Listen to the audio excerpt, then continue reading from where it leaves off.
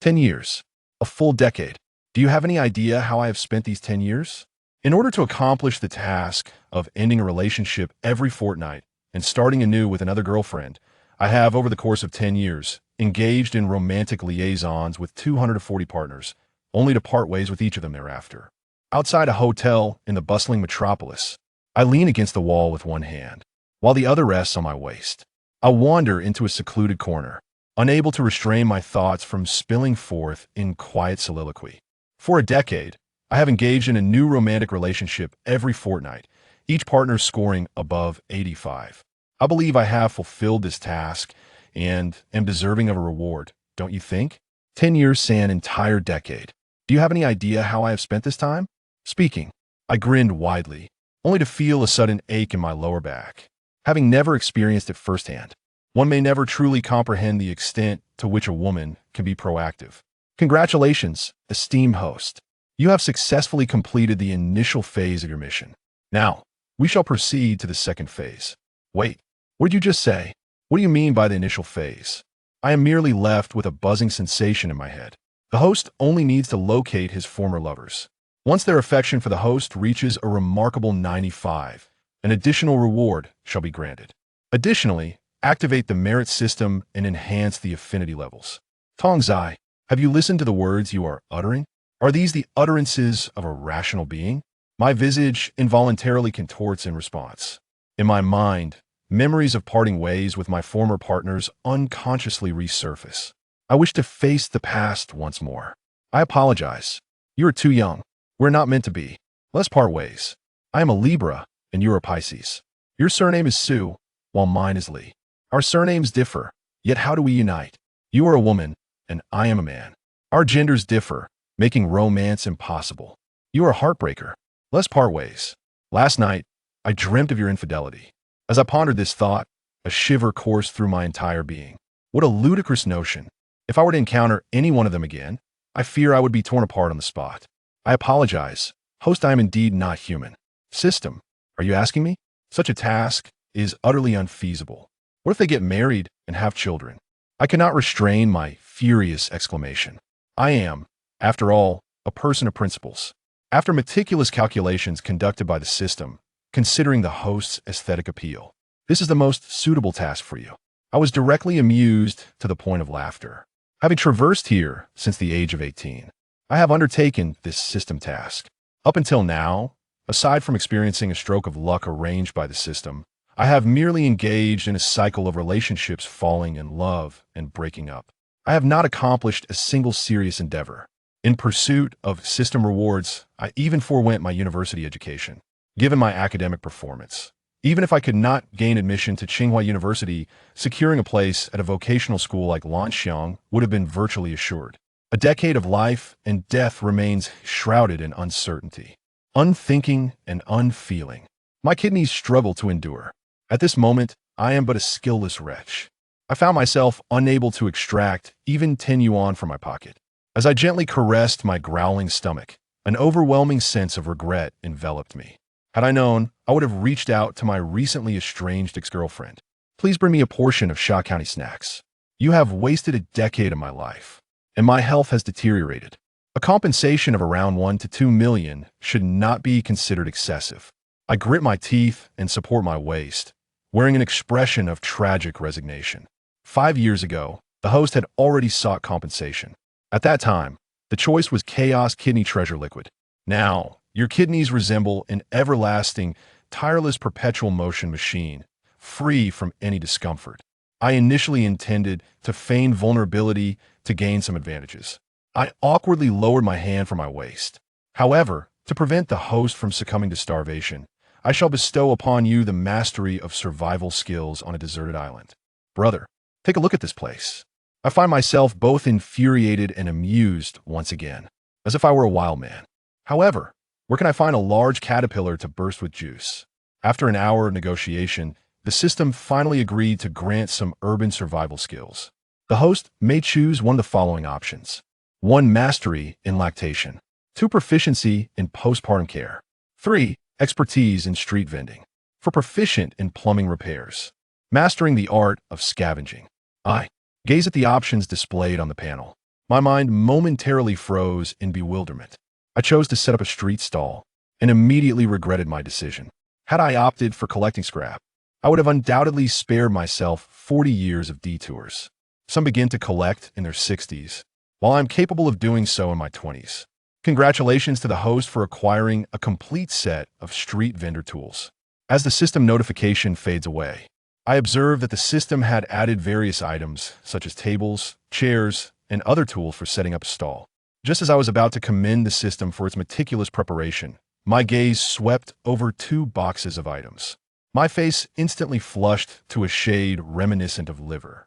You cannot possibly be suggesting that I sell such provocative lingerie, can you? I am utterly astonished.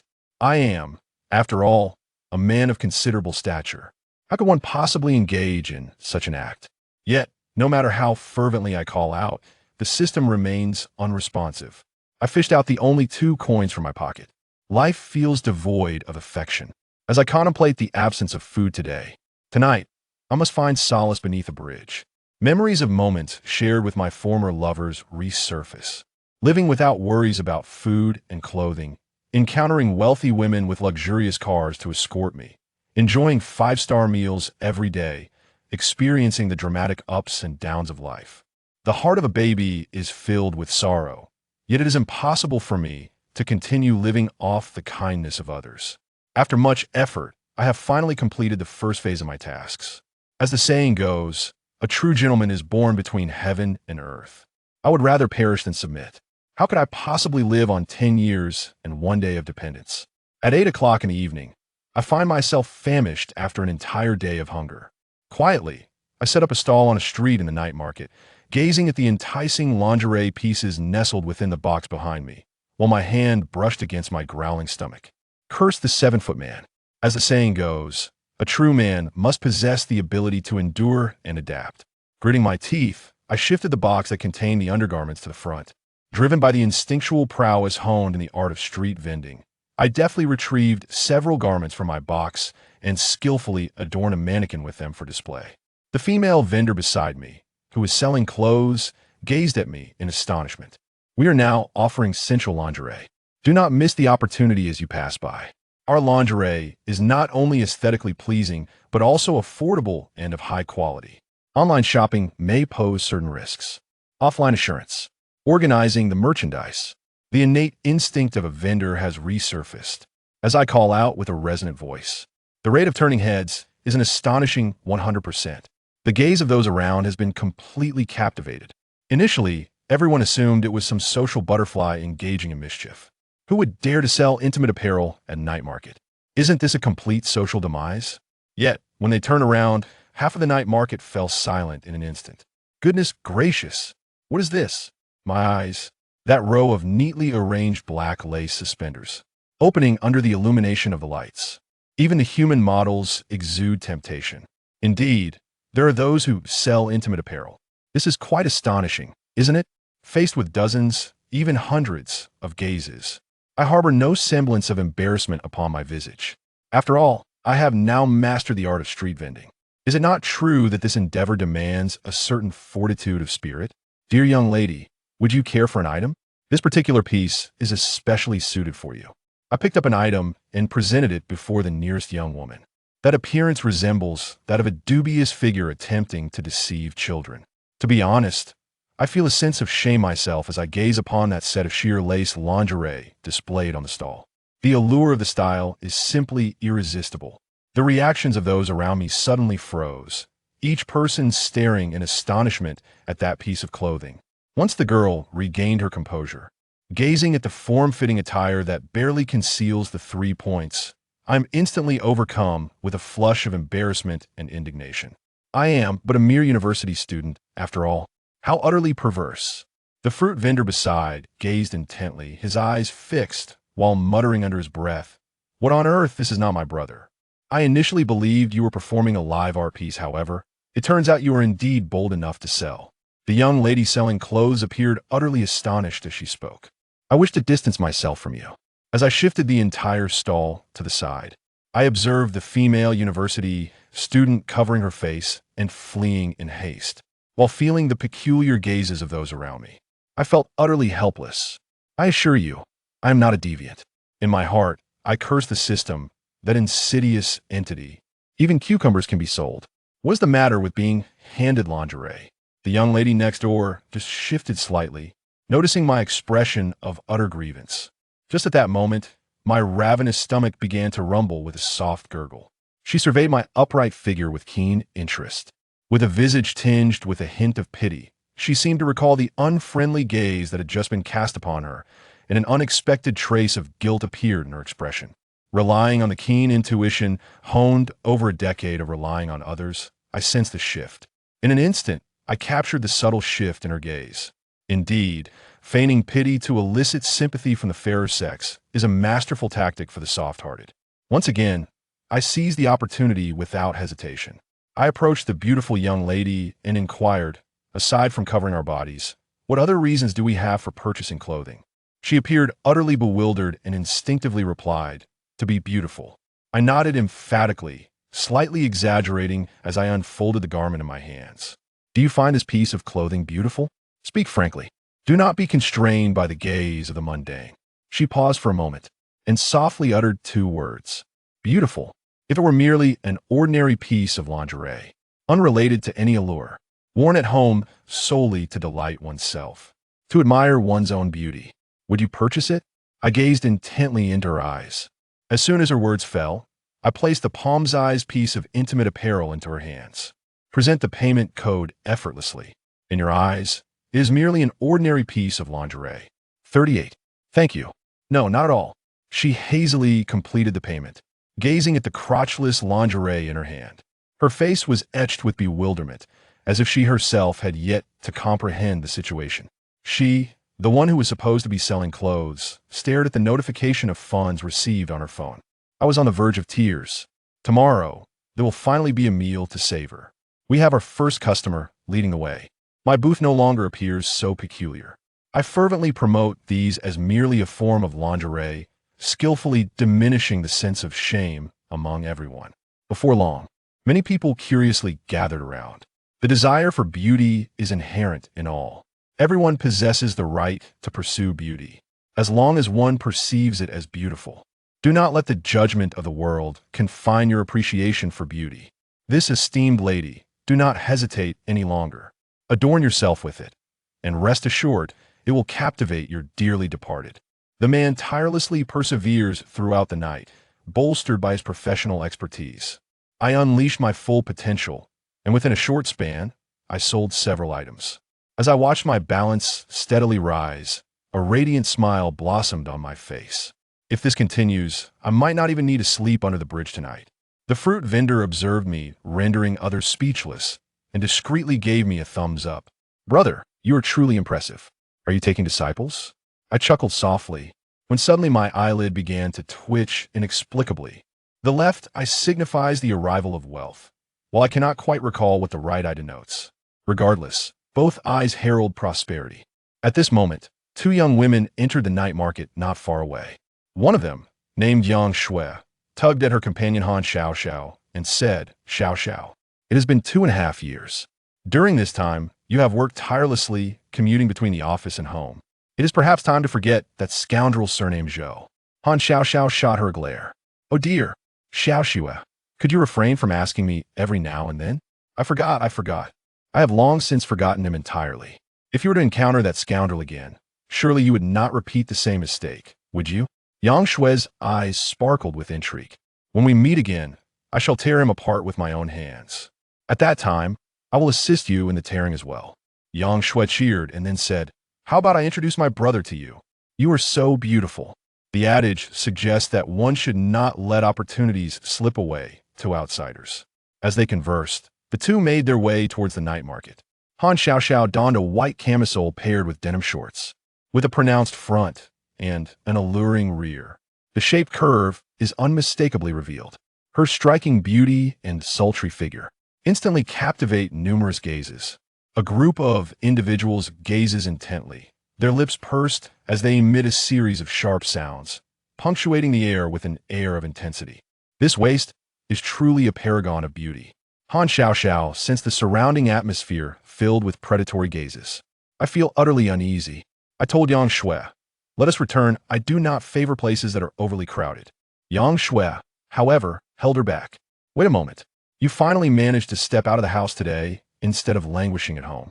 You promised to come out for a stroll. How can we return so swiftly? Moreover, my brother is arriving shortly. We certainly cannot leave him hanging. Let us wait a little longer. As she spoke, Yang Sui suddenly pointed ahead. Look at all those people over there. Let's go take a look. Reluctantly, Han Xiao was dragged over to my stall by me. Xiao Xue, I said, I have expressed my disinterest in browsing. I am about to return. Han Xiao freed herself from Yang Shui's grasp. However, just as she was about to turn away, my voice caused her entire being to tremble. Stuck in place. Although I have sold a few items here, the situation is becoming increasingly absurd. Sister, you may purchase as you please, but refrain from inappropriate behavior. Good sir, that lifeless figure is nearly worn down by your incessant touching. Saliva drips all around. Oh dear. Sister, please refrain from touching recklessly. The scene was a cacophony of chaos, with hands reaching out indiscriminately. Some individuals were broadcasting the turmoil live on their phones. A throbbing pain enveloped my head, leaving me feeling utterly overwhelmed. I glanced at my balance 190 yuan.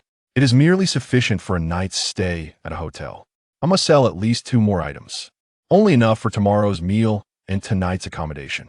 Who truly understands the struggles of street vendors? Witnessing the voracious, greasy ant before me, I cannot help but reminisce about my gentle and beautiful ex-girlfriends.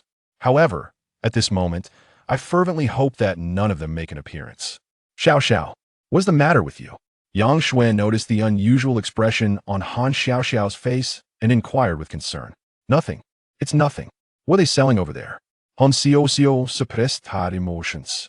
I heard that they seemed to be selling lingerie. Han Xiao let out a sigh of relief, followed by another resigned breath. It seems she has fallen victim to an auditory illusion.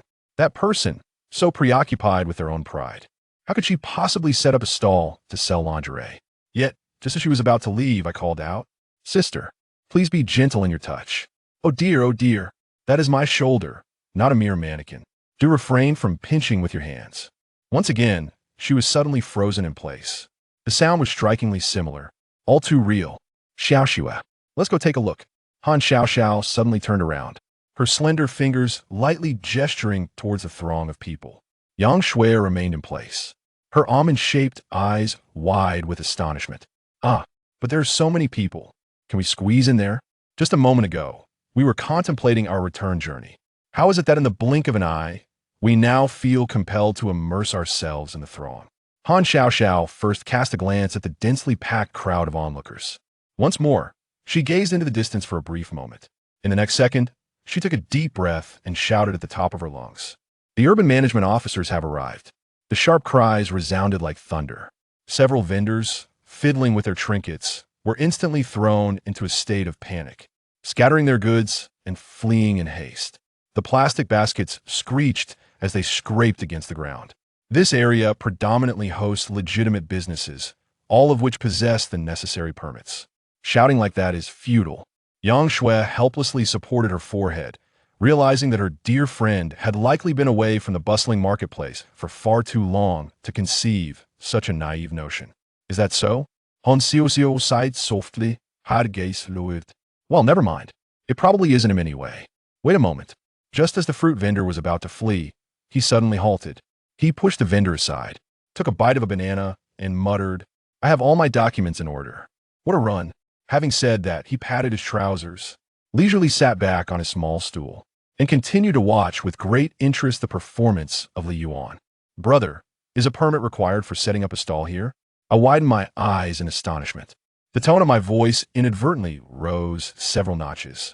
Indeed, do you not feel the same? My companion gazed at me with a look of bewilderment from his remote corner. No one has informed me. What will happen if I am apprehended? I feel a sense of unease within. A foreboding feeling subtly began to rise. Seizing the tools of the crime and the ill-gotten gains, I suppose. The elder brother's words fell upon me like a bucket of cold water. I cannot help but exclaim in astonishment. Surely, you cannot be without evidence, can you? The fruit vendor was utterly astonished, his expression akin to that of someone beholding a rare creature. You truly know how to surprise me. setting up such an expansive stall, selling lingerie without a license. His voice was filled with disbelief. Please make way. Let me out. I am consumed by urgency. As I speak, I push through the throng of people on either side. Brother, could you kindly keep an eye on my belongings? I shall return later. Upon hearing the possibility of the urban management authorities arriving, those around me became acutely aware of the gravity of the situation and instinctively made way for me. Just as I was about to leave the stall, at the edge of the dispersing crowd, I caught sight of a strikingly beautiful face that seemed somewhat familiar. In that moment, my pupils suddenly constricted. My heartbeat seemed to pause for a moment. In order to avoid encountering my ex-girlfriend, I have refrained from returning to the enchanting metropolis for over 2 years. What a remarkable coincidence. Just upon my return, I encounter someone. Yet, the more I gaze upon that face, the more it seems familiar. What shall I do now? I am waiting online, truly in a rush. After a brief moment of hesitation, I feigned composure, striding out with purposeful steps. So many years have elapsed. Even if she were my former girlfriend, she might, perhaps, barely recognize me now.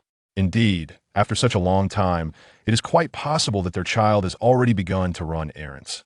Xiao Xiao, why are your eyes so red? Why are you in tears? I heard a voice call out. It's nothing. Sun has gotten into my eyes. The girl named Xiao Xiao wiped her tears away. That face, the visage that has haunted her countless sleepless nights, is now right before her. As she passes by, as I was about to pass her by, I distinctly sensed a powerful aura of animosity. Jay Cho, tears welled up in her eyes, and she could no longer contain her emotions.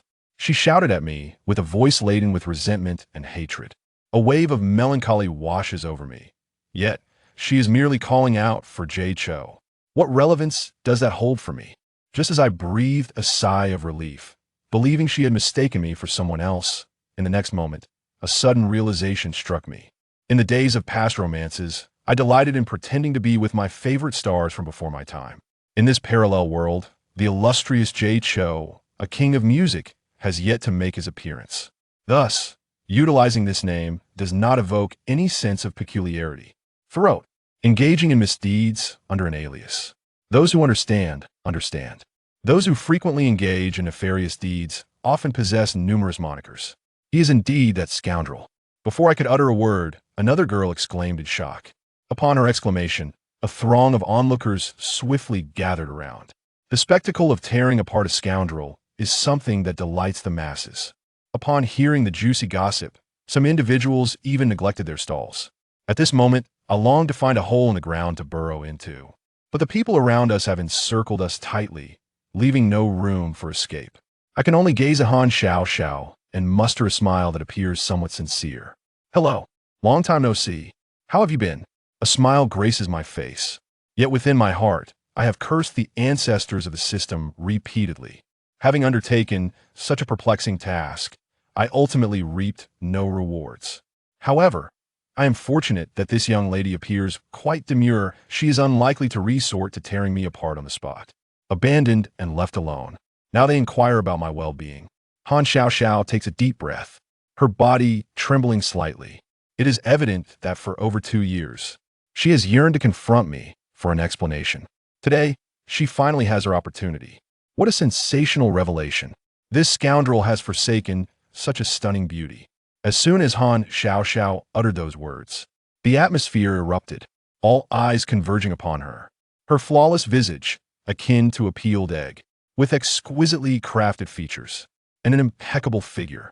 It is hard for anyone to fathom that such a beauty could experience heartbreak, that she could be cast aside, gazing at her furrowed brows, their still moist, reddened eyes, and someone can no longer contain their clenched fists. Among all the wonders of the world, only beauty must not be forsaken. In their gaze I exist. At this moment, he is undoubtedly a scoundrel. He truly deserves this fate. Meanwhile, the live streaming room of a nearby internet celebrity erupted in chaos. The viewership surged from a few hundred to several thousand in an instant. The barrage of comments uniformly sided with Han Xiao Xiao, vehemently denouncing me as scum. A profound bitterness enveloped my heart, for the sins I had wrought ultimately led to my own retribution. You might find it hard to believe, but I had my reasons back then. I was reluctant to give up and sought to explain myself. Although the excuse of adjusting my feet is something that only the gullible would accept, I truly could not think of any other way. I am only proficient in fleeing. I do not seek forgiveness at all. What hardships? You must be gravely ill. To avoid burdening others, one chooses to depart. Is that correct? How trite. It seems more suited for deceiving children. Indeed, a chorus of hisses erupted around. You uttered, I believe. To everyone's surprise, Han Xiaoxiao nodded slightly. You mustn't believe the sweet nothings of the scoundrel. A nearby girl immediately tugged at Han Xiaoxiao's sleeve. The people around let out a collective sigh. What a splendid young lady she is. Yet her virtue has been ravaged by swine. Damn it, do not hold me back. I must duel with him. Even I am somewhat bewildered. Yet, Han Xiaoxiao seems entirely oblivious to the sound around her. In her world, it appears that only the two of us remain. Today, she is determined to obtain an answer. Even if it is merely sweet words meant to deceive her, it still serves as a justification for oneself. Go ahead, speak your mind, I shall believe whatever you say. Han Xiaoxiao was unexpectedly calm. At that moment, I noticed that the system suddenly responded, and above Han Xiaoxiao's head, a seemingly pulsating affection meter materializes before me, oscillating incessantly between 40 and 60. It is evident that beneath her calm exterior, there lies a tempest of emotion. The turmoil within my heart is in a state of intense upheaval and struggle. Yet, I find myself unprepared to confront it all. Damn it, I shall throw caution to the wind. Was it not said that one should trust in all things? With a firm resolve, I shall fight to escape this courtroom of judgment. Indeed, there was a time when I was misdiagnosed with a terminal illness. After all, misdiagnoses are not unheard of. Cast aside this excuse for now. We shall devise a plan for the future in due time. Upon hearing this, Han Xiaoxiao's body quivered momentarily. This clicked excuse, one so overused that no one dares to employ it, now seemingly bears fruit. Even those around me, witnessing my resolute expression, found themselves taken aback. There are signs of wavering. The number symbolizing favorability has fluctuated directly between 40 and 60, ultimately settling at 60. After a brief pause, there's a tendency for it to continue rising, reaching 61. In truth, despite our prolonged separation, I have never forgotten you. The moment I caught a glimpse of you just now, I realized that I shall never set foot in Disneyland again in this lifetime. Because my princess has returned to my side, I seized the moment with fervor, my gaze filled with profound affection. Throughout my life, I have encountered an abundance of beauty. I have encountered many perfect girls, yet there always seems to be something amiss. It is only now that I realize it is not that they lack something, rather, it is because they're not you. I firmly believe he is truly afflicted with a terminal illness. Such a profound gaze is undeniably incapable of deceit. Suddenly, a young woman stood up, her face awash with emotion. Han Xiaoxiao's affection for him continued to rise steadily. 65. 72. Rong.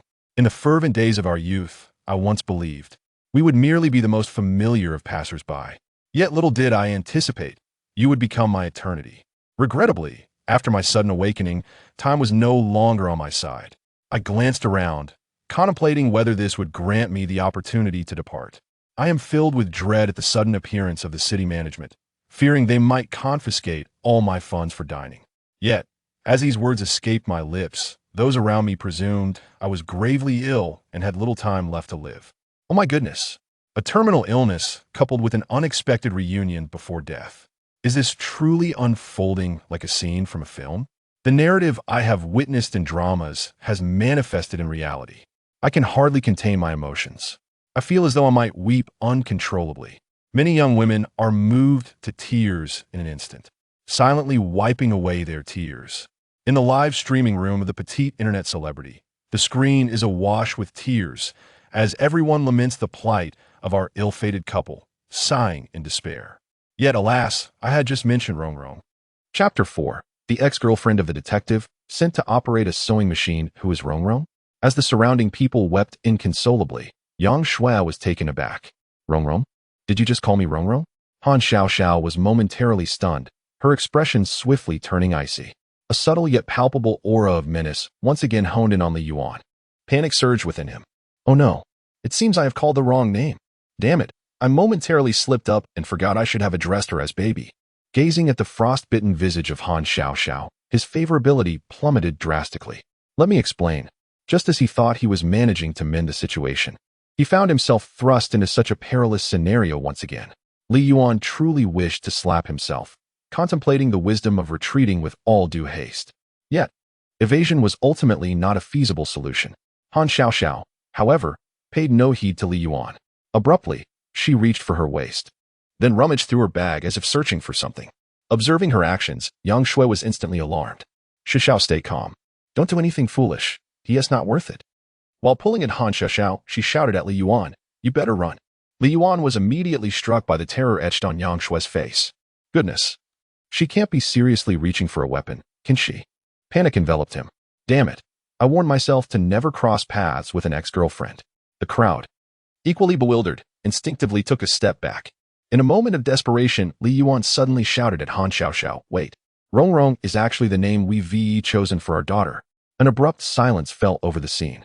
Han Xiaoxiao froze, her searching halted. The very first moment I laid eyes on you, I vowed to have a daughter as beautiful as you. Rong Rong is the name I envisioned for her. Li Yuan hastily elaborated. Goodness, my brother is impressive. He managed to turn that around. How did I not think of this? The last time I inadvertently called my girlfriend by the wrong name, I ended up receiving a severe beating. If I had such quick thinking, my standing at home wouldn't be lower than a dog ass. The onlookers applauded Li Yuan's response, and a fruit vendor gave him a double thumbs up. However, before Li Yuan could breathe a sigh of relief, Han Xiaoxiao narrowed her eyes and inquired, if the child takes my surname, what would her full name be? In that moment of confusion, Li Yuan suddenly felt a chill wrap around his wrist. Looking down, he found his hands secured by a pair of ice-cold handcuffs. Ultimately, the clever were always one step ahead. Yet, to his relief, it was simply handcuffs, not some lethal weapon. But still, what on earth were these frigid restraints? And how did she execute such a proficient maneuver? Thank goodness, you nearly gave me a heart attack. I thought you were about to pull out a gun. Yang Shui patted her chest and let out a sigh of relief. She reached into her bag. A gun? Good heavens. Not only was Li Yuan taken aback, but the onlookers were also left in utter astonishment. Miss, or rather, Xiaoxiao, what is your true identity? Surely you are not a notorious criminal, Li Yuan thought. His gaze fixed intently on Han Xiaoxiao's khaki-colored handbag, fearing that she might actually produce a firearm from within. Don't misunderstand. She is a police officer. And it is quite normal for her to carry a gun, Yang Shui hurriedly explained, noticing that someone seemed ready to call the police. This clarification left the crowd even more bewildered. Are there truly such stunning and alluring police officers? Li Yuan was equally perplexed. He genuinely could not recall ever having a romantic involvement with a police officer. The very thought of it was beyond his wildest imagination. Moreover, is it customary for officers to carry firearms after their shifts? Suddenly, someone in the crowd exclaimed, wait a minute, I remember now. She is Officer Han Xiaoxiao. I've seen her photograph and commendation on the government's official website. No way, dude. You're not pulling my leg, are you? She is actually a police officer? Absolutely. If you don't believe me, I'll show you. But then confusion arose. If she was Han Xiaoxiao, who was Rong Rong? Some onlookers, who missed part of Li Yuan's earlier explanation, were left scratching their heads. Indeed, who was Rong Rong? Oh no, could it be that he just called the wrong name? No wonder that girl suddenly turned hostile. He truly is a scoundrel. I almost believed in his heartfelt sentiments just moments ago. A group of girls, their faces streaked with tears of emotion, were utterly flabbergasted. They were at a loss as to whether their tears should continue to flow.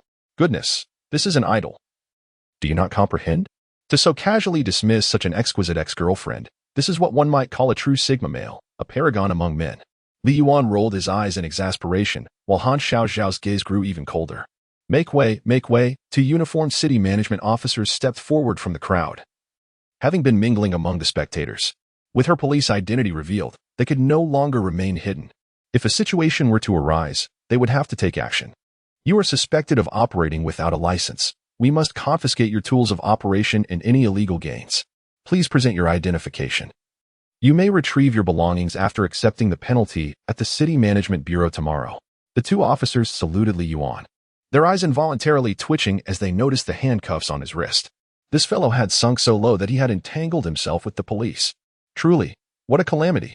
A minute later, the officers presented Li Yuan with a notice of penalty, proceeding to pack up his stall equipment and provocative lingerie right in front of him. As Han Xiaoxiao observed the enticing garments, she recalled the reason Li Yuan had given for their breakup years ago. You dress too conservatively. I prefer something more alluring. Hence we are incompatible. Suddenly, she sensed a fierce aura emanating from beside her. Li Yuan turned to look at Han Xiaoxiao, who let out a cold chuckle. Li Yuan, is it? Jay Cho. This statement has left those around him utterly flabbergasted. Who exactly is Li Yuan? Is he not the same as Jay Cho? Wrong. Han Xiaoxiao, Jay Cho. Li Yuan, who is who, for heaven's sake? Oh no, it seems I might need to think more clearly. How about you release me for now? And we find a secluded place where you can vent your frustrations freely? Li Yuan, aware of his shortcomings, resigned himself to his fate. If punishment is to be meted out, then let it not be in front of so many witnesses. Moreover, there are several individuals seizing the opportunity to broadcast live. You are suspected of obstructing traffic and interfering with official duties. Once you enter the detention center, there will be others to fulfill your desire for punishment. Han Xiaoxiao, with a stern expression, tugged at the handcuffs and led him outside. Hey, how have I obstructed official duties? Surely, merely impeding traffic does not warrant detention. At this point, Li Yuan was genuinely anxious. Was the detention center truly a place for human beings? You have obstructed my official duties, he protested. But Han Xiaoxiao shot him a fierce glare, showing no intention of releasing him. We have shared a history of affection, with no new grievances, only old resentments. Is it really appropriate for you to seek personal retribution? Observing the scene, several women began to use him as a cautionary tale for their own partners. What do you know? That's a beautiful police officer, a dream for many men. If I were in his position, I'd consider even sewing as a worthy endeavor. The men gazed on with envy. What did you say? One woman exclaimed, her tone sharply rising. Oh, nothing. I merely mentioned that I once dreamed of being a police officer as a child. And then? And now, half of that dream has been realized. The man lit a cigarette, gazing upward at a 45-degree angle. I can't believe it, brother. You're a community officer, yet you're not preparing for your exams and are instead setting up a stall? No, I am an uncle. Where are you taking me? This does not seem to be the route to the police station. Climbing into Han Xiaoxiao's red Mercedes, Yang Shui had already been dismissed. The more Li Yuan peered outside, the more he felt something was amiss. Could this girl be planning to dispose of him in some desolate wilderness? I'm taking you for a health check. A person like you, prone to frivolous affairs, what if you have an illness? We wouldn't want you to spread it to others in the detention center. Han Xiaoxiao maintained her icy demeanor. Huh? What? What do you mean? Li Yuan was taken aback. Could it be? But isn't that something found only in prisons? Oh no. So, the detention center too. Mom, I want to go home. Get out. The vehicle soon halted at the emergency department of a hospital. I am not the person you think I am. Every relationship I have had was genuine. Trust me. Li Yuan gazed with innocent eyes. In this, he was indeed not lying. He had risked everything to complete his mission, even to the point of ending a relationship rather than being unfaithful. Yet, Han Xiaoxiao's gaze grew even colder. Chapter 5, Joking. But is it truly a terminal illness? Li Yuan entered, handcuffed. The emergency room was relatively empty that day. Han Xiaoxiao seemed to be acquainted with the on-duty doctor, engaging in conversation while occasionally glancing at Li Yuan. Before long, Li Yuan was escorted to the blood draw room. Is it really necessary to draw so much blood for a mere checkup? Observing the 4 full vials of blood, Li Yuan's eyelid twitched. Convinced that she intended to take her time to exact some form of retribution before finally sending him in. You claimed you had a terminal illness? I am eager to see if a scoundrel like you is indeed untrustworthy, even in punctuation. Han Xiaoxiao sat quietly beside Li Yuan, awaiting the results. Drawing curious glances from those around them, Li Yuan's expression immediately soured. Are you genuinely conducting tests? What terminal illness? That was all fabricated in a moment of desperation. You old fool, at your age, how can you still have the audacity to pursue women? An elderly man, after passing by Li Yuan and Han Xiaoxiao for the 28th time, was finally caught by a matron. No need to wait. Take me to the police station. Sensing Han Xiaoxiao's discomfort under the scrutiny of those nearby, Li Yuan suddenly spoke up. He had wronged her in his pursuit of a task, and now he was resigned to it. Yet, Han Xiaoxiao did not respond. She had suspected from the beginning that the terminal illness was a fabrication. Even the name was false. What else could be genuine? There remained a flicker of obsession in her heart that had yet to be extinguished. This was what they called not seeing the yellow river, not giving up. As long as she could prove that everything he claimed was a lie, she could release herself, severing all ties with the past completely. Indeed, a man only behaves himself when he is pinned to the wall. All the talk of modest attire is merely an excuse. You left because you found someone new, didn't you? Han Xiaoxiao's expression turned icy as she gazed at the elderly man being dragged away by his ear. You didn't even give me a chance to change. You just vanished completely. That's what it means to have a man die young. The elderly man suddenly turned back, shouting, but his voice was swiftly drowned out by a resounding slap. Loving someone is exhausting, so I choose to love 5, 6, 7, or even 80 people. Li Yuan lowered his head, closing his eyes. He wished to lay everything bare, no longer wanting to speak lies with open eyes.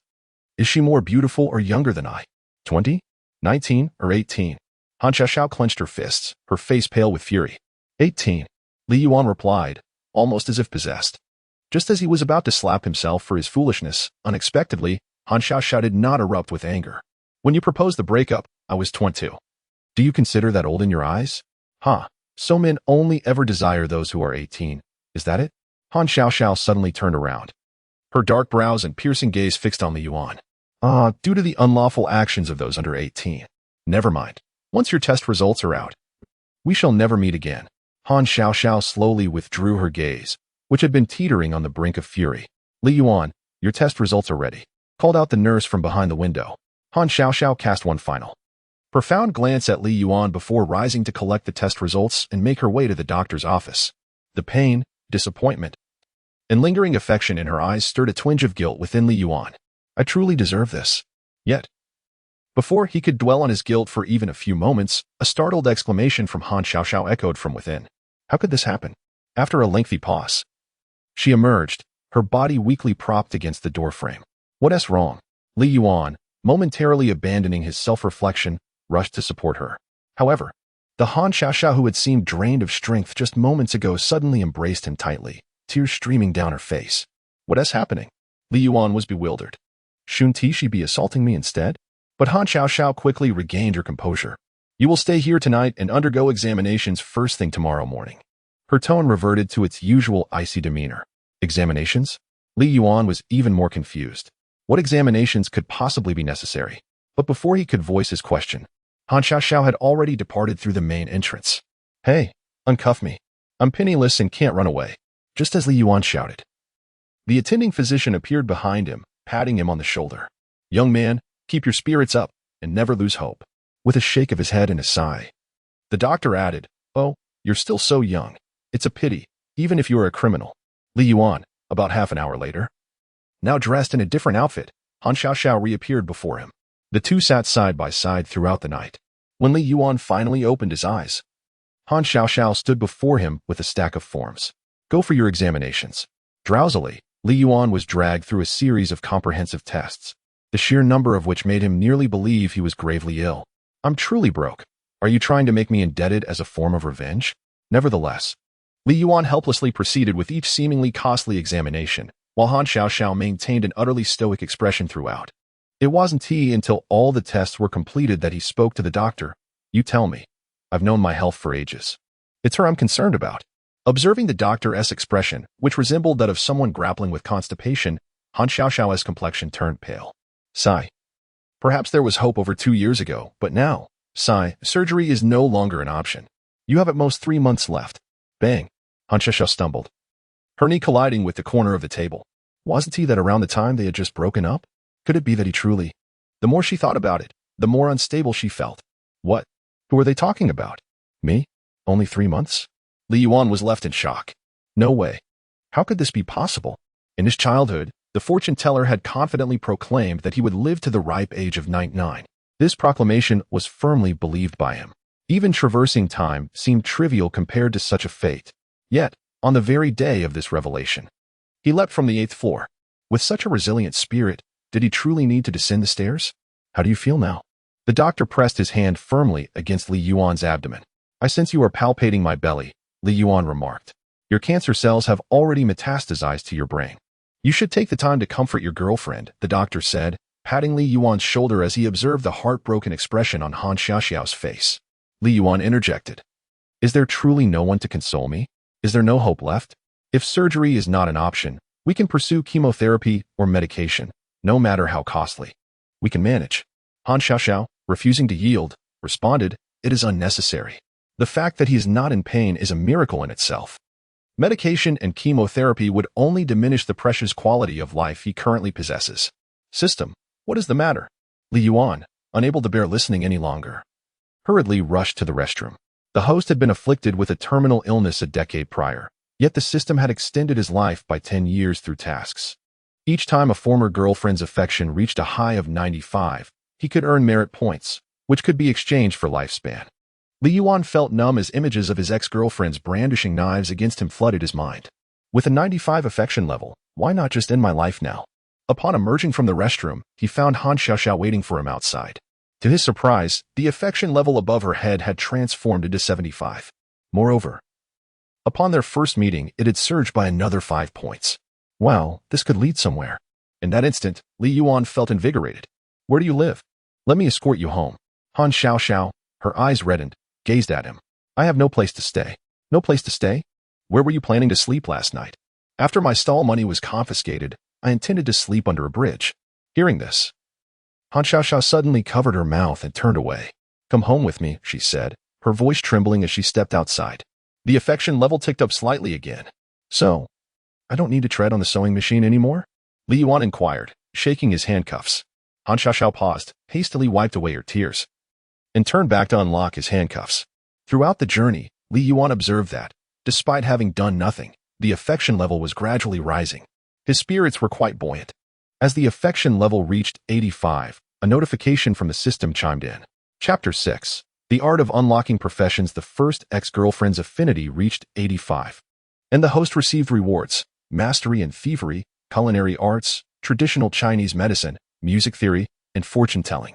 Staring at the dazzling array of professional skills, Li Yuan felt a wave of dizziness wash over him.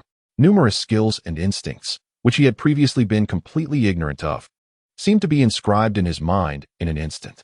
Thus, he transformed from a complete inept into a skilled technician proficient in multiple trades.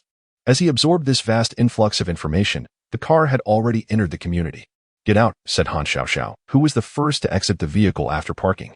Li Yuan gazed at the familiar neighborhood, and memories long buried surged back to him.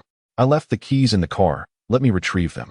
Upon reaching the door, Han Xiaoxiao, appearing as if she had lost her spirit, rummaged through her bag, preparing to head downstairs. No need, Li Yuan said, stopping her in her tracks. Do you have any paper clips? I need two. Gazing at the securely locked door, an impulse surged within him, a thief's instinct awakening.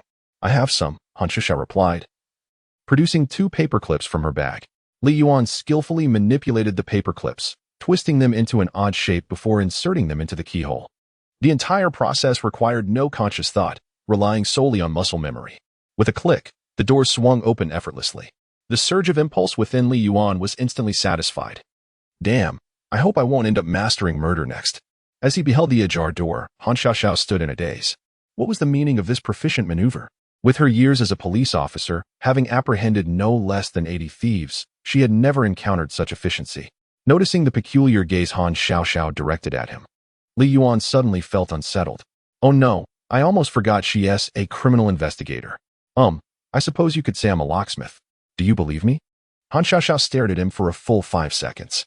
Please, come inside. Li Yuan exhaled a sigh of relief and followed her into the room. The simple 2-bedroom layout was filled with memories of Li Yuan's past. Please sit for a moment. I'll prepare you a meal, Han Xiaoxiao said, handing him a bottle of drink before retreating to her room. However, after waiting for an extended period without hearing her enter the kitchen, Li Yuan, feeling the pangs of hunger, approached her door. Just as he was about to knock, he heard faint sobbing from within. His hand, poised in the air, slowly lowered as he made his way to the kitchen. Upon opening the refrigerator, he found it nearly bare, containing only a few eggs and some greens. The trash bin was filled with instant noodle wrappers. Reluctantly, he knocked on her bedroom door. After a considerable wait, Han Xiaoxiao finally opened the door, her eyes red-rimmed, hair disheveled, and demeanor markedly subdued, a stark contrast to her previous icy demeanor. Her affinity remained steadfast at 85. Li Yuan understood that he had to take some action. I only have 5 yuan left. Could you lend me some money to buy groceries? I have just mastered the culinary arts and could prepare a feast that is visually appealing and delicious. That should surely enhance my likability. 2 years ago, when you left, you had 5 yuan in your pocket. Now that you've returned, you still have 5 yuan. How have you managed over these 2 years? Han Xiaoxiao. With her eyes swollen and red, shot a glance at the embarrassed Li Yuan. He was momentarily stunned. Doesn't this imply that I've been living off others for the past 2 years without spending a dime? I ordered takeout, and it will arrive shortly. Han Xiaoxiao pressed her forehead and retreated to her room. Li Yuan nodded helplessly. He had barely settled back into the living room when the takeout arrived. Upon opening the door, he saw the delivery man carrying a large box nearly as tall as himself. He called out towards the bedroom. Li Yuan watched as Han Xiaoxiao emerged, now clad in comfortable home attire. Her dark hair fell loosely around her shoulders, and she wore a loose white shirt paired with cartoon-themed shorts, which revealed her delicate collarbone and long, lustrous legs. Li Yuan couldn't help but blink in astonishment. Have you had your fill of looking? Weren't you the one who complained about my age? Why not go after an 18-year-old girl? Han Xiaoxiao sat down opposite Li Yuan and helped him unpack the takeout. The large box contained a renowned local cuisine from a famous restaurant in the city. After transferring the dishes to plates, they filled the table to the brim. Is this my final meal? You're not planning to send me off to the sewing machine, are you? Li Yuan remarked, unable to suppress his thoughts upon seeing the extravagant dishes. Han Xiaoxiao shot him a glare. The doctor advised you to eat as healthily as possible, she said, her tone tinged with unspoken sorrow. In contrast, Li Yuan, who was already devouring his food voraciously, appeared far more at ease. Sigh, why is it that the elderly are always the ones who live the longest? Li Yuan mused as he stuffed his mouth. Han Xiaoxiao observed him, noticing he showed no signs of facing imminent death, thinking he must have transcended the fear of mortality. Her heart grew heavier. What had he experienced over the past 2 years to adopt such a profound perspective? Can you tell me how you've been living these last 2 years? The two, who initially sought to lighten the mood, unintentionally left Li Yuan perplexed. His hands trembled slightly. Don't even mention the past 2 years. He had spent the last decade chasing women. If he were to reveal that, he'd not only fail to improve his likability, but might end up handcuffed and sent off to a sewing machine. As his likability score reached 86, Li Yuan began to sweat nervously. Noticing his hesitation, Han Xiaoxiao recalled his adept lockpicking skills and his fall to selling women as lingerie. She could hardly fathom how a person with a terminal illness could endure such hardship. I'm sorry, I shouldn't have asked. Han Xiaoxiao wiped the corner of her eye. Suddenly, she gently placed a generous piece of lobster meat onto Li Yuan's plate, causing his affection for her to increase by 2 points. The past had become inconsequential. It seemed that facing a terminal illness granted one the liberty to act on whims. Li Yuan sighed inwardly, realizing he had misjudged her. The rice in his bowl tasted even more delectable. After finishing the meal and tidying up the dishes, Han Xiaoxiao felt her heavy heart lighten somewhat. Her affection for him had risen slightly, reaching a total of 89. With only 6 points remaining to achieve the target of 95. Do you have any other wishes? Han Xiaoxiao asked. Her head slightly bowed as she sat beside Li Yuan on the sofa. The scent of the woman next to him stirred something within him. An opportunity to increase his affection had presented itself. His flowery words were ready to be unleashed. Xiaoxiao, my wish is simply to see you one last time. That would suffice for me. No sooner had he spoken than her affection for him rose by another point. Life is fraught with mortality and numerous ailments. But do you know what affliction is more fearsome than a terminal illness? It is the malady of longing for you. Only unrequited love remains incurable in this world. As Li Yuan seized the moment to unleash his flowery rhetoric, it must be said that the effect was hardly as potent as he had hoped.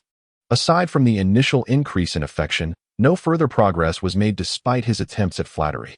It seemed that Han Xiaoxiao was entirely impervious to the charms that captivated most women. I recall you mentioning a preference for 18-year-olds just a few hours ago. Han Xiaoxiao remarked, casting a sidelong glance at him. Is that so? It merely indicates my loyalty. I remember you once harbored dreams of becoming a star, she continued. Noticing that Li Yuan had paused. Recently, various live-streaming variety shows have gained popularity, and our bureau is planning to collaborate with a program to host an anti-pickpocketing live-stream show. Would you be interested in appearing on television? In truth, my genuine wish is to reap rewards without effort, to enjoy the fruits of others' labor, to ascend swiftly. Even as someone with a terminal illness, your last wish of a swift descent could be fulfilled right now. Han Xiaoxiao shot him a glance, a hint of a smile gracing her lips. An anti-pickpocketing variety show would be a perfect opportunity for you to realize your dream while using your final moments to contribute to society. If you'd rather not participate, you can stay home. After all, your last 3 months are firmly within my grasp. With that, Han Xiaoxiao bent down to rise, and in an instant, a breathtakingly beautiful sight emerged through her loose white shirt, captivating Li Yuan's attention. Wow, have you really agreed? then I shall recommend you tomorrow. Chapter 7. The Gathering of the Lock King and the Thief. In a tranquil night passed without incident. The following morning, Han Xiaoxiao woke to find breakfast prepared. Though the taste was somewhat difficult to articulate, the two hastily consumed their meal before embarking in Han Xiaoxiao's crimson Mercedes. Are you truly certain that there are no unresolved cases hanging over you? She inquired, a hint of concern lacing her voice before ignition. I assure you, I have never committed any heinous acts, Li Yuan replied, his expression one of disillusionment. Yet, his remarkable lock-picking skills were the result of countless practical experiences, and no one would believe otherwise. Upon arriving at the municipal bureau, Han Xiaoxiao presented Li Yuan's identification and meticulously searched the system for any criminal records across various locations. To her astonishment, he was neither a notorious thief nor did he possess any prior convictions, prompting a sigh of relief. Dressed in a sharp police uniform, Han Xiaoxiao approached the vehicle, and even Li Yuan, seasoned in the presence of beautiful women, could not help but feel a wave of admiration. Strangely, his fondness for her had inexplicably increased, reaching a new height of 90. What are you staring at? Do I look like I'm 18?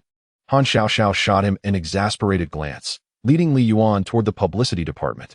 Indeed, certain nuances were only understood by men. Upon entering, they found a spacious office with several publicity officers seated before their computers. After greeting them, Han Xiaoxiao guided Li Yuan deeper into the office. Deputy Section Chief Su. I brought the person, and Deputy Chief Yang is also here, she announced as she pushed Li Yuan forward. Xiaoxiao, please have a seat, replied Deputy Chief Su.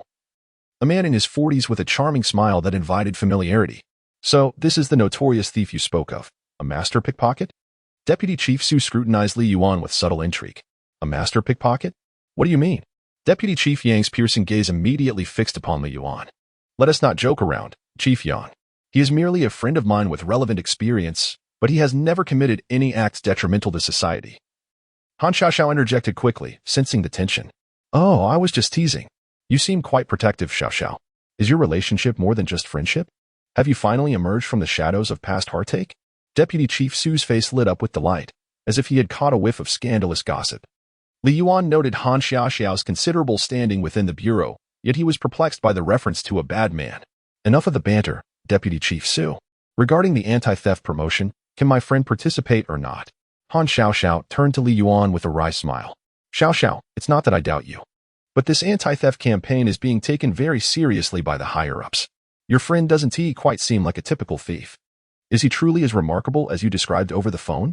Deputy Chief Su's gaze fell upon Li Yuan once again, now laced with skepticism. Unless you can attend the program as a guest yourself, I would consider it, said Deputy Section Chief Su, smiling at Han Xiaoxiao. The allure of this prominent policewoman appearing on the show would be irresistible. However, there was no fear of low ratings compromising the outcome. As for Li Yuan, a few camera shots would suffice. Deputy Section Chief, this is about my friend's matter. Han Xiaoxiao seemed to have anticipated Su's intentions and was not easily deceived. Just then, the doors swung open again, and a man and a woman in formal attire entered the office, followed by several individuals carrying cameras. Clearly, they were from the broadcasting station. Deputy Section Chief Su, Director Yang, the two greeted with a slight nod. So, are we ready? Deputy Section Chief Su inquired as he rose. Yes, Deputy Section Chief. All 10 lockmasters have gathered and are waiting outside, replied the short-haired woman softly. Excellent, let us commence without delay, Su responded, his face lighting up. He then called out, Xiao Wang, informed them they can come in. Let's go. We cannot proceed here. The activity room is already set up, he beckoned. Xiao, you and your friend should join us. The group exited the publicity department. Director Yang, what is going on? Isn't the recording not yet underway? Han Xiaoxiao tugged at Deputy Director Yang. This episode is for indoor filming, primarily focusing on educating the public about anti-theft knowledge, while we recruit various locksmiths from the community. The actual recording will later involve outdoor live challenges, Deputy Director Yang explained with a proud smile. The Bureau has put in considerable effort for this live variety show, even inviting several retired locksmith masters out of retirement, fearing the possibility of encountering skilled individuals from the public. Li Yuan, overhearing, twitched his mouth in disbelief. Aren't there frequent lockmaster competitions? Why go through such lengths and not invite previous champions? A rookie officer questioned, puzzled. Because true experts in this field would never participate in competitions, Deputy Director Yang replied with a mysterious smile. Upon entering the activity room, Li Yuan was greeted not only by various anti-theft locks and bizarre props, but also by multiple individuals in shackles, criminals. He began to grasp the meaning behind Deputy Director Yang's words. The true masters were indeed confined within prison walls. Are you serious? Prisoners don't have to work on sewing machines anymore. They're participating in variety shows too. Li Yuan couldn't help but vent to Han Xiaoxiao. This program is of great importance to the city, as long as the skills are up to par and can be used to benefit society. They can earn merit and seek a reduction in their sentences, Deputy Director Yang explained with a smile. Well, it can be played like this. Li Yuan could only exclaim, reflecting on the significance of mastering a skill. These are the most commonly found Grade B anti-theft door locks on the market. Even seasoned craftsmen, lacking tools such as nail clippers or ear scoops, could effortlessly unlock them with nothing more than a casually picked twig and a sock. Deputy Director Yang subtly introduced Han Xiaoxiao to the array of locks, while cameras were poised to capture the scene, ready to document it as a delightful behind-the-scenes moment or as an opening segment. Han Xiaoxiao felt a sense of exasperation, realizing that she was being ensnared into participating in the program. Surrounding them were throngs of people, captivated by the display of locks categorized as Grade C and Super Grade C, which even a veteran with 2 decades of experience would require specialized tools and several minutes to unlock. The final row showcased custom lock cylinders, which are rare in the market and predominantly utilized by the military. These locks eschew conventional spring mechanisms in favor of several layers of interlocking metal springs, with keys that possess an intricate 3-dimensional structure, rendering duplication nearly impossible. Should one lose the key to such a lock, the only recourse would be to resort to brute force to gain entry. Over there, too, were electronic locks, which are divided into 4 tiers: electronic fingerprint locks, electronic smart locks, electronic anti-theft locks, and security smart locks, alongside safes. Nearly all the prevalent locking mechanisms were present on site. Deputy Director Yang transitioned from lock introductions to educating on anti-theft awareness, passionately elaborating for nearly half an hour. Suddenly, he presented a key to Han Xiaoxiao. Your friend must be using this simplest Grade A or B lock, right? Han Xiaoxiao nodded, recognizing the key's resemblance to her own. Through Yang's informative discourse, she realized she had underestimated the skill of lock-picking. She had assumed that all anti-theft locks were relatively similar, only to discover the vast differences that existed. It was hardly surprising that a Grade B lock could be opened with a bit of practice. Yang glanced at Li Yuan, contemplating how well his face would complement Han Xiaoxiao as a guest commentator. However, Li Yuan dismissed these rudimentary locks entirely. To his astute eyes, the Super Grade C locks, military-grade spring locks, and the fanciful automatic alarms were merely child's play. Chapter 8. The Battle for the King of Locks. Shall we begin, Director Yang? After confirming the number of participants and ensuring that the timer and other equipment were in order, Section Chief Su approached. Very well, let the competition commence. Vice Director Yang replied, surveying the prepared contestants. There were more than 20 groups, each equipped with a variety of locks and a timer, all set to engage in a contest designed to captivate the audience. Wait, my friend is participating too. Han Xiaoxiao suddenly called out, pulling Li Yuan forward. All right. Let him give it a try, Yang Vice Director said, and with his consent, Section Chief Su reluctantly agreed. After they finish, you can take your turn. The materials are prepared according to the number of participants. As the camera focused on one of the incarcerated individuals, he took a deep breath and addressed the lens. My name is Kai Ping, a thief. I once stole hundreds of thousands from over 100 households in a single night, with my largest haul amounting to over 800,000 in cash. However, money acquired through nefarious means will ultimately become a tool of torment for you. He lifted a foot to display his shackles to the camera. Before I was caught, I never had a good night's sleep. I could easily amass great wealth, yet I could not steal a moment of peace or a life of happiness. I am grateful to the institution for granting me this opportunity to contribute to society with my unconventional skills. I urge my brothers who have strayed down a similar path to reconsider and cease their actions. A brighter tomorrow awaits you.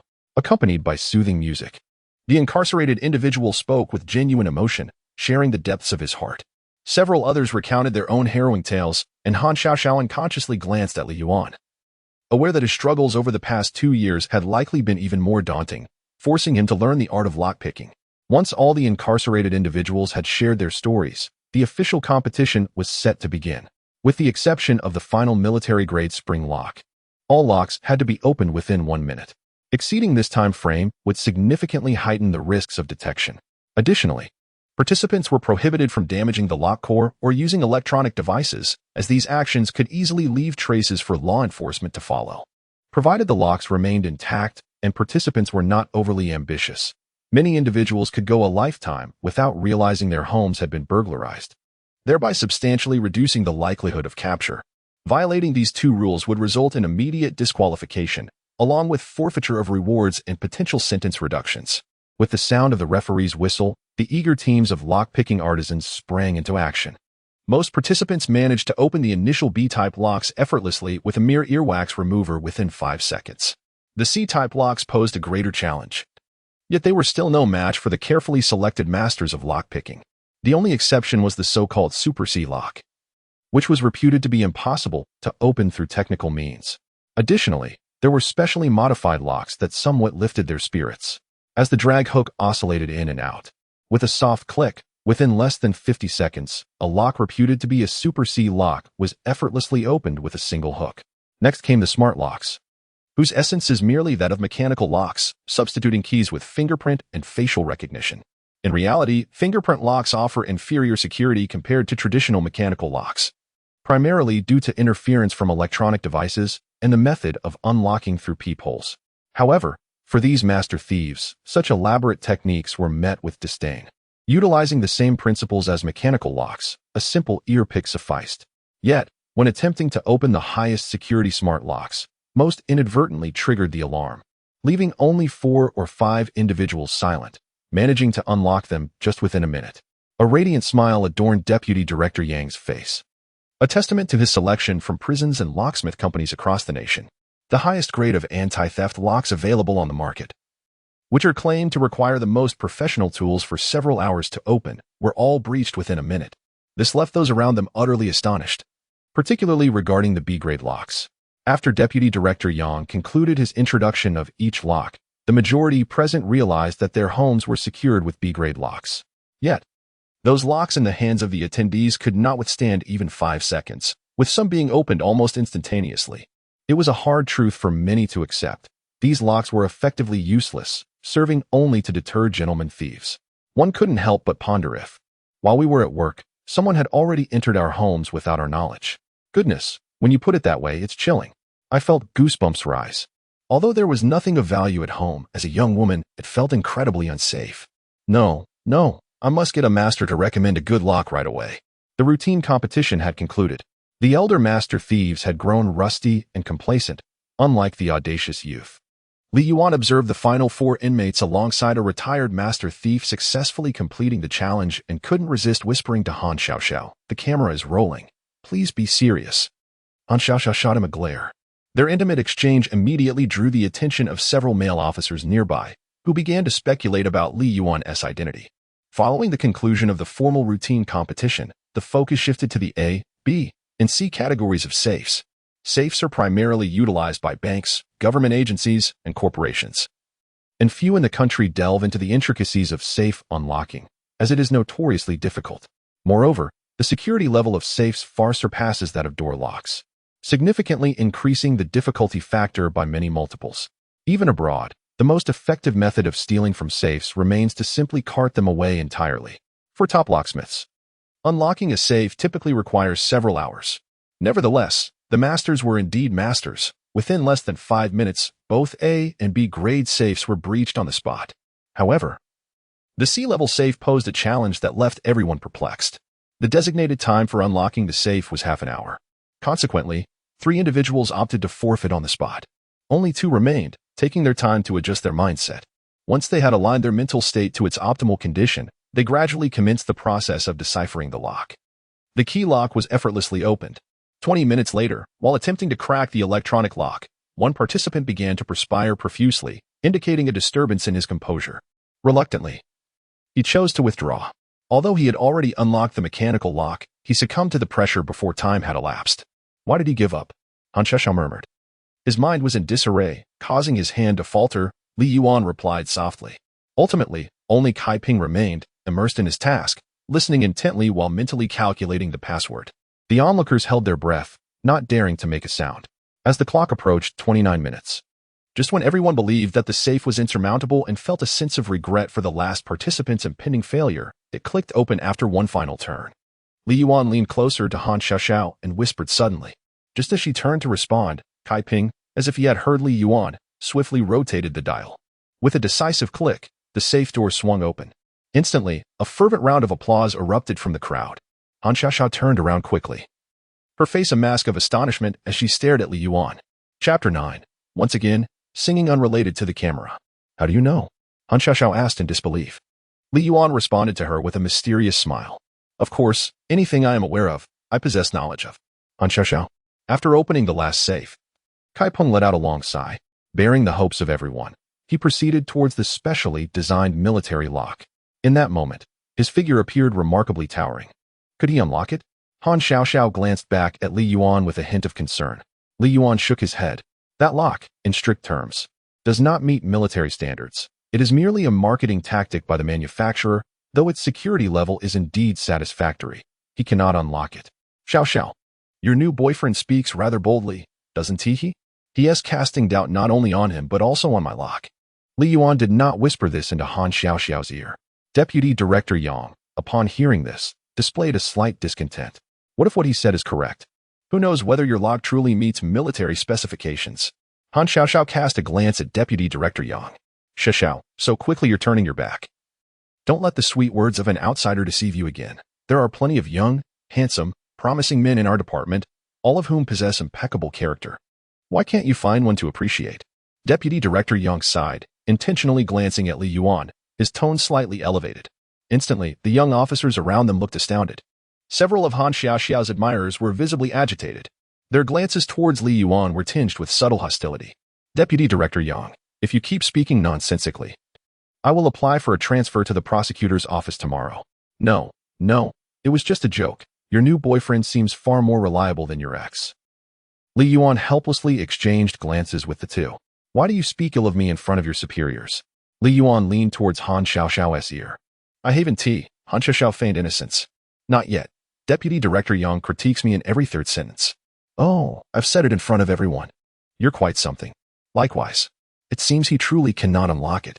After half an hour, Han Xiaoxiao remarked as she turned around. The others were beginning to grow anxious and fatigued. I give up. By the 40th minute, Kai Ping had only managed to unlock 2 of the spring plates. It was evidently impossible to decipher the remaining 8 sets within the remaining 20 minutes. A collective sigh emanated from the crowd. Thus, the first place in this competition was about to be determined. Seeing this, Deputy Section Chief Su was ready to announce the results, but Han Xiaoxiao detained him. He has tea finished yet? Han Xiaoxiao pointed at Li Yuan. All eyes around them converged upon him. Whispers of speculation began to swell, almost entirely questioning Li Yuan. Li Yuan maintained a polite smile amidst the scrutiny. In a hushed tone, he whispered to Han Xiaoxiao. You can't possibly want me to appear on television just to embarrass me, can you? Do you really think I would go to such lengths for revenge? Trust me. If I were to reveal that you were that scoundrel ex-boyfriend, you would be reduced to a pitiable state right then and there. Well, it's past mealtime now. And everyone is hungry. Perhaps we should resume after dinner? Deputy Director Su glanced awkwardly at Deputy Director Yang. How long do you think it will take? Deputy Director Yang inquired, turning to Li Yuan. A few minutes, I suppose, Li Yuan pondered. Deputy Director Yang nodded in agreement, confirming that Li Yuan only possessed the skill to unlock a few B-grade locks. Nevertheless, Deputy Director Yang consented to continue after the meal, not wishing for Li Yuan to be humiliated in front of so many onlookers. Any footage captured could be edited out, but the embarrassment in front of this crowd would tarnish his reputation as the leader. With a chorus of boos, everyone dispersed. I'll bring the food over. You wait here. Han Xiaoxiao tugged at the hem of Li Yuan's shirt.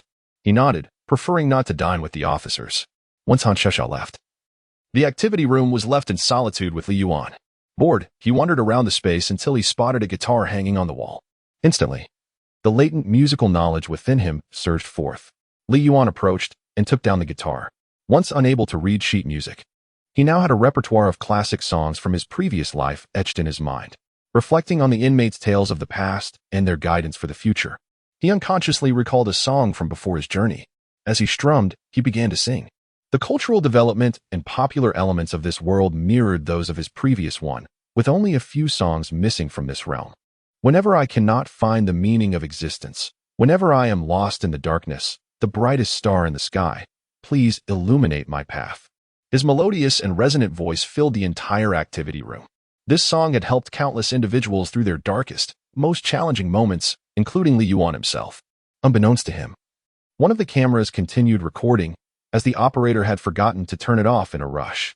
When footsteps echoed in the distance, Li Yuan's song abruptly ceased, and he hastily returned the guitar to its place, relieved to see Han Xiaoxiao entering with 2 lunchboxes. "Did I just hear singing?" she asked, eyeing him with suspicion. "I don't know. I didn't hear anything. If you want to hear a song, I can sing for you," Li Yuan replied, shrugging his shoulders. "No. I know your singing ability all too well. A single note from you would make me lose my dinner from last night." Han Xiaoxiao handed a lunchbox to Li Yuan, insisting, "I really sing quite well.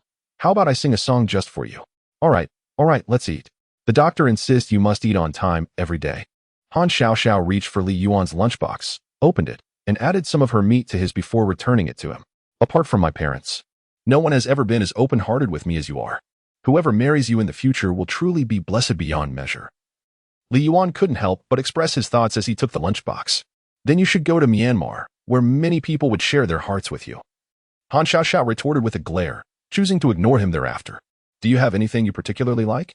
Li Yuan gazed at Han Xiaoxiao, lost in contemplation for a long while. "I adore Japanese mushrooms. Would you like to gift me some? There's still over 20 minutes until the afternoon session begins. You should take a break. I have some work to attend to."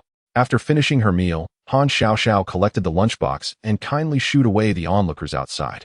Bored in with no one around, Li Yuan seized the opportunity to take down his guitar and sang a song titled Peach Blossom Promise. As time approached the designated hour, people gradually began to enter. However, Vice Director Yang was taken aback. He had anticipated a quieter afternoon, yet within the short span of his meal, news of the police flower having a boyfriend had spread like wildfire. This resulted in an even larger crowd outside, all claiming to support the Bureau's promotional work while coming to see Li Yuan. The number of visitors surpassed that of the morning. Yang's lips twitched in annoyance as he cast an unwilling glance at Han Xiaoxiao. "You did promise to let him perform, surely. The esteemed director cannot go back on his word." Chapter 10. Please address him as Lord Locke. God Deputy Director Zhang found himself compelled to honor his word. He instructed his subordinates to restore the locks. Li Yuan, maintaining an air of calm, stepped forward and positioned himself between the 2 incarcerated individuals. "Sir, you performed admirably just now," he casually greeted. To his surprise, the man shot him a glare. "Brother, I'm born in the 2000s, 23 this year." "Goodness, you're from the 2000s?" Li Yuan exclaimed, astonished. Observing the man's sparse hair and alluring little mustache, he thought, "Isn't this Ye Guangquan? How did you manage to look so aged at such a tender age?" "Brother, it's the late nights," the man replied, scratching his smooth scalp. "Indeed, the night does not forsake those who burn the midnight oil. It grants them a decade's worth of maturity. Enough chatter, let us get started." "What are you whispering about?" Deputy Section Chief Su called out to Li Yuan, then cleared his throat and winked.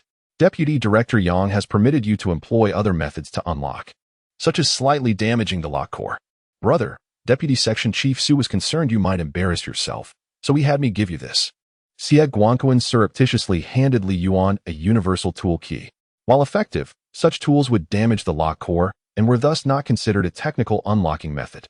"Just give me 2 paper clips," Li Yuan replied, bypassing the offered tool. He retrieved 2 paper clips from the toolbox before him. Deputy Director Yang's expression soured at this, clearly affronted. This is a deliberate affront to him, he thought. Look at that pretty boy. He certainly looks like a freeloader.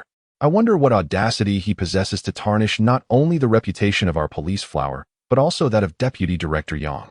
A young officer in his 20s couldn't help but voice his disdain, and many around nodded in agreement. The television crew shared similar sentiments. Perceiving Li Yuan as an inept pretender seeking the limelight, their cameras lazily capturing the scene, unconcerned about serious recording since it would ultimately be edited out anyway. Xiao, your boyfriend is utterly incompetent. He is embarrassing me in front of so many people, Deputy Director Yang remarked, visibly irked by Li Yuan's flippant demeanor. As the whistle blew, Li Yuan took his time to bend the 2 paper clips into hook and blade shapes before inserting them into the lock core. With a click, the lock opened before most could even register what had occurred. Impressive, he possesses some skill. Deputy Director Yang's expression softened slightly, with successive clicks echoing in the air. The onlookers widened their eyes in disbelief. In the blink of an eye, Li Yuan had unlocked all the B-level locks before him. What just happened? I turned my head for a moment, And he has unlocked all the B-level locks? Quiet, he's moving on to the C-level locks. I don't believe he can unlock those just as swiftly. Click, click, click. It opened. To the onlookers, it seemed almost unbelievable. Li Yuan's slender iron wires appeared to possess an enchanting quality, as they effortlessly unlocked the mechanism with a mere touch. The onlookers had never witnessed such an extraordinary display of lockpicking prowess. Even the renowned thieves were left dumbfounded, while Deputy Director Young and Deputy Section Chief Su gaped in disbelief. How can this be? Is he unlocking a door or performing magic? They had thought the top 10 locksmiths and 5 master thieves, along with the incarcerated experts, were unparalleled. Little did they know there existed someone far more formidable. Please, stop. I'm frightened, one murmured, contemplating the ease with which even superior locks were rendered vulnerable. Many single women in attendance began to feel an unsettling sense of insecurity regarding their personal safety. Are these locks even functioning properly? Or is he employing some form of deceit? How could anyone be this skilled? After Li Yuan skillfully unlocked a C-level lock, doubts began to surface. Su, sharing the skepticism, called for a halt, instructing a meticulous examination of the lock core. The lock was intact, the tools were ordinary paper clips, and the open lock bore no signs of damage. Several master thieves scrutinized each lock core and Li Yuan's iron wires with great diligence. Let us proceed, Su declared. Having confirmed there were no discrepancies, I wager that unlocking a Super C lock will be far from so effortless. If the previous locks were not properly reset, it's uncertain whether he could even manage to engage the Super C lock in a timely manner. Yet, before the murmurs could dissipate, a series of clicks echoed through the air as Li Yuan deftly unlocked the Super C locks with the same seamless finesse. The crowd stood in stunned silence, barely able to blink. In a swift motion, the ABC-level smart locks, unresponsive to their alarms, fell prey to his skill as well. Is this even humanly possible? Gasped one in disbelief. How many locks must one open or years must one serve to acquire such terrifying expertise? The onlookers were transfixed, including Han Xiaoxiao, who was aware of Li Yuan's talent but had no inkling of its astounding magnitude, who claimed he was merely here to fill a quota, who suggested he was an inconsequential pretty boy. Deputy Director Yang, could this be the hidden master you sought? The crew from the television station was agog, as if they had stumbled upon a new world. Had they truly neglected to capture such remarkable footage? 2 executives from the station hurried to review the recorded material, eager to compile a comprehensive edit of Li Yuan's performance, only to be met with dismay. Shoo! Quiet, everyone. Deputy Section Chief Su suddenly urged in a hushed tone. The crowd observed as Li Yuan wasted no time, switching to a slightly longer wire, and promptly approached a row of safes, instantly silencing the room. The difficulty of opening the safe was evident to all. Even the slightest noise could disrupt the locksmith's concentration. Thus, they held their breath, eager to see how long it would take Li Yuan to unlock the safe. However, before he had even fully crouched down, a resounding clang echoed, and the first safe's combination lock sprang open. Then came the second and the third. Everyone was utterly astounded. Yet the spectacle was not over. Ignoring the stunned expressions of the onlookers, Li Yuan approached the military-grade lock that had stumped everyone. Without hesitation, he inserted a wire into the mechanism. The others gasped in horror. Surely he did not intend to unlock a lock deemed impenetrable by all? Even the most skilled thieves had employed numerous tools in vain. Just as this thought crossed their minds, a series of soft clicks resonated, and the 2 delicate springs released with an audible snap, leaving everyone in shock. The 10 master locksmiths and 5 renowned thieves behind him were completely awestruck. Could this be the ultimate secret hidden within the underworld? Henceforth, let him be known as the Great Lock God. This bewildering scene was beyond comprehension, sending shivers down their spines. Even the most dramatic of youths could not suppress their excitement. Xiao, from which prison did you manage to procure such an extraordinary boyfriend? Has the sentence finally ended? Chapter 11. Just as he became the Great Lock God, he must also transform into a revered traditional Chinese medicine practitioner? What nonsense are you spouting, Director Yang? He has never committed a crime. He is a law-abiding citizen. Han Xiaoxiao shot a fierce glare at Deputy Director Yang. Indeed, such a character is indeed difficult to apprehend. 2 minutes later, Li Yuan successfully unlocked all 10 sets of springs. He then turned back to the starting point, rebending the paperclip and placing it back into the toolbox. A group of masterful thieves gazed upon him as if they had encountered the long-lost leader of the Ming sect. Brother, once I am released, I shall take you as my master, and together we shall embark on a grand venture. Xie Guangquan looked at Li Yuan with sheer admiration. Li Yuan cast him a sidelong glance. If you succeed, call me brotherly. If you fail, Just refer to me as Mr. Li. Just a jest, brother. But upon my release, you must indeed accept me as your disciple. I have already decided on you as my mentor. We shall see when you are out. By the way, what is your name? Brother, everyone calls me Guangkuan, so you may call me that as well. Xiao Xiao, what is the name of your new boyfriend? Deputy Director Yang squinted at Li Yuan, who was laughing and chatting with the inmates. Li Yuan. Oh, that name sounds rather familiar. Deputy Director Yang muttered. But then he suddenly widened his eyes at Han Xiao Xiao. What? Li Yuan? ISNT that the scoundrel ex-boyfriend of my daughter Yang Shui, who even fabricated his name. Director Yang, please lower your voice. Han Xiao Xiao hurriedly gestured for silence. Xiao Xiao, are you out of your mind? Have you forgotten how crazed you were for him? ISNT once enough. Do you wish to stumble a second time? Deputy Director Yang was instantly infuriated. No, I firmly oppose this match. His footage must be removed. I am a person of principles, and such a person should not appear on television. Zero tolerance for scoundrels. Director Yang, do not speak carelessly. He had his reasons for leaving, and moreover, his time is running short. I merely wish to accompany him through the final chapter of his life. Han Xiao Xiao gazed at the jovial Li Yuan, suddenly overwhelmed by a wave of sorrow. Is he ill? Noticing Han Xiao Xiao's distress, Deputy Director Yang spoke with utmost caution. Han Xiao Xiao nodded. Advanced stage. The doctor said he has at most 3 months left. Surely there is some mistake? Does he look like someone who is ill? Deputy Director Yang exclaimed in disbelief. I wish it were a mistake. I have confirmed this with the doctor multiple times. 2 years ago, I may have misjudged him. At that time, there was still hope for his recovery. Alas, it is no wonder he vanished during the prime of your relationship. Fate can be cruel. Director Yang, please do not disclose his condition to anyone. He has come to terms with his illness. And I wish for him to live his final 3 months just like a normal person. Rest assured, I shall not speak of it to a third party. As Deputy Director Yang spoke, he turned away to wipe the corner of his eye. He also took out his phone to send a message to Yang Shui, daughter. Li Yuan has a terminal illness. He has 3 months left. Li Yuan, could you come here for a moment? After sending the message, Deputy Director Yang affectionately waved at Li Yuan. Li Yuan felt a pang of discomfort under Deputy Director Yang's gaze, which resembled that of a father looking at his son. Deputy Director Yang continued, the first prize in this competition comes with a special reward, the opportunity to serve as a special anti-theft consultant for our bureau.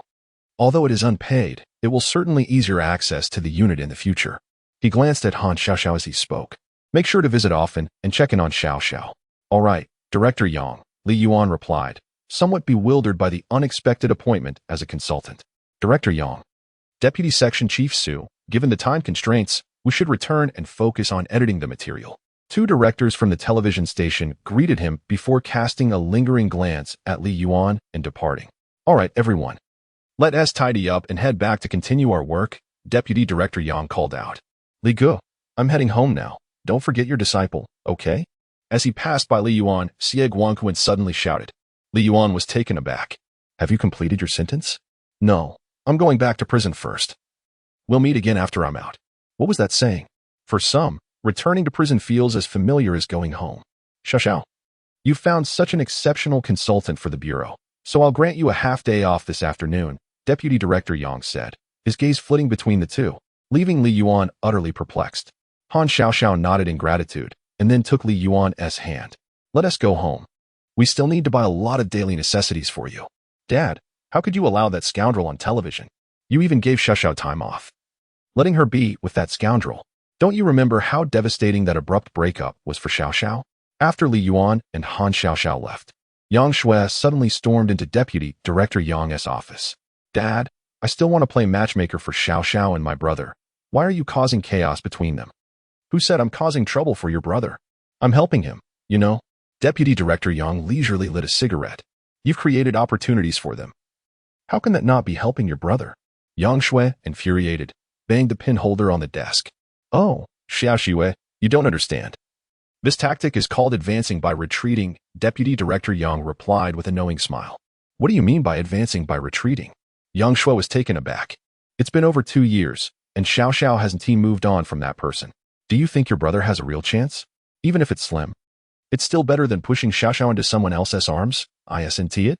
But what if Li Yuan has a terminal illness and only has 3 months to live? Is he truly terminally ill? Yang Shui suddenly sank onto the sofa. The hope that one cannot attain is often the most unforgettable. If Li Yuan were to simply vanish or pass away, it could be a terrible outcome. Xiao Xiao might never let go of him and could remain trapped in that obsession for a lifetime. However, he is returned now, rather than obstructing. It would be wiser to let things unfold naturally, to dismantle and clarify all previous obsessions, and to gradually accept Li Yuan's departure. Only then can she truly let go of the past and embrace a new beginning. Deputy Director Yang articulated his thoughts with great care. In due time, it would be much easier for Xiao Xiao to accept your brother, wouldn't it? Is this truly feasible? After much contemplation, Yang Shui still harbored some doubts. In my youth, I too experienced an unforgettable first love. I confided in my mother about it. Dad, Xiao Xiao's health is currently quite poor. She frequently suffers from colds, fevers, and headaches. The last breakup nearly took a toll on her life. I fear that if it happens again, she may not withstand the strain. The process of rebirth is fraught with pain. If she and your brother are to succeed, and we become one family, then your mother can prepare nourishing soups for her, helping her regain her strength. Very well then. Yang Shui absent-mindedly exited the office. Allow me to take care of this. Li Yuan observed the trunk filled to the brim with items, lifting a large bag of daily necessities from Han Xiaoxiao's hands. The moment his fingers brushed against her wrist, his professional instinct as a practitioner of traditional Chinese medicine kicked in, and he promptly took her pulse. What are you doing? Han Xiaoxiao questioned, bewildered, as she noticed Li Yuan gripping her wrist firmly. Stick out your tongue. After taking her pulse, Li Yuan examined her nails. There are onlookers. What are you attempting to do? Han Xiaoxiao's face flushed. Yet, seeing his unwavering demeanor, she reluctantly extended her tongue. Do you often experience insomnia, hair loss, morning migraines, and irregular menstrual cycles, with each visit from Aunt Flo being excruciating? After completing his examination, Li Yuan's expression turned grave. Chapter 12. Are you done yet? From a master of traditional Chinese medicine to a culinary virtuoso? How did you know? Han Xiaoxiao was momentarily taken aback, her expression transforming into one of astonishment. These symptoms were secrets she had never even divulged to her closest friend, Yang Shui. I encountered an elderly gentleman in the mountains one day. He observed my unique physique and imparted his medical wisdom to me. Do you believe that? I don't. Then forget it. You wouldn't believe it anyway. In truth, it's even more outrageous. Hand me the key, and I shall carry the items upstairs. Li Yuan shook his head. Do you still need the key? Han Xiaoxiao shot him a glance, her hands grasping the bags as she ascended the stairs. Upon entering the house, the two busied themselves for the entire afternoon, transforming the previously simple and desolate space into a warm and inviting home. You take a break. I will prepare dinner for you. After tidying up, Han Xiaoxiao made her way to the kitchen with the ingredients. She had taken the time to watch numerous cooking tutorials, determined that she could no longer allow Li Yuan, this ailing patient, to subsist on takeout. Perhaps I should take over, Li Yuan said, his gaze filled with concern as he watched her retreating figure. The memory of the porridge from that morning, which had tasted burnt and mushy, still lingered vividly in his mind. You should rest. I can manage, Han Xiaoxiao replied. As clattering sounds filled the kitchen, Li Yuan, in turn, tidied the house once more. Amidst the cacophony of odd noises, Master Han labored for 2 hours, only to gaze into a pot filled with a dark, unappetizing concoction that emanated a peculiar odor. Silently, he pulled out his phone and ordered takeout. At least you toiled for 2 hours, albeit in vain, Li Yuan mused, surveying the chaotic kitchen with a sense of dread. Luckily, this woman seemed to possess a modicum of self-awareness and had given up. Otherwise, he would have been compelled to undertake the role of a culinary guinea pig today. Allow me to handle it, Li Yuan declared, removing the apron from Han Xiaoxiao and donning it himself. Are you not exhausted? My back is killing me. I ordered takeout. There's no need to cook noodles. The doctor advised that you should consume nutritious food. Han Xiaoxiao felt a pang of guilt as she gazed at Li Yuan, who, despite having engaged in physical labor all afternoon, appeared vibrant and full of life. Is this reasonable? Does he not seem like someone afflicted by a terminal illness? You are quite frail. I shall prepare some herbal medicine for you shortly, Li Yuan said, already bustling about in the kitchen. He was, after all, a man of systematic approach. Ever since he had consumed the Chaos Essence kidney treasure, his back no longer ached, his legs felt invigorated, and climbing 6 flights of stairs had become effortless. Yet, Han Xiaoxiao couldn't shake the feeling that something was amiss. Was frailty a term typically associated with men? After we finish eating, take your medicine, and then in an hour, go for a half-hour run. Wait, are you serious? Have you been taking courses at Lanxiang over the past 2 years? Lock-picking, traditional Chinese medicine, cooking, what other talents do you possess?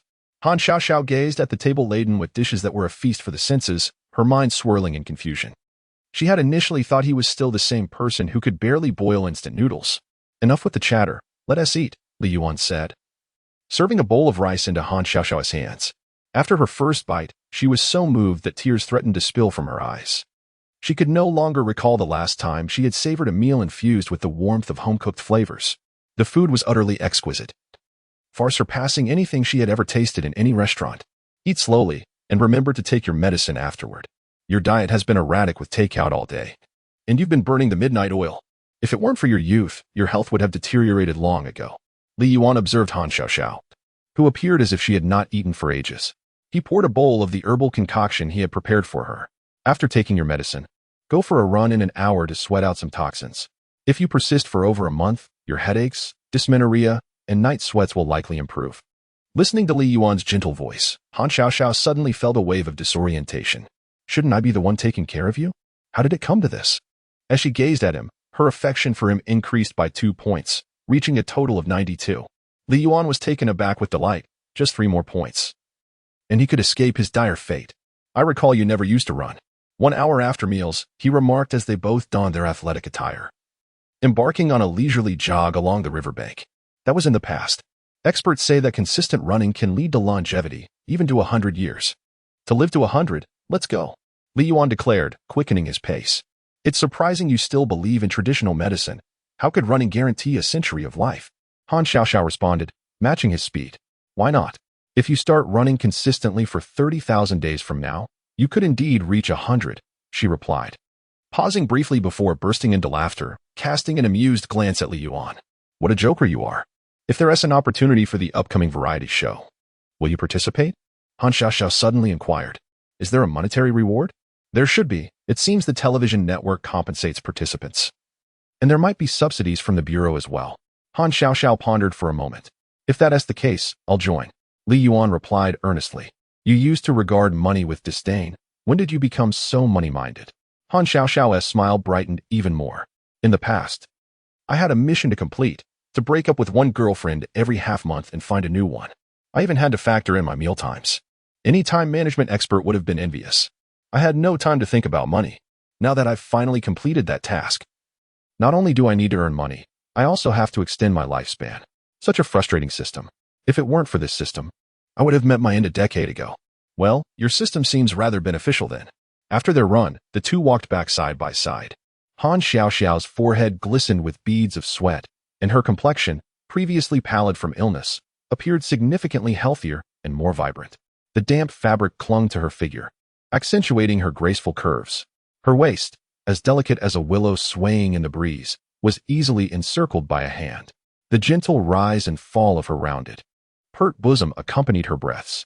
Li Yuan discreetly stepped ahead, positioning himself in front of her. I'll go shower first. I feel utterly uncomfortable drenched in sweat. Upon entering, Han Xiaoxiao eagerly changed her shoes and dashed toward the bathroom. The night passed uneventfully. The following day, Li Yuan did not accompany Han Xiaoxiao to the bureau. As noon arrived and the meal concluded, Han Xiaoxiao called to inform Li Yuan that the television station sought his presence. He was summoned to the bureau. Yet it was not for the variety show live broadcast. Bewildered, Li Yuan hurried to the activity room of the publicity department, where Deputy Director Yang, Deputy Section Chief Su, and others were gathered, accompanied by an even larger contingent from the television station, several of whom were unfamiliar to him from the previous day. Upon his entrance, the two directors from the radio station who had visited the day before brightened at the sight of him, almost reverently urging him to take a seat. Director who? What is the reason for such a grand assembly?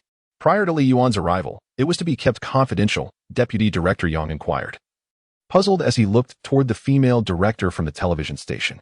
I apologize, Director Yang, but due to copyright issues, we hesitated to distribute any content before Mr. Li's arrival. Mr. Li? Li Yuan was taken aback. When had he earned such a title? Deputy Director Yang and Deputy Section Chief Su shared his confusion. With Li Yuan's locksmithing prowess, he ought to be addressed as a master instead. Nevertheless, they attributed the misnomer to the nuances of differing circles. What is it that you require of me? Li Yuan turned his attention to the female director, Director who? Mr. Li, do you recall the 2 songs you performed in this activity room yesterday? Performed? Li Yuan was startled. How did they know? You see, during lunch yesterday, We inadvertently left a piece of recording equipment on, which captured you playing the guitar. Director, who quickly clarified upon noticing Lee Yuan's puzzled expression. Would it be permissible for us to use those two songs? We would like to discuss the usage and copyright with you. Chapter 13. Governing this world with the laws of that realm? Lee Yuan glanced at the surrounding faces filled with curiosity and anticipation. He shrugged and said, "It's fine. You may proceed." "All right," Hu Lingyu exclaimed with delight, promptly retrieving her laptop. Eagerly, she pressed the play button on the screen. As the image of Lee Yuan appeared on screen, his deep and resonant voice filled the air. The few individuals present were taken aback, casting incredulous looks at Lee Yuan.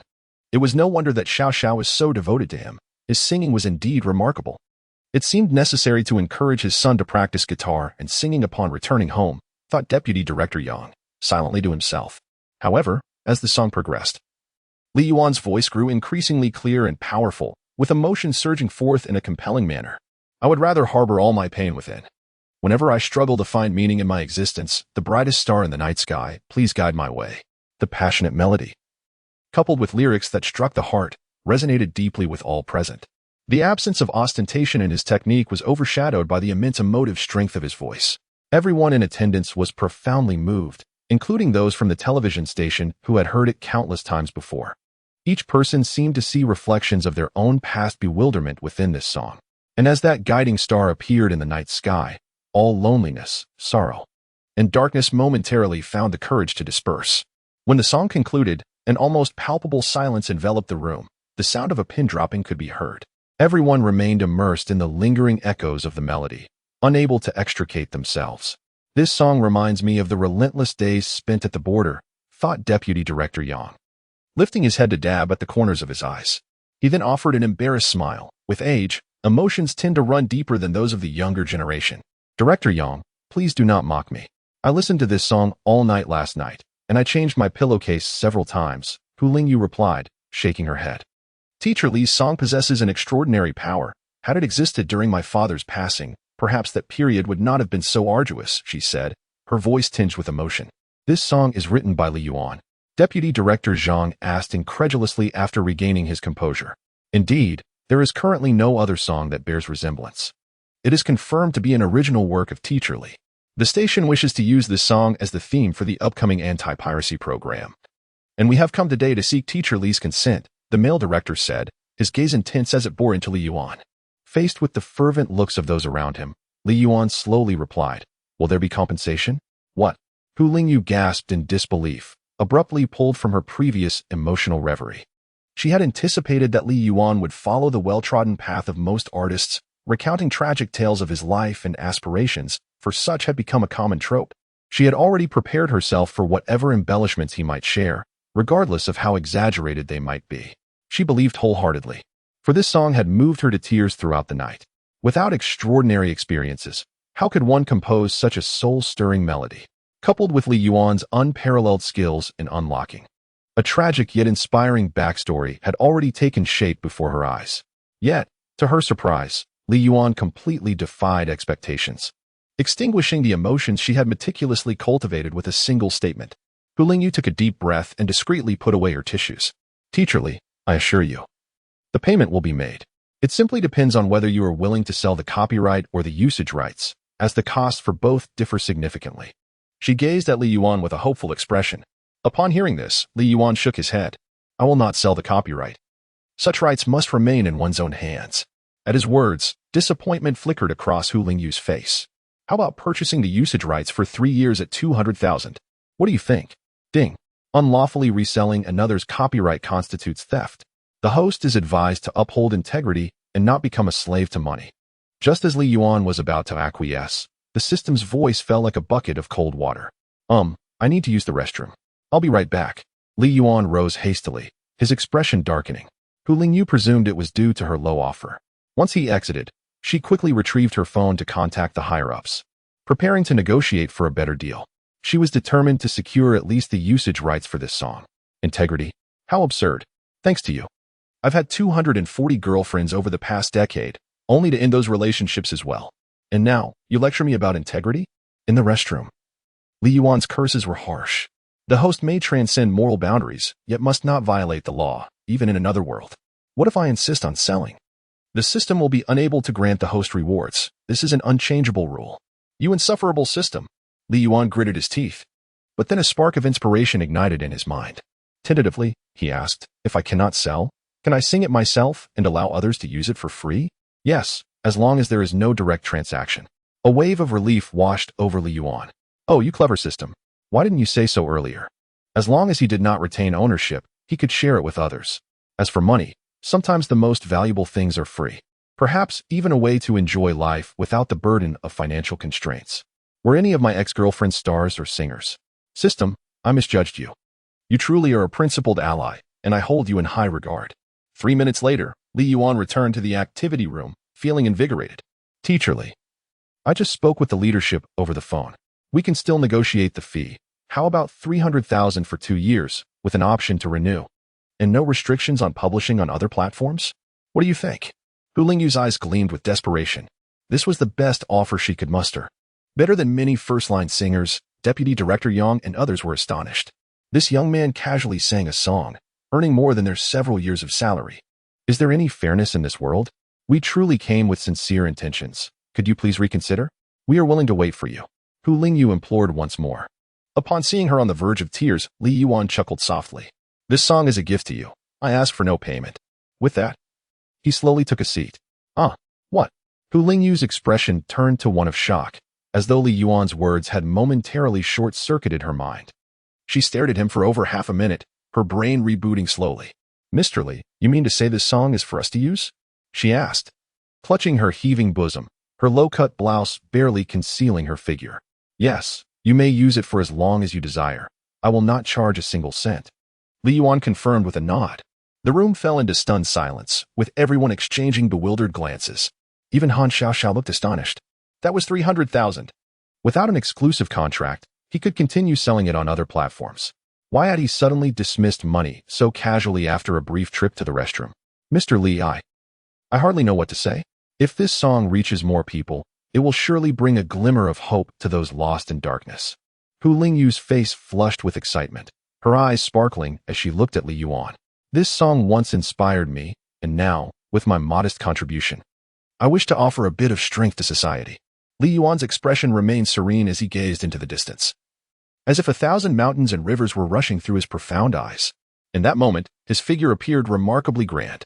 It was no joke. This was an opportunity to flaunt worth 300,000. Naturally, he had to make the most of it. Various admiring gazes fell upon Li Yuan, and Deputy Director Zhang regarded him with a sense of awe. However, Han Xiaoxiao suddenly turned pale and rushed out, clutching her stomach. Chapter 14. Free Copyright and Flattering Affections. Li Yuan, you are now our bureau's special consultant. Vice Director Yang suddenly spoke with a grave expression. Just as Li Yuan and Hu Lingyu were puzzled about what he was about to say, Vice Director Yang instantaneously transformed his demeanor. Since you have generously gifted this song to the television station, it should not be an issue for us to adopt it as the prison anthem, right? It will surely uplift those misguided youths. Of course, it is no problem. I now consider myself a part of the Bureau and, naturally, I must contribute to the Bureau and society. Li Yuan readily agreed. Such an opportunity was one he could hardly resist. This was the Municipal Public Security Bureau. If he managed to cultivate the right connections, he could boast about having influential ties, and surely, people would treat him with deference upon meeting him. Wonderful, wonderful. The youth of today hold great promise. Vice Director Yang repeatedly praised, his gaze towards Li Yuan reminiscent of that of a proud father.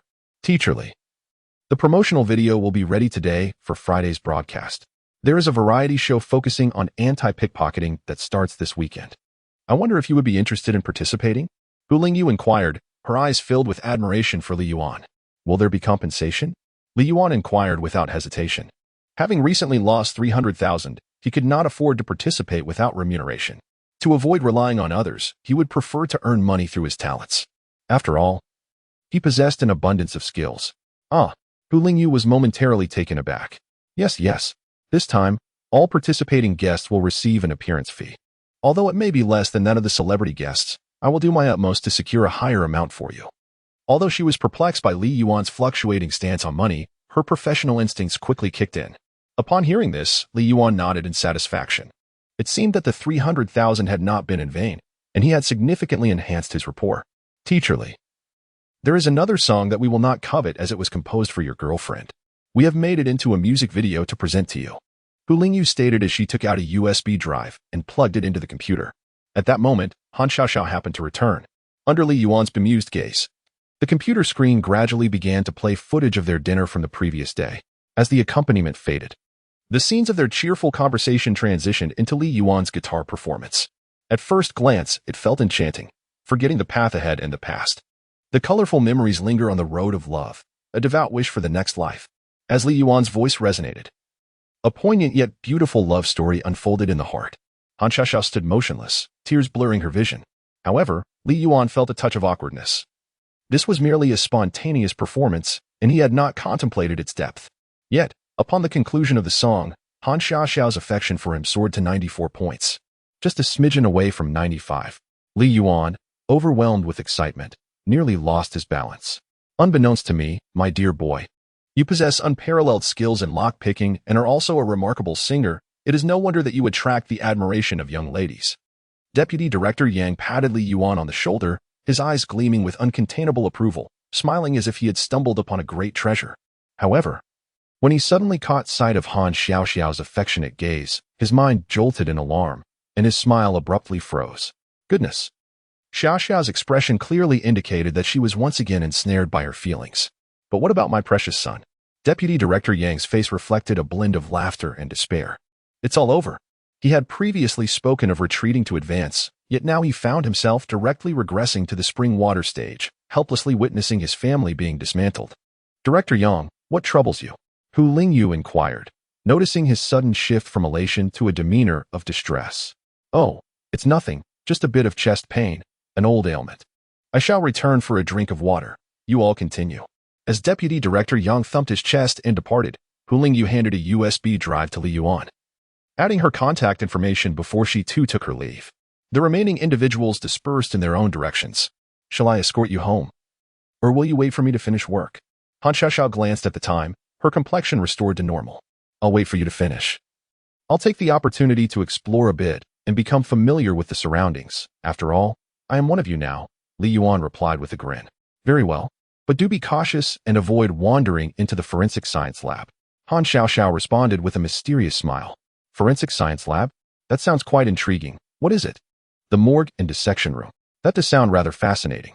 After Han Xiaoxiao departed, Li Yuan, having acquired some funds from her, made his way out of the city bureau.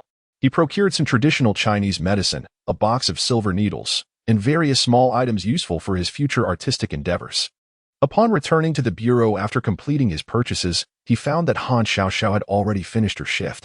Seeing that he was on the verge of successfully increasing his likability, Li Yuan felt invigorated after a long afternoon. Can you drive? Han Xiaoxiao jingled the keys in her hand. No. Li Yuan shook his head. Really? With all the skills you learned from the old mountain hermits, how could you forget to learn to drive? Han Xiaoxiao shot him a disdainful glance and promptly settled into the red Mercedes. Li Yuan quickly followed, taking the passenger seat. I have always known how to drive. There was no need for instruction, he asserted, his gaze inadvertently drawn to Han Xiaoxiao's alluring figure. What a rogue to indulge in such thoughts in broad daylight. Upon returning home, Han Xiaoxiao hurried to the bathroom, clutching her abdomen. After a considerable time, when she finally emerged, her face had drained of color, appearing ghostly pale. Li Yuan, upon witnessing this, promptly supported her, who was struggling to stand, into the bedroom for her to lean against. I'm fine. I endure this ordeal every month, she insisted through gritted teeth, curling up in pain yet maintaining her defiance. Li Yuan shook his head and produced several silver needles. After administering dozens of them, a wave of warmth unexpectedly enveloped her lower abdomen. The mask of anguish worn by Han Xiaoxiao gradually slipped away. I shall prepare the medicine and cook, Li Yuan declared as he exited the room, leaving Han Xiaoxiao to gaze at her belly, which had unwittingly been pricked into a hedgehog-like state, lost in contemplation. Could this fellow be seeking personal vengeance? She recalled her disdain for him earlier in the day, along with a series of dreamlike scenarios. The gentle warmth radiating from her abdomen soon lulled her into slumber. The following day, after Han Xiaoxiao set off for work, the rarely leisurely Li Yuan took a trip to the Urban Management Bureau, intending to retrieve the items that had been confiscated from his street stall. He hurriedly ascended and descended, navigating a mountain of paperwork and paying a fine, consuming a significant portion of his day. Li Yuan began to feel a tinge of impatience. Just before reclaiming his possessions, he found himself confronted by two office personnel who, in the presence of several leaders, sought to impart a lesson to him. They lectured about the degradation of the city's image and the disruption of a civilized society. Delivering a series of grandiloquent principles, they forbade him from selling items deemed inappropriate. Li Yuan furrowed his brow at their condescension. Did they still perceive him as the easily bullied street vendor? After a brief separation of 2 days, one could hardly overlook the transformation. He was now a special advisor to the municipal bureau. With powerful connections backing him, Li Yuan boldly retrieved his mobile phone, scrolled to a contact, and dialed. Hello, Uncle Yang. I have encountered a bit of trouble with the Urban Management Bureau. Chapter 15. I have already stated that I have connections. Indeed, I have paid my fines. Yet they remain unwilling to refund me. Hee. I am merely responding to the national call and contributing to the development of the street economy. Furthermore, I took the liberty to refine that song from yesterday for you. Listening to Li Yuan speak as if no one were around, one can't help but recognize the power of his connections. The members of the office exchanged glances, perplexed by this young man's antics. Hey. Could you pause your call for a moment? This is the leader's office. Please finish your call before re-entering, one of the city management officers interjected, attempting to pull Li Yuan's hand away from the phone. However, Li Yuan deftly evaded and retorted, Who is your leader? The group was momentarily taken aback. It's Deputy Director Yang from the City Public Security Bureau, calling for your leader, Li Yuan added, further bewildering them. The two middle-aged men seated by the window turned their heads upon hearing the mention of the City Public Security Bureau. Young man, tread carefully. Do not let a minor reprimand stir you to such a frenzy. Impersonating a police officer can lead to imprisonment, admonished a rotund leader, unhurriedly sipping his tea. He then slowly turned to Li Yuan, intending to educate him kindly. A mere vendor of novelty lingerie. And he claims to know the esteemed deputy director of the city bureau? Surely, this is a jest. If you truly know the deputy director, then I must be his father, remarked a city management officer, seizing the opportunity to push Li Yuan out. Hey, Uncle Yang, that's not right. Your influence seems to be waning. He even wishes to regard you as an elder, Li Yuan declared loudly into the speakerphone. On the other end, Deputy Director Yang's temper flared as he roared into the phone. Get Song Jie to take the call. This command sent a shockwave through the room. The leader sipping tea immediately spewed his drink in surprise, rushing to Li Yuan's side with a grave expression, eyeing the phone in his hand. In the next moment, his demeanor shifted dramatically as he forced a smile and gently took the phone from Li Yuan. Indeed, he was a leader. Who is Song Jie, you may ask? He is none other than their esteemed bureau chief. To utter those 3 syllables indicates the speaker's significance. The average person wouldn't even know the surname of the chief. He spoke cautiously into the phone, and upon concluding the conversation, it was evident that the individual on the other end was indeed from the city bureau, and of considerable rank. A pall of fear washed over everyone, especially the one who had just boasted about being the elder of the deputy director. He was now trembling in his boots. Another officer, who had previously scolded Li Yuan, hurriedly produced a pack of cigarettes and offered them to Li Yuan with a flurry of apologies, exclaiming, We're on the same side. Not only did they return the items they had confiscated with both hands, but they also arranged for a vehicle to escort Li Yuan home. The nature of power. One often fails to appreciate its merits until confronted with a dilemma. Yet, when the moment arises, its efficacy is undeniably profound. A group of urban management officers let out a heavy sigh only after watching Li Yuan depart into the distance. You audacious fellow. You nearly shed tears in front of the director, didn't you? Who would have thought that a mere street vendor selling intimate apparel could actually be a relative of a leader? The two officials shook their heads as they returned to the office, muttering incessantly. This shouldn't be the case. Is the economic situation truly this dire? How could the relatives of high-ranking officials be reduced to peddling on the streets? Upon returning home, Li Yuan unexpectedly encountered Han Xiaoxiao just as she arrived from work. Observing him carrying several boxes of intimate garments, her expression shifted to one of incredulity. You rascal, what on earth are you doing with those? Surely you're not planning to sell adult merchandise again. Han Xiaoxiao scrutinized the provocative attire strewn across the living room with disdain. No. These were confiscated by the urban management officers, and I simply went to retrieve them today, Li Yuan replied, taking a sip of water while casting a glance at Han Xiaoxiao, whose fondness for him still stood at 94. If you wish, I can give you a few. Choose as you like. Get lost.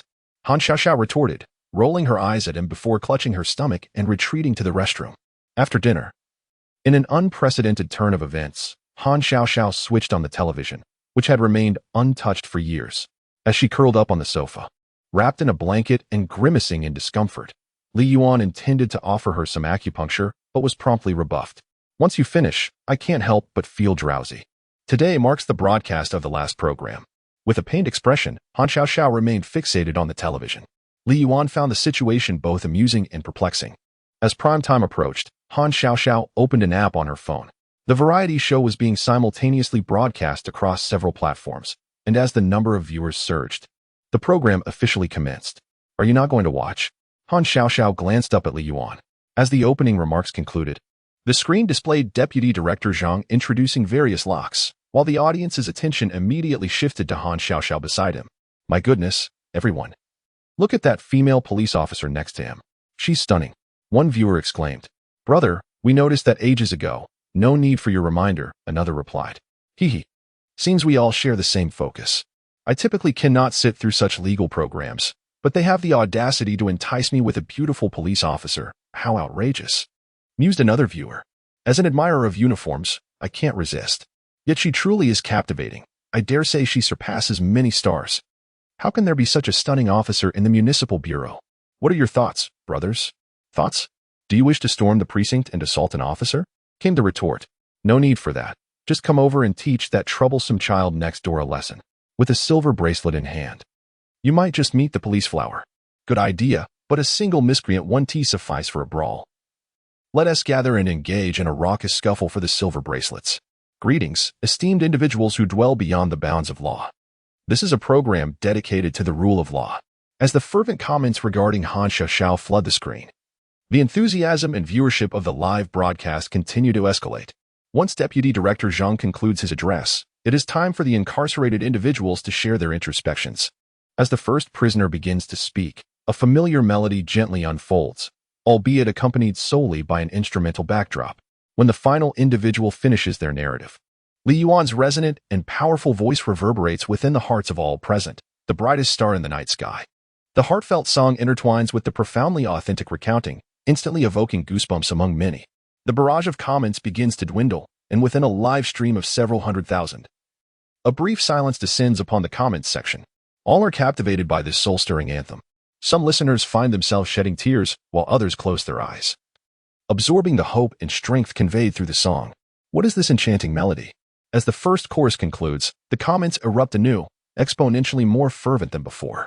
Yet, unlike the previous discussions centered on Han Xiaoxiao, this time, the inquiries solely pertain to the details of the song.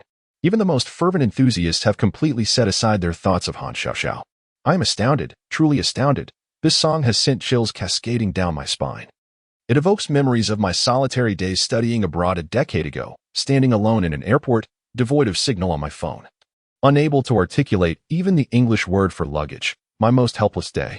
I recall my long-distance girlfriend, who is to be wed tomorrow, with the groom not being me. I remember my mother, who passed away unexpectedly. Perhaps at this moment, the brightest star in the heavens is her watching over me, guiding my path ahead. In the advanced stages of cancer, I had resigned myself to abandoning treatment, but upon hearing this song, I felt a flicker of motivation pierce through the darkness of my existence. Tomorrow, I shall honor my parents' wishes and continue chemotherapy. I shall not relinquish my life so easily. Keep fighting, dear girl, all shall improve. I, too, am in the advanced stage, yet I have successfully surpassed the 5-year survival mark. You can certainly do it. To all enduring darkness or navigating through valleys of despair, persevere. You shall undoubtedly encounter that star which illuminates your life. You may find it hard to believe, but I am a professional thief, here to learn the art of lockpicking. My word, has the werewolf revealed their true nature? Chapter 16. Snatched by the company, is he the one singing? Do not misunderstand. After observing numerous exceptionally skilled predecessors stumble upon the sewing machine, I have profoundly grasped the notion that reaching out inevitably leads to capture. I am prepared to renounce my former ways. Yet, does no one know who sings this song? Who is its creator? Indeed, is it not the new release by that illustrious king? Enough with the noise, let us focus on the program. For the main feature is commencing, and by its conclusion, the list of performers will reveal the singer's identity. Witnessing those seemingly impenetrable anti-theft locks falter in the hands of those masters within the prison, unable to endure even 5 seconds, The barrage of comments erupted once more. Is it truly necessary to install this door? Goodness, I am grateful to live under the watchful eye of surveillance. Otherwise, I might find myself robbed of even my undergarments. I often find my underwear and stockings pilfered. A safe is indeed the more secure option. Observe how even the mightiest locks succumb when confronted with a safe. It seems prudent to acquire a large safe for my home. But as Li Yuan made his entrance, effortlessly unlocking all the mechanisms, the commentary fell silent once again. Director, the number of viewers in the live stream has surpassed 300,000 and continues to rise. Director, the ratings have just surpassed 5. Within the television station, a group of individuals clenched their fists, their faces alight with excitement as they gazed at the data on the large screen. This is a legal program, albeit taking an unconventional approach by collaborating with entertainment. Its essence remains that of a serious educational show, attracting a vastly different audience compared to pure variety entertainment. Yet now, both the ratings and live viewer count are nearing those of top-tier variety shows, with the fervor of the commentary far exceeding that of typical entertainment programs. This has truly exceeded everyone's expectations. Not only the television station, but also the municipal bureau leaders are immensely satisfied with the promotional impact of this event. Before the program concluded, Deputy Director Zhang could not resist calling Li Yuan to express his gratitude. As the person in charge, he naturally reaps the greatest benefits. Amidst the excitement and fervor of the majority, a few pairs of beautiful eyes stared blankly at the familiar face of Li Yuan through the screen. President, what troubles you? Why are you suddenly in tears? No, it's nothing. Let us conclude today's video conference here. I will return to Haicheng a few days early. You all should rest early. In a luxurious 5-star hotel, a pair of slender, alabaster fingers gently closed the laptop. She then retrieved a photograph from her handbag. Her enchanting, alluring eyes stared intently at the image. Her lustrous black hair cascaded down her shoulders like a star-studded night sky, exuding an irresistible charm.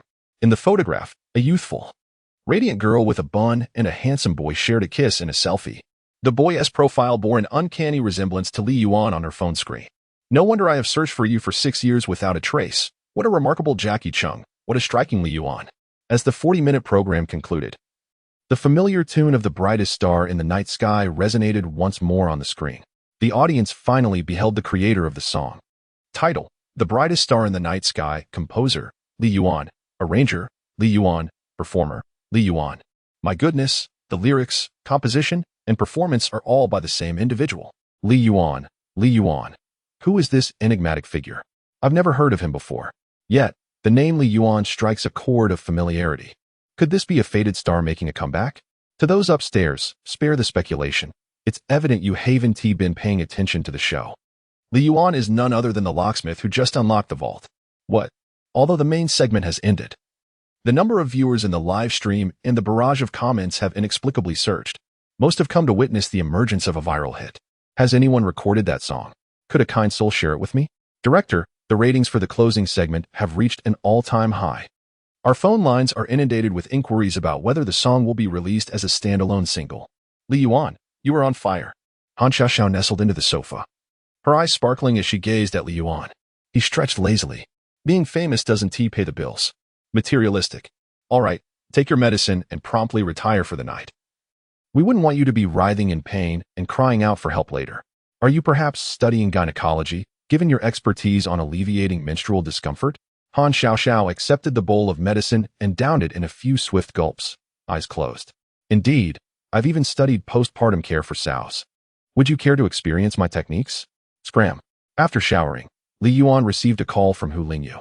Nearly every music platform had immediately contacted the television station, eager to acquire the broadcasting rights for that song, offering particularly enticing terms. The entire internet was in pursuit of this single. It could be said that the platform securing the playback rights would gain a significant influx of new users. Let them have it for free. Li Yuan's remark left them utterly flabbergasted. That night, major music platforms worked overtime to release The Brightest Star in the Night Sky and specifically highlighted Li Yuan's altruistic gesture of opening the copyright without charge. In an instant, both Li Yuan and the song surged into trending searches. However, while some celebrated, others lamented. The unexpected rise of Li Yuan's song left several stars, who were preparing to release singles of their own, feeling quite embarrassed. Moreover, Li Yuan's decision to release his work for free only intensified the discomfort of those hoping to profit from their upcoming releases. Who exactly is this Li Yuan? Which company does he belong to? How can he be so oblivious? A certain entertainment company found it necessary to convene an emergency meeting that very night to deliberate whether their song release plans should proceed as scheduled. They were unable to uncover any contractual information about this person. It seemed as though he had materialized out of thin air. No contracts. Everyone present at the meeting was taken aback. Thus, it becomes imperative to resist. Let us notify all entertainment companies to collectively exert pressure on a certain music platform, uniting to impose a ban upon him. Indeed, regardless of who it may be, if such a sensational song is distributed for free, what shall become of us musicians? His actions have severely undermined the interests of everyone in the industry. We must resolutely oppose such behavior that blatantly disregards the development of our field and disrupts the market. The room was filled with indignation. Suddenly, a timid female voice interjected, "But could we perhaps sign him?" The convener, upon hearing this, smacked his forehead in realization and gave the girl a thumbs up. The ingenuity of youth is remarkable. We nearly continued down a misguided path. Others quickly caught on. Indeed, why resist when we could sign him and make him one of our own? That extraordinary song is too precious to waste. If I were to manage it, our company's reputation would soar. Indeed, that song is truly remarkable, a rare gem that resonates deeply with the soul. Let us promptly contact the radio station to obtain their team's contact details. In an instant, the meeting transformed from a denunciation assembly into a celebration. Meanwhile, Li Yuan had long since drifted into slumber. The following morning, Li Yuan was bombarded with a flurry of phone calls, each one from various entertainment companies eager to secure a contract with him. Oh, it seems he is on the verge of becoming a star. As he navigated through the multitude of contract offers, Han Xiaoxiao, with a twinkle in her eye, smiled while having her breakfast. Have you decided which company to choose? Chapter 17. Is it possible to encounter an ex-girlfriend on a variety show? I have declined all invitations, Li Yuan replied without raising his head. His songs cannot be monetized. Signing a contract would merely mean working for someone else without compensation. Such a foolish endeavor is beneath him. He would rather open a gynecology clinic for greater profit.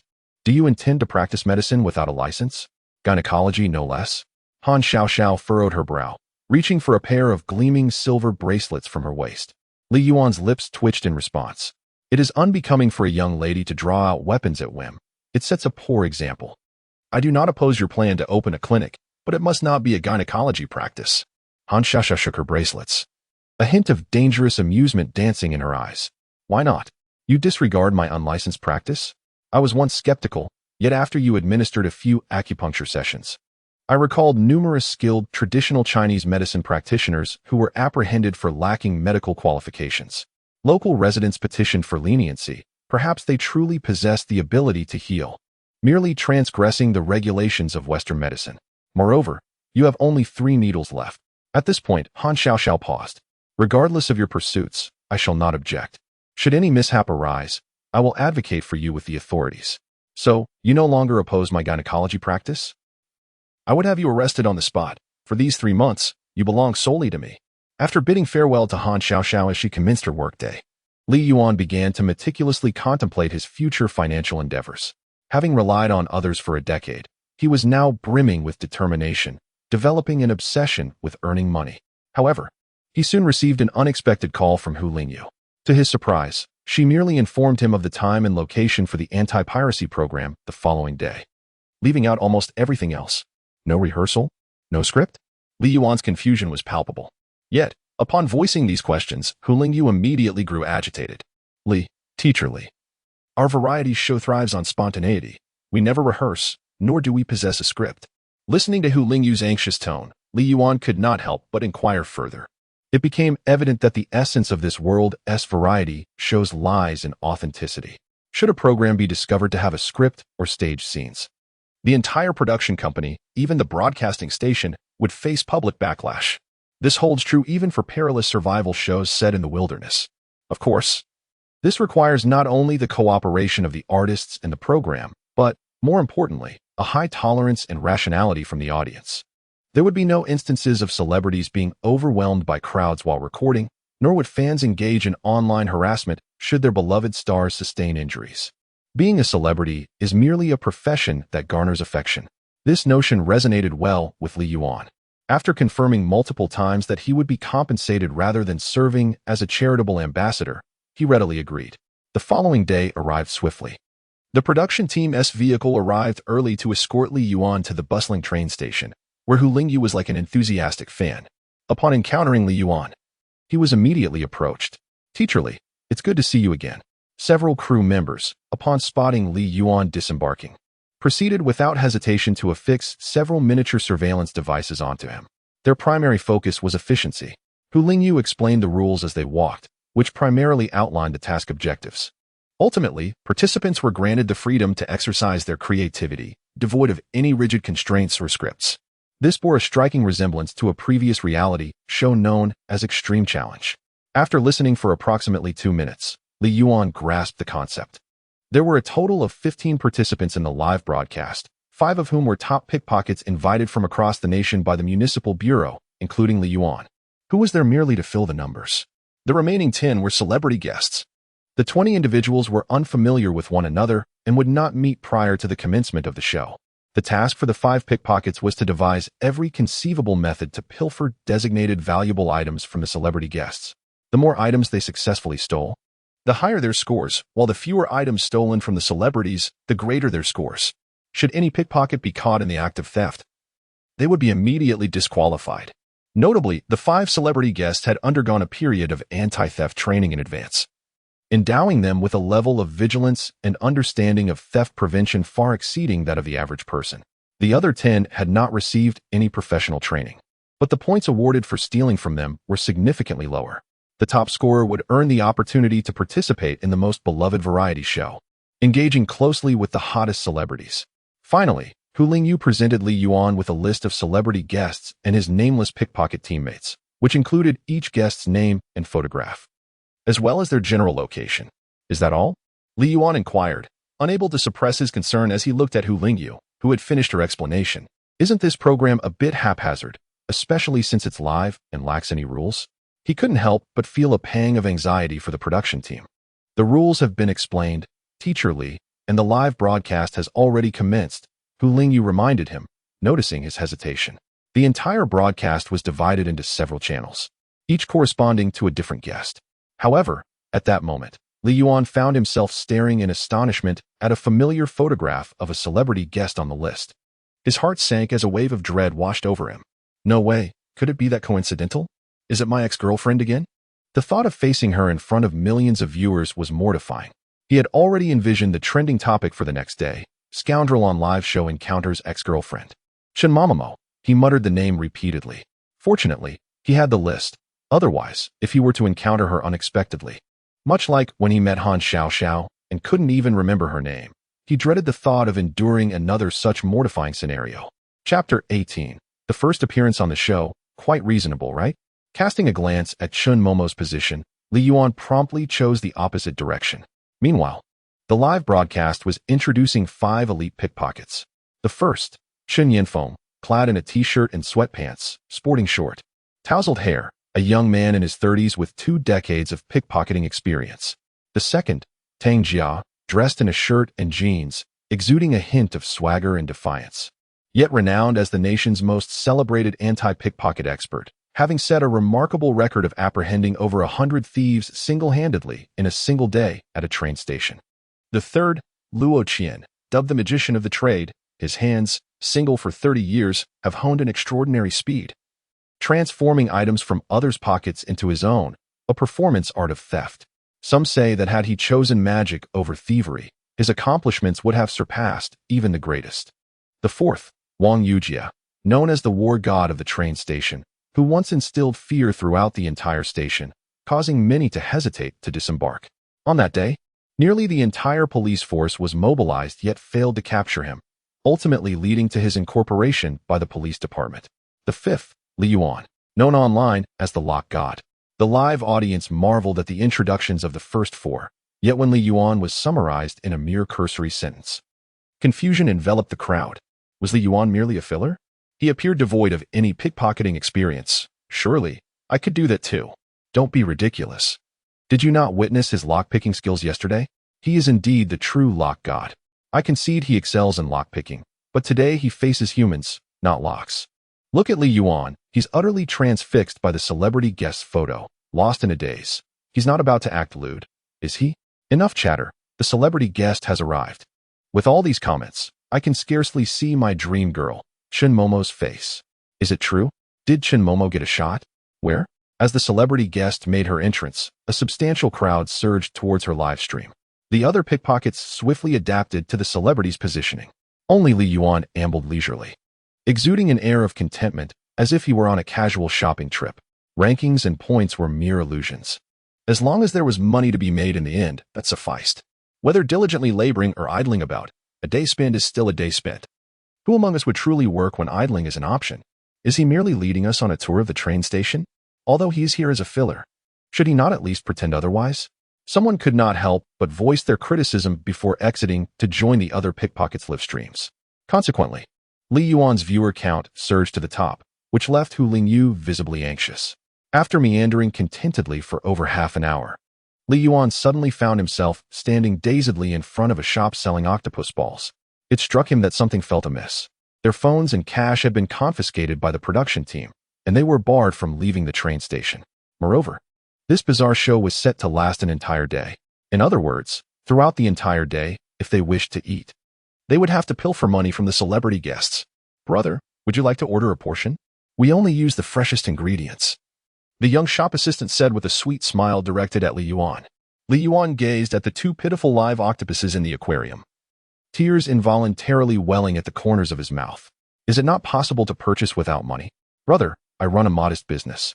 Robbing a high-end hotel would be more appropriate. Li Yuan cast another glance at the charred octopus balls, the savory juices exploding in his mouth akin to the feeling of love blossoming in youth.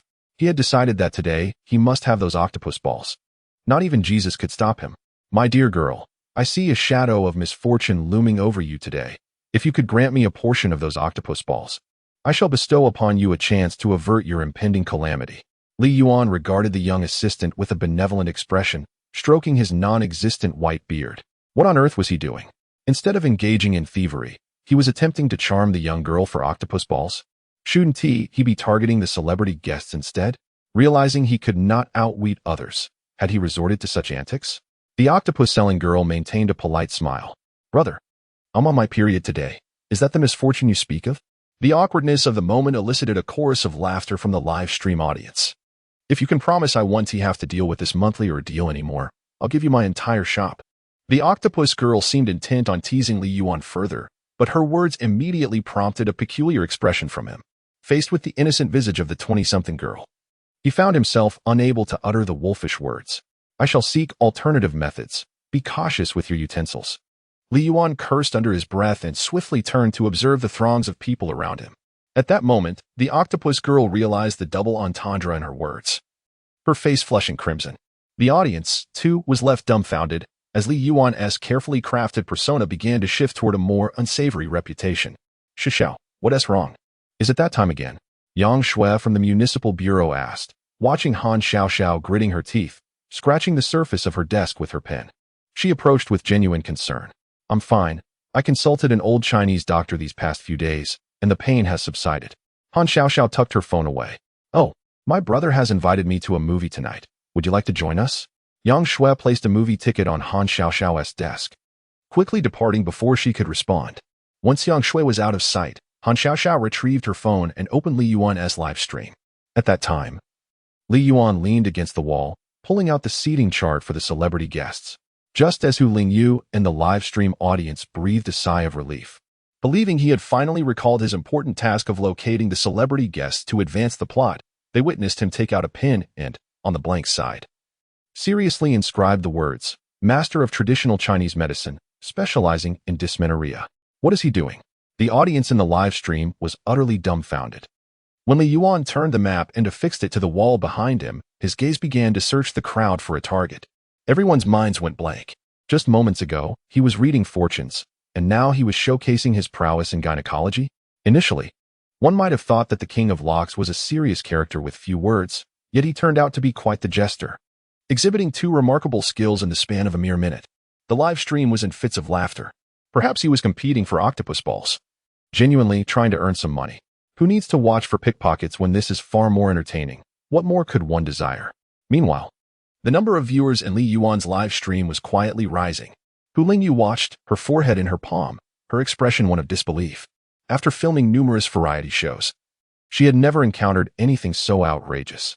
She struggled to reconcile the image of Li Yuan, a man performing astonishing feats in pursuit of a serving of octopus balls, with that of the talented teacher Li, who had composed such a soul-stirring song. Unbeknownst to Li Yuan, the live stream was buzzing with excitement. It was impossible for him to seek out those celebrity guests. The likelihood of encountering Chun Momo along the designated route was far too great. If they did cross paths, he would surely face social embarrassment.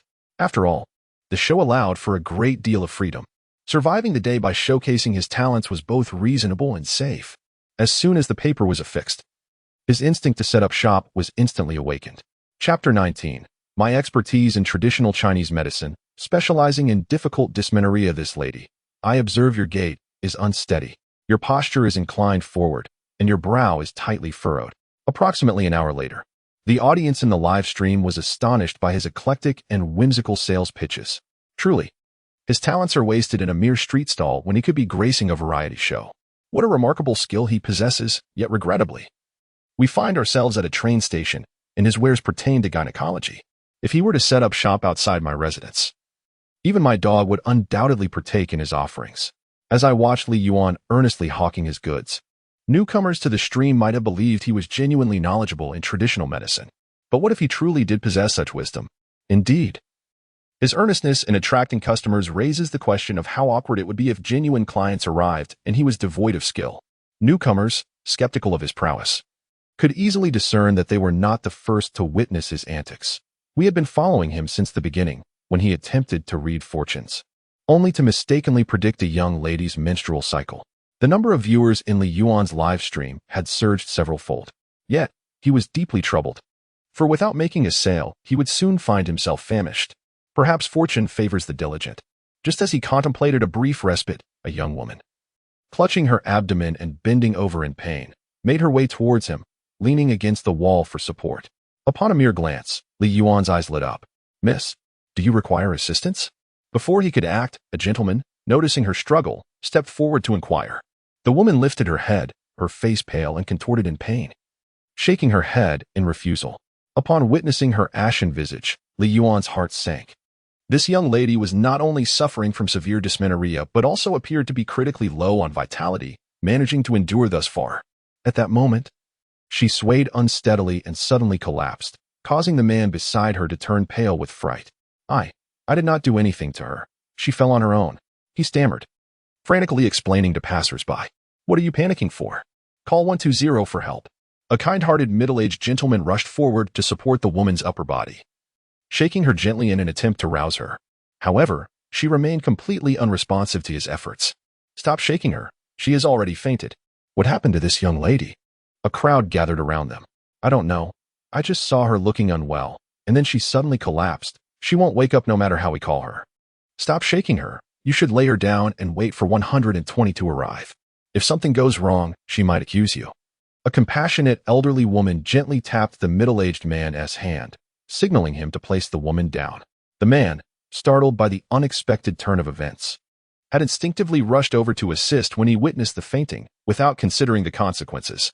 The ambulance could not access the area, and it would take at least half an hour for the stretcher to arrive. I had heard that the critical window for resuscitation was within 4 minutes of fainting. "We must administer first aid immediately," a young girl anxiously exclaimed. "Does anyone here know first aid?" The crowd shook their heads. Many were frantic like ants on a hot pan, yet felt utterly powerless in the face of a life hanging in the balance. "I have seen a CPR demonstration. Perhaps I should attempt it?" a hesitant young man suggested. "What are you waiting for? Hurry up," a nearby older man urged, pulling the boy towards the unconscious woman. Just as the boy was preparing to administer CPR, a voice from outside interrupted. "She has not fainted due to a cardiovascular issue. Her breathing and heartbeat are normal. If you perform CPR, it will only worsen the situation." Li Yuan quickly squeezed through the crowd. Hearing his words, the young man instinctively stepped back, relieved he had not acted rashly. "Excuse me, can I borrow your bag?" Li Yuan asked, glancing at the black leather bag next to the eager older man. "Here." The older man promptly handed over the bag, which Li Yuan placed under the woman's feet to facilitate proper blood circulation. "Could you please fetch me a bowl of sugar water?" he instructed the rushing train station security personnel. He then produced a black canvas bag from his pocket. Wait, does he actually know medical skills? Someone wondered in disbelief. No way, I can't believe it. But his movements seemed quite comfortable and professional. Perhaps he really knows a bit about first aid, another replied, witnessing Li Yuan's determination to save the woman. As Li Yuan opened the canvas bag, revealing dozens of silver needles, the onlookers gasped in shock. Young man, what are you planning to do? Many retreated a couple of steps in fear. No way. He carries silver needles with him? The viewers were equally startled, feeling the looming tension of the situation, especially with the camera so close to the needles. Watching Li Yuan deftly extract a needle, the crowd felt a rush of anxiety as he swiftly inserted it into the woman's arm. In that moment, the slight tremor of the needle sent waves of tension through the onlookers. Wait, is he actually serious? He is not just doing this for show, is he? What if something goes wrong? Panic surged through the crowd as they began to worry for him. This was not a trivial matter. Lives were at stake. Hey, young man. You can't just poke needles haphazardly. You seem so young. If something goes wrong, you could face legal repercussions. Upon witnessing Li Yuan puncturing the skin with a thicker needle, the onlookers hurriedly urged him to cease. Li Yuan merely gestured toward the distant wall, where the words Master of Traditional Chinese Medicine were inscribed. He offered the crowd a reassuring smile. However, as the spectators turned to follow his indication, they were confronted by the glaring inscription proclaiming, specialized in treating dysmenorrhea. These 4 characters were far more striking than any claim of mastery in traditional medicine. At that moment, the second needle had already penetrated the woman's forehead. A shiver ran through both the gathered crowd and the viewers in the live stream. Was this truly a treatment for menstrual pain? Young man, matters of life and death are no trifling matter. You must not act recklessly. Indeed, do you possess a medical license? In emergencies, practicing without proper qualifications is unacceptable. Among the crowd, some were concerned for the woman, while others felt anxious for Li Yuan. At this juncture, Hu Lingyu had inquired several times with the director whether they should temporarily cut away from Li Yuan's footage. After all, should anything unfortunate occur, even if Li Yuan were not held legally accountable, he could very well face online backlash. Chapter 20. Are you not here for the sake of entertainment? This is getting serious. However, the television station found itself in a predicament. Once the live broadcast of a sensational variety show commences, it cannot be halted. Forcibly cutting the feed would constitute a grave incident in the realm of live entertainment, severely undermining the credibility of the entire program and even the station in the eyes of the audience. Furthermore, the incident involving Li Yuan's unauthorized rescue had already transpired. Even if they were to terminate the broadcast now, it would be of no avail. Yet, the potential for Li Yuan to face online backlash loomed large. Upon seeing the chief director shake his head, Hu Lingyu attempted to argue further. All the guests had signed agreements stipulating that any mishap occurring during the live broadcast would be their personal responsibility. Li Yuan was fully aware of this. He was no child. Adults must be accountable for their actions. Remember the previous incident on the wilderness survival segment, where an artist was bitten by a wild dog and nearly lost their life due to an infected wound. The individual remained lucid yet hesitated to press the exit button. We could not intervene in the process, nor could we cut the feed. It was from that event that our variety shows began to flourish. Hu Lingyu was left speechless by the chief director's words. Indeed, once a variety show goes live, all actions of the guests are solely their responsibility, independent of the program. Moreover, the production team has never shown leniency towards the guests. This principle is what allows live variety shows to thrive and surpass all other entertainment programs, becoming the most beloved among the populace. The station was not the only one in a quandary. The municipal publicity department was also embroiled in intense discussions due to Li Yuan's actions. I have never heard of acupuncture being used for emergency rescue. I checked, and he truly lacks a medical license. The station must immediately cut the feed. Should an incident occur, he would not only bear legal repercussions but also face public outrage. Deputy Section Chief Su's expression changed with urgency. All right, I will promptly notify the train station's security to intervene. The majority opposed Li Yuan's reckless behavior. Wait, what if he is genuinely trying to save someone? Amidst the prevailing dissent, some voices of dissent emerged. Save whom? He is practicing medicine without a license. That is a crime. This is a legal awareness program, not a platform for teaching criminality. A young police officer exclaimed indignantly. Furthermore, he is currently an advisor to our bureau, albeit informally, yet his actions tarnish our municipal reputation. His remarks immediately instilled anxiety in many. It must be understood that if Li Yuan were to falter, they too might face repercussions. Quickly, contact the production team and cut Li Yuan's feet at once. Deputy Section Chief Su shouted. However, no sooner had he uttered these words than the call to halt Li Yuan's broadcast was compounded by an urgent need to deploy police forces to apprehend him, as his actions constituted substantial illegal conduct. The young officer added. Just then, amid the flurry of frantic activity, with some reaching out to the production team while others prepared to make an arrest, a robust voice resonated from outside the door. Crime. What offense has Li Yuan committed? What does Article 184 of the General Principles of Civil Law of the People's Republic of China state? Have you all forgotten? Deputy Director Yang and Han Xiaoxiao suddenly entered the office of the publicity department. Li Jin, what do you have to say? Deputy Director Yang directed his gaze towards the young police officer who had just exhibited the most fervent emotions. Upon seeing Deputy Director Yang's arrival, everyone immediately fell silent, and the previously chaotic atmosphere became serene. Li Jin, having been called out, hastily lowered his head, feeling somewhat at a loss. Fortunately, a colleague quickly opened the General Principles of Civil Law and handed it to him. Article 184 of the General Principles of Civil Law of the People's Republic of China states, a rescuer shall not bear civil liability for damages caused to the assisted person due to voluntary emergency rescue actions. Li Jin slowly read the content aloud, leaving those around him momentarily stunned. However, this pertains to a legal medical practice. Should the condition of the patient worsen or should the assisted suffer serious harm, according to regulations, criminal liability must be imposed. After finishing reading, Li Jin muttered softly. Somewhat unconvinced, by your reasoning, are we not inciting others to commit illegal acts through our prior first aid knowledge dissemination and CPR instruction? Han Xiaoxiao suddenly stepped out from behind Deputy Director Zhang, angrily pointing at Li Jin and questioning him. Upon seeing the fury etched on Han Xiaoxiao's face, Li Jin's spirit suddenly deflated. Just moments ago, he had been brimming with confidence, but now he appeared utterly drained. In every nation and locale around the globe, it is permitted, even encouraged, for ordinary citizens to administer emergency aid to victims in critical situations, Deputy Director Yang remarked, gently patting Han Xiaoxiao's agitated hand. As law enforcers, we must not only act in accordance with the law, but also resolutely protect the interests of those citizens who bear social responsibility and a sense of mission, rather than behaving in ways that might dishearten the populace. After hearing Deputy Director Yang's words, many present appeared contemplative. However, in situations like Li Yuan's, should we truly pursue accountability if harm befalls the assisted? Another young officer inquired. Unless he is utterly ignorant of acupuncture or can prove intentional harm, Deputy Director Yang replied, glancing at him. But judging by his previous performance, it seems unlikely he would be knowledgeable in acupuncture. Does Li Yuan understand traditional Chinese medicine? Can he perform acupuncture? Ask Xiaoxiao about it. In any case, let the program continue normally without all this commotion that can be heard throughout the building. Deputy Director Yang waved his hand and departed from the publicity department.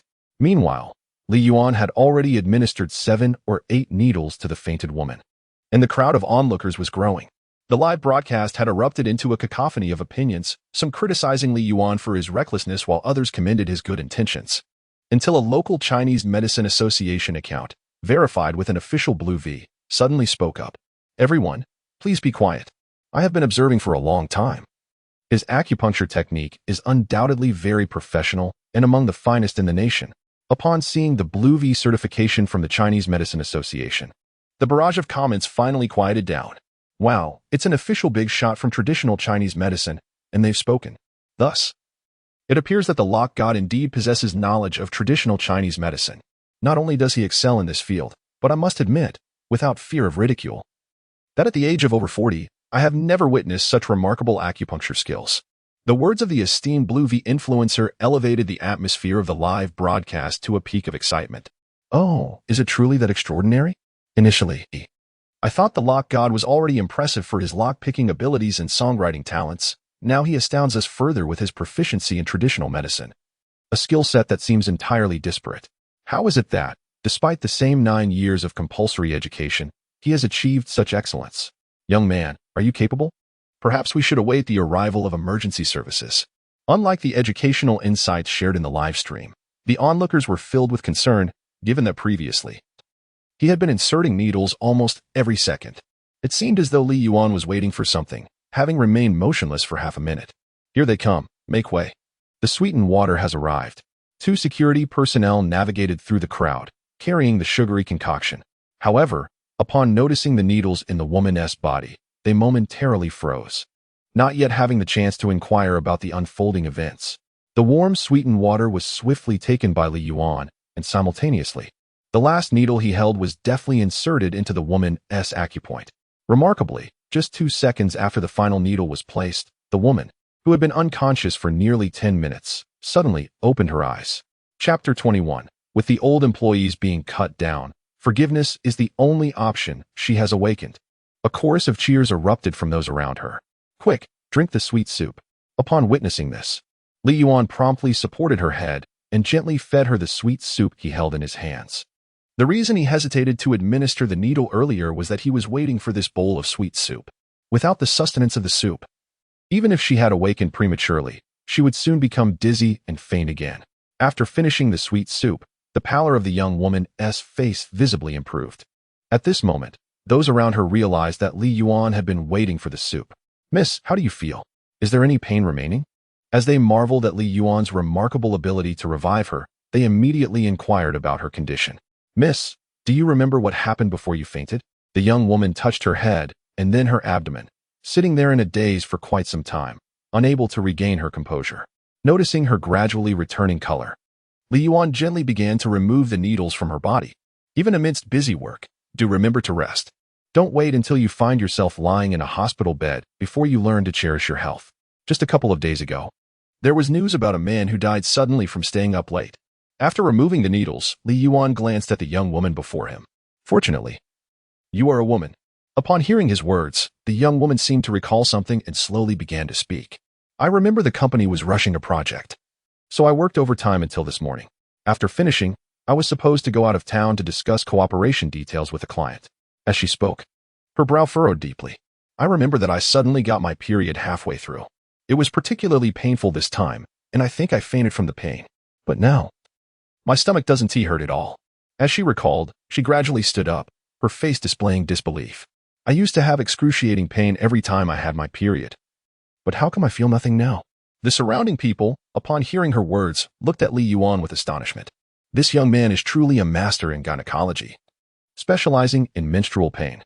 "What gynecological master? Auntie, didn't I mention that your glasses have brought you misfortune?"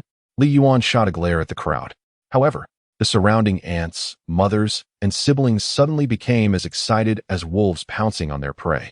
"Wait, brother. Hey. What do you mean by staring at me with such gleaming eyes? I only treat menstrual pain, not male ailments." Li Yuan was instantly surrounded by a throng of women. "Brother, I've suffered from menstrual pain for decades. I can hardly get out of bed every month when my period comes. Can you help me with a few needles as well? Help me first. I'm older, so I should be prioritized. But auntie, you're already in your 60s. You've long since gone through menopause." The chaotic scene that unfolded that night as he sold lingerie once again played vividly in his mind. In the midst of this disorder, Li Yuan felt overwhelmed, nearly losing his equipment amidst the throng of bodies. The live stream momentarily captured images that were rather inappropriate for younger audiences. "Oh dear, I feel as though I'm being jostled about among a crowd of ants."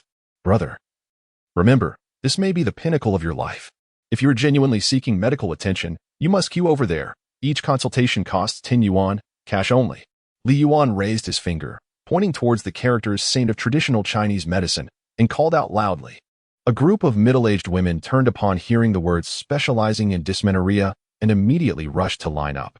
Observing the sudden formation of a queue comprising over 10 individuals, Li Yuan displayed a look of contentment.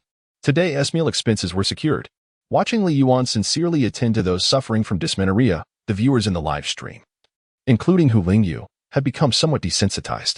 It turned out that his jesting was earnest, while we had mistakenly believed he was merely joking. "Brother, I heard that the prescriptions of traditional Chinese medicine are quite valuable. Aren't you afraid of revealing your secrets by sharing them with them?"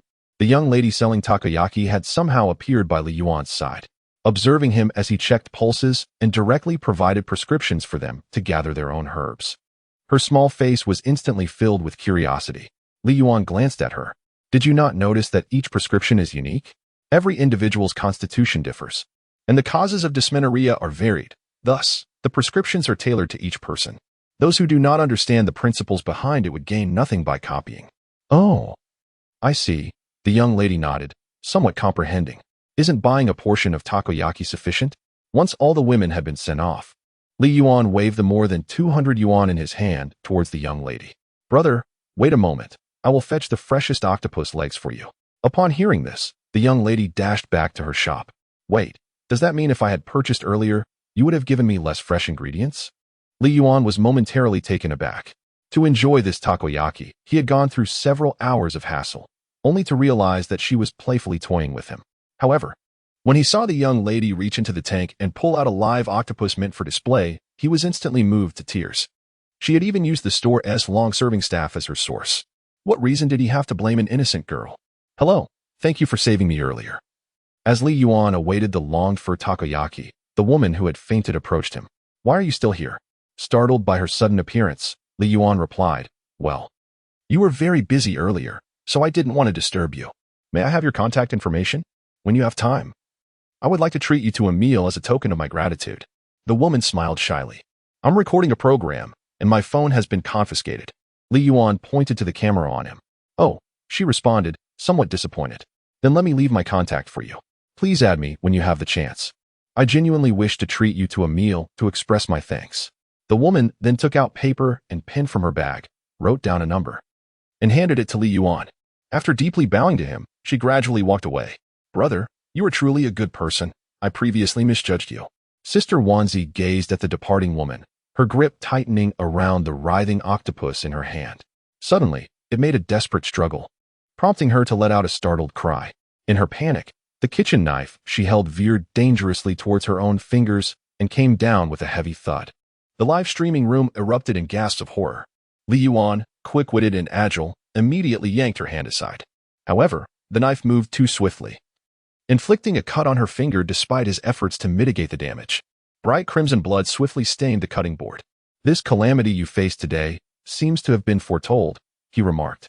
The viewers in the live stream and Sister Wanzi were still reeling from the shock when Li Yuan retrieved a band-aid from his pocket and handed it to her.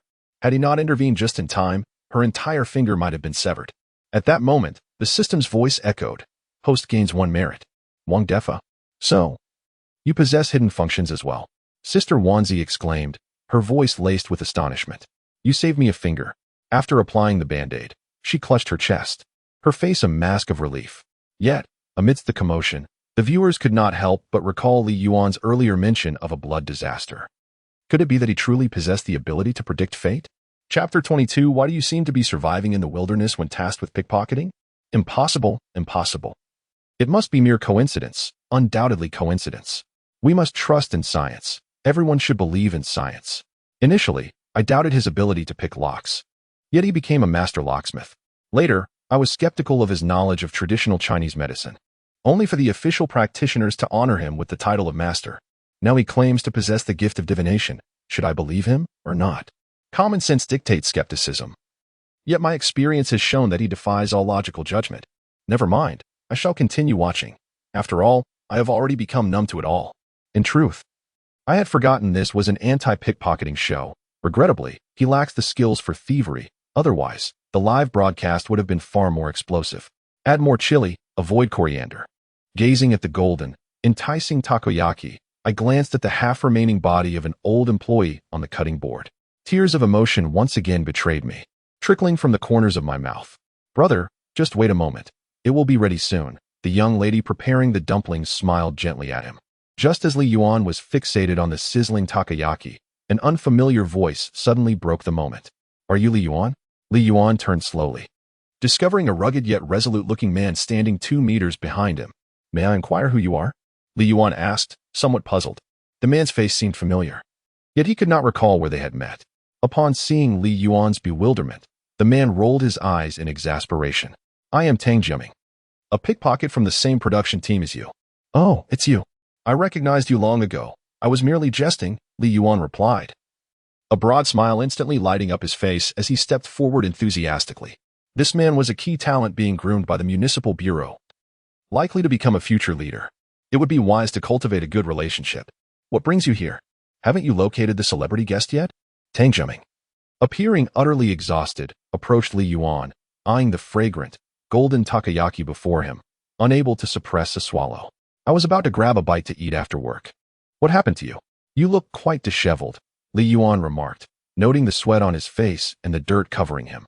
Li Yuan could not help but feel puzzled. This was supposed to be a legal education program, yet it resembled a survival reality show. Tang Jiaming, upon hearing this, wore an expression of deep frustration as he plopped down beside Li Yuan. Don't mention it. I had thought that my years of dealing with thieves had equipped me well enough to handle those celebrity guests. And then, Li Yuan conjectured what was coming next. At first, I encountered a guest who had never received training, and it went rather smoothly. Tang Jiaming continued, unable to resist casting a furtive glance at the golden, tempting takoyaki. Just as I had stolen a model phone and was about to secure my second prize, Wang Yujie suddenly appeared beside me. The techniques employed by that young man were astonishingly adept. Even I failed to discern how he executed the theft. In mere moments, he had relieved that celebrity guest of all their possessions, culminating in a deliberate pat on the guest's shoulder that nearly led to my own capture. Surely, it ought not to have been so humiliating. Li Yuan couldn't help but interject. You cannot fathom. It has happened repeatedly, until finally encountering a guest who was trained. Tang Jiaming bore a look of dismay, a stark contrast to his earlier spirited demeanor. Ultimately, with no disturbances, he managed to steal nothing at all and nearly got apprehended on the spot. Li Yuan regarded him with a grin. Tang Jiaming nodded in acknowledgement. There were several colleagues from the police force nearby. Had it not been for my years of frontline experience and physical fitness, I would never have escaped. Li Yuan studied his expression, fearing the impact of the setback was far more profound than he let on. This young man had always been regarded as a prime candidate for training within the police force, exuding an air of confidence. His participation in this program was not solely due to his skills in thievery, but rather to showcase him and, in turn, temper his arrogance. Brother, it's ready. At that moment, Sister Wanzi handed a generously filled bowl of octopus balls to Li Yuan. The enticing hue and delectable aroma were irresistible, causing Tang Jiaming's eyes to widen in astonishment. His throat involuntarily moved. Sister, could you please divide it into 2 portions? Li Yuan said, reaching into his pocket to fetch a stack of cash. However, Sister Wanzi refused any payment. Brother, I won't accept money. Later. Could you help me with a prescription? As she spoke, her cheeks flushed, leaving Tang Jiaming momentarily stunned. Goodness, where did this fellow acquire such wealth? And even a young lady offering him food? Here. Li Yuan handed the divided octopus balls to Tang Jiaming, who eagerly accepted them, practically shoving one into his mouth. The delightful flavor surpassed even the most exquisite delicacies. Tang Jiaming was so moved, he nearly shed tears. Take your time. I still have over 200. Enough for both of us to enjoy a meal today. Li Yuan observed his gluttonous pace, imagining the tumultuous morning he must have endured. I haven't eaten anything since last night, not a single dime in my pocket, and I've been pursued by several groups all morning, utterly exhausted. Brother, I'll make you another portion. Upon seeing this, Sister Wanzi immediately grabbed a knife and chopped up the remaining half of the old employee. Only the trained guests possess wealth. The others are desperately searching for it. Why do you appear so nonchalant, seemingly with plenty of money, and even receiving free food from a young lady? After gulping down half of the octopus balls, Tang Jiaming finally began to recover a bit. I earned it all through my hard work. The production team never stipulated that we must extract money from the guests, Li Yuan explained with a smile. Tang Jiaming paused, considering, and found the reasoning rather sound. I am about to continue my search for celebrity guests. Would you care to join me in forming a team? Tang Jiaming gradually rose to his feet. Why seek out guests when one possesses wealth? Why not stay and indulge in sumptuous delights until the end of the workday, simply collecting one's earnings? Li Yuan nonchalantly waved the 200 yuan in his hand, akin to a subtle incitement of will. But what about the points? Tang Jiaming hesitated, eyeing the substantial amount in Li Yuan's grasp. Everyone harbors a competitive spirit, especially someone of his stature within the police force. He had initially participated in the program with the ambition of securing the top position in points. Although reality had delivered a harsh blow, his indomitable spirit would not be easily extinguished, particularly not in front of the cameras, as surrendering to laziness was far from his usual demeanor. Brother, the second portion is ready, called out the delightful Maruko's sister to the 2. Li Yuan smiled as he accepted it. Tang Jiaming gazed at the enticing takoyaki, his stomach still grumbling, and then at the sweet, adorable smile of Maruko's sister. To hell with his unwavering ambition. As an elite of the police force, he could withstand anything except temptation. Here, Li Yuan cheerfully offered half of his portion. Tang Jiaming brushed off the dust from his hands, a blissful smile illuminating his face. This takoyaki is far more delectable than anything I've ever tasted before. It is truly exquisite. Of course, it is crafted using the freshest ingredients by seasoned staff. The two savored the most delicious takoyaki at a leisurely pace while observing the hurried passers-by. Brothers. Shen Momo has caught the attention of that magician and is heading this way, someone shouted from the live broadcast room. Chapter 23. No need for formalities, after all. You've already paid after a tiring morning. Tang Jiaming finally realized how intoxicating a life of indulgence could be. Sitting on the stool provided by Sister Wanzi, he savored the delicacies while nonchalantly crossing his legs, unable to suppress his reflections. "Isn't that right, my good brother?" he remarked, glancing back at Li Yuan. Li Yuan, inserting a meatball into his mouth, shook his head. "Ah, youth. One must strive while they are still young. Otherwise, how could one truly appreciate the sheer delight of indulgence? Indulging is a fleeting pleasure," he added, pausing to look at Tang Jiaming. Without hesitation, Tang Jiaming shot back. "Indulging forever is the true joy." He then suggested, "Let us buy some more skewers and grab a couple of ice creams." Li Yuan extended his hand, offering 5 10 yuan bills to Tang Jiaming. Upon seeing the money, Tang Jiaming's eyes sparkled with excitement. He eagerly dashed across the street to purchase more food, much to the chagrin of the live stream viewers who were left grinding their teeth in frustration. These two had transformed what was meant to be an enlightening legal education program into a culinary showcase. Officer Tang was utterly spineless, having devolved into a mere sidekick for this god of indulgence. Haha, you have no idea how miserable his morning has been. Those who had watched Tang Jiaming's live stream felt a wave of sympathy for his current ability to enjoy a meal.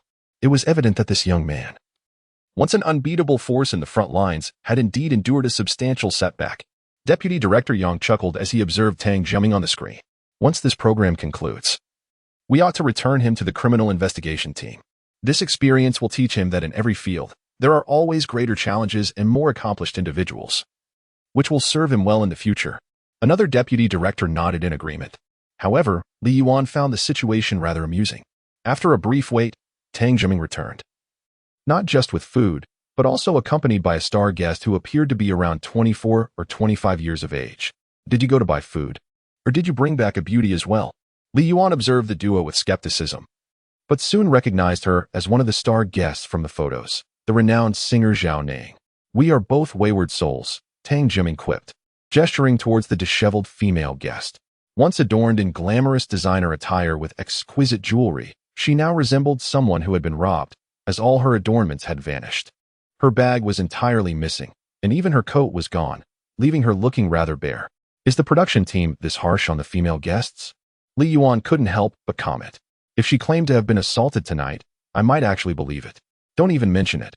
She has encountered several pickpockets," Tang Jiaming recounted, handing all the skewers he had to Li Yuan, especially that magician.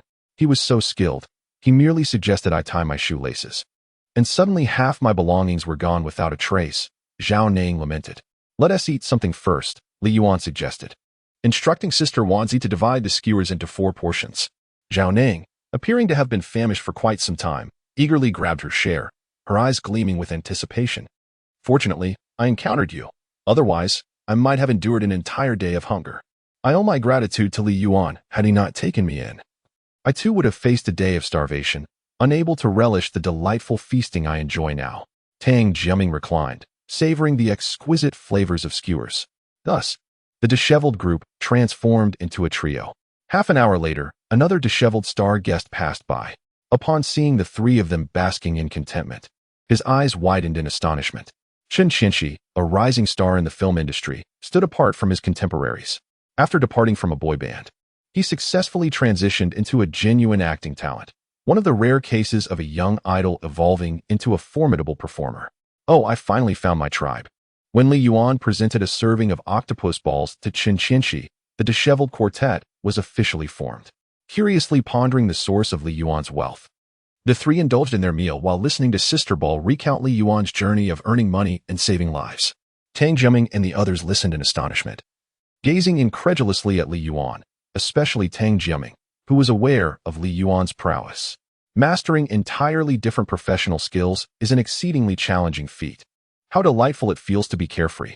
After satisfying their appetites, Chen Qianxi couldn't help but express, "Had I known I would have willingly been robbed sooner to join this crew.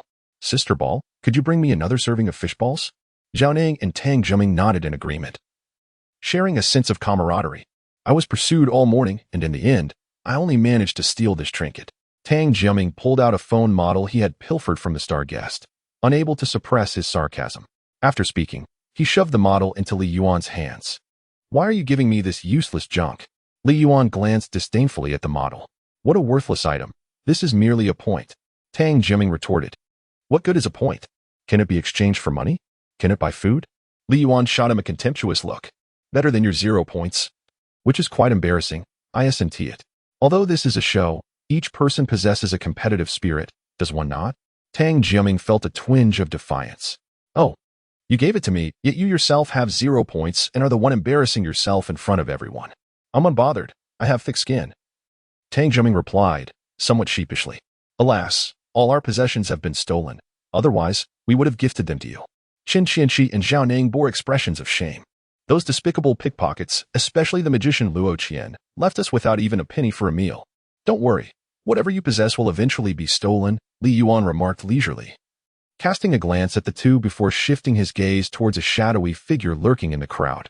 Noticing that Li Yuan had spotted him, the train station warrior Wang Yujie no longer concealed himself and boldly stepped forward. How did you four end up together?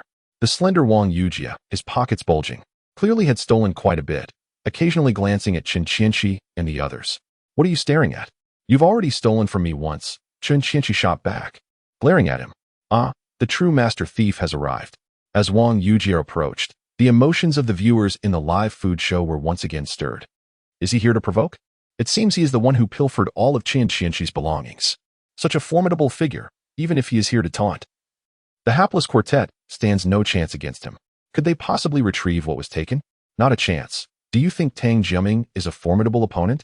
Indeed, if not for the patronage of the Lock God, Tang Jiming would be struggling to protect himself.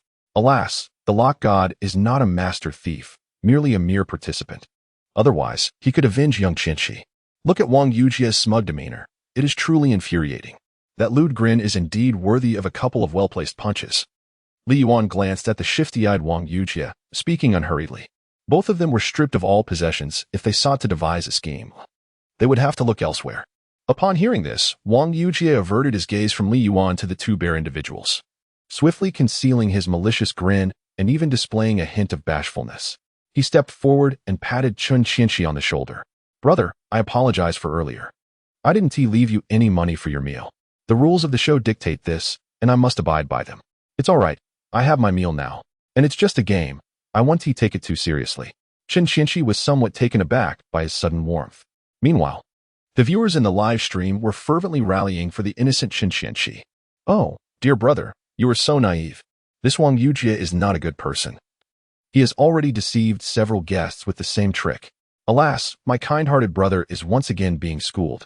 The camera, set at a visual angle, clearly captured Wang Yujie's swift hand reaching into Qin Qianqi's pocket, extracting a bill and concealing it in his palm. That's fine. I shall continue seeking other celebrity guests. Wang Yujie, like a triumphant hunter, cast a self-satisfied glance around before making his exit. However, Li Yuan narrowed his eyes. Wait a moment. How about a takoyaki ball before you leave? Li Yuan skewered a takoyaki ball and slowly approached Wang Yujie. Wang Yujie was momentarily taken aback, murmuring a thank you as he accepted it with one hand. Li Yuan, with a cheerful smile, initiated his own thievery. No need to be polite. You've already picked up the tab, so you can't eat for free.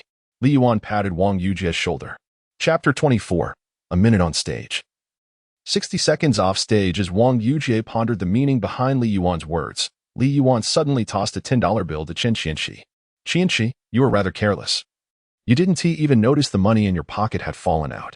Flustered, Qin Qianqi caught the money and exclaimed in surprise. Upon feeling his pocket, he realized that the $10 he had left after his shopping expedition had indeed vanished. Stop searching. The $10 you hold are the ones you lost. Li Yuan pointed at the bill he had just thrown. Before Qin Qianqi could fully register this unexpected turn of events, Wang Yujie felt a jolt of alarm. He quickly reached into his own pocket, intending merely to confirm that the $10 he had recently acquired were still there. To his shock, he discovered that his previously bulging pocket was now completely empty. Nothing remained. Stop searching. Everything is with me. As Li Yuan continued to pull various items from his pocket, models of phones, lipstick, cash, and more, everyone present could only stare in disbelief. The viewers in the live broadcast were equally astonished. How could he possibly have accumulated so many belongings? Could it be that the master thief had pilfered from Wang Yujie, the formidable guardian of the train station? Through the lens of the camera, all could see the incredulous expression on Wang Yujie's face as he stood frozen in place. No way. This is impossible. I refuse to believe it. Everyone must trust in science. The camera clearly captured nothing. Qinshi Xiaona, come and identify which items belong to you. Feel free to take them. Li Yuan gestured toward the pile of belongings that lay scattered on the ground. It took a moment for Qinshi and Xiaona to snap out of their astonishment. Is it really permissible? Qinshi asked hesitantly, casting a doubtful glance at Li Yuan. Li Yuan shrugged nonchalantly. The production team never stated that thieves could not steal from one another, nor did they prohibit the return of stolen items to the guests. After contemplating this reasoning, Qinshi's face lit up with delight as he moved to reclaim his tagged possessions. It was important to note that, to prevent celebrity guests from slacking off, the show mandated that any guest with fewer than a certain number of items on them would face punitive measures. Given the show's notorious strictness, such consequences were unlikely to be lenient. This is impossible. I was on guard and should have sensed something. At that moment, Wang Yujie retrieved a broken toothpick from his pocket, a habit he had cultivated over the years. Whenever someone stealthily reached into his pocket, the toothpick would prick his thigh, alerting him to the intrusion. Yet, just moments ago, he had felt nothing. In disbelief, Wang Yujie began to question his own perception. Li Yuan stepped closer and patted him on the shoulder. I don't care if you steal from others, but that $10 bill was mine. With that, Li Yuan's thieving prowess was once again unleashed. Seizing the opportunity, Wang Yujie attempted to pilfer from Li Yuan's open pocket. In a twist of fate, the master thief and Wang Yujie clashed directly. Wang Yujie was out for revenge, and the camera captured his bold move against Li Yuan. Wang Yujie is truly remarkable. Will the lock god face the same fate as Qinshi and others? If Wang Yujie succeeds in his theft, the two shall be tied. The atmosphere in the live broadcast room grew tense as everyone held their breath. Once they parted ways, Li Yuan's pockets were bulging with an assortment of items, while Wang Yujie could only clutch a few toothpicks. Such trivial skills dared to be showcased before the master. Li Yuan scoffed, discarding the items at the feet of Qinshi and his companions. My goodness, the lock god has been utterly defeated by the train station warrior. Observing Li Yuan as he resembled a robotic cat, continuously retrieving items from his pockets, while Wang Yujie stood dazedly with mere toothpicks in hand. The viewers felt that humanity could no longer stand in Li Yuan's way. Absurd, truly absurd. Idol, the lock god, is my idol. Who was it that claimed the lock god would never steal, insisting on believing in science? If 007 were to release a sequel, the lock god could effortlessly play himself. Brother, how on earth did you accomplish this? Need it be said? It is undoubtedly the result of relentless practice, as the saying goes. 1 minute on stage requires 60 minutes of preparation off stage, and a decade to hone a sword, or 5 years for half a sword. Qinshi and his companions gazed in astonishment at the various props from the production team scattered around them. Tang Jiaming was rendered speechless, fully aware of Wang Yujie's prowess. Yet, to witness such an impressive Wang Yujie utterly incapable of countering Li Yuan was beyond their imagination. Previously, they had never considered that their lackadaisical leader would not merely slack off when not in action. When he did take action, it was the epitome of mastery in this domain. Meanwhile, Wang Yujie was left questioning his very existence, particularly struck by the phrase mere trivial skills. It felt like a stab to the heart, as that was a technique he had proudly honed as the train station warrior for decades. At this moment, his worldview was crumbling. Wang Yujie, looking at Li Yuan as if he were a ghost, took one last glance before fleeing without a trace. Brother, from this moment forward, you are my idol, my true elder brother. Qinshi, gazing at the belongings he nearly lost, looked at Li Yuan with utter admiration. And me, brother. From this moment on, you are also my elder brother. Zhao Ning expressed her complete respect, while Tang Jiaming was in awe of Li Yuan, bowing down in admiration. He understood the pickpocketing profession better than Qinshi and was even more astounded by Li Yuan's astonishing display of skill. Brother Yuan, throughout my life, I've never truly respected anyone. I wasn't even fazed after being chased all morning, but now I genuinely respect you. In that moment, Li Yuan garnered 4 devoted admirers from diverse fields. With a wave of his hand, He returned the money he had taken from Wang Yujie to Chen Qianqi and restored the belongings to their rightful owners. At last, they could avoid the production team's penalties. Zhao Ning immediately expressed her relief, and Chen Qianqi wore a look of gratitude. With newfound funds, Qianqi could once again buy some food, as the 200 they had earned earlier had long been spent. All right then, brother. Chen Qianqi eagerly took the money and dashed across the way. The 4 members of the laid-back squad began to indulge in their meal while engaging in boastful banter. Li Yuan listened intently as Tang Zheming and the others recounted amusing anecdotes from their past experiences within the circle. Yuan Gu, he remarked. With such expertise in fields that ordinary individuals seldom encounter, lock-picking, songwriting, traditional Chinese medicine, and even thievery, your past must be extraordinarily fascinating. Chen Qianqi gazed at Li Yuan with admiration, eagerly anticipating tales of extraordinary exploits, revelations that would leave them astonished, and insights into how he mastered such seemingly unrelated skills. Tang Zheming, Zhao Ning, and the audience in the live stream shared their palpable excitement. In their eyes, Li Yuan had nearly ascended to the status of a legendary figure among common folks. Surely, his past must have been a tumultuous journey, rife with mystery and intrigue. Upon meeting the trio's expectant gazes, Li Yuan felt a flush of embarrassment wash over him, grappling with a sense of shame. Did he really have to admit that over the past decade, aside from living off others and dating beautiful ex-girlfriends, he had achieved little? They would hardly believe him. Li Yuan stretched lazily. If I were to claim that I am not one of your kind, would you believe it? The others exchanged glances and shook their heads in unison. See, it's not that I lack honesty, it's that you are unwilling to believe. A hint of mystery danced across Li Yuan's face as he gestured towards Sister Wanzi. Come here, Sister Wanzi. Allow me to take your pulse and prescribe a remedy for you. Chapter 25. What is the relationship between the star's ex-girlfriend and him? Without a moment's hesitation, the delicate and fair-skinned Maruko sister extended her slender hand gracefully before Li Yuan. The sight of her delicate arm left the viewers in the live stream utterly entranced. Ah, such a beautiful hand. If I could hold it, I would willingly sacrifice my own hand rather than let go. The viewers in the chat shed tears of envy. Li Yuan gradually took hold of Maruko's sister's hand and began to pulse-check her with utmost seriousness. Brother Yuan, let's go buy some snacks, urged Chen Qianqi and Tang Zheming, their cravings compelling them toward the skewer's shop across the street.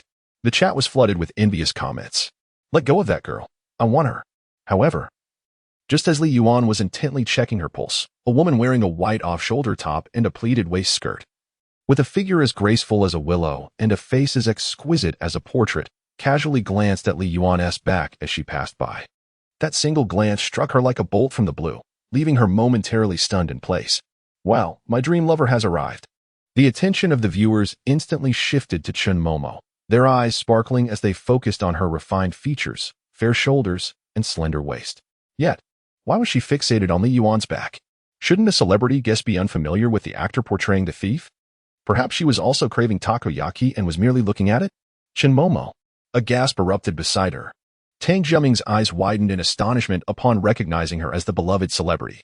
The heap of food in his arms nearly slipped from his grasp. May I ask who you are? Chen Momo, regaining her composure, turned her astonished and puzzled gaze toward Tang Zheming. I'm Tang Zheming, and that is Li Yuan, along with Chen Qianqi and Zhao Ning. We are all from the same show as you. I'm your fan, he exclaimed, his eyes gleaming as he pointed to Li Yuan and Zhao Ning, along with Chen Qianqi behind them. Oh, I see. While Chen Momo was acquainted with Chen Qianqi and Zhao Ning, their relationship was not particularly close, and she exchanged polite greetings with them. Upon hearing Tang Zheming refer to that person as Li Yuan, her expression dimmed momentarily. Indeed, it was merely a resemblance from behind. He had been missing for years. How could he possibly be here? Li Yuan, turn around. The beloved celebrity Chen Momo is right behind you. Tang Zheming suddenly shouted toward Li Yuan. The live stream was once again flooded with envious comments. How fortunate is Brother Yuan to have such close proximity to the beloved celebrity Chen Momo. I envy him so much. Perhaps they might even converse. How blissful that would be. Yet, at that moment, Li Yuan dared not turn around. He was fervently praying for Chen Momo to leave swiftly. However, the excited Tang Zheming assumed Li Yuan hadn't heard him and shouted even louder, Li Yuan, come quickly. Turn around. It's the beloved celebrity Chen Momo.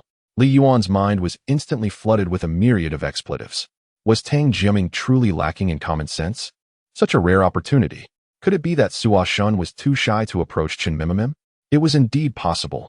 If it were me, I too might find myself so overwhelmed with excitement that I could hardly move. The viewers in the live stream began to chatter animatedly.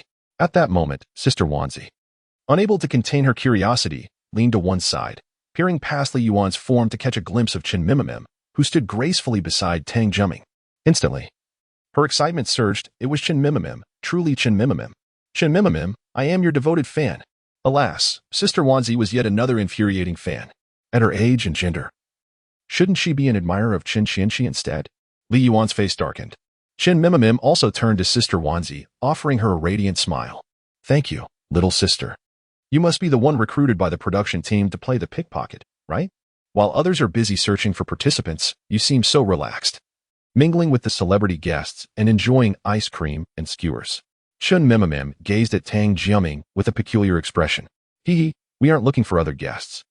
We are here to enjoy ourselves until the show concludes. Tang Jiaming chuckled sheepishly. Chen Mimimim appeared taken aback, realizing that this show could indeed be approached with such a carefree attitude. Her expression froze for a moment. Aren't you afraid that by revealing your identities in front of me, I might have the special police behind me apprehend you? Chen Mimimim pointed towards two special police officers not far behind. Hee, I've had my fill. They cannot catch up to me. Tang Jiaming responded confidently. Chen Mimimim rolled her eyes in response. Very well, I shan't apprehend you. I must take my leave now. It seems someone is following me. She waved at Tang Jiaming. Li Yuan sighed in relief at that instant. Little did he know, Tang Jiaming, the foolish ally, shouted towards Li Yuan, Chen Mimimim is about to leave. Are you really not going to take a glance? After this, there may not be another chance for such close contact with the national sweetheart. Li Yuan grumbled, I. Upon hearing this, Sister Wanzi immediately turned to Chen Mimimim and weakly called out, Sister Mimimim, may I take a photo with you? Chen Mimimim halted her steps and replied with a smile, of course. Li Yuan exclaimed, you two are truly my wonderful teammates. Huh, brother, what did you say? Sister Wanzi looked at Li Yuan, puzzled by his gritted teeth demeanor. Meanwhile, Chen Mimimim approached Sister Wanzi, her gaze fixed on the oddly behaving Li Yuan. Noticing Li Yuan's hand resting on Sister Wanzi's wrist, she furrowed her brow slightly. I need to use the restroom. Sensing the pressure from behind, Li Yuan took off without a second thought. This action only deepened Chen Mimimim's suspicions. Wait a moment. I feel your silhouette resembles that of a friend of mine. Could you turn around? Upon hearing this, Li Yuan quickened his pace. If you were a man, you would turn around. Even if you run now, I can still find you through the production team. Chen Mamamo's voice suddenly trembled. Upon hearing this, Li Yuan immediately halted his steps. There was no escape. It was utterly futile. What act were these two performing? The puzzled gazes of Sister Wan and Tang Jiaming darted back and forth between the two. The audience in the live stream was equally bewildered. It's been a long time, Chen Mamamo, Li Yuan said with an awkward smile as he turned to face her. The sight of Li Yuan's face, both familiar yet strangely foreign, rendered Chen Mamamo's mind completely blank. Long time no see. Did they know each other before? Someone in the live stream speculated. Perhaps they merely exchanged pleasantries. I've also had fleeting encounters with celebrities. At this moment, Chen Mamamo pointed at Li Yuan, tears streaming down her face. You. Tang Jiaming and Sister Wan were taken aback by the scene. Goodness, could this lad have a grudge against Chen Mamamo? Tang Jiaming found himself torn between loyalty to his good brother and his admiration for his goddess. If a conflict were to arise, whom should he support? This certainly did not resemble a mere acquaintance. The audience was equally astonished. They had never witnessed Chen Mamamo lose control of her emotions like this on the show. After such a long absence, should I call you Jay Cho or Li Yuan now? Chen Mamamo's voice choked with emotion. A name is merely a label. You may call me whatever you wish, even cat or dog, Li Yuan replied with a forced smile, feeling as though his toes were about to dig into the ground beneath him. The pseudonym he had adopted for convenience had now backfired, striking him like a stone he had lifted himself. Okay. Chen Mamamo wiped away her tears, repeatedly uttering these three affirmations. The bewildered crowd was left in a state of cognitive dissonance. What on earth is happening? What is wrong with Chen Mamamo? Who is Jay Cho? Did the Lock God used to go by that name? Goodness, did the Lock God ever do anything excessive to Chen Mamamo? The live stream erupted into chaos, with viewer numbers skyrocketing. Xiao, what has happened to you again? In the municipal office, Han Xiao suddenly slammed her hands on the table and stood up abruptly. Chapter 26. You actually abandoned the national sweetheart. And I believe in love again. The surrounding individuals immediately approached with concern. It's nothing. I just got a bit excited seeing a familiar face on the promotional program, replied Han Xiaoxiao, gritting her teeth as she slowly took a seat. The mere mention of Jay Cho had caused her already suspicious heart to shatter, unleashing a torrent of fury akin to a volcanic eruption. I was watching the program too. Xiaoxiao, is the familiar face you mentioned that national sweetheart, Chen Momo? Inquired a female colleague, leaning in with curiosity. Han Xiaoxiao managed a strained smile and nodded, sort of. Could you perhaps get me an autograph? I'm a fan of her beauty, exclaimed the colleague, her excitement palpable. The other male colleagues perked up at the mention. Xiaoxiao, could you get one for me as well? I'm a fan of Chen Momo too. She is not only stunning, but has a wonderful personality and excellent cooking skills. She's the ideal girlfriend. Observing her colleagues extolling Chen Momo, Han Xiaoxiao took a few deep breaths to regain her composure and resumed watching the program on her phone. Do you two want to grab a bite and chat? Tang Jiaming suggested, noticing Li Yuan and Chen Momo standing rigidly like two telephone poles, attempting to break the awkward silence. Chen Qianqi and Zhao Ning stared wide-eyed at the two. They recognized Chen Momo. Despite being dubbed the national sweetheart, she exuded youthful vigor on camera. In reality, she was quite reserved and even somewhat melancholic. Rarely did she engage in more than 3 sentences with any man, let alone lose her composure as she was now. Come over. I promise I won't harm you. Chen Momo inhaled deeply. Li Yuan observed her fluctuating favorability rating, which had stabilized at 70 after a tumultuous struggle. He felt a wave of surprise wash over him, followed by a slight sense of relief. At this favorability level, she likely wouldn't pose a threat to him. Seeing no immediate danger, Li Yuan boldly took a few steps closer. So, Li Yuan, right? It's been 4 years, 3 months, and 21 days since we last parted ways. Quite a while, indeed, Chen Momo said, her tear-streaked face attempting to muster a smile. Ah well, it's good to see you, Chen Momo. After such a long time, you've become quite the star in Chengdu. You truly have a keen sense of time, Li Yuan said, stopping half a meter away from her. But the next moment, Chen Momo's smile faded. You call me Chen Momo? Her tone suddenly turned icy, causing Li Yuan to freeze for a moment, his heart racing with alarm. Oh no, could it be? Is Chen Momo merely a stage name? What if her real name isn't even Chen Momo? Heaven above, earth below. I can't possibly use my daughter's name again. I was planning to name our daughter Chen Momo. As Li Yuan's mind raced, desperately searching for a more plausible excuse, Chen Mimim's gaze suddenly shifted, casting a complex look at Li Yuan. She then glanced at the little sister, Wanzi. Li Yuan, taken aback by the change in her expression, pondered the meaning behind her slightly resentful eyes. Shouldn't she have erupted in anger upon miscalling her name? In the past, while gazing at the stars and the moon, she referred to me as Xiao Mimim. Now, with the new generation surpassing the old, she calls me Chen Mimim. In an instant, a multitude of mobile phones and tablets fell to the ground simultaneously. Tang Jiaming, Wan Zi, Chen Qianqi, Zhao Ning, Hu Lingyu, and all the viewers of the live broadcast were, without exception, left utterly astonished, rendered momentarily stone-faced. Chen Mimim, Xiao Mimim. Newcomers and old-timers. At that moment, it felt as if the sky had collapsed in the entire live broadcast room. No girl remains forever 18. But there will always be girls who are 18. Indeed, men seem to prefer those youthful maidens. Chen Mimim turned her gaze towards Wanzi, speaking as if to herself. This startled Wanzi, still in shock. Though she didn't comprehend the nature of the relationship between Li Yuan and Chen Mimim, she hurriedly waved her hands towards Chen Mimim, attempting to explain. No, it's not like that. I just met Yuan Gu today. We have nothing going on. Please don't misunderstand, Sister Mimim. It was impossible to look directly. The Lock God and Chen Mimim truly shared a past that was best left unspoken.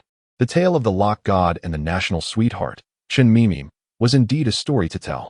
It was over. My youth had reached its end. I couldn't bear to watch this live stream for even a second longer. Just moments ago, disbelief filled the broadcast room. Tang Jiaming, a devoted fan of Chen Mimim, gazed at Li Yuan with envy. He initially thought that Yuan Gu was impressive in his professional endeavors, but to his astonishment, it seemed he was even more remarkable in matters of the heart. Yuan Gu truly was still Yuan Gu. However, Chen Mimim's words had already conveyed a clear message. At that moment, Chen Qianqi's mind rebooted. Sister Mimim, why don't you come sit down and talk? Yuan Gu and Wanzi really have nothing between them. We just met in the show.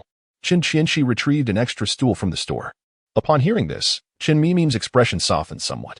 Once seated face-to-face with Li Yuan, the previously trembling Chen Mimim regained her tranquil demeanor, reminiscent of the national sweetheart.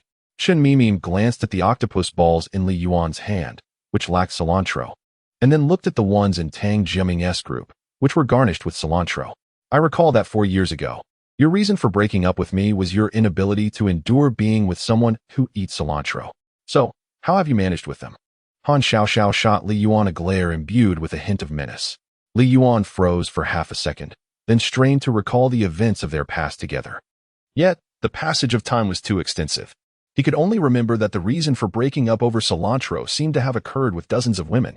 Moreover, he had experienced too many similar events with different women. Many memories and characters blurred together. It was a challenge to clearly distinguish who was who.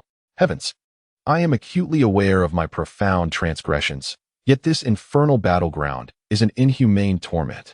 Observing Li Yuan's persistent silence, Chun Qianqi and the others refrained from inquiring about the events that transpired between the two. Tang Jiaming glanced at the cilantro and then at Li Yuan, silently giving him a thumbs up.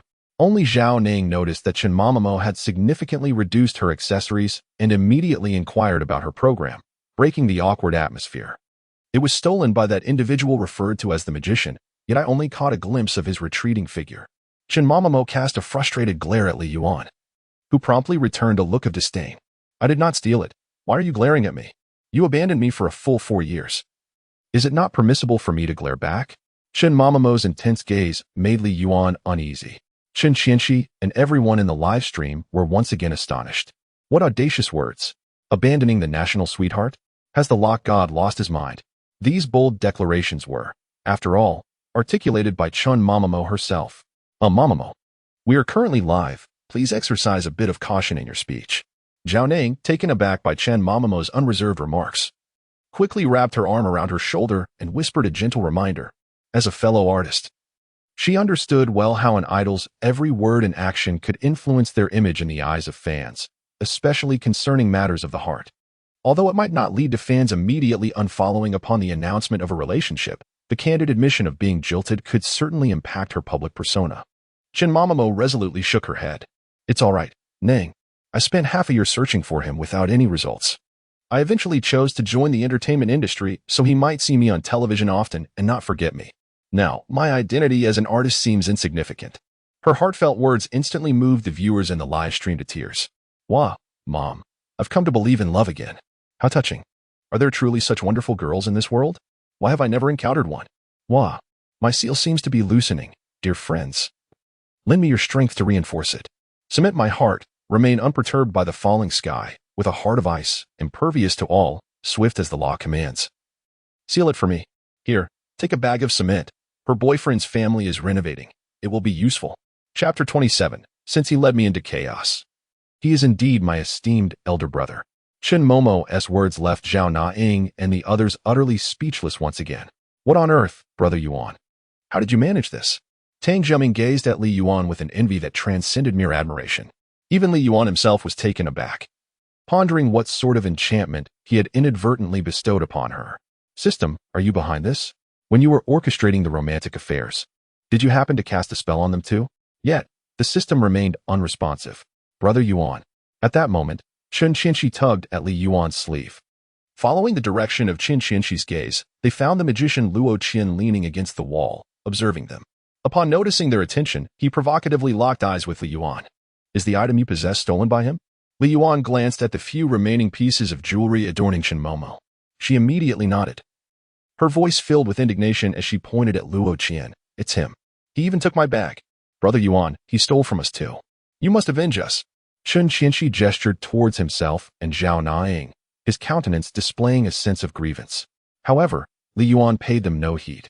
After casting a reassuring glance at Chen Momo, he strode directly towards Luo Qian. What are you planning? Chen Momo's expression reflected her confusion.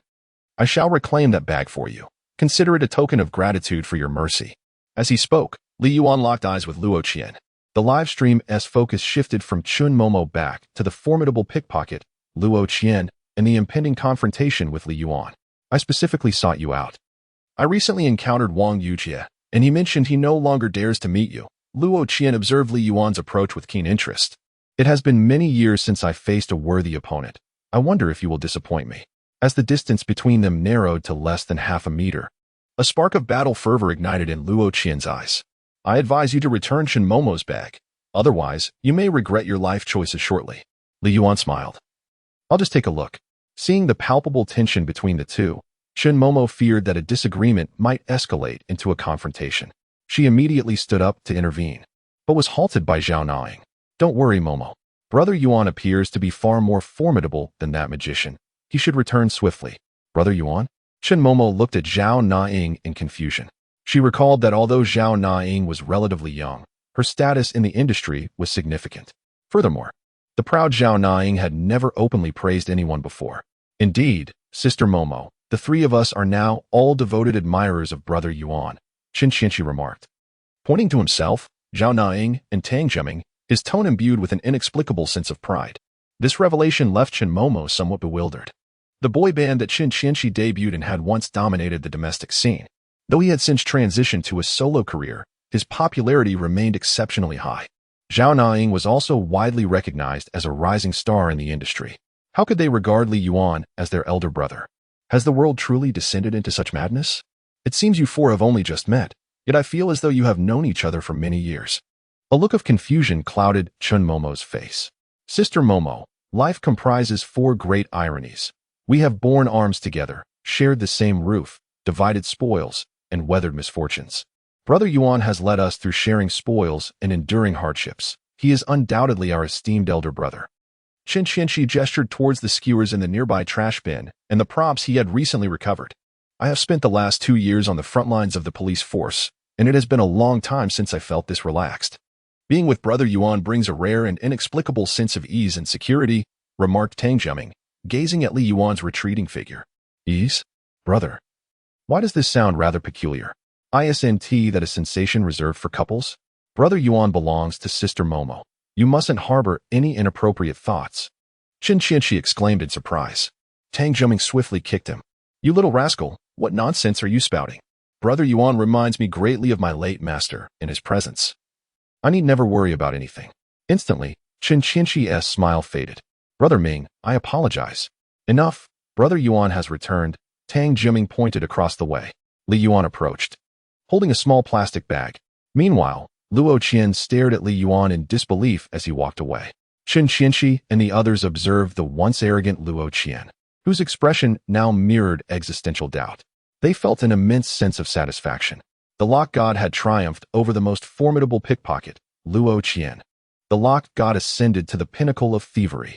The live stream erupted with jubilance, seemingly forgetting Chen Momo's earlier predicament. The internet does not believe in memory. I feel we can no longer refer to the lock god as simply the lock god. A comment suddenly flashed across the screen. What else could we call him? Someone questioned in confusion. You fool, the lock god wasn't always known by that name. It was bestowed upon him due to his exceptional unlocking skills. But now, look, beyond unlocking. He excels at thievery, possesses knowledge of traditional medicine, writes songs brilliantly, and as for fortune-telling, it remains uncertain whether that is mere coincidence. The lock god is proficient in 4 distinct crafts. I propose we call him Yuan God, as Yuan signifies his extensive and profound pursuits. Yuan God sounds rather fitting. Li Yuan inexplicably acquired yet another title. What do you think, Sister Momo? I told you Brother Yuan would return soon. Qin Qianqi beamed with uncontainable pride. Brother Yuan, you're amazing, he called out loudly. Upon hearing this, Luo Qian turned on his heel and departed. Only Chen Momo stared incredulously at Li Yuan, puzzled as to how she had no recollection of his remarkable skills. Can you identify which of these items belong to you? Li Yuan extended the plastic bag towards Chen Momo. Oh, she replied, accepting the bag with a dazed expression. Your handbag was hidden away by Luo Qian. He has gone to retrieve it and will return shortly, Li Yuan added.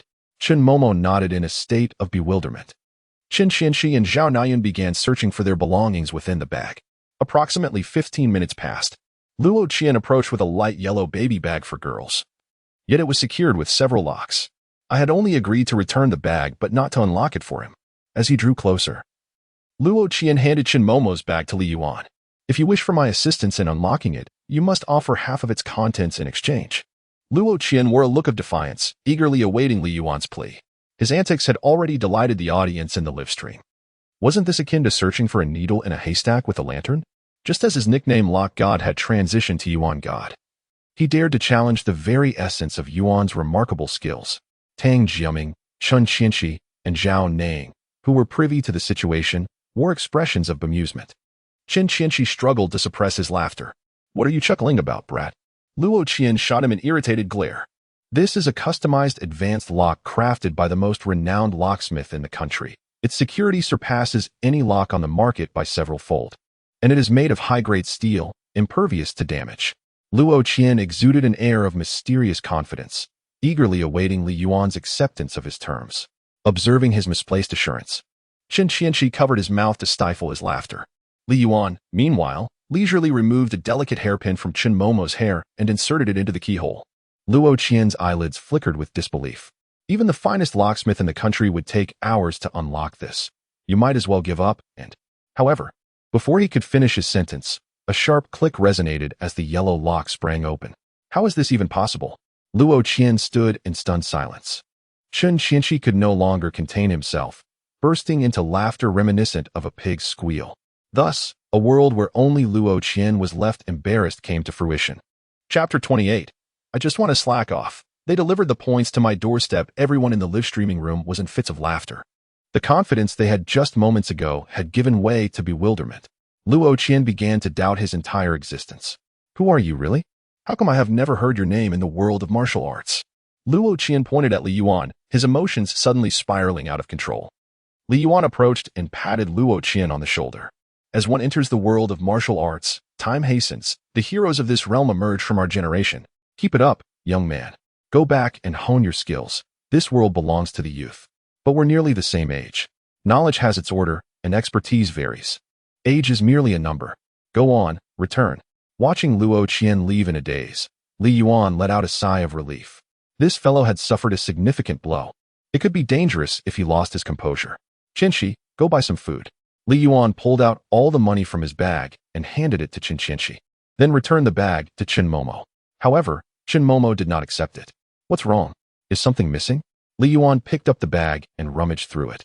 Qin Momo, on the other hand, removed all her jewelry and other belongings, placing them into the bag. Aren't you pickpockets supposed to earn points? Here you go. Qin Momo glanced at the time as she spoke. Li Yuan still returned the bag to her. As long as I have money.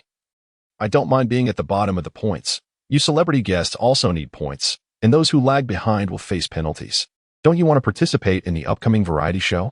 Only the pickpockets with the highest points can join directly. A strange expression crossed Qin Momo's face. I'm not participating. I need to earn money to pay my rent. Li Yuan waved his hand dismissively. Are you here for the money? Qin Momo looked even more puzzled. What else would it be? I only have 5 yuan in my pocket. But that variety show offers the highest appearance fees in the country. After a moment of silence, Qin Momo replied. They pay between 1 million to 5 million per episode depending on the difficulty. Qianxi, I see you don't need that many points, right? 2 hours later, the program officially concluded. The guests gathered as agreed outside the train station square. Apart from the slack-off quartet and Qin Momo, almost everyone else wore expressions of exhaustion. Many guests were clutching their growling stomachs, nearly crawling over. Li Yuan couldn't help but exclaim again. The life of entertainers in this world is truly arduous. The variety show had finally not devolved into a mere friendly and loving program. Why do you all look so spirited? The weary guests were astonished to see the slack-off quartet and Qin Momo brimming with energy. Because we have a great big brother who slacks off.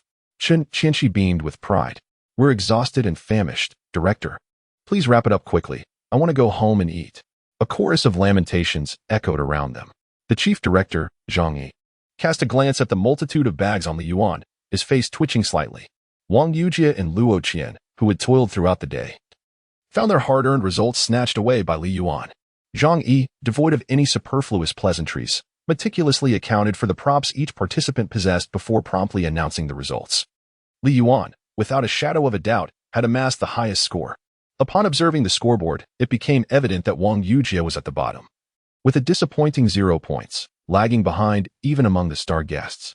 Luo Qian fared slightly better, managing to secure a spot within the top 20. This cunning fellow likely had hidden a few props. Witnessing Li Yuan's overwhelming lead in points left most participants bewildered. It seemed as though they had never encountered him before. All their points had been pilfered by Luo Qian, yet how was it possible that Li Yuan's score was so meager? Many of the star guests expressed that they had never laid eyes on Li Yuan. How had he inexplicably claimed the first position? Surely, there could be no underhanded dealings. Such things had not marred variety shows for years, unless the production team had given up on maintaining their reputation. Brother Luo, I recall your scores being significantly higher than this. Brother Wang, we have faced off before. How could your score be 0? Were you both robbed by Li Yuan? Why not inform the director? The only one oblivious to the situation, the pickpocket Qin Yifeng, looked on in shock, his gaze shifting between the three. As Wang Yujie and Luo Qian listened to the whispers around them, their faces flushed with embarrassment. They longed to escape this heart-wrenching place that had dealt a severe blow to their careers. Fortunately, after announcing the rankings, the director declared the end of the segment. The two, feeling like they were sitting on needles, chose not to board the production team's vehicle and left without a backward glance, leaving Qin Yifeng utterly perplexed. Wondering how to learn from their techniques by watching the live stream replay. Li Yuan, where do you reside? After exchanging contact information with Chun Qianxi and others, Qin silently pulled Li Yuan toward the parking lot. I'll drive myself. Let us just stop by your place. I'm currently staying at someone else's home. That might not be appropriate. Li Yuan suddenly thought of Han Xiaoxiao, and a shiver ran down his spine at the thought of their previous encounter. Are you sharing a place with someone else? No worries. I'll bring something for your roommate. I'll just stop by briefly. I won't disturb anyone. Qin tightly grasped Li Yuan's arm, fearing he might vanish again as he had in the past. Cold sweat began to bead on Li Yuan's forehead, and he turned, casting a pleading look toward Tang Zhiming and the others, only to be met with their sincere expressions of goodwill.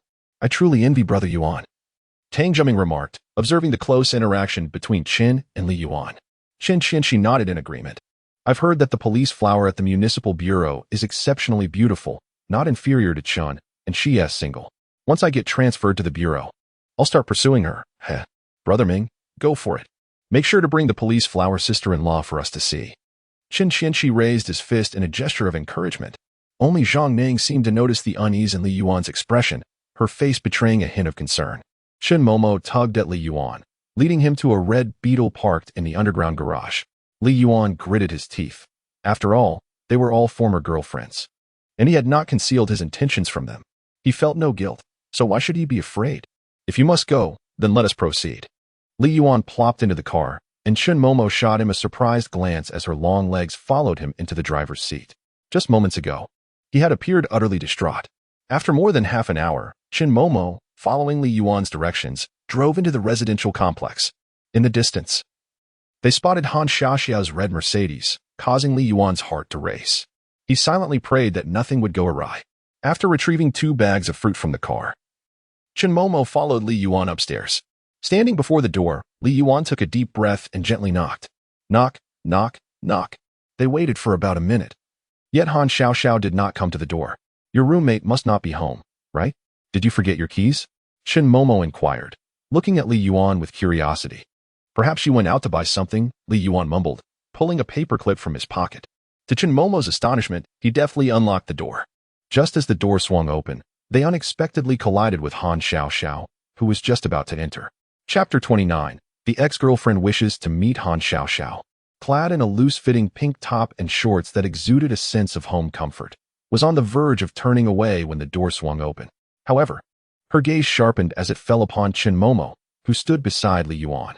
In that instant, both women froze in place, as if the air around them shimmered with 1,000 blades. With merely a glance, they immediately recognized each other as rivals. Han Xiaoxiao and Qin Momo. Li Yuan, caught between the two, gestured toward them as if to introduce them. Hello, Qin Momo.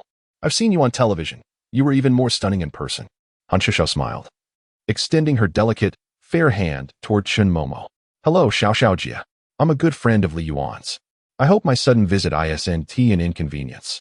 Qin Momo responded with an enchanting smile, her eyes scanning the room swiftly. Shall we step inside to talk? Li Yuan inquired, glancing at Han Xiaoxiao. This is your home. So why are you asking me? Han Xiaoxiao shot Li Yuan a glance before warmly pulling Qin Momo's hand and leading her inside. Yet, her words, laced with subtle intentions, caused an unnoticeable tension to ripple through Qin Momo.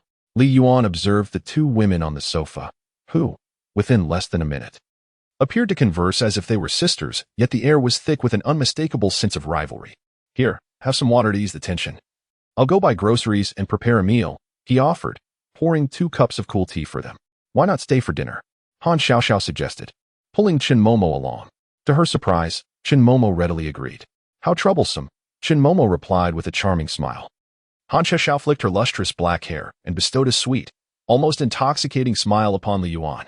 My spare change is in the second drawer of the bedroom cabinet. Li Yuan nodded and entered Han Xiaoxiao's bedroom, which was impeccably tidy and adorned in soft shades of pink, emanating a distinctly feminine fragrance. Upon noticing several cabinets of varying sizes, he instinctively called out, "Where is the money?"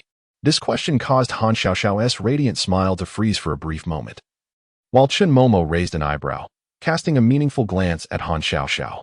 Indeed, they did not share living quarters. The small pink cabinet by the bedside, accompanied by handcuffs, added an ominous tone to Han Xiaoxiao's words, sending a chill down Li Yuan's spine. He had intended to inquire about Chen Momo's culinary preferences, but, taking the money, he decided to hastily exit this contentious domain. Once outside, he strolled leisurely toward the market. Upon returning with groceries, he unexpectedly received a call from Hu Lingyu. "Teacher Li, have you considered creating a social media account? The online community is quite enthusiastic, and the production team has received thousands of similar messages." However, without a moment's hesitation, Li Yuan dismissed the suggestion. What a joke. Do they think their little schemes can escape my scrutiny? Many artists have gradually transitioned into their roles after gaining fame through social media accounts. He is not keen on becoming a contracted artist, as it entails a loss of freedom. Furthermore, the fans and production teams in this world can be quite ruthless towards artists. He simply desires to take it easy while accumulating wealth. Teacher Li, medicines say that as long as you register an account and go live, they will fervently shower you with gifts. Hu Lingyu's voice, laced with commercial temptation, reached Li Yuan's ears through the phone. Upon hearing about money, Li Yuan's spirits immediately lifted. Well, the money isn't the main concern. I primarily enjoy documenting the beauty of life. Does that mean you agree? I will register once I return home. Great. Once you have registered, send me your account details, and I will assist you in applying for the Blue V certification, Hu Lingyu exclaimed excitedly. After hanging up, Li Yuan had already stepped outside his room. Through the door, he could occasionally hear the sounds of laughter emanating from within. Only he knew that behind the cheerful voices lay a hidden rivalry between two women. As soon as Li Yuan entered the room, the laughter abruptly ceased, and both women turned their gazes towards him. "Continue. I'm merely passing through," he said, swiftly darting into the kitchen. "I'll go help him. I remember he used to be quite clumsy and couldn't even boil noodles properly," Chen Momo remarked as she began to rise. However, she was swiftly pushed back down by Han Xiaoxiao. "Let him be. You may not know, but he is not the same Li Yuan as before. He cooks even better than a hotel chef." "All right then," Chen Momo replied, casting a resigned glance at Han Xiaoxiao. "I never allowed him to cook before. I would just learn to make whatever he liked." Hearing this, Han Xiaoxiao paused for a moment, then smiled slightly. "He loves cooking now. He prepares meals for me every day after work." From the kitchen, Li Yuan could clearly hear the playful banter between the two women, and he could not help but sigh in appreciation for the good fortune he had reaped. Fortunately, he had not spread himself too thin with multiple romantic entanglements. Otherwise, the knife in his hand might have turned into a weapon, and the kitchen could have transformed into a crime scene. Once Li Yuan swiftly completed the meal, the three gathered at the dining table. However, as he turned to grab a pair of chopsticks, by the time he looked back, his bowl was completely obscured by vegetables. Meanwhile, Han Xiaoxiao and Chen Momo were still competing as if vying for the last morsel, continuously adding more food to his bowl. He needs to eat more meat to replenish his strength. I remember his favorite is potatoes. No, he clearly adores leeks. As they each took turns adding food to his bowl, it soon teetered precariously, resembling a small mountain. Li Yuan, holding his chopsticks, gazed at the towering pile of vegetables, feeling utterly at a loss. Such a surreal scene was something he had only ever expected to witness on television, yet here it was, proving that art indeed springs from life. In that moment, Li Yuan was uncertain whether to laugh or cry. After the meal, Chen Momo and Han Xiaoxiao bid farewell to one another. Li Yuan escorted Chen Momo down the stairs. Along the way, Chen Momo walked slowly, her expression perpetually inscrutable. Li Yuan followed closely behind. Just as they reached the bottom, Chen Momo suddenly turned to gaze intently at Li Yuan. As he felt a shiver under her penetrating stare, she spoke softly, "If you find yourself in need of money, would you consider working at our company? Relying on others can be quite uncomfortable.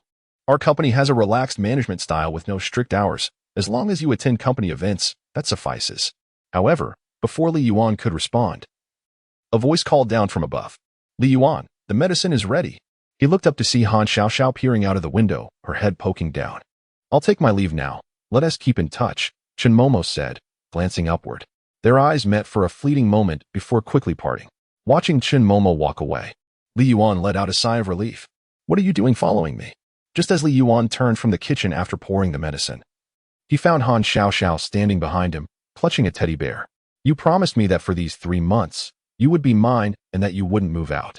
Today, Han Xiaoxiao's tone was unexpectedly gentle. Seeing her somewhat aggrieved expression, he couldn't help but reach out and stroke her head. In the next moment, Han Xiaoxiao's long stagnant affection level suddenly surged, leaping to 95. What? Is this the legendary head pat technique? Chapter 30. Time is of the essence. As the moment arrived when the affection level surged to 95, the system's voice resonated in Li Yuan's mind. The former girlfriend's affection has reached 95 points. The host gains 1,000 merit points, which can be exchanged for rare items such as lifespan values upon meeting certain conditions. Reward: Mastery of Driving. In the instant the system's announcement concluded, Li Yuan felt the addition of the term merit points on the system panel, with a value displayed as 1,000. What about 3 months from now? Are you planning to send me away then? Li Yuan gently ruffled Han Xiaoxiao's hair. She shot him a glance filled with disdain. 3 months later, I'll keep you in a box on my bedside. All right, take your medicine. With your health? You better not be ahead of me. Li Yuan handed her the medicine. After taking it, Han Xiaoxiao's face glowed with a rosy hue. While he was washing the dishes, she stood behind him, her expression a mix of hesitation and anticipation. Is there something you wish to say? Li Yuan observed her crimson cheeks, which had nearly reached her ears. How about I leave you a legacy? What? What do you mean? Li Yuan's hand trembled, nearly dropping the dish in shock. I mean, let's have a child. When you are gone, our son can keep me company. Han Xiaoxiao nervously fidgeted with her teddy bear, her exquisite face resembling a ripe apple, irresistible to behold. Don't say such nonsense. If I'm not around, how will you marry? Li Yuan promptly dismissed the notion. Though he was not a paragon of virtue, he was certainly not a creature driven solely by base desires. Ruining a girl's life was akin to bestiality. I never intended to marry in this lifetime, Han Xiaoxiao declared before storming out. By the time Li Yuan finished his chores and took a shower, he suddenly noticed that Han Xiaoxiao's bedroom door was ajar. Goodness, the stunning young woman left her door open at night. What man could withstand such a temptation? Certainly not Li Yuan, who found himself unable to resist the urge to take a peek. Bathed in the glow of the outside light, he beheld Han Xiaoxiao lying on her side on the bed, having shed her loose garments. Her luminescent back, the graceful S-curve, and the alluring beauty of her form left him momentarily dazed. How could anyone resist such a sight? Li Yuan felt his belt tighten, and his hand instinctively reached into his pocket, retrieving the thickest silver needle. Ah, such a beautiful back, it would be a waste not to use a few needles. What are you doing out there? Han Xiaoxiao's voice suddenly pierced the air. Startled, Li Yuan quickly hid the needle. Why didn't you close the door while you slept? If you truly intended to do something, would closing the door make a difference?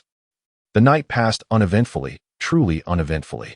The following morning, after seeing Han Xiaoxiao off, Li Yuan recalled the message from Hu Lingyu and remembered he had forgotten to register for a certain social media account last night. In pursuit of rewards, Li Yuan hastily registered an account and promptly shared the details with Hu Lingyu. Approximately an hour later, Li Yuan's account transformed into a verified blue V. Concurrently, the company account where Hu Lingyu worked posted a video specifically mentioning Li Yuan. In no time, viewers who had watched the previous day's live stream flooded Li Yuan's private messages, and his follower count surged dramatically. Within merely 10 minutes, his fans skyrocketed to 50,000 and continued to grow at an astonishing pace. Amidst his astonishment, Li Yuan felt an irresistible urge to initiate a live stream. For it was only through live broadcasting that one could receive monetary gifts. As for the content, it would be spontaneous and unpremeditated. Without a moment's hesitation, Li Yuan clicked the live stream button. The newly acquired followers, upon seeing his radiant live stream icon, immediately clicked in. Yuanshin, you finally have a social account. We have eagerly awaited your live stream. It feels like an eternity since we last saw you. Yuanshin, I'm so glad I didn't give up waiting. As the barrage of comments flooded in, a carnival effect unexpectedly swept across the screen, momentarily obscuring all the messages. Wow, my good brother. You're truly generous with the gifts. Li Yuan quickly opened the gift interface and confirmed it. Indeed, a carnival gift worth 3,000. Goodness, A big shot has just showered us with gifts mere seconds into the stream. The generous soul goes by the name of Summer Lime, seemingly a young lady. As the comments expressed astonishment at the wealth of Lee Yuan's female fans, 3 more carnival effects floated across the screen. With these displays, the number of viewers in the live stream surged from a few hundred to nearly 10,000, including those who had already tuned in. To attract such a crowd on his very first live stream indicated that he had undeniably achieved the status of a budding internet celebrity. Well, it turns out she is a wealthy woman. Sister, the doctor says my stomach is delicate, and I should eat something soft. Fortune smiles upon me. At such a young age, I have found a woman I wish to entrust my life to. Sister, my monthly allowance is 1,500. I'll give you 1314. Leaving me with only 180, which represents my height, and 6 for my abs. Witnessing the barrage of carnival gifts exploding in the comments, Lee Yuan was taken aback. Goodness. So, streaming can be this lucrative? No wonder those young ladies are so eager to strip down and dive into live broadcasting. It's more profitable than selling drugs. What more could one desire? From this day forward, I, Lee Yuan, shall make a living through my artistry. Meanwhile, the comments continued to flow. You shameless individuals. How can you lack decency?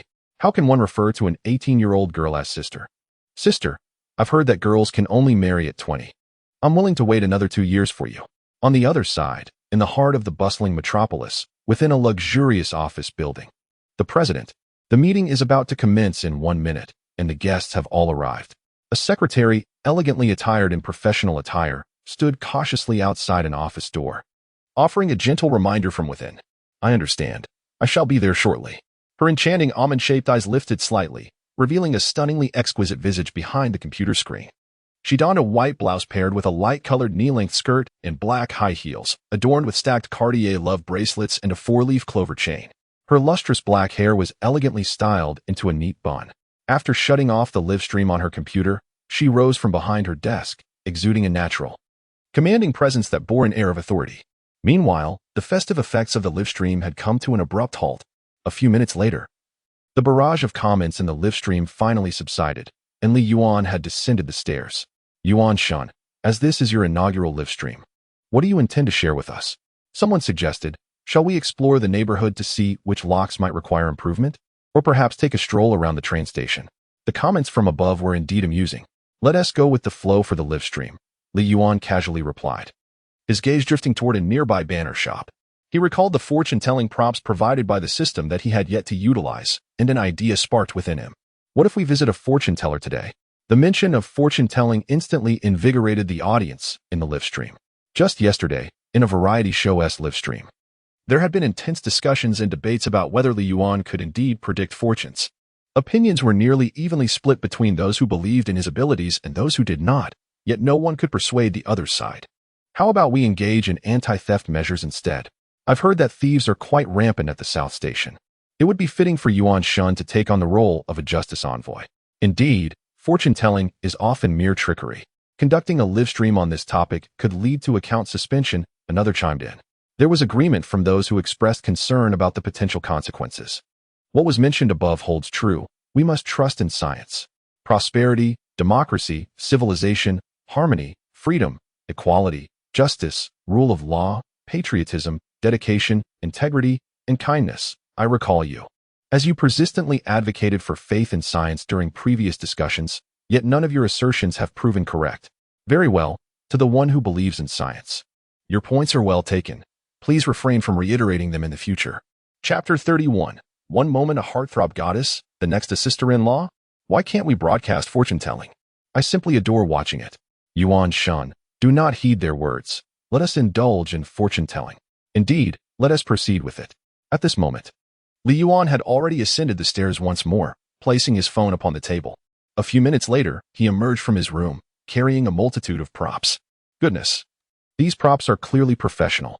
Could it be that Yuan Shun is truly a professional fortune teller? What then of his previous endeavors? Unlocking doors, traditional Chinese medicine, songwriting, and theft. Were those mere side jobs? The array of props left the viewers in the live stream utterly astonished. Lee Yuan proceeded to gather folding tables, chairs, a robe, a fan, and other items, making his way towards the municipal police station. Where could Yuan Shun be headed? The audience in the live stream looked on in confusion, sensing that the direction seemed amiss. Shouldn't fortune-telling take place in the old street? Why is Yuan Shen heading towards the city center? To be fair, Yuan Shen truly possesses remarkable stamina. He walked for quite a while without breaking a sweat. After 20 minutes, Li Yuan was nearing the entrance of the municipal station. Something felt off. This direction seemed wrong as the police station lay ahead. Goodness, Yuan Shen is genuinely bringing his fortune-telling tools to the police station. Could it be that he intends to turn himself in and surrender his implements of crime? Oh dear, this is quite a predicament. After verifying his identity, Li Yuan stepped into the courtyard under the astonished gaze of the security guard. He then took out his phone to call Han Xiaoxiao. While he waited, the passing officers all offered him respectful nods. Meanwhile, at the base of the building opposite, Tang Jiming had just completed his paperwork and, upon stepping out of the office, spotted Li Yuan. Just as he was about to rush over to greet him with excitement, a delightful fragrance suddenly wafted past him. Unable to resist, Tang Jiming inhaled deeply, only to see Han Xiaoxiao sprinting by. Instantly captivated, he forgot all about Li Yuan. Bro, that colleague who just ran past was stunning. Do you know which department she belongs to and her name? Tang Jiming asked, his gaze fixed on Han Xiaoxiao. She asked with the Criminal Investigation Unit. Named Han Xiaoxiao, our very own police flower, a nearby officer explained to Tang Jiming. Upon hearing this, Tang Jiming's eyes lit up. A police flower? How fortuitous. Isn't she precisely the target of his affections? What a serendipitous twist of fate. In that moment, he suddenly comprehended what it meant for love to arrive swiftly, akin to a whirlwind. On his very first day, he had brushed past her. This scenario mirrored that of a kitsch romantic drama where the leads fortuitously meet. Was it truly destiny? Was she meant to be the one in his life? Such is the wonder of fate. As Tang Jiming pondered this, a blissful smile unconsciously spread from the corners of his mouth to the roots of his ears. In that instant, he even envisioned names for their future children. Come, let me take you to the Criminal Investigation Unit to meet our new colleagues. The officer beside him gently patted Tang Jiming on the shoulder. Brother, wait for me a moment. I need to return home with my true love. Tang Jiming chuckled as he gazed at the graceful figure dashing away. However, just 2 seconds later, he watched in astonishment as Han Xiaoxiao hurriedly approached his dear brother, Li Yuan. What are you doing? Han Xiaoxiao inquired, handing the car keys to Li Yuan while pointing curiously at something on the ground. Li Yuan gestured towards the screen of a phone live-streaming the scene at the entrance. It's a live broadcast. This is a performance prepared for our audience. All right, but be careful, and if you feel tired, come home immediately. Understood? Han Xiaoxiao cast a glance at the phone screen, her concern evident in her gentle admonition. The audience, unable to see inside due to the camera's focus on the entrance, immediately began to speculate upon hearing her soothing voice. That voice doesn't belong to Chun Momo, does it? Oh my, is there a dog outside, Yuan Shen? I need to leave a comment on Chun Momo's account. Meanwhile, Tang Jiming watched this spectacle with a cheerful demeanor, though his radiant smile gradually faded. Brother, do they know each other? Tang Jiming turned to the officer who had escorted him. Yes, the folks from the publicity department mentioned that they seem to be in a romantic relationship, though I'm not entirely sure. Their bond appears to be quite significant. Oh, so it's merely a romantic relationship. Wait, what? A romantic relationship? Tang Jiming exclaimed, his mouth agape in shock. Indeed, though I can't ascertain its authenticity. All I know is that the police flower cares for him deeply. Han Xiaoxiao was adjusting Li Yuan's attire with her own hands, eliciting envious glances from the officer nearby. By the way, you mentioned waiting for your girlfriend, right? Where is she? No, I misspoke. I'm actually waiting for my sister-in-law, haha. Tang Jiming's gaze was filled with complexity as he looked at his dear brother, his expression almost on the verge of tears. Who truly understands? Just a moment ago, she was my true love, and now she has become my sister-in-law. Li Yuan, what are you doing? Need any help? After Han Xiaoxiao departed, Li Yuan was about to head to the parking lot when Deputy Section Chief Su from the Publicity Department approached with a peculiar expression. Deputy Su, it's nothing. I'm just borrowing Han Xiaoxiao's car, Li Yuan replied with a smile. Oh, are you sure you're not here to surrender any illegal tools? Deputy Su remarked, eyeing a red and yellow banner at Li Yuan's feet that bore the words Ancestral Secret of Fortune-Telling. Noticing the odd look in Su's eyes, Li Yuan quickly shielded his. Fortune-telling tools. These are my livelihood. You? Fortune-telling? Deputy Su widened his eyes in disbelief as he gazed at Li Yuan. Indeed, life is tough. One must earn a living through art. Li Yuan shook his head and sighed. The viewers in the live stream found his earnest portrayal of despair quite amusing. Ha ha. Life is hard, and Yuan Shun is sighing. With your skills in lockpicking, you must be in dire need of money. Deputy Section Chief Su, as you say, if one day I am not short of money, I shall inevitably lack freedom. Li Yuan mimicked the action of operating a sewing machine. Deputy Section Chief Su chuckled heartily. And just as he was about to leave, he suddenly turned back with a whimsical smile, gazing at the fortune-telling tools at Li Yuan's feet. How about you read my fortune and see what my luck is today? Li Yuan observed the beaming Deputy Section Chief Su and chuckled softly. It was evident that today heralded auspicious tidings for him. The events of the day were assuredly in his favor, and any unexpected occurrences would merely be harmless surprises. Upon hearing this, Deputy Section Chief Su laughed heartily. All right, I shall take your auspicious words to heart. Without further ado, Li Yuan headed straight to the municipal parking lot. He located Han Xiaoxiao's striking red Mercedes and hastily stowed his belongings in the trunk. This day of live streaming might necessitate several location changes, and without a vehicle, convenience would be severely compromised.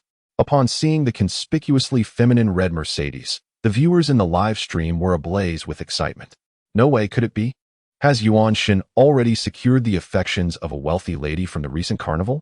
While we were merely bantering, Yuan Shun has taken decisive action and achieved preliminary success. Truly, Yuan Shun is a model for us all. Your brilliance, I cannot match. Li Yuan glanced at the chaotic barrage of comments, realizing that any attempts at explanation would be futile, so he chose to disregard them. He drove over to Hu Lingyu's place to procure a lightweight live streaming setup that could be worn. Subsequently, he set off to meander through several old streets.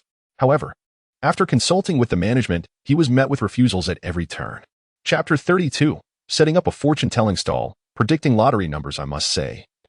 In a sprawling metropolis like Haicheng, how could such feudal superstition as fortune-telling be permitted to exist? Perhaps we should showcase other talents during the live broadcast. For the props you wield certainly evoke a sense of awkwardness. After encountering two setbacks, Li Yuan suddenly recalled the location. With a decisive wave of his hand, he exclaimed, "No, we agreed to conduct a fortune-telling session. A man of honor, born of heaven and earth, should never speak lightly of his word." The audience in the live stream could sense a commanding aura of masculinity emanating from Li Yuan.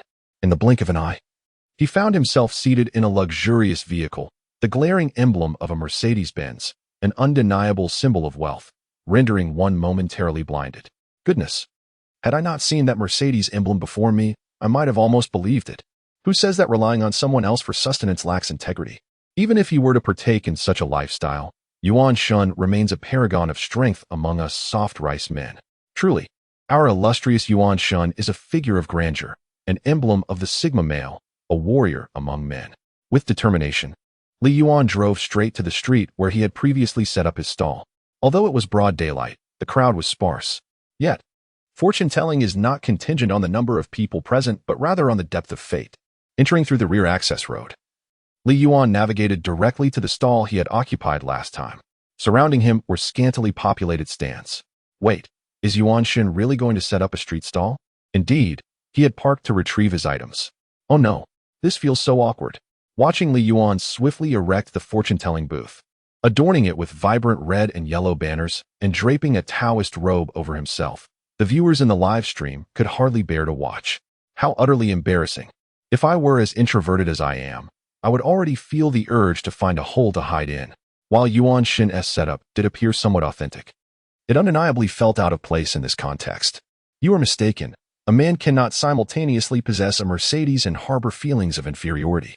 Such a statement seems profoundly insightful. However, the lack of people at this hour is quite striking. Glancing around, one could see that the street was nearly deserted. Those who frequented this area were either locals or long-term workers. Tourists were hardly likely to be deceived here. As fans, we must choose our words carefully. Yuan Shin's fortune-telling is a family tradition. How could it be labeled as deceit? Indeed. After all, isn't fortune-telling merely a string of nonsensical predictions? If one does not realize it, is it truly deceit? We must place our faith in science. I have been misled by fortune-tellers before. This time, I stand with the advocates of science. So have I? A fortune-teller once told me my romantic endeavors would be fraught with misfortune, that my fated partner would arrive late. Yet here I am, for years post-graduation, still single. Where are my ill-fated connections? The chat room overflowed with lamentations from those who had been hoodwinked by fortune-telling masters over the years. Yet, there were dissenting voices. It is merely that you have not encountered a reliable master. In 3rd grade, I had my fortune told, and that master was remarkable. 20 years later, everything he predicted has come to pass. Really? Is there someone so accurate? What exactly did you have foretold? Upon the master's inquiry, he asked me whether my father was male and my mother female. At that moment, I was astounded, realizing I had encountered a true sage. His accuracy was astonishing. Subsequently, the master foretold that I would live to 30, that my wife would be a woman, and that I would become a father while my father would assume the role of a grandfather. All of it proved to be true. Indeed, it was remarkably precise. As if he could predict that with my intellect, I would live to see 30. However, that was not the most astonishing aspect. Rather, I myself am quite accurate. During my childhood, a fortune teller proclaimed that I would grow up to engage in unpleasant work. Thus, I devoted myself to my studies, ultimately achieving success, graduating from a prestigious medical school and becoming a proctologist. This damned sense of fate was, indeed, eerily precise. Regardless, I believe in the truth of the sage's words. Li Yuan had been operating his stall for a full hour and a half when he finally welcomed his first customer, who appeared somewhat confrontational. In this modern age, who still seeks fortune-telling? A young man, seemingly in his 30s and bald, scrutinized both Li Yuan and his stall thoroughly. Good sir, today fortune favors you. Thus I can indeed predict, Li Yuan said with a slight smile, laying down his fan, which left both the man and the live-stream audience momentarily stunned. The sage, now in business mode, exuded an air reminiscent of a celestial being. Impressive. 10 years ago, I might have been easily deceived, the man remarked. How do you arrive at your conclusions? He continued, intrigued as Li Yuan surprisingly agreed to elaborate. The viewers were equally taken aback. Fortune-telling typically concerns careers, love, marriage, and children, matters that can only be validated years or even decades later. Indeed, the audacity of the sage was remarkable. He seemed unperturbed by the man's imposing demeanor. Perhaps Li Yuan had no intention of returning after this prediction, which emboldened him to agree. May I inquire your surname? Li Yuan asked leisurely while fanning himself. My surname is Zhu, the man replied. The Zhu surname ranks 17th in the list of common surnames. Thus, the first 2 digits of the lottery number would be 17. Li Yuan paused momentarily before continuing. What? The man leaned in closer, thinking he had misheard. Is the sage truly jesting? The audience in the live stream appeared equally bewildered. How old are you this year? Li Yuan continued, ignoring the astonishment around him. I am 33 years old, the bald man replied, suppressing his impatience. He added, if you fail to predict correctly today, do not let me see you here again. Otherwise, I shall confront you each time I do. Li Yuan, seemingly unfazed by the threat, nodded to himself. At 33, you belong to the horse sign, which ranks 7th among the 12 zodiac animals. Therefore, the 3rd and 4th numbers are 3 and 7.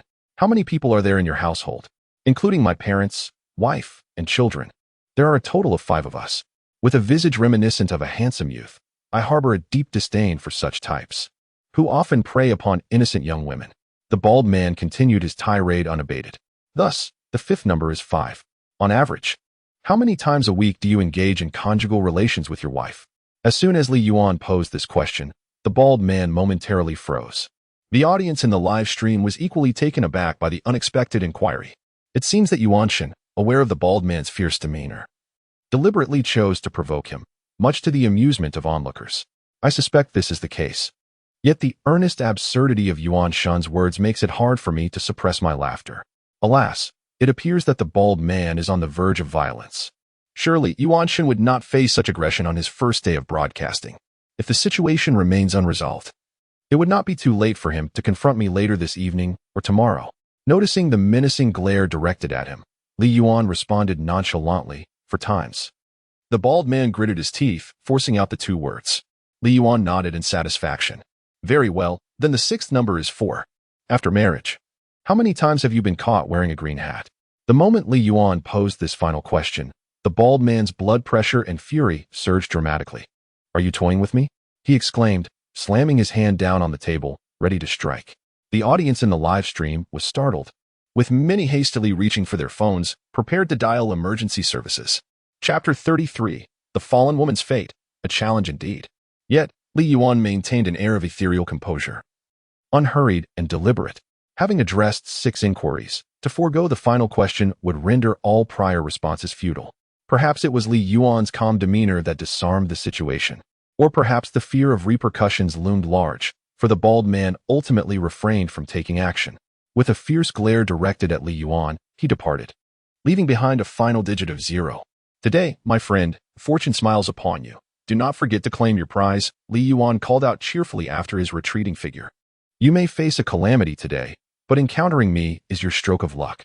The tension was palpable, had the man acted. It was uncertain if the divine Li Yuan could have managed the confrontation. That last inquiry was exceedingly sharp. Had it been posed to me, I would have surely been incensed. Li Yuan, exercise caution. Let us not witness you hospitalized on the very first day while he finds himself incarcerated. Aside from the barrage of comments expressing concern for Li Yuan, many viewers voluntarily showered him with gifts. After all, their Li Yuan was truly risking his very life for their entertainment. As small tokens of appreciation floated through the live stream, a smile remained etched on Li Yuan's face. This insidious feeling of unearned gain could indeed ruin a young person brimming with dreams and ambition. Yet, what consequence did it bear for me, Li Yuan? With a fan in hand, I reclined in my chair, indulging in yet another day of effortless enjoyment. The sensation was simply exquisite. Approximately an hour later, a voice erupted in the live stream. The wealthy lady returns. Upon glancing, Li Yuan noted that the top contributor had transformed into Summer's Lime. Gradually, he straightened his posture and clicked on the profile of the leading contributor. The avatar depicted an endearing child shielding half of their face with their hand, set against a backdrop of a bustling street scene. No contributions had been made, and preferences were solely visible to the user. Before exiting, Li Yuan casually clicked to follow. At that moment, new patrons approached his fortune-telling booth. One, a striking young woman in her late 20s, was particularly noteworthy for her ample curves. She promptly dragged a chair from the side and seated herself before Li Yuan. Goodness, this lady bears ominous signs, Li Yuan mused, eyeing the flood of comments in the live stream. Observing the woman leaning forward, he quietly commented, indeed, a harbinger of ill fate. As he beheld her alluring presence, the viewers began to stir with excitement. Do not be deceived by appearances. She is indeed captivating, he thought. Why had the comments dwindled so suddenly? Where had the viewers disappeared to? All hands up. Type with both hands to prove your innocence. The woman across from him was suddenly startled by Li Yuan's words. Her face a portrait of anxiety. Master, do I truly possess such ominous signs? Witnessing her genuine expression, Li Yuan found himself both amused and bewildered. The young lady pondered. What does she truly seek? I wish to inquire about my romantic fate, she expressed with eager anticipation, extending her hand across the table. Li Yuan tapped lightly on its surface. The young lady promptly presented her palm. After scrutinizing it for a moment, Li Yuan shook his head repeatedly. My dear, your workplace is not conducive to finding love. Your romantic lines have nearly been worn away by misfortune. Lifting his gaze, he found himself gazing into an unfathomable abyss. However, your career line is profound and well-suited for your current profession. Would you like me to examine your career line? As he contemplated the depth of her career line, the viewers in the live stream expressed their astonishment at his accuracy. Just as Li Yuan concluded his words, a festive effect unexpectedly filled the live stream. Oh my! The wealthy patron has struck again. Would the affluent lady mind if there were another boyfriend besides the esteemed Yuan? Li Yuan noticed the live stream's visuals and sensed an unsettling shift, though he could not articulate it. A fortune teller cannot predict their own fate. Perhaps I should draw a fortune for myself. Master, I merely wish to contemplate my romantic prospects. I am quite weary of my current occupation, the young lady replied. Shaking her head, her bosom swayed rhythmically, captivating the attention of the viewers in the live stream. You seem to be entangled in misfortune, dear lady. Recently, a young man has been captivated by your skills and wishes to take you home, does he not? Indeed, master, you were quite perceptive, just yesterday. A 19-year-old boy confessed to me at work, with colleagues and customers watching, she said, her eyes sparkling with hope as she looked at Li Yuan. I wish to know if our relationship would prosper should we become involved. At that moment, the live stream's comment section erupted. What? What is this? Oh my goodness. This lady is a technician. Excuse my ignorance, but dear Yuan, could you assist a friend by inquiring where she works and on which date? Gentlemen, do not misunderstand. I am truly inquiring for a friend. Brother, I understand you. I too have a friend who wishes to know. But shouldn't you first ask whether she specializes in a soft or firm touch? Upon learning of the young lady's profession, the viewers grew even more brazen. Yet, That young man is quite audacious, obtaining a driver's license and attempting to drive the instructor's car home. How can that be permissible? That lad is exceedingly selfish. If he takes the instructor's car home, how will others practice driving? True affection exists in this world, and technicians are deserving of love. Dear lady, since this is a matter of misfortune, it is unlikely to yield a positive outcome, Li Yuan advised, shaking his head at her. Is that so? What should I do then? Am I destined to be alone for the rest of my life? The glimmer in the young lady's eyes dimmed. Observing her despondence, Li Yuan gently waved his fan. Your destined love is far yet near. Huh. The young lady was taken aback. The viewers in the live stream were equally bewildered. Goodness. Could it be that Yuan is speaking of himself? Oh, my goodness. Truly, you are a master of profound wisdom. The young lady, glancing about, finally fixed her gaze upon Li Yuan. Please do not misunderstand. Has someone been visiting your hometown recently? Li Yuan's expression darkened. Indeed. My uncle's child paid a visit. The young lady nodded thoughtfully. It seems you haven't returned to your hometown in quite some time. If you genuinely wish to leave this line of work, perhaps a visit home would be beneficial. Your fate may be closer than you think. After Li Yuan spoke, the young lady bowed her head, lost in contemplation. Wait a moment. This scenario feels oddly familiar. Are you suggesting that a wayward woman returns to her roots in search of a respectable partner? Goodness. With such a twist from the master. It appears to be precisely that. Master, I understand now. All my companions are indeed as you described, though I intended to give it one last try. Raising her head, her eyes shone with newfound clarity. It's good that you comprehend. They are drawn to your talents and services. Thank you, master. I shall resign and return home in 2 months. The young lady slowly rose to her feet. Unintentionally revealing herself, she left the viewers in awe. Master, how much do I owe you for this? She picked up her phone, preparing to scan. Our meeting is a matter of fate. Let us not speak of money, but rather of destiny. Li Yuan waved his hand dismissively. Oh, then how much, master? 30. Very well, master. I shall send it over now. Chapter 34, Master. Do you believe in love? The crowd in the live broadcast room fell into silence. However, did you not notice that the calculations made by the oracle were rather accurate for the bear technician? Admittedly, I overlooked it earlier, but upon your remark, it certainly seems so. What is happening? Could it be that the oracle truly possesses this gift? Yet, why did the oracle not inquire further? Calculating far too swiftly for the bear technician? Alas, the game has yet to reveal its full spectacle. Do you wish to witness my brother's game? Little Black. Has your true nature finally been exposed? Brothers, we must trust in science. Reluctantly bidding farewell to the bear girl, the clock had already struck noon. The streets gradually filled with pedestrians and stalls. Just as Li Yuan prepared to procure his lunch, a somewhat familiar voice emerged from the side. The young man selling intimate apparel. I saw the brother from the fruit stall, skillfully maneuvering his open-top tricycle, performing a stylish drift and parking right beside Li Yuan. Big brother, Li Yuan greeted with a smile. Oh my, is it truly you? Did you not go to operate a sewing machine? How could you emerge so soon? The fruit vendor gazed at Li Yuan in astonishment. What? The oracle has sold intimate apparel? And operated a sewing machine? Just how many secrets do you keep hidden? Operating a sewing machine I can comprehend, but selling intimate apparel on the street? What an absurdity. Has the oracle truly become so extravagant? The fruit vendor was out selling quite early. Li Yuan chuckled, offering no explanation. After all, who among us has not endured a past better left unspoken? Is it not a bit late for lunch? The child at home is waiting for milk money, the fruit vendor said as he disembarked. Suddenly, he noticed the banners beside Li Yuan. Why have you stopped selling intimate apparel and turned to fortune-telling? The fruit vendor displayed little surprise. After all, he had seen many peculiarities while living his life on the road. He had even encountered a girl selling herself to bury her father. Life is harsh, and one must resort to various means to survive. Li Yuan waved his fan, ordering a box meal of 1 meat and 2 vegetables from the lady selling boxed lunches across the way. As he ate leisurely, he observed the fruit vendor setting up his stall.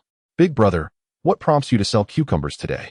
I heard from a fellow vendor this morning that with the recent heat, cucumbers are not only edible, but also usable, even serving as a face mask. I thought I'd give it a try. Care for one? The fruit vendor picked up a large, straight cucumber adorned with thorns. Li Yuan quickly shook his head. No, I am unworthy of such a treasure. Let it be for its destined owner. Just as Li Yuan declined, a woman in her late 20s passed by, her gaze transfixed on the cucumber in the vendor's hand. Suddenly, her face flushed. Big brother, How much for that cucumber? Li Yuan hastily finished his meal. Noting that most viewers in the live stream had departed for lunch, he leaned back in his chair and succumbed to a brief slumber. It was not until the bustling sounds around him roused him from his nap that he glanced about, discovering a crowd had gathered, along with numerous stalls. The young lady next door, who is selling clothes, is meticulously hanging one women's garment after another on the rack. Miss, how was the quality of the lingerie from last time? Li Yuan stretched lazily and glanced at the young woman. Her hand trembled slightly as she held the clothes. Her face flushed, and her eyes darted around furtively, as if she were a thief. It's quite good, she replied. Li Yuan nodded in satisfaction. As a seller, positive feedback from customers was the greatest affirmation of his efforts. Wow, Yuan-shin is quite bold, teasing the young lady right after waking up. Someone commented in the live stream. The wealthy lady is still in the broadcast. Yuan-shin, you should be mindful of your conduct. However, Li Yuan paid no attention to the barrage of comments, continuing to engage with the young woman.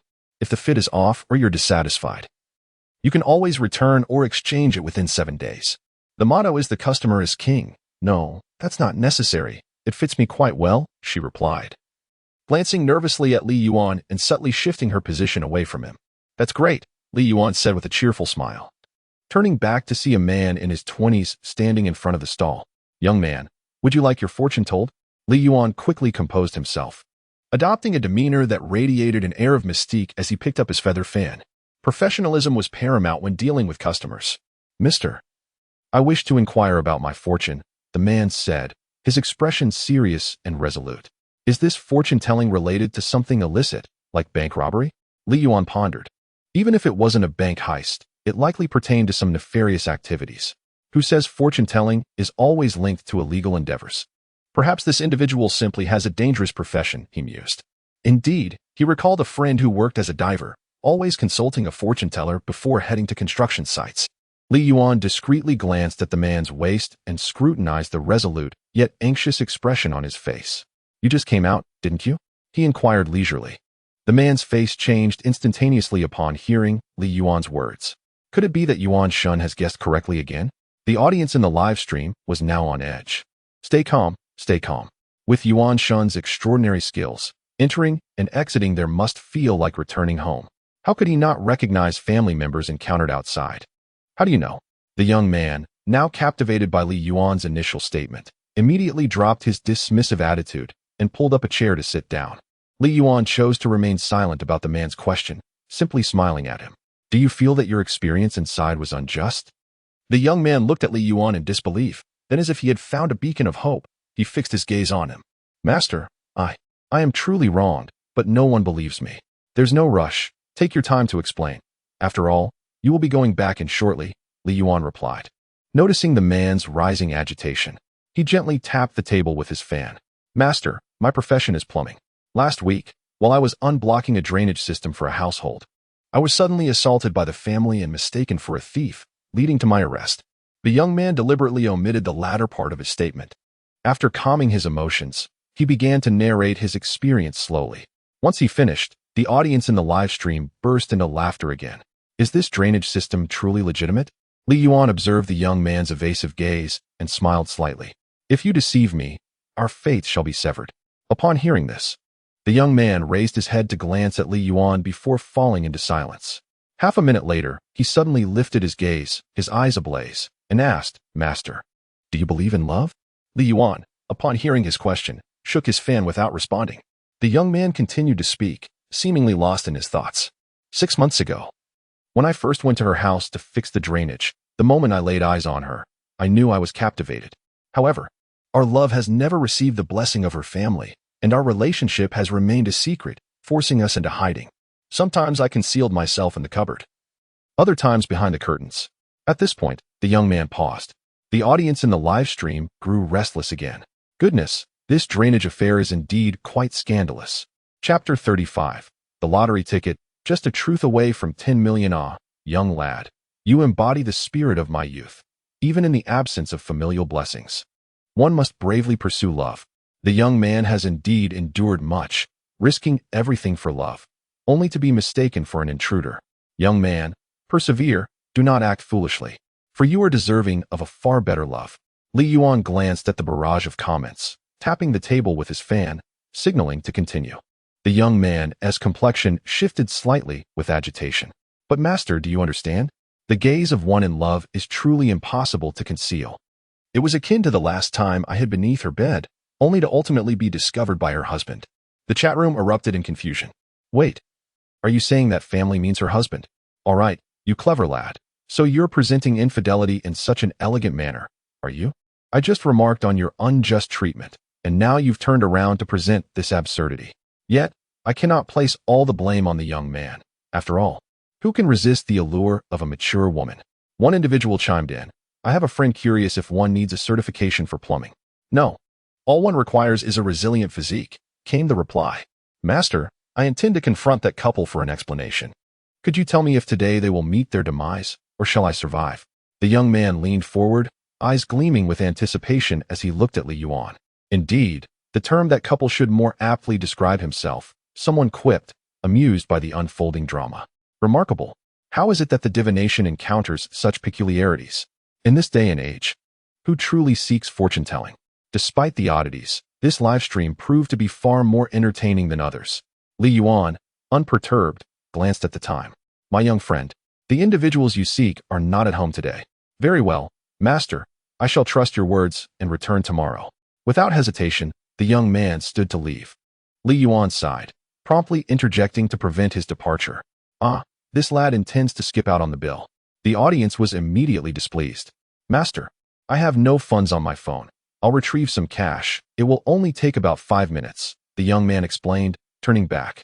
Li Yuan checked the time, believing it feasible, and nodded. Today, your silver bracelet is likely unavoidable. Remember to return punctually to collect it. What is the silver bracelet? A naive voice inquired from the chat. Silver handcuffs, my friend. Just as the young man departed, a familiar figure appeared, rushing towards them, breathless. Master, we won. The lottery ticket won. Li Yuan turned his gaze toward the bald man from the morning, who was excitedly brandishing a lottery ticket as he approached. The chat room was instantly filled with astonishment. What? What did the bald man just say? The lottery really won. This cannot be true. Earlier, the divination was nothing but random numbers. How could it possibly win? Certainly fabricated. That bald man likely approached with an intimidating demeanor, fearing that the deity Yuanshan would notice him and thus shouted to stabilize the situation. Alas, Yuanshan, why do you not flee? That bald man is clearly formidable. Should a conflict arise, you would certainly suffer. In no time, nearly everyone in the live broadcast urged Li Yuan to make a hasty retreat. Not a single soul believed that the series of lottery numbers was genuinely winning. However, I had foretold his auspicious fortune for today. Li Yuan remarked as he glanced at the barrage of comments, his eyes radiating confidence that nearly convinced the audience that those casually reported digits could indeed win. Alas, Yuanshan's confidence seemed excessive. This time he might be in for a downfall. Master, we have won. The bald man exclaimed, drenched in sweat, attracting the attention of those around him. Yet, upon reaching the stall, after gasping for breath, his initially elated expression morphed into one of ambivalence, caught between joy and sorrow. The first 5 digits of the lottery ticket had matched, earning him the third prize of 10,000 yuan. Once he collected himself, the bald man articulated his complex feelings. The live audience was thrown into disarray. I can't believe it. Did we really win? Can someone confirm this issue's winning numbers? The winning combination was 173-7518, while Yuanshan had predicted 173-7540. Goodness, is it truly that mystical? How could one possibly guess 5 numbers correctly? Fortuitously, it was indeed 5 numbers. Otherwise, I might have genuinely believed Yuanshan possessed some supernatural insight. Fortunately, it seemed Yuanshan would avoid a beating. His assertion of luck today proved accurate. Merely uttering a random series of numbers led to a win, indicating that Yuanshan's predictions held some merit. Yet, what was with that expression resembling liver? Although not a grand prize, it was still a substantial amount. How many bricks would I need to lift to earn that? Master, I was mistaken. At this moment, the bald man unexpectedly knelt before Li Yuan, expressing gratitude for his winnings. Witnessing his sudden outpouring of emotion, the viewers were touched. In an era where even aiding an elderly lady invokes trepidation, it is rare to encounter someone with such a grateful heart. However, the bald man's next words left the entire live audience in stunned silence. Master, I truly erred, in truth. My wife and I engage in intimate relations only once a week on average. I caught her in the act of infidelity 8 times. The bald man knelt, weeping bitterly. Wait, let me process Yuanshan's inquiries. Intimacy was the 6th question. Thus, the 6th digit should be 1. The infidelity was the final query, which should be 8. Therefore, the correct numbers derived from Yuanshan's questions should indeed be 173, 7518, correct? So what are this issue's winning numbers? The winning numbers were 173, 7518. Silence ensued. A silence as profound as death. Only a few new viewers in the broadcast were left curious. Why is it that in a live streaming room with tens of thousands of viewers, the barrage of comments is so sparse? Is it possible that these few comments are the result of bots purchased by the host? A newcomer, unable to contain their curiosity, inquired. What nonsense! The master has predicted the grand prize. The grand prize, can you believe it? Calm down, calm down. Let us not get ahead of ourselves. It's impossible. What were the master's questions again? Allow me to calculate once more. No need to calculate further. The master truly did predict the grand prize. Do you think that moment of silence was for nothing? I have reviewed the recording multiple times, calculating it 7 or 8 times already. Oh my goodness. I have already spoken. Thus, I bore witness to the birth of a grand prize, only to let it slip through my fingers. What should I say at this moment? Master, I humbly beseech you to divine the winning numbers for the next lottery. The live streaming room has now erupted into chaos. In an instant, the previously tranquil barrage of comments surged forth, flooding the entire screen. Did I just disturb the nest of comments? The newcomer trembled in fear. Brothers, we must trust in science, all right? Chapter 36, a heart-wrenching scene. Master, could you possibly assist me in predicting the winning lottery numbers once more? I assure you, I shall not speak falsely again. The bald man clutched his crumpled lottery ticket, collapsing beneath Li Yuan's stall, weeping profusely over the loss of 5 million. He cried like a child weighing 200 pounds, occasionally slapping himself in despair. Goodness, are fortune tellers truly this dedicated nowadays? Are the actors they engage so professional? Even those who prophesy have become so competitive. What excuse do we have for not striving harder? The bald man's exaggerated demeanor drew curious glances from passers-by. That was the grand prize from a jackpot worth millions. Were I in his position, my reaction would be even more theatrical. In fact, I might not be able to withstand such a blow and would likely perish on the spot. The audience in the live stream transitioned from shock to empathy, aligning their perspectives with that of the bald man. Master, is it possible? The bald man glanced at Li Yuan, preparing to rise, but was interrupted by a furious shout from behind. You dog! Everyone turned to see a young man, who had just returned after consulting the fortune teller. His face contorted with rage, fixated on the bald man. Upon turning, the bald man's gaze ignited with fury. It's you, scoundrel! What a revelation! These two are acquainted. What on earth is happening? My mind is racing. Watching Li Yuan's live stream truly sharpens one's intellect.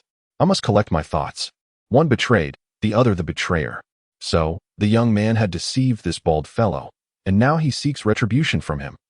Oh my, this narrative has come full circle. I can hardly contain myself. This live stream is more exhilarating than all my past 20 years combined. In a mere half-day's time, the intensity of the live stream's content made the audience feel as if several years had elapsed.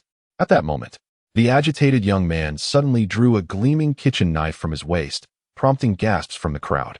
Li Yuan, run! The viewers in the live stream were equally startled. Li Yuan shook his head in resignation and turned to the bald man. If you wish to avoid bloodshed, step behind me. The bald man, startled, hurriedly positioned himself behind Li Yuan. The young man approached the stall but sheathed the knife. I want to draw blood before the master, he declared, producing a $100 bill from his pocket. If you have the courage, don't hide like a coward. Face me for a duel. As he handed the money to Li Yuan, he continued, My apologies, master. This is for the previous consultation. I haven't sought you out. Yet you dare to confront me, even with the intent to harm? The bald man glanced at the knife held behind him, though seething with anger. He was wary of acting impulsively. How can one betray another's spouse and still harbor intentions of violence? Is there such a rationale in this world? The audience in the live stream became increasingly agitated. It was your wife who seduced me initially. I had no knowledge of her marital status at the outset.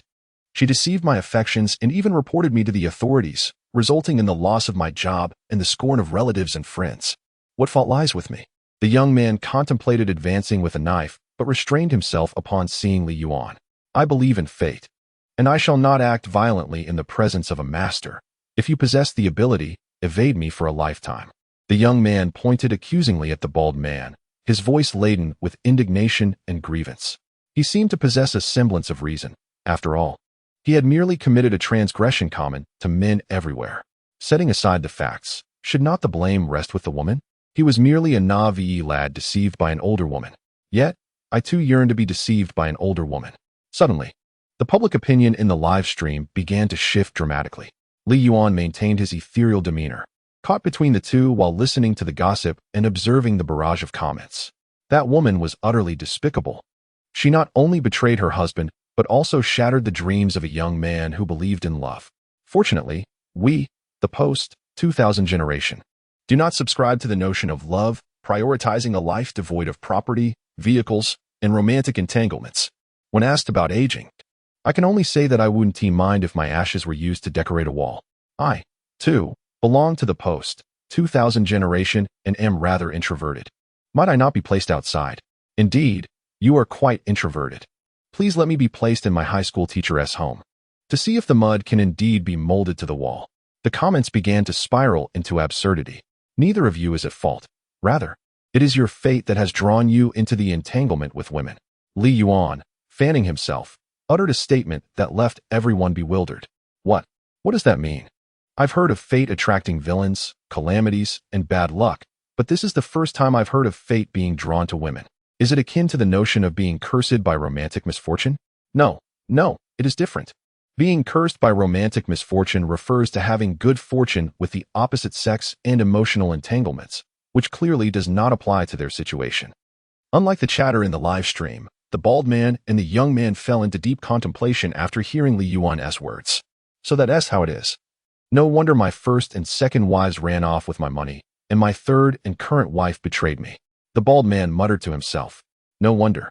I merely sought pure love, yet every woman I encountered only wished to toy with my body. The young man experienced a moment of clarity. Thus, in every relationship with women, it is only you who will be hurt. Li Yuan continued. So, master, what should we do? Is there a remedy? They asked in unison. Li Yuan beckoned to the young man. First, hand me your knife. The young man glanced at the bald man, hesitated for a moment, and then respectfully offered the knife to Li Yuan. Upon witnessing this, the bald man straightened his posture and shot a glare back at the young man. What are you staring at? If it weren't for that woman seducing you, would you even have had the opportunity to wield a knife? I shall have you chopped right here, the bald man declared as he slowly emerged from behind Li Yuan. I am not unreasonable. The fault lies with that woman. Yet, you bear some responsibility as well. Spending 7 days in confinement is not entirely unjust. Goodness, can reason still be applied to such matters? This bald brother is truly a man. So rational, so reasonable. I am genuinely moved. His level of understanding is beyond me. Had I found myself in such a situation, he would be in the hospital while I would be in jail. Brother, do you have a social media account? I must follow him. Such a character surely has the potential for greatness. I wish to know his address. Don't misunderstand.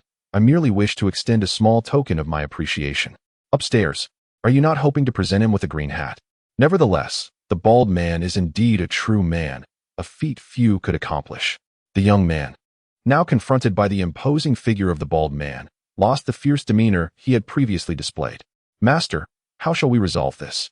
Will my next marriage be like this as well? Noticing the young man's sudden retreat, the bald man softened his approach and turned to Li Yuan. Your issue is easily resolved. Li Yuan gazed at him and replied leisurely, after so many marriages, have you not had enough?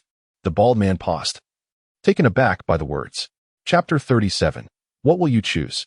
Ethereal love or the stench of money? Master, do you mean I shall never touch a woman again? The bald man asked weakly. Goodness, this is quite harsh. Lord Yuan is unyielding, forbidding my brother from indulging in desires for a lifetime, he lamented. What's the harm? With today's advanced technology, there are various substitutes. Even catgirl robots are in production. Indeed, the five-fingered ladies have retired, and the silicone available now is almost indistinguishable from human touch. However, Li Yuan shook his head. Not marrying does not equate to avoiding women. Fortune is in your destiny. He gestured towards the lottery ticket in the bald man's hand, implying, you understand my meaning, do you not? Yet, the bald man evidently failed to comprehend Li Yuan's implication, his thoughts returning to the million he had missed. Thus, sorrow overwhelmed him. Just as he was about to lament further, Li Yuan promptly interjected. I mentioned that today you would encounter financial fortune. I have provided a straightforward means for you to realize it. You may earn money through other efforts, but it does not guarantee 1 million. Without the luck of 1 million, even if I divulged the lottery numbers to you, you would somehow miss purchasing that ticket. And perhaps not even a mere 10,000 would materialize, regardless of your diligence. In other words, if you lack this fortune today, I could not possibly deduce the lottery numbers. Li Yuan's words struck the bald man like a sudden awakening, rendering him swiftly silent. Many in the live broadcast room felt a similar resonance. I believe I grasped Lord Yuan's intent. In this life, while hard work is crucial, destiny and luck hold even greater significance. I too have had moments where I narrowly missed my fate. Many toil their entire lives for what others acquire with minimal effort. The same endeavor can yield disparate outcomes for different individuals. Those upstairs, I have come to understand, occasional effort suffices, while apathy seems to be the norm. Please refrain from speaking. Everyone present has narrowly missed the 1 million. Master, what should I do then? The bald man appeared to have gained insight, albeit not fully comprehended. The master implies you shall never lack for money. Shouldn't you consider wisely dividing your assets and maintaining a mistress? Must the master explicitly state such matters? Fool. A young man interjected, unable to contain himself. Upon hearing this, the bald man suddenly experienced an epiphany. Oh, indeed. If wealth is at hand, why bother with marriage? With riches, every woman outside will be gentle and obedient. Surely, that is preferable to the fierce tigress at home. Master, I have awakened. I am ready to embrace the vibrant world. I knew my brother was destined for greatness. Do you still require a loyal subordinate? Frankly, brother, your fortune seems to bring you 1,000 with a mere lottery ticket. I envy you. Fate is just. My brother has exchanged a lifetime without true love for financial luck, where mere chance at the lottery can yield 1,000. Would you not desire such an exchange? As for you, temper your tendency to fall in love at first sight and allocate a portion of your spiritual enjoyment to corporeal pleasure. Li Yuan observed the young man. And at that moment, the tension between them had dissipated, no longer characterized by the threat of violence at the slightest disagreement. In fact, as they prepared to part ways, they even wished each other a farewell. Just then, the system's voice resonated once more, signaling the host's merit had increased by 1.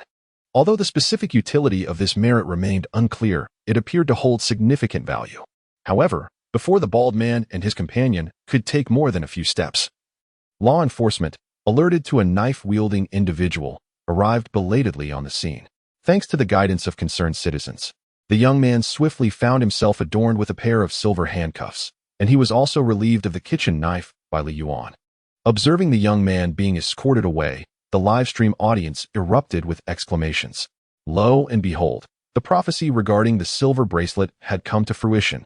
Yuan Shun, indeed, demonstrated remarkable composure in averting a potential bloodshed. Now, the debate within the live stream about whether Yuan Shun could truly predict the future had finally reached a conclusion. I wonder how Science Brother is faring now? Not well. Science Brother exited the live stream, grumbling. Young lad, it seems that your eloquence remains consistently impressive.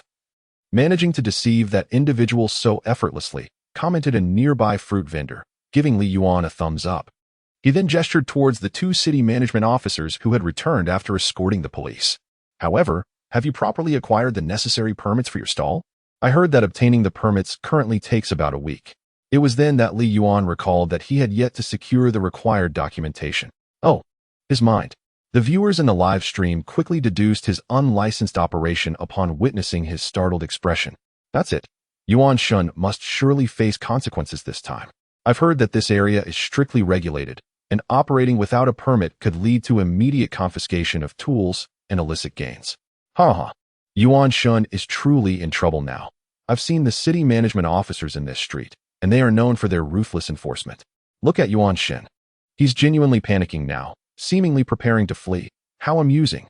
As Li Yuan began to hurriedly pack his belongings, the atmosphere in the live stream was filled with mirth. Finally, Yuan Shun was experiencing a setback. Yet, when the 2 city management officers approached the stall and casually glanced at Li Yuan, their pupils suddenly constricted. Oh dear. Just a moment. I suddenly have a stomach ache.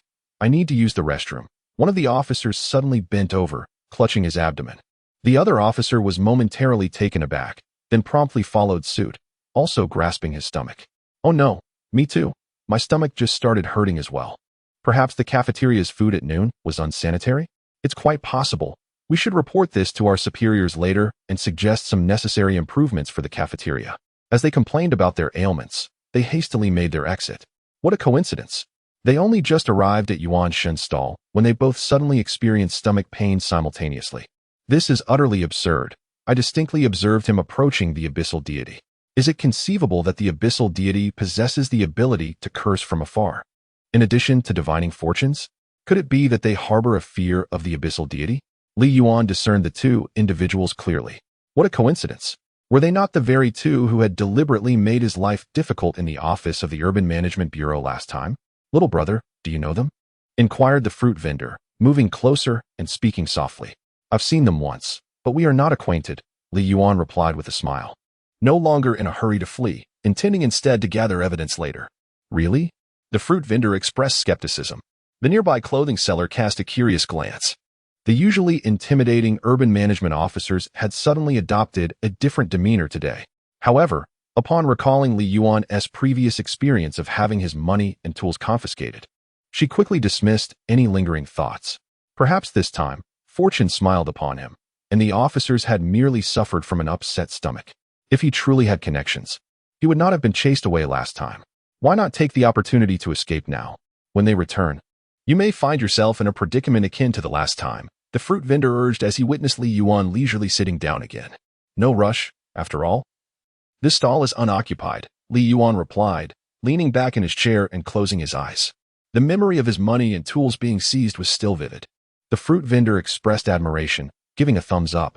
Chapter 38. The stall system. I yearn for longevity, yet the constraints are so numerous. Shortly after, the two city management officers who had just left due to stomach discomfort unexpectedly returned. As they approached without a sideways glance, the onlookers held their breath for Li Yuan. However, the officers suddenly broke into warm smiles. Hey, brotherly, what a pleasure to see you again. We apologize for any previous indiscretions. They enthusiastically grasped Li Yuan's hands, leaving the surrounding crowd momentarily stunned. This is your street vendor permit, which we actually arranged for you last time, but you never collected. By chance, we encountered you today and brought it along. As the officers presented the documents, Li Yuan cheerfully accepted the permit, saving him considerable time that would have been spent in idleness. The fruit vendor nearby could no longer remain composed. Didn't you say you weren't familiar with them? What is going on now? The clothing vendor's stall next door seemed to inexplicably draw nearer. As the evening progressed, the atmosphere grew increasingly vibrant. Li Yuan's conspicuous fortune-telling stall attracted considerable attention. Although most passers-by merely glanced before departing, a few could not resist the temptation to seek a fortune.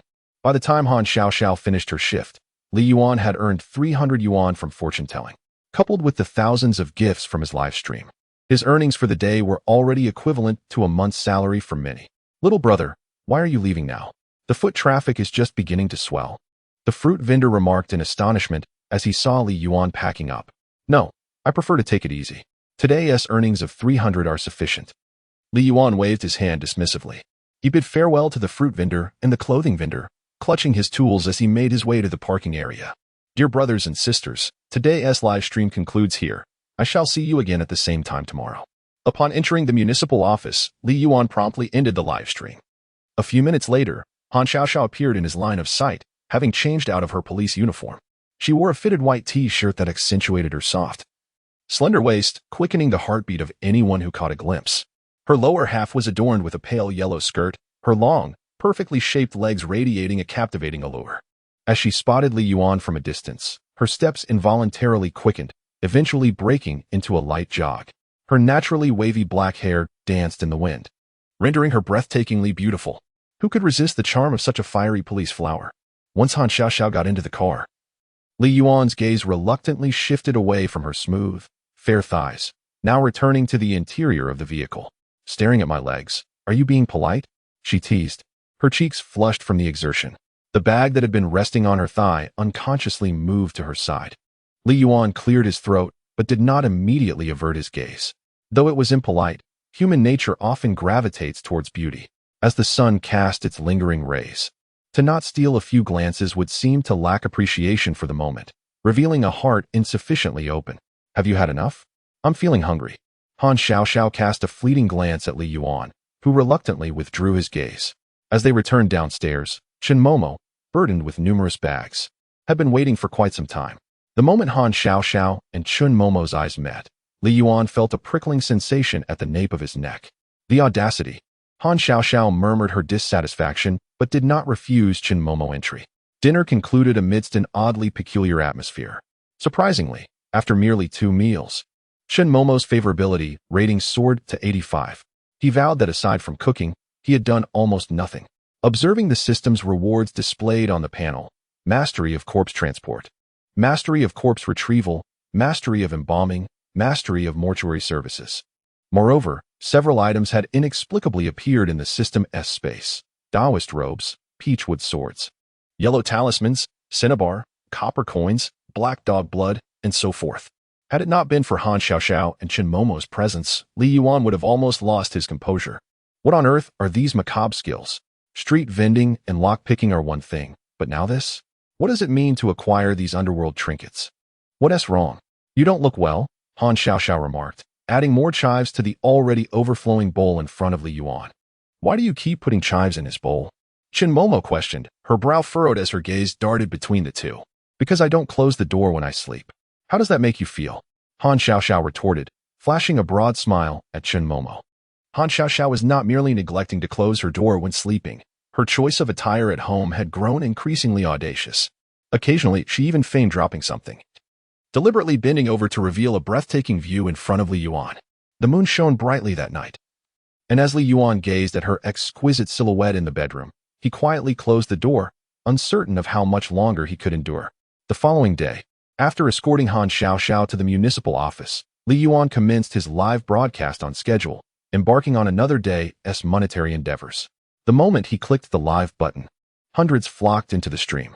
God Yuan has finally started broadcasting. Will he be fortune-telling today? In less than 5 minutes, the viewer count surged into the thousands, clearly indicating the success of Li Yuan's fortune-telling broadcast the previous day, which had garnered him a loyal following. After exiting the municipal office, as Li Yuan contemplated where to waste time, the system's voice suddenly resonated. Merit points redeeming lifespan have been activated for the host. Every time the host earns 1,000 yuan through professional skills, he can redeem 1 merit point, and each merit point can be exchanged for 1 day of life. Merit points for lifespan. Li Yuan felt a rush of excitement. Finally, things are starting to get serious. He currently possessed 1,002 merit points, equating to 1,002 days of life. 1,000 yuan equals 1 merit point equals 1 day of life. It seemed rather advantageous, didn't it? Moreover, for one afflicted with a terminal illness, their lifespan is synonymous with their very existence. Even in the absence of such afflictions, who would ever wish for a shorter life? The pursuit of longevity has been humanity's ultimate aspiration from time immemorial. The notion of purchasing additional years of life is a concept that many dare not even contemplate. Consider how countless affluent individuals invest billions in the pursuit of remedies that promise to prolong life. There are even the wealthiest among them who endure excruciating procedures, undergoing blood transfusions and organ replacements, all in a desperate bid to extend their lifespan by even a single year. However, Li Yuan soon regained his composure, for this peculiar system had imposed certain stipulations. The wealth he could acquire was strictly contingent upon his skills. Does the money earned from live streaming count? Li Yuan pondered aloud. The system stipulated that rewards from live streaming could be exchanged for merit points at a rate of 1/10, and that the funds accrued from skills had a cooldown period. Any earnings from skills used the previous day could not be exchanged for merit on the following day. 1/10. Li Yuan immediately opened his calculator app, tapping away furiously. Thus, if he earned 10,000 yuan from live streaming, it would equate to merely 1 day's extension of life. After deducting the platform's commission, it would require 20,000 yuan in tips, or six carnivals, to procure a single additional day of existence. In terms of conversion, each carnival represented a mere 8 hours of life. Furthermore, a skill capable of generating income rapidly could not be employed indefinitely. Li Yuan's spirits plummeted at this realization. Was this not an insurmountable challenge?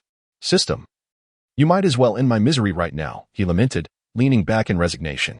What's wrong, God Yuan? Why are you in such a daze and yet to make a move? Will you continue your fortune-telling today, God Yuan? I wish to see yesterday's big bear sister. Surely you're not going to slack off today, are you? I long to witness your fortune-telling. You are simply too beautiful. I tipped you a sports car. God Yuan. Muster your spirits. Do not lose your drive just because you've been pampered by a wealthy benefactor. Oh, God Yuan, I implore you, let us engage in fortune-telling. If not, a stroll would suffice. Regrettably, I am feeling quite unwell today and may need to suspend the stream for a day. Li Yuan gazed weakly at the incessantly flashing comments. Yet, before he could finish his sentence, a dazzling carnival effect suddenly appeared on the screen. Summer's Lime had gifted a carnival. Chapter 39. When illness strikes, do you rush to the crematorium? Oh, behold the affluent lady. How early she arrives. Is this the joy of the wealthy? A carnival at her fingertips. One can only envy the day after the illustrious Yuanshan's appearance. The attention within the live streaming room was instantly captivated by the carnival. Li Yuan, however, became alert at once. To him, this carnival signified an extension of life by an astonishing 8 hours. Regrettably, due to his ill health, Yuanshan would not be broadcasting today. Perhaps the affluent lady might consider watching another Fresh Talent stream. Ahem. Actually, I could persist in broadcasting even while unwell. Do not misunderstand me. I am not one to chase after money, but my profound love for the streaming profession compels me. Li Yuan gazed earnestly at the live streaming screen. Indeed, it seems only the affluent can truly thrive. I suspect Yuanshan is suffering from a stomach ache. A soft diet should suffice. I, too, am curious about the taste of soft rice. In a prestigious office building in the heart of Haicheng City, a secretary clad in a white shirt, black stockings, and high heels held a document, her eyes reflecting disbelief as she glanced at the office. Opposite her, the female CEO, Xia Qingning, smiled naturally at the computer screen. Having served as the CEO's secretary for over a year, the secretary had often witnessed the professional, polite smiles directed at clients. Yet had never seen her superior smile so genuinely and heartily. CEO, here are the materials you requested, the secretary said cautiously, knocking on the door. Come in. Xia Qingning replied, instantly concealing her charming smile and reverting to her commanding, formidable persona. Li Yuan paid no heed to the mockery in the comments. Instead, he directly opened a recruitment app, searching for daily wage jobs at a crematorium. A plethora of information promptly appeared, hiring temporary workers at the crematorium. Day shift 600 a day, night shift 1,000 a day, cash payment daily, serious inquiries only. In Li Yuan's eyes, the day shift promised an extension of life by 14 hours, while the night shift offered an impressive 8 hours. The remuneration was indeed significantly higher than that of other jobs. Though it seemed somewhat morbid, the compensation was compelling. Who could resist such a lucrative daily pay opportunity? Li Yuan certainly could not. He promptly selected a seemingly reliable listing and, after messaging to establish contact, released the brakes and pressed the accelerator, heading straight towards the crematorium. An hour later, as he gazed outside at the increasingly desolate and remote landscape, the towering buildings gave way to barren hills. Aside from a few scattered bungalows, the only visible structure was a signal tower. The viewers in the live stream began to speculate about Li Yuan's destination. Suddenly, the vehicle veered into a narrow, secluded path, igniting curiosity among the audience. Where could Yuanshan be heading? Why venture to such an isolated location? Brothers, I just checked the map. If this road continues, there is but one destination. What destination? The crematorium. Oh my, is this for real? A crematorium? Indeed, I have verified it. It truly leads to the crematory. How could such a path be traversed? Yuanshan, are you not feeling unwell enough to visit a hospital? Instead, you are heading directly to the crematorium? I surmise that Yuanshan might be suffering from a toothache. When I have one, I feel as though I would rather be incinerated on the spot. I simply did not anticipate Yuanshan's remarkable determination. So, Yuanshan, will you return? Yuanshan, have you forsaken the wealthy? An hour later, Li Yuan was oblivious to how far he had wandered along the narrow path. The surroundings became increasingly desolate, even taking on an inexplicable eeriness. This place is rather frightening. I cannot shake the feeling that a corpse might suddenly emerge from the underbrush. What corpse? The creature you speak of is likely a Garen. Corpses do not move. It must be a wandering spirit. At this moment, Li Yuan cast a glance at the barrage of comments, feeling a twinge of anxiety himself. This was his first visit to such a location. It was truly unsettling. Had he known better, he would not have allowed himself to be blinded by the allure of wealth. Accompanied by the cawing of crows, Li Yuan's hand trembled. Unbeknownst to him, a peachwood sword had materialized in the passenger seat. Enough of this chatter. You have truly frightened Yuanshan, huh? What is this? How did a peachwood sword and a yellow talisman appear in the passenger seat? Ha ha ha. Yuan Shun's face has turned green. He is genuinely frightened. It is the first time I have seen such an expression from Yuan Shen. Today's stream has been worth it. Amidst the flurry of comments, Li Yuan finally arrived at the crematorium, located several kilometers away, devoid of any signs of life. Goodness, this place exudes an aura of chilling winds, utterly unsettling. No wonder they say crematoriums offer high salaries. If it were me, I would have turned back in fear long before now. What is there to fear? I am already poor. Why should I fear ghosts? After parking the car, Li Yuan made a phone call. Half a minute later, a man in a gray uniform, appearing to be in his 40s, hurriedly approached. You must be Li Yuan? Change into this. Work until tomorrow morning, and I will pay you 2,000. Is that acceptable? As he spoke, the man anxiously tossed a uniform to Li Yuan. Bewildered, Li Yuan accepted the work attire and was led into a changing room accessible only to staff. Upon seeing Li Yuan take the uniform, the viewers in the live stream suddenly realized, what? He is actually here to work at the crematorium, working a single day for 2,000. That is nearly equivalent to my monthly salary. Yuan Shun, please inquire if the crematorium is in need of more staff. I excel at handling corpses. Even if I run, I can always return. I could also, if the crematorium requires additional performance, I could even lie down to contribute. If you wish to join, I will ask for you once I depart. As Li Yuan responded to the barrage of comments, he entered the changing building. Upon entering, he immediately noticed a prominently displayed blue sign hanging in the hall. At the top, it boldly proclaimed the 7 words, Crematorium Employee Code of Conduct. The first rule, please trust in science. Article 2. In this world, there are no ghosts. Regardless of what you may witness at work, refrain from believing or spreading rumors. Violators will be dismissed on the spot. Article 3. When alone in a room with a corpse, no matter what you see or hear, you must not respond or speak to yourself. Violators will bear the consequences, and this crematorium shall not be held responsible. Article 4. Remember, Haiqing has no mountains, and there are certainly none surrounding the crematorium. If you perceive a mountain, kindly pretend it is not there. Article 5. Private inventory of unclaimed bodies is strictly prohibited. Violators will face the consequences. Should discrepancies arise in numbers, please maintain confidentiality or else bear the repercussions. Article 6. During night shifts, occasionally verify whether your colleague is indeed human. My goodness, my scalp is tingling. Is this really merely an employee handbook? Is this a legitimate crematorium? This code of conduct is utterly terrifying. My palms are already sweating. What is this? How could such regulations exist? Surely, this crematorium has witnessed unsavory events. Amitba, may I be shielded? At this moment, Li Yuan's complexion resembled that of a bitter melon. He regretted his decision to come here. The first rule contradicts all the others, especially the last one. If one is not human, what could they possibly be? Please clarify. I long to return home. Li Yuan glanced outside at the man in gray waiting for him, but he had offered 2,000, a mere 2 days of life. Gritting his teeth, he donned the employee uniform. Upon seeing Li Yuan emerge in his work attire, the man in gray instantly brightened, as though he had spotted prey and snared in a trap. I sensed something unsettling in the man's expression. Yuan, swiftly brandish your peachwood sword and ascertain whether he is truly human. But it is daytime, and that may not be appropriate. The rules specify nighttime. Someone had left unexpectedly yesterday, and we are in dire need of assistance. Thankfully, you were willing to come. At last, I have company to attend to the deceased. My name is Zhang Yukai. You may call me Brother Zhang. The man in gray chuckled ominously. To Li Yuan and the viewers in the live stream, it sent shivers down their spines. I wish to inquire if this departure is indeed a proper one. Li Yuan, clutching the peachwood sword at his waist, timidly asked. Do not misunderstand. He has gone to visit relatives. Zhang Youcai's words allowed Li Yuan to breathe a sigh of relief. Yet, Zhang Youcai's subsequent statement instantly raised the hairs on Li Yuan's arms, a chill racing up from his soles to the crown of his head. That relative was the very one he had sent to the cremation furnace himself. He. Wang Defa. Xiao, I want to go home. Chapter 40. So many corpses, how wonderful it would be to take a stroll outside. Oh my. I knew there was something amiss with this crematorium. Yuanshin, we must flee. Yuanshin, this place is a sinister crematorium.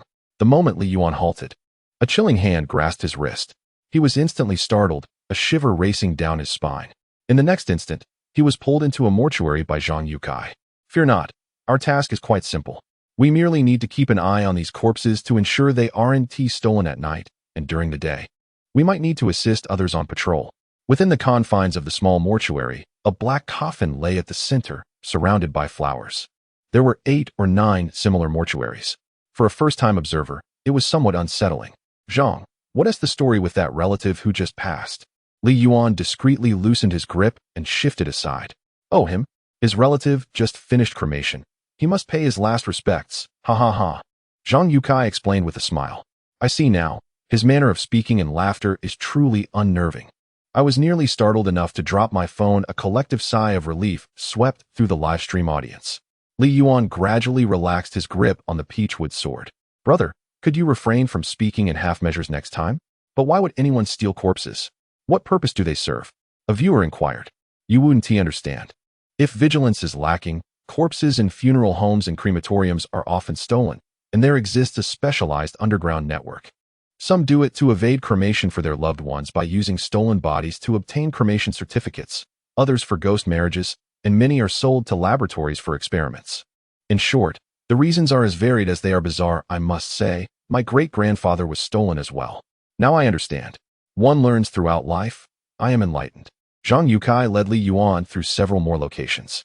This is the corpse repository, housing unclaimed bodies. We must ensure no one approaches this area. Zhang Yukai guided Li Yuan to a cold storage room in the basement. Upon opening the metallic door, a foul odor assaulted them. Inside, numerous iron racks were crammed with at least hundreds of corpses. Li Yuan recalled the employee code of conduct for crematorium staff. Yuanshin, should we indulge our curiosity and count them? Please no. I'm already terrified enough to keep my phone a meter away from me. Yet, as Li Yuan gazed upon the multitude of corpses, his eyes sparkled, fingers involuntarily tapping. The desires within him stirred, completely dispelling his previous fear. So many corpses. How thrilling it would be to bind them all with a corpse rope and take them for a stroll. Damn it, this wretched instinct. What is happening to Yuanshin, who was just terrified moments ago, now gazing at the corpses with such a glimmer in his eyes? Could it be? Was the preference of the enigmatic deity truly so? Li Yuan hastily suppressed the urge to expel the corpse entirely from his mind. Subsequently, Zhang Yukai led Li Yuan to the mortuary, a place designated for cleansing, repairing, and cosmetically enhancing the deceased. Inside, a female embalmer was meticulously applying makeup to a body on a metal gurney. A surge of primordial energy emanated from within her. Observing her somewhat unskilled technique, Li Yuan felt his obsessive-compulsive tendencies stirring. As the girl continued to work, she frequently furrowed her brow. Brother Zhang, could you lend me a hand? Upon noticing Li Yuan and Zhang Yukai, she gradually halted her actions and turned her gaze towards Zhang. Could you help me lift his head a bit?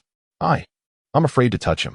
Zhang Yukai promptly responded and moved closer, and Li Yuan, unable to contain his curiosity, followed suit. On the gurney lay the corpse of a man in his 40s, while the rest of the body appeared intact. The neck was fractured, seemingly crushed by a vehicle. It was carelessly reattached to the body without any sutures. How can we lift it? The head isn't even stitched on, Li Yuan remarked, perplexed. Is your teacher not here today? Zhang Yukai was at a loss for how to proceed. Even the slightest movement could result in the head falling off. My teacher had something to attend to and couldn't come today. I'm filling in for him. The girl replied softly. Judging by her appearance, it was hard to fathom that such a delicate, gentle girl was engaged in a profession that dealt with the dead. They say this occupation in the underworld is quite lucrative, Li Yuan mused. Let me take care of it. Without further ado, he stepped forward and adjusted the head of the corpse with confidence. The audience in the live stream gasped in shock. Wow, Yuanshin, please give us a heads up. Seeing the corpse up close like this could give someone a heart attack. Fortunately, my phone had been positioned 2 meters away. However, the ghastly appearance of the body was unbearable for him as a skilled mortician. Do you have any needles and thread? He inquired of the girl beside him. Yes, she replied, momentarily taken aback. I'll stitch his head. It looks far too awkward this way. Ah, what? The girl was momentarily stunned, as were the live stream viewers and Zhang Yukai. This is a corpse, not a toy, she mumbled, her gaze lowered. Don't worry, I'm a professional. Li Yuan assured her with a gentle pat on his chest. If I don't do something about the body, I might just suffocate from the tension today. Hesitantly, the girl retrieved the needle and thread for suturing the corpse, her trust still wavering. Once Li Yuan took the materials in hand, he seamlessly entered a state of focus.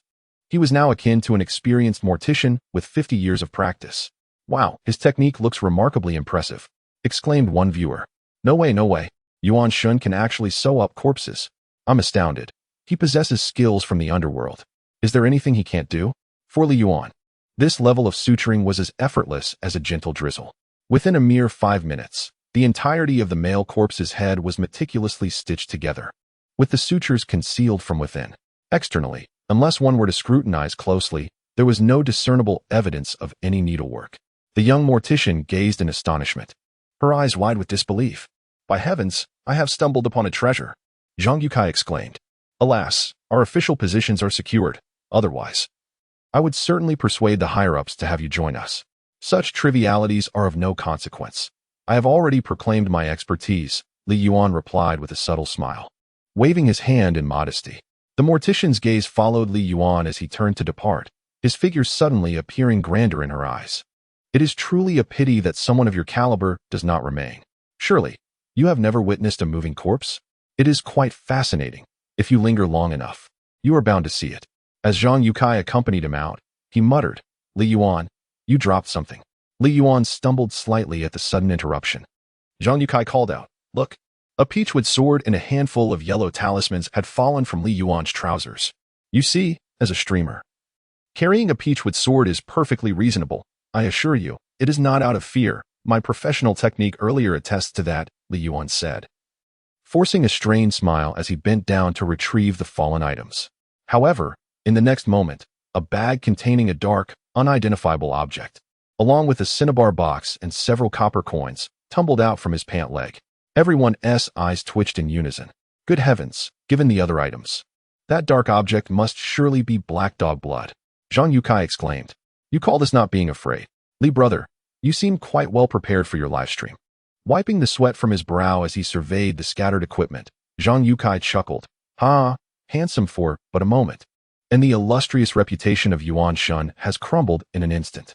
Ha ha ha. When Brother Zhang mentioned that corpses could move, Yuan Shun's face turned an ashen hue. I dare say he felt weak all over, leaving only his defiant tongue. Ha ha ha, it is truly amusing.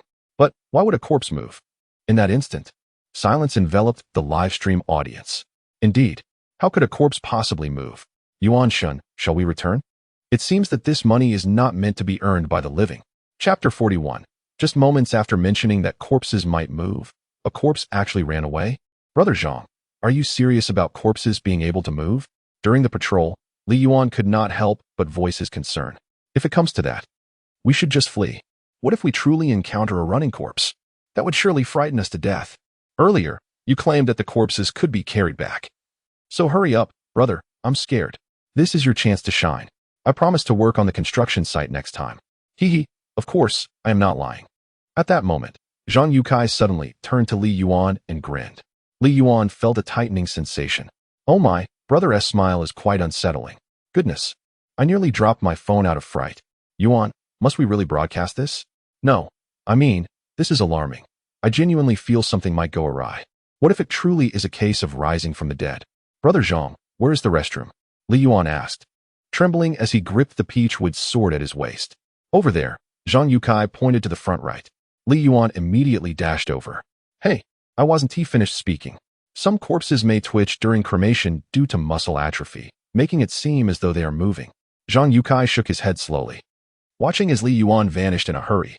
I tend to speak slowly. I fear running into someone impatient. After entering the restroom, Li Yuan quickly took out vermilion and yellow talismans, scribbling a few hastily. Slapping them onto himself, he exclaimed, Goodness, is this really how it's done? Aren't the talismans meant for the corpses? One could sense Yuan's fear even through the screen. Huh? Honestly, I am not the least bit envious of Yuan's daily earnings of 2,000. He is quite bold. It seemed he even stuck one in his pants. Does he fear the corpse might snatch away his little brother? Brother, did you hear that rustling sound? Zhang Yukai asked curiously after they exited the restroom together. No, I didn't hear anything, Li Yuan replied, gazing skyward. He discreetly patted his back, the sound of the talismans rubbing against his clothes audible. If he is this frightened during the day, how will he cope at night? What can we do? Ghosts aren't real. Believe in science. Fear only stems from within. All right, science enthusiast, step aside, let me show off. If ghosts truly existed, capturing one and selling tickets at a circus would surely be a lucrative venture. Ghost, are you being polite? In truth, I believe Yuan should carry a blanket. It is said that blankets are ancient barriers, and as long as one hides beneath it, ghosts cannot attack. I concur. Research indicates that ghosts exist in a quantum superposition of being and non-being. When humans take refuge under the covers, the ghosts naturally vanish. Ah, I think I understand now. SCHR Dinger's ghost. In the realm of obscure knowledge, Article 248 of the Underworld Law stipulates that when a human is enveloped in a blanket, deliberately inflicting harm upon them is punishable by extreme measures. Should one mistakenly injure a limb exposed outside the blanket, the offender shall also face severe penalties. Note that if the body is within the blanket, it is deemed that the head is likewise within it. It is disheartening to witness even spirits adhere so strictly to the law. What justification do we mortals have for flouting it? Although it is sweltering outside, I quietly retrieved a blanket from the cabinet. Brother Zhang, do we have any blankets here? It might get chilly during the night shift. Li Yuan inquired of Zhang Yukai after glancing at the comments. It won't be cold. The weather is hot, and the nearby incinerators are operational around the clock. Rest assured, it won't be chilly at night, and besides, nighttime is peak time for body snatching. We cannot afford to sleep. Zhang Yukai waved his hand dismissively. Li Yuan's expression fell immediately. Brother Zhang, to be candid, despite my youth, I actually suffer from chronic leg pain. It becomes quite unbearable without a blanket at night. He lamented, clutching his thigh in apparent agony. Isn't chronic leg pain typically associated with the knee? Why are you clutching your thigh? This is rather transparent, someone remarked. It's likely advanced. Perhaps it has metastasized. Another chimed in, unable to counter the logic presented. I don't have a blanket, but I can find one for you. Zhang Yukai sighed, casting a sympathetic glance at Li Yuan. Alas, today's youth do not cherish their health. To be so young yet afflicted with ailments typical of the elderly, they've missed out on 40 years of vitality. Li Yuan followed Zhang Yukai eagerly, hoping to retrieve a blanket. Just the slightest breeze could incite a flurry of apprehension if he burrowed beneath the covers. Even a specter like Sadako would be left in awe. Ah, but what if it's Kayako who arrives? I recall she has a penchant for invading people's blankets. Is there truly a spirit so devoid of moral integrity? What does the underworld law declare? Those who breach the sacred trust humans place in blankets must face the utmost punishment. Zhang Yukai guided Li Yuan into a morgue. As Li Yuan pondered this, Zhang suddenly reached for the transparent glass cover of a black coffin. Brother Zhang, what are you doing? Li Yuan exclaimed, stepping back in shock. I am fetching you a blanket. Zhang Yukai indicated to the white cover draped over the corpse within the coffin. Li Yuan felt a chill run down his spine. The viewers in the live stream were equally stunned. What the heck? Stealing a blanket from a corpse? This is truly macabre. Actually, my chronic leg pain is quite manageable. I can endure it without troubling you. Li Yuan stammered, almost in tears. Really no need? Fear not. We can use whatever is here. Do not hesitate, Zhang Yukai replied. Still skeptical, yet his hand reached toward the coffin. Brother, truly, it's unnecessary. Let us patrol instead, Li Yuan implored, on the verge of tears. The god of the abyss is not merely being courteous to Brother Zhang. It feels more like he is extending his civility to the deceased. Ha ha ha, mother. I have finally witnessed the god of the abyss facing a setback. Indeed, the master strategist has been imparted a lesson. And it takes an unconventional figure like the affluent Brother Zhang to teach him a thing or two. I can hardly contain my laughter upon seeing the god of the abyss wear such a troubled expression, filled with fear, yet hesitant to speak. Ha ha. Well then, as the hour grows late, let us first indulge in lunch. It seems Brother Zhang has finally set aside the coffin lid. Li Yuan sighed in relief. Today, coincidentally, there are family members hosting a banquet in the cafeteria, so we can partake in their feast. Hee hee. The two of them called upon the mortician's sister to join them. The trio found a secluded table in the corner and began to enjoy the meal. Brother Zhang, your crematorium truly offers a wide array of services, Li Yuan remarked, his spirits lifting at the sight of the sumptuous spread before him. The god of the abyss is indeed remarkable. He can manage to enjoy a complimentary meal. As the three savored their food, a sudden commotion erupted outside. It appeared that an argument was taking place. Li Yuan continued to eat, while straining to eavesdrop on the gossip. It seemed there was talk of a missing corpse. The mortician's sister listened intently for a moment before exclaiming, "Uft." Li Yuan immediately covered his mouth, nearly choking on his food. What? The corpse has run away. Ah, the corpse has escaped. The viewers in the live stream were left utterly bewildered. Chapter 42. Driving a tractor requires extra payment, alas. Can it be true that a corpse has escaped? Indeed, what is there to be astonished about? Living beings fear fire. Should the deceased not fear being burned? Hurry, Yuanshin. Pursue swiftly. Allowing one to flee means a deduction in payment. For goodness sake, stop joking around. I'm so frightened that I've hidden under the covers in this sweltering heat. Sister, you were just now seeking refuge. I slipped beneath the covers long ago, and now my bedding is soaked. It has indeed vanished, not merely fled. The mortician's sister cast a glance of disdain at Li Yuan. Oh, my apologies. It appears I misheard. Li Yuan's face flushed crimson. Haha. While Yuanshin appeared calm on the surface, internally he was a bundle of nerves, clearly flustered to the point of mishearing words. It's not solely your fault. You often speak of corpses escaping and needing to be apprehended. Had I been in your position, I likely would have assumed the corpse had simply run away. Let us go outside and take a look. Zhang Yukai patted Li Yuan on the shoulder. Li Yuan grasped a chicken leg, munching as he followed them outside. Only delectable food could quell the turmoil within. Outside the cafeteria, a group of individuals had gathered, fervently engaged in animated discussion. As Li Yuan dined, he overheard the bereaved families vehemently directing their ire at the crematorium's leadership, their words quite harsh. After listening for about a minute, he finally grasped the situation. It seemed that the hearse and tractor had encountered each other on a narrow road and overturned. The body had likely slipped straight out of the vehicle and into the fish pond by the roadside. The crematorium certainly was not lacking in bizarre occurrences. Chewing on the chicken leg, Li Yuan mumbled indistinctly, observing the crematorium leader, who remained bowed in apology, acting the part of a humble servant. In this day and age, it is no easy task to lead in the service industry. Fortunately, I only wish to take it easy. Old Zhang, a man resembling a leader, beckoned Zhang Yukai. The tractor driver has been injured and taken to the hospital. Can you operate a tractor? Zhang Yukai shook his head. I have never driven one, but a tractor should be similar to a manual transmission vehicle, no? Leader, it should be fairly similar. Both have accelerator, brake, and clutch pedals. Go find someone who can drive a manual. Li, young brother, can you drive a manual transmission? Zhang Yukai waved to Li Yuan.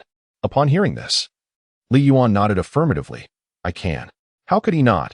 Being quite proficient in driving, a mere manual transmission was no challenge. Good, you all come with me.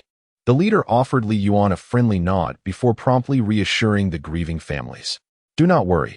We have already contacted a recovery team, and we have someone to drive the tractor. What? Drive a tractor? A large question mark appeared on Li Yuan's small face. No need for concern. Driving a tractor is akin to a manual transmission vehicle. You will become familiar with it after a few tries. Zhang Yukai patted Li Yuan on the shoulder. The three were swiftly ushered onto a minibus en route to the scene of the accident.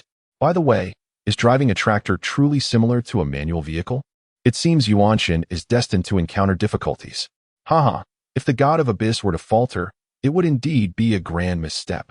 Fear not, for in principle, the manual transmission of a tractor is quite akin to that of an automobile, albeit a tractor typically possesses only 4 gears.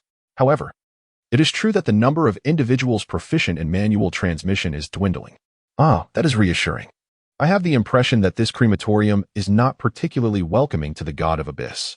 A minibus, laden with passengers, wound its way along a crooked dirt path for approximately 10 minutes, until a hearse was spotted languishing at the roadside. In front of it stood a tractor, facing directly toward it. Yet, upon closer inspection, it appeared that this tractor lacked a canopy. An open-top tractor? No. Upon closer examination, not only was there no canopy, but it also seemed devoid of a steering wheel. That lengthy handle, several meters in length, must be the reverse steering wheel, right? My goodness, this is astonishing. It is. In fact, a hand-operated tractor. How could such an antiquated relic be found at a crematorium? To be honest, and without fear of ridicule, this is my first encounter with a hand-operated tractor in real life. My family's rural home possesses one, but I seldom see it. How on earth does one operate this contraption? Who claim that tractors and manual transmission vehicles are the same? This one lacks even a steering wheel. Goodness, who could have known that the tractor he referred to was a hand-operated one? Ha ha ha. I simply cannot contain my amusement. The sight of a hand-operated tractor is truly comical. Indeed, the god of abyss has encountered a setback. The crematorium has proven to be the place where he is brought down from his pedestal. After disembarking, Li Yuan gazed at a wheel ensnared in the roadside of the hand-operated tractor. Its entire front and handle sprawled across the road. The driver's cabin nearly at a 180-degree angle. His eyelid twitched involuntarily. It is one thing to encounter a tractor, but a hand-operated one at that. I am at a loss as well. Zhang Yukai was equally dumbfounded, casting a glance at the leader beside him. At that moment, the leader's expression mirrored a wave of embarrassment. "Please, remove the tractor. There are vehicles waiting to pass," urged a family member of the deceased. "Why don't you give it a try? You are the only one capable of operating a manual transmission here." The leader regarded Li Yuan with a face full of awkwardness. "Ha ha ha, the god of abyss has found himself in quite the predicament. I can drive a manual, but not a hand-operated one." Li Yuan patted the tractor's handle, and in that instant, his words faltered. The moment he encountered the tractor, a wave of familiarity surged within him. A driving aficionado. How could I not have considered this? A tractor is still a vehicle, albeit a hand-operated one. Li Yuan was suddenly struck by enlightenment. So, any contraption with wheels qualifies as a vehicle, does it not? In truth, I could operate it. Should the need arise? Li Yuan's tone took on a suggestive quality as his gaze fixated on the leader of the crematorium. However, wages are negotiable. I must be compensated accordingly. Both the crematorium leader and Zhang Yukai were momentarily taken aback. The viewers in the live stream were equally astonished. Has the god of abyss truly become enamored with wealth, daring to operate a hand-operated tractor? Surely this cannot be true. The Lord of the Abyss should, like myself, be encountering a hand-operated tractor for the very first time. How could he possibly know how to operate one? However, if he claims he possesses the skill, has he ever let us down? Yet, this situation defies logic. While there are ample places to learn various skills, who would instruct one on the intricacies of operating a hand tractor? Remarkably, under my subtle influence, you have begun to embrace the principles of science. If you can indeed maneuver this contraption, an additional 500 will be awarded to you, commanded the leader of the crematorium with a grand gesture. Li Yuan immediately accepted the challenge. Very well. With that, he began rummaging about in the driver's cabin. Shortly thereafter, he emerged from the toolbox wielding a bent iron rod. Goodness, I had assumed he was searching for something essential, completely overlooking that starting a vehicle requires a key. Behold this key, it exudes a commanding presence, far more impressive than any Lamborghini key. Li Yuan approached the front of the tractor with the key in hand, exuding an air of calm confidence that instilled a curious illusion that he was, in fact, destined to be a tractor driver. Chapter 43. Driving a hand-pulled tractor is the pinnacle of coolness. Is it true that the Abyss God is actually going to attempt this? I have heard that if one does not drive it well, they can easily be thrown off. As Li Yuan skillfully inserted the key into the ignition, his other hand pressed down on the decompression lever. With a seamless motion, everyone held their breath in anticipation. Li Yuan turned the key with a steady force, and the engine roared to life with a series of powerful sounds. The live stream ignited with excitement. It moved. It moved. Goodness. The way he tossed his head and waved his hands is so impressive. I have learned that this is how one starts a hand-pulled tractor. It doesn't seem too difficult. Not difficult? I'm not targeting you, but I must say that 90% of those present would struggle to start it. Not only would they fail, but they might also end up with a sore chin from the key, haha. Li Yuan casually tossed the key into the toolbox and adjusted the handlebars. Amidst the astonished gazes surrounding him, he gracefully took his seat in the driver's position. Wow. How cool. The Abyss God can actually drive a hand-pulled tractor. He looks quite the seasoned driver. I need to take a closer look. After making a slight adjustment to the angle of the handlebars, Li Yuan wasted no time. His right hand gripped the handle, while his left hand swiftly pulled the clutch. Simultaneously, his right foot gently nudged the gear lever, engaging the gear, and then he released the clutch. The fluidity of his movements resembled a dance. He pressed the accelerator and released the brake, causing the front wheels of the tractor to begin turning slowly. In an instant, he executed the startup with elegance, captivating everyone's attention. Incredible! He is undeniably impressive. The mechanical prowess, the effortless movements, who knew driving a hand-pulled tractor could be this stylish? I can't take it anymore. It's so cool. I am determined to learn how to drive a hand-pulled tractor. This is the essence of masculine romance and charm. Li Yuan had completely merged with the hand-pulled tractor. At that moment, he was the machine, and the machine was him. Under the awed gazes of the crowd, he deftly maneuvered the handlebars, creating a mesmerizing display of skill. The combination of throttle, clutch, and gear shifting was executed with fierce precision. The rhythmic sounds of the engine reverberated through the hearts of all present. Suddenly, the tractor expelled a plume of black smoke. Upon closer inspection, It became apparent that the wheels trapped in the roadside had been freed. At that moment, everyone gazed at the gleaming Li Yuan with a singular thought. He is undeniably cool. After driving the tractor forward for several meters, it let out a fierce roar. The handlebars were flung out at a 45-degree angle, and the vehicle skidded violently against the gravel road. In the next instant, the entire hand-pulled tractor executed a dramatic tailspin, coming to a steady stop in the open space ahead. Li Yuan clapped his hands and leaped down from the driver's seat. I swear, I never imagined that driving a tractor could be this stylish. Truly, I believe this is far cooler than flying an airplane. I don't need your opinion. I trust my own judgment, and I feel that you would agree with me. Having witnessed the prowess of the tractor operated by the enigmatic Yuan Shin, I have decided to cancel my order for a Porsche and enroll in a tractor training course. Li Yuan gazed quizzically at the nearly petrified crowd surrounding him. After casting another glance at the impeccably parked tractor, he confirmed everything was in order and then motioned to the leader of the crematorium with a subtle gesture. It was only then that the crematorium leader, emerging from his stupor, hastily retrieved 5 red mound notes from his wallet and handed them to Li Yuan. Turning around, he proudly addressed the gathered relatives, stating, "Ladies and gentlemen, do you see? Please trust in our crematorium's professionalism. We shall never disappoint our clients. If possible, we hope you choose us again in the future." The crowd nodded in agreement, marveling at the hidden talents within the crematorium. It was indeed astonishing to see such a young man operate a tractor with such flair. "Brother, what exactly is your specialty? Aren't you studying mortuary technology and management?" The young mortician gazed at Li Yuan with starry eyes. This little sister seems to be unaware of Yuan Shin's other remarkable skills. What school or program could possibly produce such an anomaly?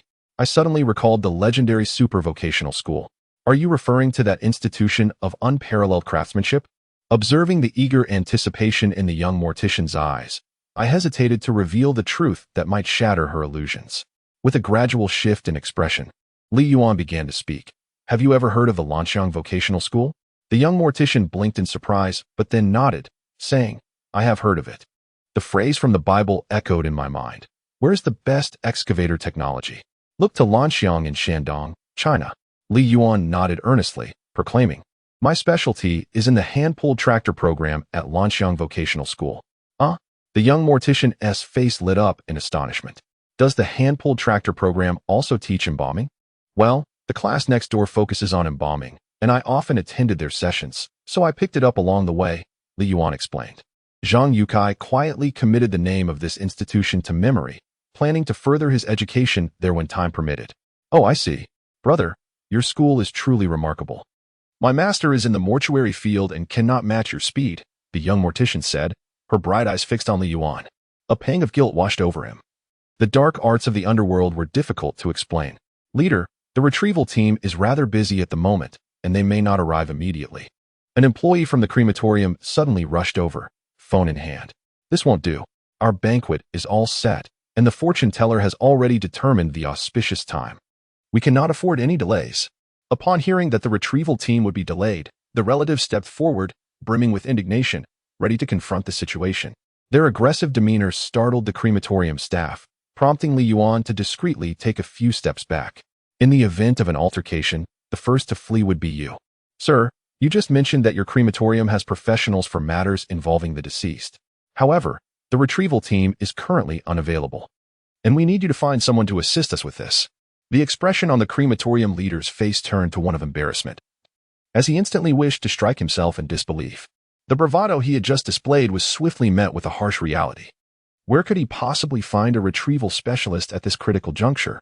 "Please, esteemed family members, remain calm. I will reach out to the retrieval team once more." "Sir, we have already contacted them over a dozen times, and not a single retrieval team is available at the moment," a staff member quietly reminded him. The leader of the crematorium felt a cold sweat break out on his forehead as he gazed upon the dozens of agitated family members. It seemed that today's situation would not resolve amicably. "By the way, is there compensation for the retrieval?" Li Yuan suddenly stepped forward from the back of the crowd. Chapter 44. Are you fishing or recovering corpses? No. Could it be that the Abyss God is engaged in corpse retrieval as well? Unthinkable. Recovering corpses demands audacity. Just look at how terrified the Abyss God is, covered in talismans. Does that seem plausible? Indeed, and corpse retrieval is perilous, without a workboat. It's akin to being a water ghost on a construction site. This fishing pond clearly used to be a reservoir, and its depths are formidable. This pond appears genuinely intimidating. There are no railings whatsoever. If someone who cannot swim were to fall in, they would undoubtedly drown in mere moments. Perhaps it's best to forego that notion. I would rather witness the abyss god operating a hand tractor.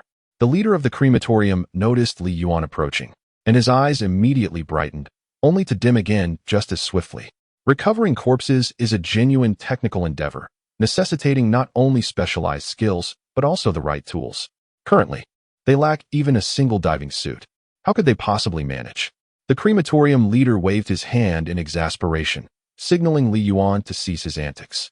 Li Yuan glanced at the agitated family members and then turned his gaze toward a few individuals fishing in the distance. He discreetly asked Zhang Yukai for a pack of cigarettes and slipped away from the gathering. He chuckled to himself, thinking of the unexpected gains he was about to secure. The profits seemed endless. The abyss god was indeed wise, choosing to make a hasty retreat. It was possible that a confrontation might erupt at any moment, so it was prudent to leave early. However, Li Yuan did not return to the crematorium as they had anticipated. Instead, he walked along the edge of the pond. Up ahead, it appeared that several individuals had set up a tent for camping, their cameras shaking, making it difficult to discern clearly. Indeed, there were people there. Goodness, have they lost their minds? How could they linger near such a foreboding crematorium? No, it seemed they were fishing at the pond. Oh, they are just anglers. Then there is no cause for concern. How audacious to fish in such a location. Aren't they afraid? Brothers, are we not fishing? Those fearless anglers regard the specters and corpses with indifference. They have resigned from their jobs, divorced, and given away their children. None of it poses a challenge. Nothing can quench their yearning for fishing. They overcome obstacles, and, if none exist, they create their own to surmount. No, you are mistaken.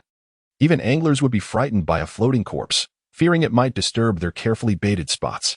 All right, enough with the lectures. I'm an angler, and I merely wish to inquire, when shall our great emperor he return?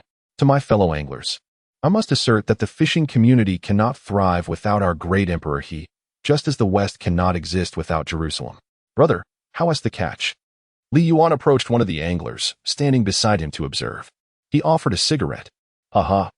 I dread the thought of the abyss god arriving and inquiring whether the Air Force has been active today. Haha. That would certainly provoke a torrent of curses and a possible mobbing. Quite amusing indeed. The angler accepted the cigarette and looked up at Li Yuan. The distance between them was swiftly bridged by the shared smoke and conversation. Within the span of a single cigarette, Li Yuan successfully borrowed a spare fishing rod. It appears that the deity of the abyss has succumbed to his fishing addiction, neglecting his duties. Indeed, the unwavering angler cannot resist casting a line. Even while traversing the bridge of helplessness, I must express my dissent. The notion that one can develop an addiction to fishing is sheer nonsense. I have fished for 30 years, dedicating 6 hours each day to the sport without ever becoming addicted.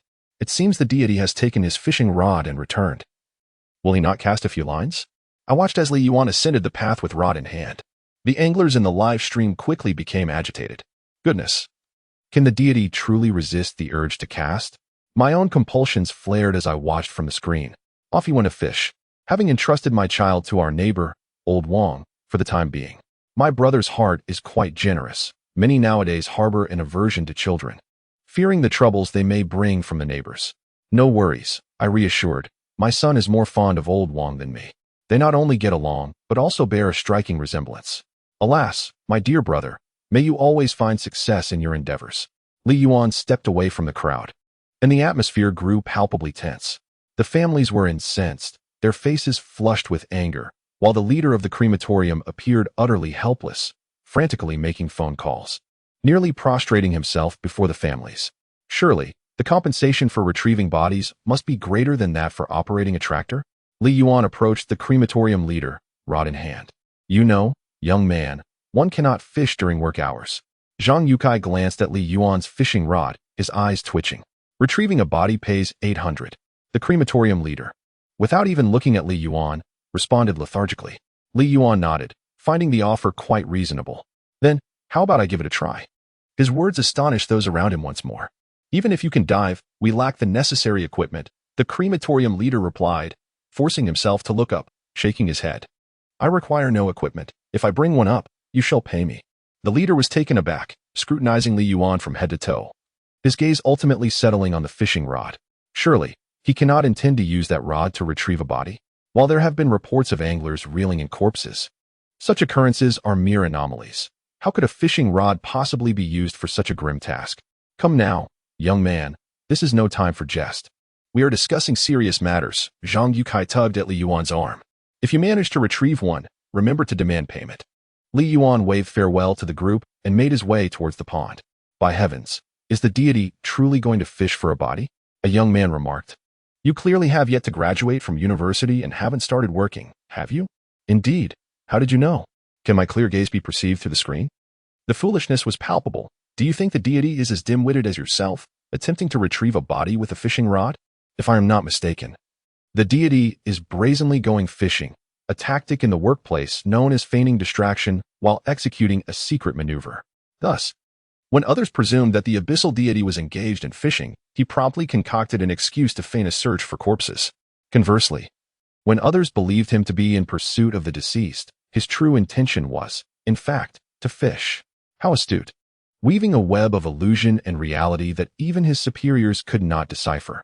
Observing Li Yuan as he meticulously positioned himself and cast his line with utmost seriousness elicited a series of incredulous glances from onlookers. Within mere moments, Li Yuan had cast his line a dozen times, leaving both seasoned anglers and novices alike bewildered. However, just a few minutes later, the surface of the lake before Li Yuan began to churn and bubble ominously. A dark silhouette gradually emerged from the depths, leaving spectators momentarily speechless. The abyssal deity was indeed formidable. This fish appeared to be of considerable size. Was this truly possible? Such a method of fishing was unheard of. What manner of sorcery was this? The audience in the live stream widened their eyes in astonishment. Yet, in the next instant, as the shadow grew increasingly substantial, everyone began to sense that something was amiss. This did not resemble a fish at all. It appeared to be a human-shaped plastic bag. A plastic bag, in a human form? Chapter 45. I wish to introduce my daughter to you. Are you contemplating a scheme against me? At this moment, the situation concerning Li Yuan was also becoming apparent above the fish pond. As the bag containing the corpse was gradually pulled towards him, its true nature began to reveal itself. Suddenly, someone shouted, "A corpse! A corpse has been caught!" Instantly, all eyes turned towards Li Yuan. The body bag was slowly approaching the shore. While controlling the fishing rod, Li Yuan used a net to gently maneuver the body closer to the bank. Are you out of your mind? The god of the abyss has truly caught a corpse. What in the world is happening? Li Yuan, I implore you. Do not flaunt your skills. He had indeed accomplished it. A shiver ran down my spine. In an instant, both fishermen and non-fishermen fell into a profound silence. A silence so deafening it resonated. Quick, go assist. The leader of the crematorium, snapping out of his shock, shouted. Zhang Yukai hurriedly rushed down, flustered. Is Li Yuan not a savior sent from the heavens? Each day brought him unprecedented surprises. At this moment, most of the crowd remained dazed. After all, such an act was exceedingly ostentatious. Brother, you really caught it? Zhang Yukai took the net from Li Yuan's hands and slowly retrieved the body to the shore. As the two lifted the corpse onto dry land, several family members grasped Li Yuan's hands with excitement. Leader, I sincerely apologize for my earlier misjudgment. Your crematorium is indeed a hidden gem. The leader of the crematorium, though embarrassed, felt a tinge of relief. It's quite all right. Just ensure you look after business in the future. Absolutely. Thus, a crisis was bizarrely averted, and Li Yuan earned an additional 1,300 as a bonus. That equated to an entire day's worth of life. A group of people returned to the crematorium with lightened hearts. The leader of the crematorium offered Li Yuan a high salary to stay, but he firmly declined. Brother, that was incredible. Did you not see? When you actually pulled up that corpse, the shore was silent for a full 10 seconds. Everyone was utterly stunned. How did you achieve that? Zhang Yukai gave Li Yuan an enthusiastic thumbs up. It's nothing but practice. Li Yuan chuckled. Oh, you must be single. Women only hinder your speed. The young mortician nearby brightened at this comment. However, as night fell and the lively crowd dispersed, Li Yuan's hand unconsciously returned to the peachwood sword at his waist. Hey, Xiao, I want to be returning tonight. Yes, I'm at the crematorium. Li Yuan called Han Xiao. No, I'm truly not feeling down. And I'm not unwell. After a lengthy explanation, he managed to dissuade Han Xiao from rushing over. Yet, several hours later, Chen Mimim's white beetle wobbled into the crematorium. Are you capable of handling this? You were terrified enough to almost fall into the fish pond. Upon disembarking, Han Xiaoxiao cast a glance at Chen Momo. Had I known, I would have refrained from informing you, leaving you to wait downstairs for an entire night. Who could have anticipated that this place would be so terrifying? Naturally, as a detective, you would not fear it. But I have never encountered a corpse in my life and dared not change drivers midway. Chen Momo mumbled. At that moment, Li Yuan was patrolling alongside Zhang Yukai. Are you truly frightened? Zhang Yukai inquired, glancing at Li Yuan. No, merely a bit cold and shivering, Li Yuan replied. Wielding a peachwood sword in his left hand and black dog blood in his right, maintaining a slight distance from Zhang Yukai. Yuan. It's time to poke him with the peachwood sword. The employee handbook states that one must occasionally verify whether their colleagues are still human at night. Li Yuan glanced at his phone's notifications, then at Zhang Yukai, hesitating momentarily. What are you poking my rear for? Zhang Yukai, who walked ahead, suddenly flinched, covering his backside and grimacing. Li Yuan, holding the peachwood sword, felt somewhat embarrassed. Brother, you don't harbor a fondness for men, do you? Zhang Yukai turned to face Li Yuan, stepping back and clutching his backside tighter. I was thinking of introducing my daughter to you, and yet you're plotting against me? Just as Li Yuan was about to clarify, his phone rang. It was Han Xiaoxiao calling. What? You're outside the crematorium. Did I not tell you not to come? I said I wouldn't come immediately, but I never mentioned I wouldn't come at all. Sorry, brother Zhang. Two friends have arrived. I must go greet them. Stepping outside, Li Yuan spotted Han Xiaoxiao and the accompanying Chen Momo from a distance. Chen Momo, arms crossed, was nervously glancing around, evidently more frightened than Li Yuan. Li Yuan swiftly turned his mini camera towards them, ensuring the footage captured the two. He approached and handed the black dog blood to Chen Momo. This can serve as protection. Chen Momo's affinity increased by 1. What brings you to this dreadful place for a live stream? Han Xiaoxiao shot a glance at the two. Observing the peachwood sword in Li Yuan's hand and the black dog blood that Chen Momo cherished as if it were treasure, clearly terrified, yet still insistent on coming. It's a long story, Li Yuan replied, leading the two to the lounge. While Zhang Yukai was sipping water, he was taken aback upon seeing Han Xiaoxiao and Chen Momo enter, nearly dropping his jaw in astonishment. After rubbing his eyes in disbelief, he pointed at Chen Momo. You are Chen Momo. Chen Momo nodded. Li Yuan clicked his tongue, acknowledging Chen Momo's considerable fame. My eldest son is 3 years older than you and is quite fond of you. Zhang Yukai stared at Chen Momo intently, nearly broadcasting his admiration. Li Yuan cleared his throat, prompting Zhang Yukai to regain his composure. Are you here to mourn a deceased relative? Zhang Yukai offered 2 chairs to the pair. Not at all. We are here to find a friend. Chen Momo pointed towards Li Yuan beside him, which left Zhang Yukai utterly astonished. His gaze flitted back and forth between the 2 stunning beauties, Chen Momo and Han Xiaoxiao, before finally settling on Li Yuan, to whom he silently raised a thumb. Brother, I misjudged you. With such enchanting beauties by your side, even a 360-degree twisted rebar would surely straighten out. As soon as Zhang Yukai finished speaking, he turned to fetch water for Chen Momo and the others, only to suddenly feel a sharp pain in his backside. Cursed employee regulations, merely reminding one to confirm periodically without specifying the frequency. Observing Zhang Yukai grimacing in discomfort, Li Yuan felt reassured. After all, unsavory entities are unlikely to fear pain. Chen Momo, witnessing Li Yuan suddenly jab Zhang Yukai with a peachwood sword, disregarded all else and immediately raised the black dog blood in her hand, preparing to launch an attack on Zhang Yukai. Han Xiaoxiao shook her head helplessly at the scene. Meanwhile, Xia Qingning, hearing the sounds of their playful scuffle from the livestream, furrowed her brow and picked up her phone to call her assistant. Has the last livestream variety show been finalized? President, given the sponsorship amount you proposed, they have no grounds for refusal. Chapter 46. It is said that wilderness survival shows are exceedingly perilous. I wonder why, if you are so frightened, you would come here. For these 3 months, you ought to refrain from causing unnecessary trouble. Han Xiaoxiao gazed at the talismans adorning Li Yuan and felt a pang of sympathy. 3 months? What 3 months? Chen Momo clutched the black dog blood, secretly plucking a yellow talisman from Li Yuan's person and affixing it to herself. It's nothing. Just focus on being a star and refrain from prying into others' affairs, Han Xiaoxiao admonished, casting a sharp glance at Chen Momo. Chen Momo, wishing to continue her mischief with the talismans, immediately withdrew her hand. You haven't even shared a bed. When did Li Yuan become part of your family? Chen Momo couldn't help but mutter. What did you say? Han Xiaoxiao furrowed her brows, reaching up to snatch a yellow talisman from Chen Momo's forehead, inadvertently revealing the shimmering silver bracelet at her waist. Upon sighting the bracelet, Zhang Youcai's pupils constricted, nearly causing the cup in his hand to drop. Little brother, perhaps we should proceed with our patrol. We risk a salary deduction if the higher-ups catch us slacking, Zhang Youcai urged, pulling Li Yuan toward the exit. Han Xiaoxiao and Chen Momo quickly followed suit. With the presence of Han Xiaoxiao and Chen Momo, Li Yuan's sense of dread diminished considerably, until dawn broke the next day. No bizarre or terrifying events transpired. Li Yuan roused the slumbering Han Xiaoxiao and Chen Momo, and the trio retraced their steps. Zhang Youcai quietly exhaled in relief.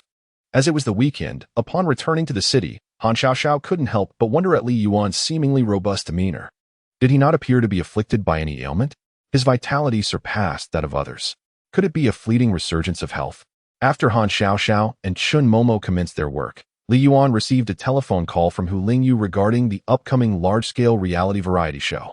The theme for the next installment had nearly been finalized: wilderness survival.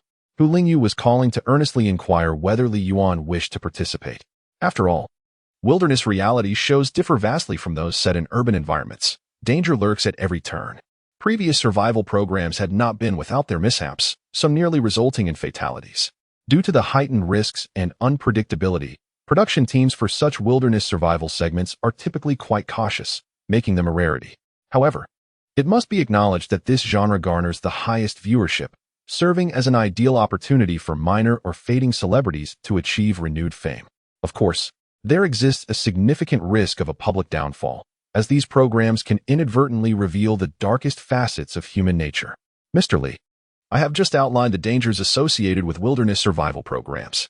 Should you choose to withdraw, we will offer you an additional compensation. Hu Lingyu elaborated on the risks involved. How much is the compensation? Considering you ranked first in the previous season and factoring in your past appearance fees, we can offer you a total of 100,000.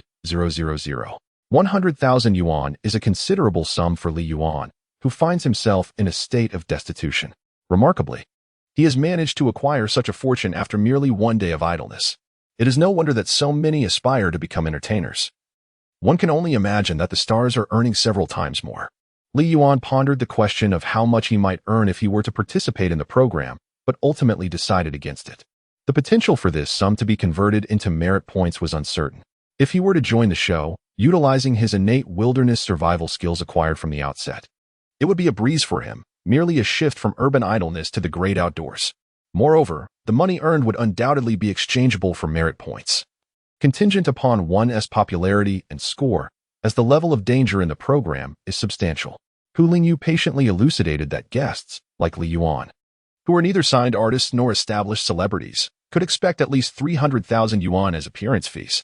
It appeared that every conversation with Li Yuan revolved around the subject of money, prompting Hu Lingyu to inquire specifically for this call. In truth, guests who qualify for such programs are seldom concerned with the monetary compensation. The primary allure lies in the opportunity to regain fame through the show, with subsequent rewards far exceeding the initial payment. Mr. Li, I actually advise against your participation. I've learned that this season's arrangements are significantly more perilous than previous wilderness survival episodes. In the last installment, a guest suffered a bite and was reluctant to withdraw, nearly losing their life. This time, the risks are likely even greater, Hu Lingyu expressed with genuine concern. To her, it seemed unnecessary for Li Yuan, not being a signed artist or a has-been celebrity, to jeopardize himself for such a trivial fee. However, Li Yuan dismissed the notion of danger entirely. The threats Hu Lingyu mentioned, bears, hungry wolves, poisonous fruits, barely registered with him. The wilderness survival skills provided by the system were assuredly on par with those of Bear Grylls. Those hazards? Merely an invitation for the storm to intensify. I refuse to back down, Li Yuan declared resolutely over the phone. Anyone who opts out is a fool. That's hundreds of thousands. How many days of life could that buy? Mr. Li, perhaps I didn't clearly convey the dangers of the program? Hu Lingyu continued. It's not just about the man-eating wildlife. Without specialized training, even establishing a shelter on the first day would be nearly impossible for an ordinary person. The absence of shelter in the wild exponentially increases the level of danger. Furthermore, prior to the commencement of the live broadcast, all guests are required to sign a waiver of life and death. Any unforeseen incidents or dangers during the live stream are the sole responsibility of the participants. Hu Lingyu sought to further persuade Li Yuan, but to him, her words were merely a distant murmur. Ultimately, faced with his resolute spirit, she conceded defeat. In a few days, once the production team finalizes the list of participating guests, they will subject everyone to a rigorous wilderness survival training lasting half a month. I shall inform you at that time. Should you wish to withdraw at any point, do not hesitate to reach out to me. After hanging up the phone, Li Yuan received a call from Chun Momo.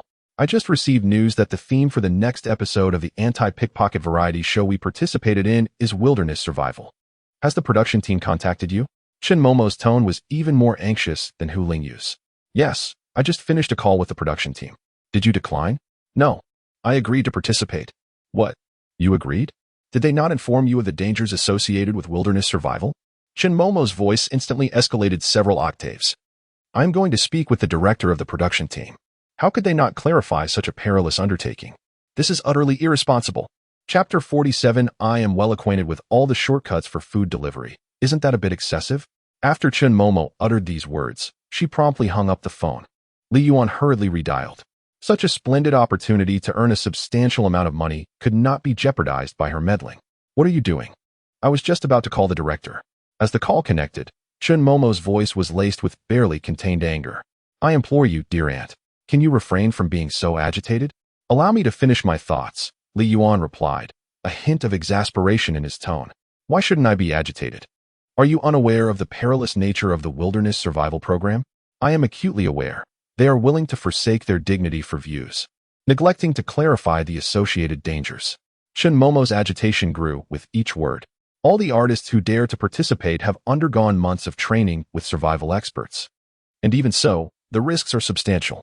What difference does it make if you join or just deliver? Hey, what do you mean by that? How did I end up being portrayed so poorly? Li Yuan glanced at the clock, realizing it was already noon, and switched to speakerphone while preparing lunch. They have already clarified the dangers of the program to me, and it is merely exaggerated. He recalled the harsh conditions depicted by Hu Lingyu. Then why are you still going? Are you out of your mind? You were terrified just being on duty at the crematorium. Dear aunt, there was a reason for my actions last night. If I were to show you their employee handbook, you would surely soil yourself on the spot. Bah, you are the one who would soil yourself. Enough. I must prepare for sleep. I have already committed to the program, so please refrain from causing unnecessary disruptions. After finishing his meal, Li Yuan began to feel drowsy. Is participation non-negotiable? Indeed. Then I shall accompany you. I have previously participated in similar programs. You need only follow my lead. After a moment of silence, Chun Momo suddenly declared, Very well, just ensure you look out for me. After Li Yuan casually reassured Chun Momo, he finished his meal and fell into a deep slumber. When he awoke, the sky had darkened. The voices of Han Xiaoxiao and Chun Momo drifted in from outside, rubbing the remnants of sleep from his eyes. Li Yuan rose and made his way to the living room, where he unexpectedly encountered Han Xiaoxiao dressed in yoga attire. The light-colored, form-fitting outfit accentuated her alluring curves, presenting a striking silhouette before him. Her slender waist, long legs, and pert bosom ignited a warmth within Li Yuan's nostrils. Aren't you still on your period? Why are you exercising? He covered his nose and hurried into the bathroom. Are you all right? Did you bump your nose? Han Xiaoxiao followed him into the bathroom with concern, promptly squeezing toothpaste onto his brush. It's nothing. Just the heat has been quite intense lately, he replied. Oh, I heard from Momo that you will be participating in the wilderness survival program? Han Xiaoxiao handed him the toothpaste and water, gently dampening a towel on the side. Yes, I have already given my word to the program, Li Yuan nodded. Time to eat. At that moment, Chun Momo called out from the kitchen. Hearing this, Han Xiaoxiao turned around and responded before going to assist in tidying the table. Once Li Yuan finished washing up, Chun Momo promptly handed him a bowl of the meal she had prepared for him. Thanks to you, I get to enjoy dishes made by a big star. Han Xiaoxiao gazed at the table filled with an array of delectable dishes, secretly vowing to master the culinary arts. Li Yuan could distinctly sense that the atmosphere at the dining table today was far less tense than it had been in the previous days. Just as he exhaled in relief, he turned to find his bowl overflowing with vegetables. I told you not to add chives for him. Wait, where did the chives come from? I clearly didn't make any. Chun Momo stared at the chives in Li Yuan's bowl, momentarily taken aback. You refused to cook, so I went downstairs to buy them myself. How does that make you feel? Han Xiaoxiao flashed a broad smile at Chun Momo and added another helping of chives to Li Yuan's bowl. As Li Yuan consumed the seemingly endless vegetables in his bowl. He dared not speak. Li Yuan, my stomach hurts. Carry me to bed. Han Xiao, clad in light sleepwear on the sofa, cradled her abdomen and turned to Li Yuan, who was sweeping the floor. Could you be any more dramatic? You said your period had ended. I don't care. My stomach hurts, and you need to carry me. I can't go by myself. Han Xiao's eyes sparkled like autumn waters, radiating a captivating allure. Li Yuan scoffed quietly. With such poor acting, do you think you can fool me? I'd punch you until you cry. Han Xiao stormed into the bedroom. See, your little act was transparent. The next day, after dropping Han Xiao off at the city bureau, Li Yuan opened a live stream on a certain platform. Instantly, hundreds of loyal fans flooded in. Is God Yuan fortune-telling today, or at a cremation site? Come on, do something normal. I was too scared to turn off the lights last night. Is God Yuan going to surprise us again today? Li Yuan glanced at the system panel. His previous skills were still on cooldown, and the money earned couldn't be exchanged for merit points. This left him with ample reason to neglect participating in variety show recordings. However, the next moment, the system's voice chimed in. The system has activated the merit point exchange feature for professional skills. This is clearly an attempt to prevent me from slacking off. Li Yuan opened the system panel and noticed a portion of exchangeable professional skills had appeared. The least, mastery of dishwashing and mopping, required 0.5 merit points. Most others were priced at 1 merit point. 1 merit point equated to $1,000. What part-time job could earn $1,000 in a day? Wasn't he that a surefire way to invoke resentment? In the live stream, Xia Tian's lime tipped 2 carnival gifts. Li Yuan immediately looked up, watching the carnival effects, unable to suppress a smile. Apologies. He retracted his previous statement. Li Yuan quickly opened a part-time job website, but after scrolling for a long time, he still couldn't find a suitable one. Either the pay was too low, either you commit to a week or more, or today, I shall take you all to deliver food.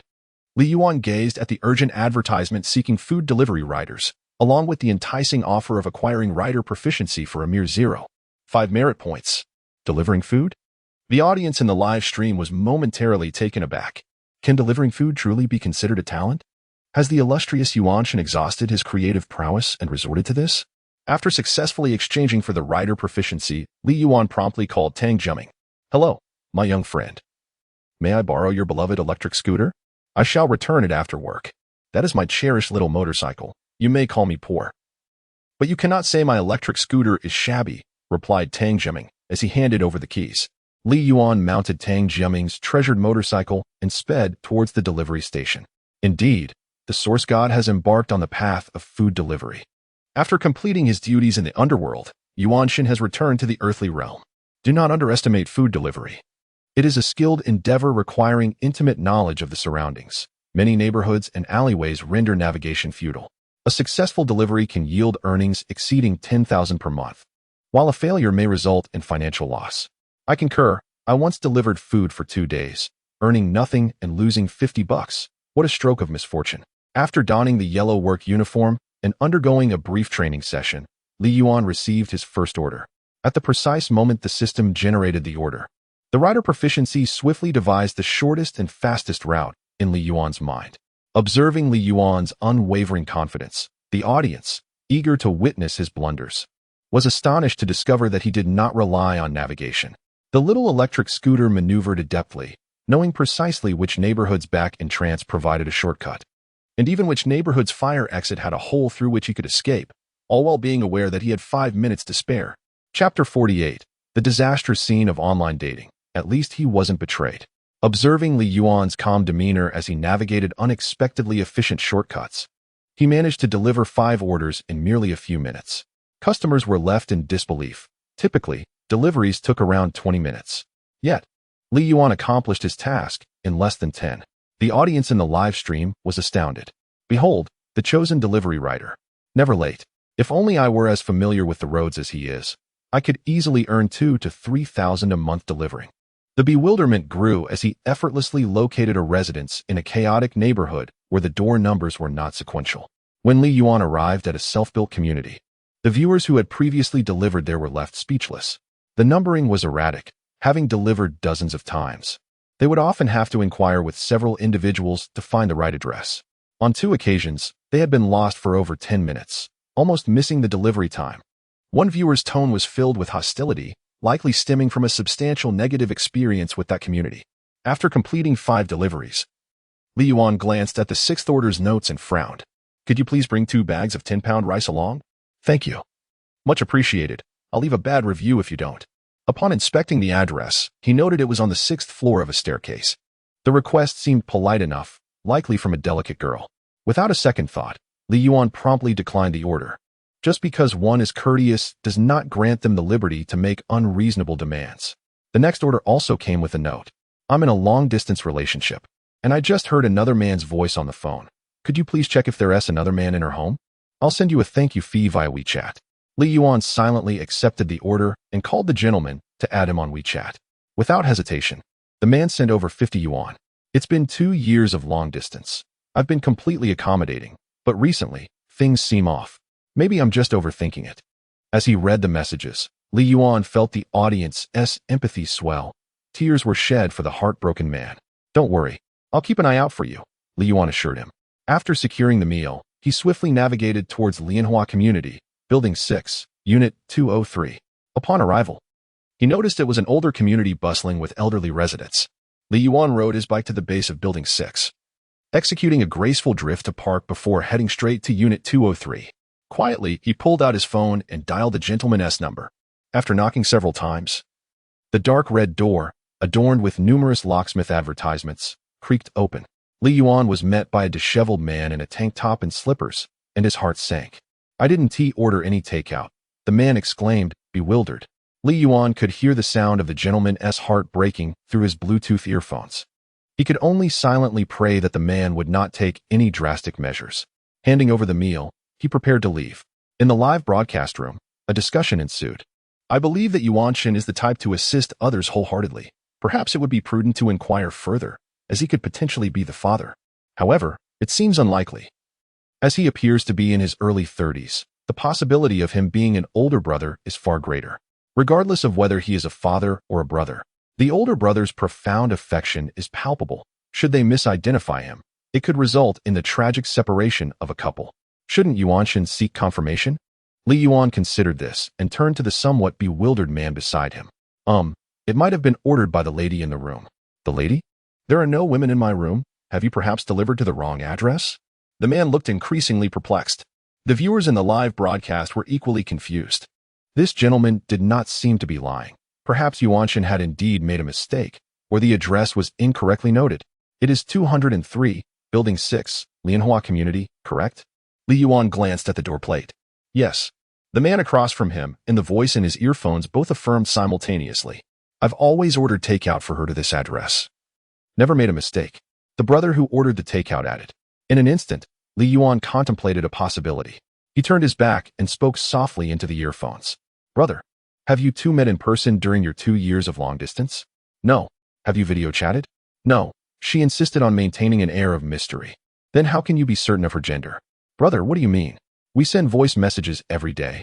How could I not know if she is a girl? The takeout brother's tone suddenly turned menacing. What if she is using a voice changer? Just call her now. If this man answers, it will be clear. Thus, when the man's phone buzzed with a voice message, he glanced at it but chose not to answer in front of Li Yuan. Li Yuan had already grasped the situation. I know who ordered the takeout now. I will bring it inside, the man said, closing the door behind him. Soon after, Li Yuan vaguely heard a woman's voice emanating from within, sending shivers down his spine. Long-distance relationships require caution. The live broadcast room fell into a hush. Fortunately, it seemed that the brother had not been deceived. He sent a message to the brother who ordered the takeout. Li Yuan descended the stairs. Just as he exited the community, he received a new delivery order destined for a star-rated hotel.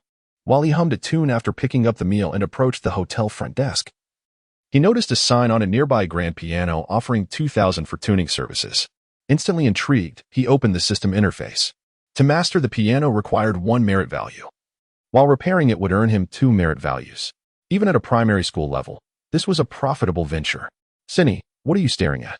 In a corner of the lounge, a beautiful girl in a blue dress, exuding an elegant and cool demeanor, suddenly found herself captivated by the profile of Li Yuan. The man beside her, who had never seen her display such an expression before, followed her gaze and noticed Li Yuan as well. However, upon seeing Li Yuan clad in a delivery uniform, A sigh of relief escaped his lips, accompanied by a fleeting glimmer of disdain in his eyes. Chapter 49. If the goddess were not so aloof, how could I lick her? No, it's nothing. Perhaps I mistook someone. Xia Xini replied dismissively. Yet her gaze remained steadfastly fixed on Li Yuan's retreating figure. While she maintained a semblance of composure, a tempest of emotions surged within her. Could it truly be mere resemblance? At that moment, Li Yuan turned his attention to the receptionist. Excuse me, is this piano in need of tuning? His voice exuded an inexplicable confidence. The receptionist glanced at him in surprise and nodded. Yes. Upon receiving her affirmative response, Li Yuan's excitement surged, and he promptly exchanged for the proficiency in piano from the system. What a fortuitous gift of longevity this was.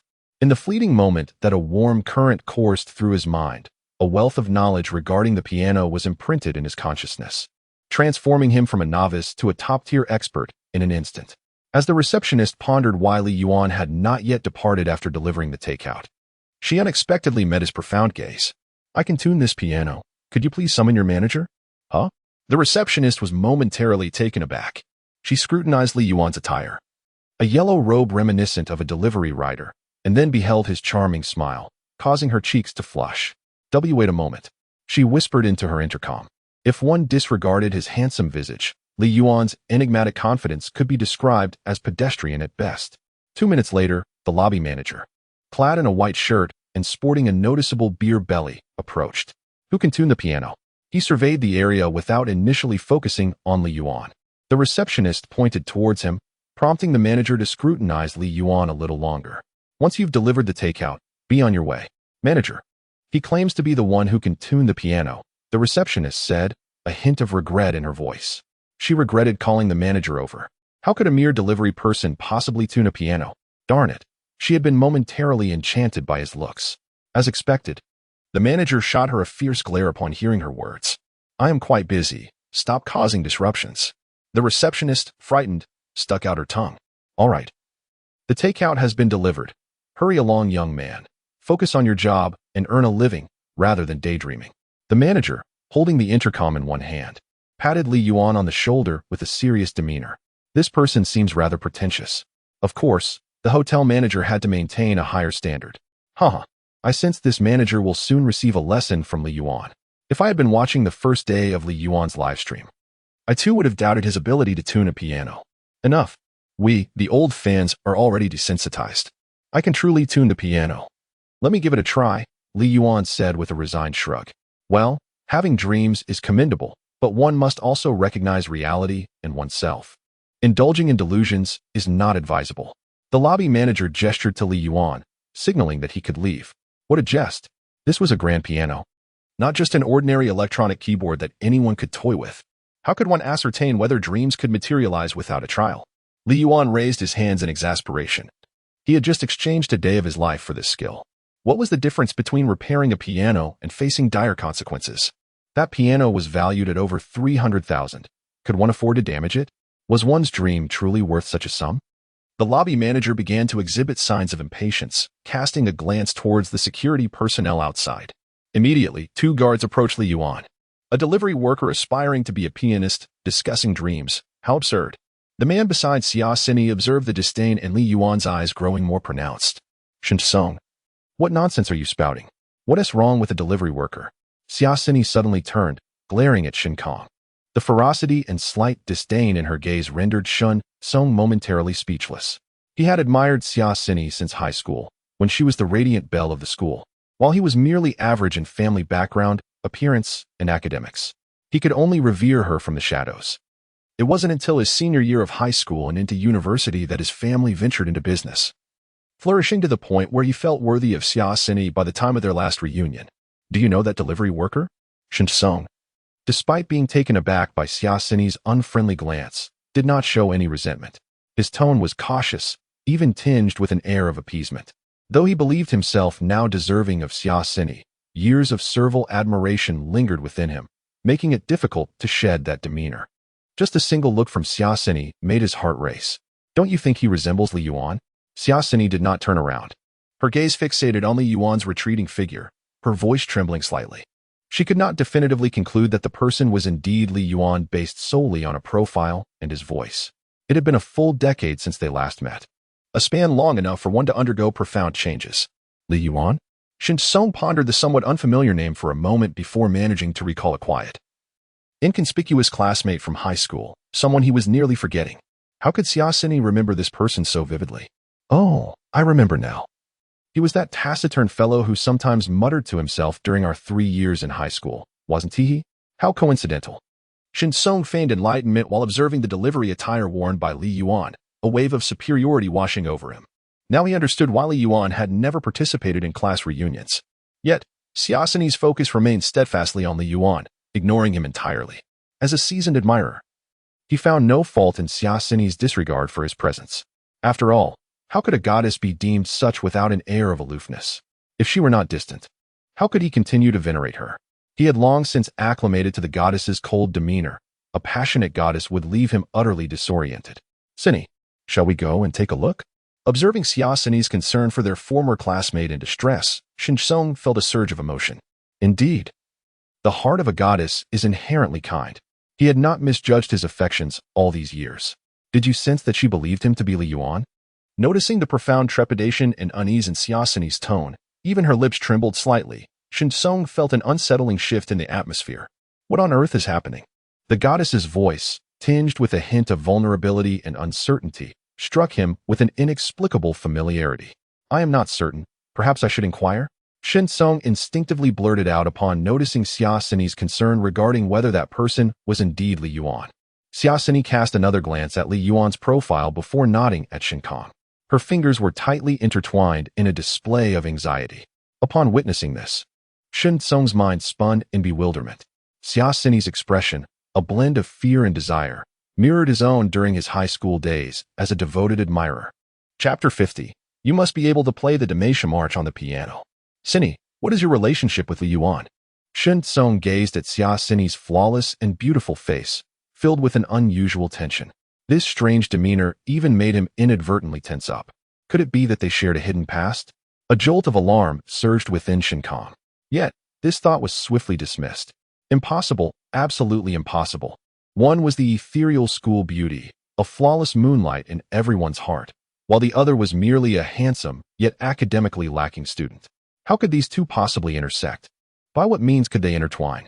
Xiaosini took a deep breath, her mind slowly drifting back to a summer evening years ago. After class, she had been cornered and kissed almost to the point of suffocation, followed by a brief yet blissful 15 days. Why is your face turning red? Shinsong observed the myriad expressions flitting across Xiaosini's face, mirroring the turmoil in his own heart. It's nothing. Xiaosini lifted her cup and took a sip of water to calm the fluttering in her heart. You should leave now, while I'm still in a good mood. The hotel lobby manager cast a glance at the two security guards beside Li Yuan, who simultaneously gestured for him to proceed. Li Yuan shook his head helplessly. Are you really unwilling to give yourselves another chance? Let's go, let's go. The lobby manager waved his hand impatiently. What's the matter? Haven't you found a piano technician who can fix it yet? As Xiaosini stood up to approach, a middle-aged woman clad in a traditional qipao, adorned with gold jewelry, approached them. Accompanying her was a young woman in a white dress, appearing to be in her early 20s, likely a mother-daughter duo. Their attire suggested considerable wealth. Ms. Lin, several groups have come today, and they all claim it cannot be repaired, the lobby manager said with a wry smile upon seeing the newcomers. The face of the woman named Lin fell instantly, her finger jabbing at the lobby manager with an aggressive tone. What are we supposed to do? Tomorrow is my daughter's birthday banquet, and the piano is a special performance she has been preparing for a long time. It is indispensable. You assured us beforehand that it would be taken care of. If this falls through, you'll have to deal with the consequences. Mom, I've already told you how important this birthday banquet is to me. Almost all my classmates will be attending, and if it goes awry, I will run away and sever ties with you. The young woman beside the middle-aged woman held a music score. Her face flushed with anger as she shouted at her mother. Li Yuan, who had not yet left, turned back to the mother and daughter, trying to appear sincere. I can fix the piano. Why not let me give it a try? If I can't, you won't owe me anything. He, who never allowed himself to suffer losses. Couldn't he afford to waste this day's worth of time? You? A delivery person? The middle-aged woman scrutinized Li Yuan from head to toe. His bright yellow attire was undeniably conspicuous. Why do these individuals look down upon those who deliver food? Indeed, earning a living through one's own labor is commendable. And currently, The earnings from food delivery surpass those of many other professions. On what grounds do they consider themselves superior? It is quite ordinary. During my own challenging times when I worked as a delivery person, I frequently encountered deliberate harassment from security personnel and customers alike. Those in the service industry are often treated as subordinates. In the live stream, someone could not help but voice their frustrations. The disdain some harbor towards food delivery workers fundamentally stems from the power imbalance between the client and the service provider. With a mere expenditure of a few dollars, they feel entitled to dictate the actions of the delivery rider, and a single complaint can result in monetary penalties for the rider, leading to a sense of superiority among them. Yuan Shun, please teach them a lesson and enlighten them so that they may learn to treat others with respect. Indeed, let them witness the profound nature of the delivery profession, which is far more enigmatic than they presume. Yuan Shun, show them that riders are not to be trifled with. I will send you a carnival gift. In the live stream, a summer lime has sent a carnival gift. Li Yuan glanced at the barrage of comments. The specifics of the carnival were inconsequential. Fulfilling the audience's requests is a fundamental aspect of his role as a streamer. What's the matter with you, delivery person? Do you believe I can ensure that you will never set foot in any nearby hotel again? The lobby manager, upon seeing Li Yuan, was instantly filled with indignation. Two security guards immediately approached, ready to take action. He is my friend. Do not lay a finger on him. Xiaosini rushed forward without hesitation, spreading her arms to shield Li Yuan behind her. Shen Song quickly followed suit, positioning himself protectively behind Xiaosini. The scene took on a comical air. Shen Song glanced back at Xiaosini, whose expression was resolute, and he felt an indescribable sensation in his heart, one that was decidedly unpleasant. The two security guards, noticing Shen Song and Xiaosini's attire, which radiated affluence, hesitated to proceed. Seeing that no one intended to act, Li Yuan expressed his gratitude to Xiaosini, followed by a slight smile. He then directed a deliberately provocative and disdainful gaze towards the girl beside the woman. Is there a rule that delivery workers cannot understand the piano? What does your look imply? The girl, already in a foul mood, could hardly contain herself upon noticing Li Yuan's gaze. She erupted like a powder keg, exclaiming, "You, a mere delivery person, have no right to look at me like that." New money often exhibits such brashness, proud, self-important, and lacking in decorum. Li Yuan scoffed softly, and his derisive chuckle rendered the mother and daughter momentarily speechless. The girl exchanged a puzzled glance with her mother, whose expression had grown somewhat uncomfortable. Li Yuan's words rang true. They were indeed nouveau riche objects of envy for many, having struck it rich overnight. Yet, every family has its own burdens to bear. Even those in their position of newfound wealth experience their share of tribulations, as they are frequently the subjects of teasing and ridicule within their financial circles. Over the past year, they have made every possible effort to shed the label of nouveau riche, whether in the company of peers, classmates, or teachers. For them, who desperately seek to escape this three-word epithet, it has become their Achilles heel. When wielded as an insult, it strikes with devastating precision, rendering them defenseless. "We are not nouveau riche," the young woman exclaimed, flustered, as she hurriedly sought to mask her earlier lapse in composure. With a hint of insecurity, she raised the sheet music in her hands. "I have been learning the piano since childhood." Li Yuan glanced at the neatly arranged sheet music she held. It appeared somewhat proficient, yet not exceptional, certainly not indicative of years of training. A playful impulse stirred within Li Yuan, prompting him to tease her. "Are you certain that your piano studies have acquainted you with the world's renowned piano compositions?" "Indeed, I have been learning since I was little," she replied, puffing out her chest. To distance herself from the label of nouveau riche among her classmates, she had devoted considerable effort to mastering the piano. She was confident that she could surpass even a mere delivery person in skill. "Have you heard of League of Legends?" The girl shook her head. "What is that?" Li Yuan felt a wave of relief. "Ah, surely you can play the famous Noxian Rhapsody?" he said leisurely. "Huh," she responded, momentarily bewildered. Cough. "Didn't you say you had been studying piano since childhood? You haven't even heard of it?" Li Yuan coughed lightly. "Surely you've heard of the Bandle City Lullaby, the Dalmatian March, the Zon Symphony, the Suffering of Randali?" Li Yuan casually mentioned these titles, effectively overwhelming her. Chapter 51. The former White Moonlight School Belle. Now stripped of innocence and vivacity, the girl gazed at Li Yuan with a look of confusion, glancing back and forth between him and the sheet music in her hands. Something felt amiss, yet she could not quite pinpoint what it was. The name seemed to align perfectly with the characteristics of piano compositions. but these titles were utterly unfamiliar to her. Could it be that a mere food delivery rider possessed a deeper understanding of the piano than she did? At that moment, her gaze towards Li Yuan underwent a subtle transformation. Wait a minute, aren't those names mentioned by Yuanshan locations from the game League of Legends? When did they morph into piano pieces? Of course, he was just teasing that fiery little girl. How could a genius like Yuanshan have such a foolish fan? Quickly, one must declare oneself a false admirer. The earnest demeanor with which Yuanshan spoke could easily deceive anyone. Even seasoned players like me who had been in the game for a decade. Ha ha ha, his ability to improvise on the spot is truly remarkable. Among those present, only Shinsong besides Li Yuan had played League of Legends, although Xia Xini had heard of it. As Shinsong prepared to expose Li Yuan's ruse, he was promptly stopped by Xia Xini, confronted with her warning gaze that promised severance of their friendship at the slightest utterance. He swallowed the words that were on the tip of his tongue.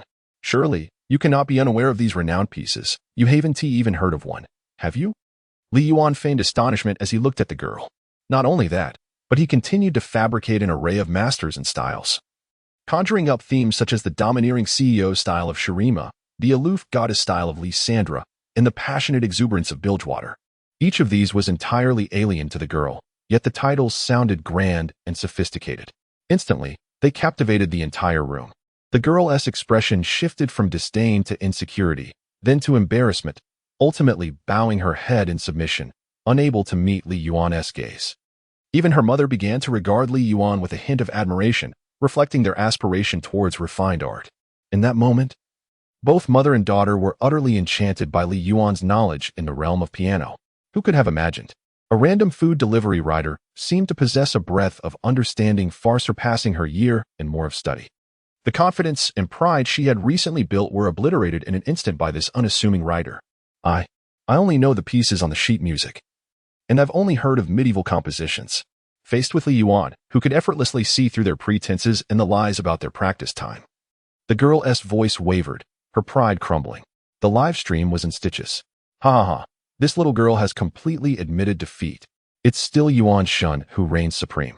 With just a few words of improvisation, he has thoroughly put this rebellious girl in her place. Despite having undergone 9 years of compulsory education, how is it that Yuanshan consistently excels, making even my peak seem modest in comparison?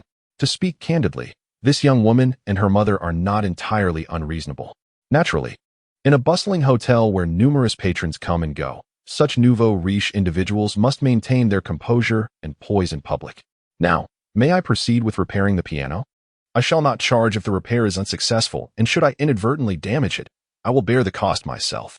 Li Yuan, perceiving that the pretense had reached an adequate level, turned his gaze with righteous authority towards the mother and daughter. Restoring the exchanged lifespan is the matter of utmost importance. The young woman glanced at her middle-aged mother, who in turn looked at her daughter with eager eyes, both of them captivated by Li Yuan's profound knowledge. With a determined resolve, she addressed the lobby manager. Let him proceed with the repair.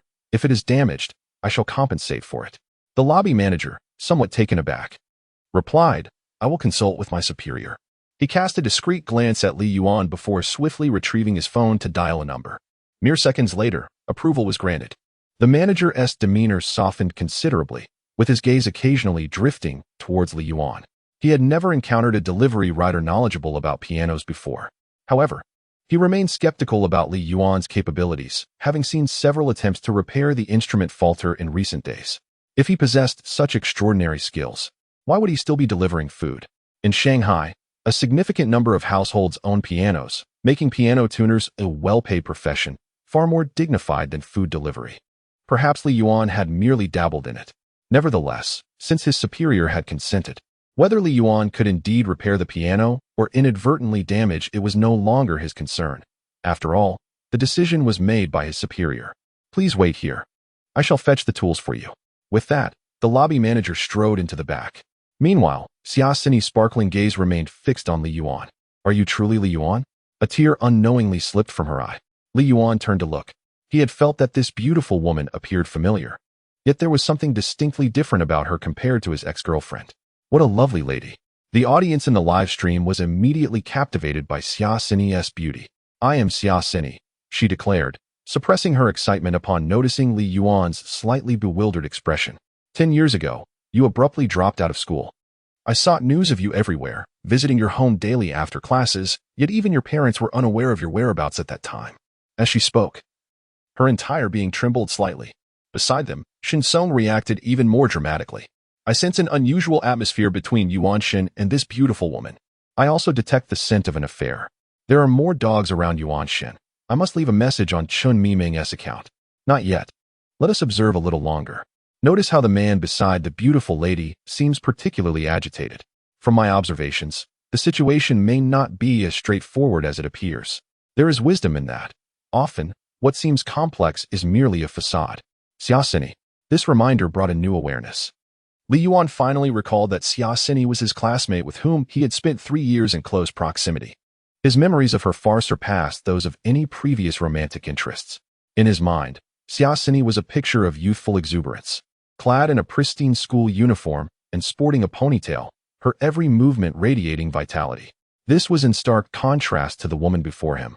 Adorned in a white off-shoulder dress, with airy bangs framing her face, exuding an air of cool detachment. Although the now subtly made-up Xiaosini appeared more mature and beautiful, she was a far cry from the pure and innocent school belle that had once occupied his thoughts. Who is this? Li Yuan inquired, gesturing towards Shinsong, who stood beside Xiaosini, his hands tightly clenched into fists, visibly excited. This is Shinsong, also a classmate from our high school, Xiaosini replied, glancing at Shinsong before returning her gaze to Li Yuan. Li Yuan nodded, observing Shinsong, who now exuded an inexplicable confidence, clad in high-end fashion. It was hard not to marvel at how a decade could completely transform a person. The Shinsong he remembered was a timid individual, often bullying those even more timid than himself during their dormitory days.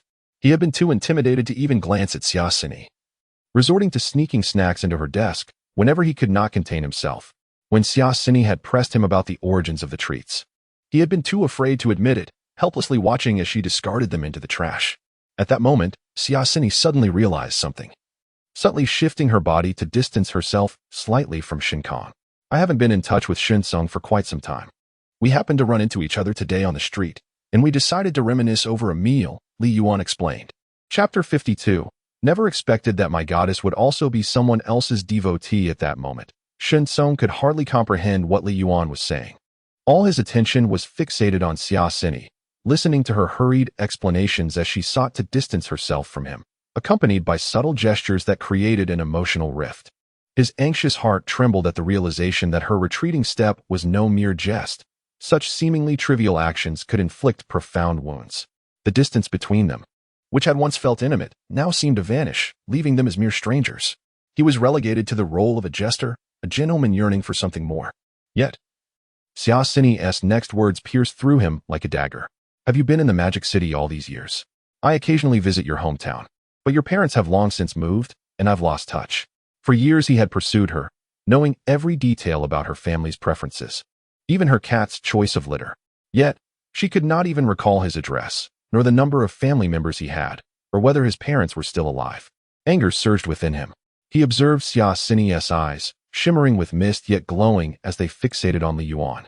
As she edged away from him and closer to Li Yuan, suddenly, he recalled a saying, the gaze of someone in love cannot be concealed. Shinsong glared at Li Yuan, but upon seeing the glaringly bright yellow uniform of the food delivery rider he wore, memories of their school days flooded back. He had often mocked Li Yuan for being handsome, yet utterly lacking in substance. Now, it was painfully clear how sharp his earlier judgments had been. A decade had passed, and everyone had embarked on their own journeys. Yet Li Yuan remained as he was, proving to be as ineffectual as Shinsong had once suspected, reduced to delivering food despite his handsome visage.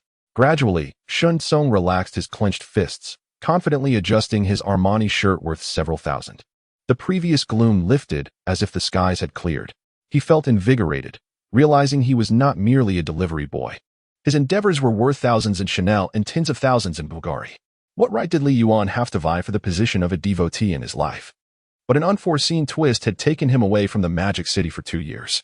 Perhaps their youthful romance and abrupt breakup had not inflicted as deep a wound on Xiaosini as he had feared. Perhaps time had soothed the scars of the past. Watching the affection level displayed above Xiaosini's head, soaring to 80, Li Yuan felt a sense of comfort. This was the first encounter with an ex that was not fraught with tension or awkwardness. Ah, So you will be staying in the Magic City from now on? Xiaosini asked, her hands fidgeting, her face a blend of anticipation and trepidation. I suppose I will, Li Yuan nodded. Upon hearing this, Xiaosini visibly relaxed. However, as they were exes, the atmosphere grew somewhat awkward after their brief pleasantries. Could we exchange contact information? If anything comes up, we could look out for each other. Given we were once classmates. Xiaosini retrieved her mobile phone from her khaki bag, her demeanor before Li Yuan having shed the goddess-like restraint she once held. Shen Song could only reassure himself that this was merely the pleasantries exchanged between long-lost classmates. Indeed, it must be so. Li Yuan, aware of his past transgressions, approached each of his former girlfriends with caution, speaking only when prompted and striving to fulfill every request within his capability to atone. In such situations, merely avoiding punishment felt like divine favor. To speak carelessly would invite misfortune. Xiaosini's visible sense of loss and despondency regarding the current distance between them was palpable. They exchanged contact information, and as Xiaosini stared blankly at Li Yuan's profile picture, a thought struck her, and her expression shifted to one of guilt. Seeing her countenance, Li Yuan was momentarily bewildered. What was the meaning behind her look, reminiscent of someone who owed him money? Shouldn't it be he who felt remorse? Was this some new form of punishment? The fault lay with him. He had known too little about her. He genuinely did not realize she despised cilantro. It was not his intention to include it. Suddenly, Xiaosini gazed at Li Yuan with a face full of regret. I consulted many people to understand the extent of the distress caused to someone who loathes cilantro. I intended to apologize, but I could not find you anywhere. I am truly sorry. As she spoke, her guilt deepened. Li Yuan's thoughts drifted back to a noon in their senior year, when they sat in a gazebo within a small grove. Xiaosini, radiating happiness, was feeding herself the lunch she had brought from home. Yet, at that time, Li Yuan was preoccupied with thoughts of how to end their relationship, with his mind fixated on the impending breakup. When Xiaosini took a bite of the meal laden with cilantro, the intense discomfort it caused him sparked the decision to end things. Little did he know that Xiaosini had harbored resentment over this matter for a decade. And now, a decade later, she sought to apologize for it. Reflecting on her bewildered gaze during their breakup and her current expression of guilt, Li Yuan felt a wave of self-reproach wash over him. How could he have been so thoughtless? Yet, since then, he had sworn off cilantro, and his parents no longer used it in their cooking. He reassured her. You need not worry. The meals I prepare for you will be cilantro-free. As he gazed upon Xiaosini's sincere face, Li Yuan felt utterly crushed. What punishment could be more painful than this?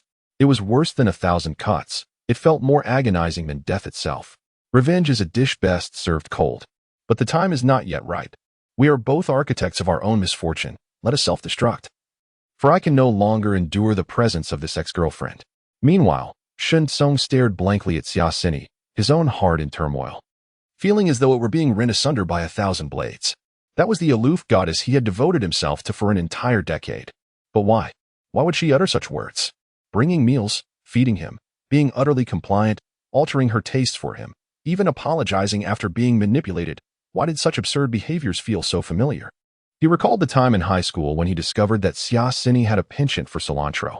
He, who had never cared for it before, now found himself showcasing a bowl of it at every meal. Was this not a testament to the self-cultivation of a devoted admirer? But why would the traits of a devoted admirer manifest in his lofty goddess? Could it be that the goddess he had adored for 10 long years might also be someone else's devoted admirer? I become your admirer, and you become someone else's, even as a delivery rider. If that is the case, why not eliminate the middleman? Should I not simply pursue the delivery rider directly? No. Sini. In an instant, Shen Song felt a chilling sensation wash over him, as if the world had suddenly been blanketed in snow. Flakes danced through the air, the northern wind howled. But why, in this moment of profound sorrow, did I think of the tide sea spirit? Li Yuan, where do you reside now? Noticing Li Yuan's prolonged silence, Xiaosini pressed on. Li Yuan jolted at her inquiry. Where do I live? This seemingly mundane question struck him like a piercing arrow. As difficult to answer as if he were in hell. Han Xiaoxiao and Momo, must I also add Xiaosini to the mix? Am I to form a trio for a game of do di zhu? Or perhaps a quartet for mahjong? Chapter 53. Take out your ruler and teach them a lesson well. To be honest, I am currently staying with someone else.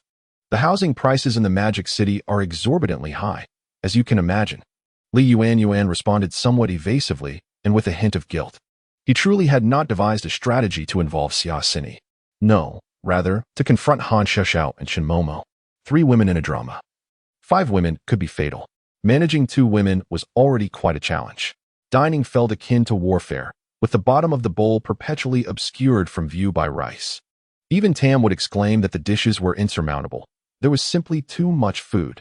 If those 2 were to meet Xiaosini, it was uncertain whether they would engage in melodrama or conflict upon returning. Contemplating Han Xiaoxiao's silver bracelet, Li Yuan felt a sudden jolt of anxiety. Observing Li Yuan's awkward demeanor, Shun Tsung momentarily set aside his sorrow and perked up. Speaking of housing, wasn't that precisely within my area of expertise? 3 properties and 4 vehicles in the Magic City. Who else could boast such a portfolio? Xiaosini's seemingly innocuous inquiry concealed a deeper motive. By asking where he lived, she sought to ascertain his property ownership and, consequently, his financial standing. Who would have anticipated that Li Yuan, in his foolishness, would disclose his circumstances of staying with someone else? This round is a complete victory for me, Shin Tsung. In this world, whether a goddess or a neurotic, it appears that material conditions reign supreme. As a mere food delivery rider, what could I offer the goddess in terms of happiness? What could I provide her with a stable home? My single shirt already surpasses his entire salary. How could he possibly compete with me? Being utterly devoid of assets means just that. He lacks even a place to call home and must rely on a friend's hospitality. That friend must be quite unfortunate. Perhaps they have long harbored disdain for him and wish to eject him from their abode. Are you really contemplating bringing the goddess to live under a bridge? At that moment, Shun Tsung's lips curled involuntarily, more difficult to suppress than a fully automatic 14 Malawian kwaches. Xiaosini seemed to realize her question might have been a tad presumptuous. Please don't misunderstand. I didn't mean it that way. She quickly waved her hands in explanation upon seeing Li Yuan's flustered expression. I merely wanted to know where you reside. If it is near my home. I wanted to mention that my cat can do backflips. Do you believe that? Noticing Xiaosini's evident nervousness leading her to stammer, both Li Yuan and Shun Tsung were taken aback. Why was I the one being scrutinized? Yet she appeared more anxious than I? Why was this vital piece of information about the goddess's cat performing backflips something I had failed to uncover? Can cats really do backflips? As a cat owner, I am unaware of such a feat. However, I do know that when a girl tells you her cat can do backflips, it is best to be astute and suggest visiting her home. And do remember to bring protection. What have I missed? Last time, a girl mentioned her cat could do push-ups, and I thought she was jesting. Why? Oh why, must yet another stunning beauty be infatuated with the divine Yuan Yuan? My back molars have been ground to dust. As a devoted fan of Chen Momo, I feel compelled to voice my grievances regarding the actions of Yuan Shin beneath Chen Momo's account. However, I must express my admiration for Miss Xiaosini as well. Do not speak ill of her carelessly, lest she becomes a target of online vitriol, and I shall have to confront you. Yet, Chen Momo embodies tenderness and charm, kindness and grace, adept in household chores and culinary arts. How can you be so certain that Miss Sini lacks such talents? Your cat truly possesses remarkable lineage, a rare prodigy in martial arts, indeed. Li Yuan found himself at a loss for words. Meanwhile, his mind began to outline the layout of a 3-room apartment. Fortunately, just as the atmosphere became tense, the hotel lobby manager appeared in a timely manner. Here are your tools. Make haste. If you cannot repair it, I will have to contact another tuner, and should you cause further damage, I will have to involve the authorities. The lobby manager, with a somewhat brusque demeanor, tossed a black tool bag into Li Yuan's hands. Grateful for this savior, Li Yuan cast a thankful glance at him. The sincerity and gratitude in his eyes momentarily caught the lobby manager off guard. How could he still feel grateful towards me after my treatment of him? A wave of guilt surged within him. Had I been too harsh? He is merely a young man striving through hard work. If my son were to deliver takeout and faced similar harassment, such pretentiousness. He likely has never even touched a piano, yet here he is claiming to repair one. Let's see if he can afford to cover the damages. Shun Tsung muttered under his breath, hands in his pockets. However, upon meeting Xiaosini's murderous gaze, his bravado instantly waned. He timidly refrained from speaking further. Take your time, young man, no need to rush. Just don't break it further. If you do, someone will cover the costs. The lobby manager, who had previously exhibited a harsh demeanor, underwent a complete transformation in attitude upon being met with Li Yuan's sincere gaze. He cast a glance at the middle-aged woman beside him. You are so self-righteous, so impressive, using my money to show off. Li Yuan nodded and approached the piano. The moment his fingers brushed against the glossy black surface, The entire structure of the piano, including the distribution of every screw, vividly appeared in his mind. He opened the piano's key cover, pressed a few keys, and listened intently before immediately discerning where the pitch issues lay. Here he comes, the Yuanshan, wielding his baton. Yuanshan, I can hardly wait. Please enlighten them. I await your instruction. Did I truly not notice the beautiful lady just now? Well, I might have glanced at her for about 5 minutes. After listening to the notes, Li Yuan retrieved a screwdriver, a hammer, and other tools from the bag, preparing to dismantle the piano, which left those behind him feeling alarmed. Are you really going to take it apart after just pressing those few keys? Are you sure you don't want to double-check? The moment Li Yuan began to disassemble the piano, at that moment, the middle-aged woman behind them and the lobby manager spoke simultaneously, their faces etched with fear. Xiaosini also wore a look of anxiety, mentally calculating the remaining balance in her account, pondering whether it would suffice to cover the damages. Money is merely a material possession. What truly matters is the potential consequence of the other party reporting him for intentional property damage, which could lead to imprisonment. Don't worry. Watch my technique. I'm a professional, Li Yuan remarked, turning back with a slight smile. His inexplicable confidence instantly provided a sense of reassurance. Show off. Let's see how you end up, Shun Tsung muttered under his breath. However, as Li Yuan adeptly and fluidly disassembled the piano, carefully laying out the components on the ground, the elegance of his movements and his intimate knowledge of the piano's structure left everyone in awe. The words truly professional echoed in their minds. Could he genuinely be just a delivery rider? Wow, he actually seems to know how to fix it.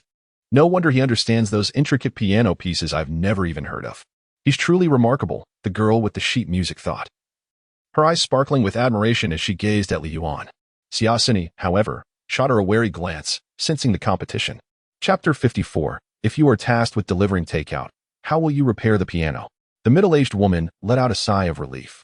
Regardless of the circumstances, the current situation seemed unlikely to cause any damage to the piano. As Li Yuan gradually immersed himself in his task, his hands moved with increasing speed. Once he identified the issue and began testing the notes, a crowd had unknowingly gathered around him.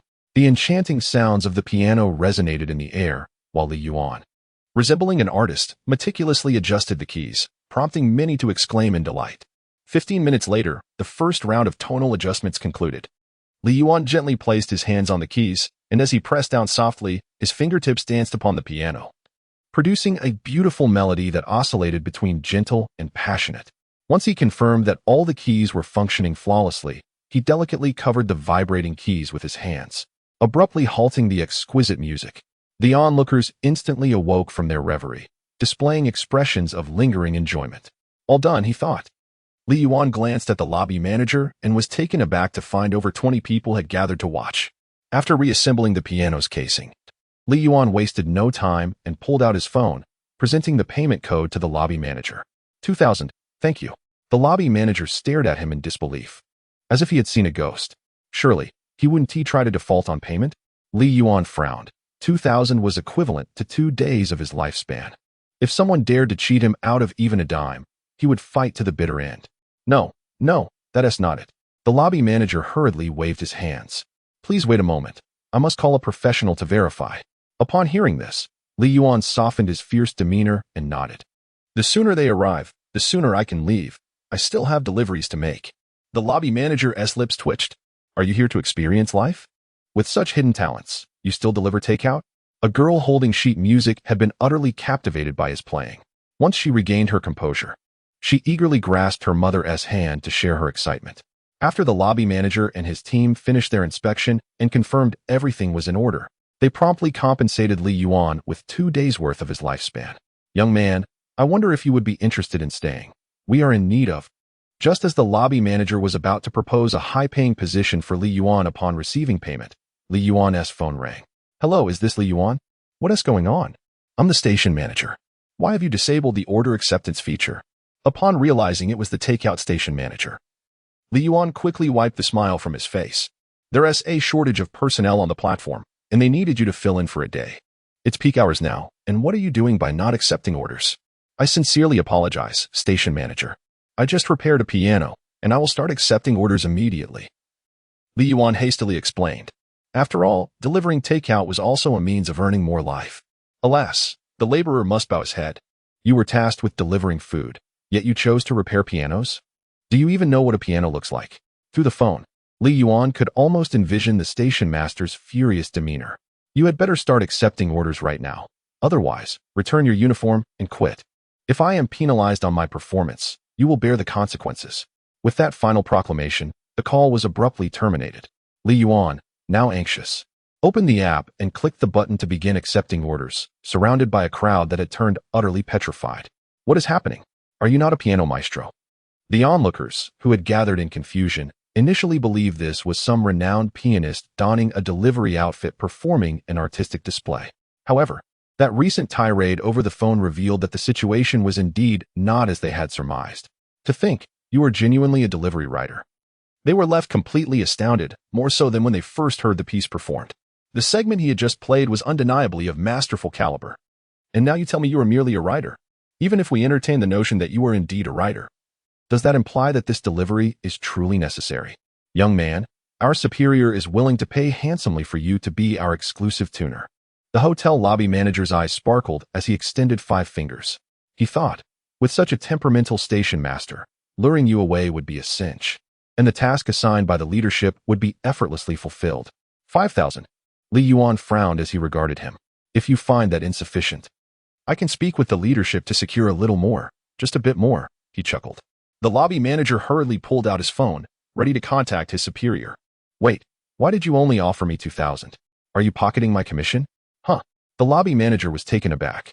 No, the pricing is determined by the leadership. You had better be truthful or else Li Yuan's gaze darkened. Before he could finish, his phone suddenly chimed. A notification from a delivery service. You have a new order. Please check promptly. The crisp tone caused the crowd to twitch at the corners of their mouths once more. I must go deliver food now. Thank you for the 2 days of service. 2,000. Li Yuan glanced at his phone and began to stride toward the hotel exit. Maestro. The leadership mentioned they could offer you 6,000 per order. Maestro, our daughter requires a piano tutor. We could offer you 20,000 per lesson. Would you consider? No interest. At present, I only wish to dedicate myself to being a rider. As you can see, my superior is quite fearsome. With a sweeping gesture, Li Yuan stepped out of the hotel against the light. His silhouette, illuminated by the glow, left an indelible impression on the hearts of all present. The title of rider was etched deeply in the minds of everyone there, forsaking the allure of the easy, high-paying roles of tuner and piano tutor. To endure the trials of wind and rain, subjected to scorn from superiors, is a daunting endeavor. What is it that renders the delivery rider so irresistibly captivating? What enigmatic vocation lies behind this title? I once glimpsed a video on social media where delivery riders were depicted as members of a clandestine organization, each possessing remarkable skills. Suddenly, a 7 or 8-year-old girl tugged at her mother's sleeve, her voice ringing clear. Such words, in days gone by, might have invited mockery. After all, how could mere delivery workers be deemed extraordinary? Yet, as they observed Li Yuan's receding figure, they found themselves at a loss for words. Silence enveloped the crowd, for before them stood a truly skilled delivery rider. Mom, please refrain from ridiculing or belittling delivery personnel in the future. Who knows? The girl, clutching her sheet music, turned to her mother. The middle-aged woman nodded in earnest agreement. The hotel lobby manager did the same. In this day and age, it seems that one cannot afford to underestimate riders. Cindy, let us depart. My Mercedes G-Class awaits in the garage. I shall drive you home. Shen Song cast a resentful glance at the spotlight stealing Li Yuan. Yet, fortune smiled upon him, for the goddess remained by his side. What a perfect opportunity to escort her home, he thought with a grin. Li Yuan, wait for me. I have more to discuss with you. Is there room for another on your electric bike? I would like to accompany you on your deliveries. At that moment, Xia Sini hurriedly chased after Li Yuan. Shen Song was left bewildered. What could this possibly mean? Chapter 55. What a twist, delivering takeout with the campus goddess. I stood there, utterly taken aback. Sini, where are you going? I inquired, witnessing Xia Sini clutching Li Yuan's electric scooter with unwavering determination. Shen Song was on the verge of tears. He could hardly fathom that the goddess would actually embark on such a delivery. Miss, there's indeed room for another passenger on the back, but if you sit behind me, how can I deliver the takeout? Li Yuan gazed at the resolute Xia Sini, who refused to relinquish her grip. Li Yuan found himself entirely at a loss. Accompanying the campus goddess on the back of a scooter for deliveries? Could there be a more absurd scenario? I don't care. I've decided to stick with you today. When you take the deliveries upstairs, I can keep an eye on the takeout so it doesn't get stolen, she pouted slightly, her demeanor suggesting she was determined not to let Li Yuan escape. But I don't have an extra helmet, he reluctantly conceded, gesturing at Xia Xini's small head. Upon hearing this, Xia Xini's eyes gleamed with mischief as she suddenly noticed Shen Song, who had hurriedly chased after them. Shen Song, I remember you mentioned wanting to take me for a ride on your motorcycle, she said, and he immediately looked thrilled, sprinting towards her at breakneck speed. Yes. Do you have time now? Oh, by the way, where's your helmet? At home or in your bike? Shen Song, momentarily taken aback, quickly grasped Xia Xini's intent, his expression shifting to one of consternation. He indeed had a helmet in his vehicle, one he had purchased to impress others. Yet, he had not even managed to invite the goddess for a ride. Now, he was expected to lend it to Li Yuan, to let him take his goddess out to deliver takeout under the sun? What a ludicrous proposition. Absolutely impossible. I'm no fool, Shen Kong. Can I borrow your helmet just for a moment? I promise to return it tomorrow when I buy my own, Xia Xini implored, tugging at Li Yuan's shirt to prevent him from slipping away. Upon seeing her pitiful expression, Shen Song felt as if a shadow had fallen over him, blood rushing to his face. So, my goddess can indeed smile at me. She can speak to me in such a gentle tone. All right. I'll definitely return it to you tomorrow, he stammered. Xia Xini, noticing Shen Song's dazed silence, waved her hand before his eyes. Okay. I'll go get it right now. Just wait for me. In an instant, Shen Song was jolted into action. The goddess's request ignited a fire within him. The adrenaline surging through him propelled him swiftly towards the underground garage, his speed leaving Li Yuan astonished. This guy must be a sprinter or an athlete. Wait. Didn't I recall he was studying finance in college? Xia Xini was momentarily taken aback. After speaking, her expression shifted to one of trepidation. Please, do not misunderstand. It is merely because he frequently mentions his university in my presence that I have any impression of it. In that moment, the acutely sensitive Xia Xini feared that every word she uttered might evoke a misinterpretation from Li Yuan, possibly leading to a repeat of the tragedy from a decade ago. In a flurry of anxiety, she waved her hands in protest. After all, 10 years prior, a misunderstanding surrounding cilantro had caused them to lose a decade. Yet, the more anxious she became, the more her words seemed to betray her. We do not meet often. It is because I also study finance. He often messages me with questions. Xia Xini's trembling hands no longer knew where to rest, her nerves rendering her speechless, her face reflecting the brink of tears. Witnessing her distress, Li Yuan gently patted her hand in a comforting gesture. This familiar yet foreign sensation made her heart flutter violently. In the next instant, she could no longer contain the tumultuous emotions within her. The moment she laid eyes on Li Yuan in the hotel, the suppressed feelings erupted. A decade's worth of restraint breaking free. She could no longer adhere to the modesty expected of a young woman, regardless of the public setting. She opened her delicate arms and fervently leapt into Li Yuan's embrace, her slender hands clutching tightly around his waist. Tears, large as pearls, cascaded down her cheeks like a broken string of beads. You vanished so completely that just as I fell irrevocably in love with you, consumed by thoughts of you, your sudden disappearance drove me to the brink of madness. I searched for you frantically, but there was no trace of you to be found. I visited your home daily, staring blankly at the wall in your room, eating the meals your mother prepared for you. They urged me to move on, but I simply could not.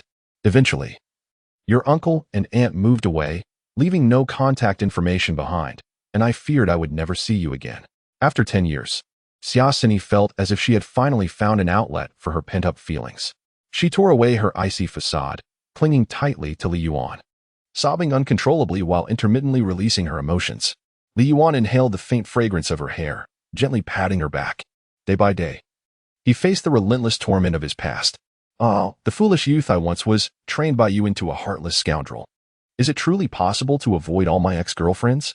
A gentle reminder from the system echoed. If no new ex-girlfriend achieves a favorability rating of 95 within a certain period, the host will be unable to exchange money for merit points. If the host is not concerned about their longevity. All right, you little rascal. I curse you. Pu Gaizai, I suspect you are deliberately toying with me, yet I am bereft of evidence. The system has granted the host the utmost leniency. What troubles you? Have I constrained you to the point of breathlessness? Xia Xini sensed a sudden shift in Li Yuan's demeanor. Hastily, she released him and wiped away the tears staining her face. Her fair and flawless complexion was marred by the traces of her sorrow. Even Li Yuan, who had encountered countless grand occasions, felt his heart stir. He instinctively reached out to brush away the tears from her visage. Yet, from a distance, a furious voice suddenly erupted. "Release that girl." Shin Song, one hand clutching his helmet, pointed angrily at Li Yuan. Little did he expect that after just a brief absence, the goddess he had so tenderly cared for would be reduced to tears by another. Upon seeing Xiaosini's tear-streaked face, his heart shattered instantly. She had always been a remarkably resilient girl, never shedding a tear even after a rift with her family. What unspeakable cruelty must that wretch have inflicted upon her to provoke such grief? Li Yuan, incensed by this injustice, raised his hand, only for it to freeze midair. The once shy and hopeful Xiaosini, noticing his abrupt halt, was momentarily engulfed by a glint of murderous intent in her eyes. Instantly, her previously tearful and delicate expression darkened, directed with a lethal gaze towards Shin Song, the one who had marred her moment of bliss. Chapter 56. The school bell returns to the image of my heart's moonlight Sini. Has he been bullying you? Shin Song hurriedly approached, poised to be the gallant hero. Yet, he was taken aback by the peculiar expression on Xiaosini's face. Was there an almost imperceptible aura of menace emanating from her?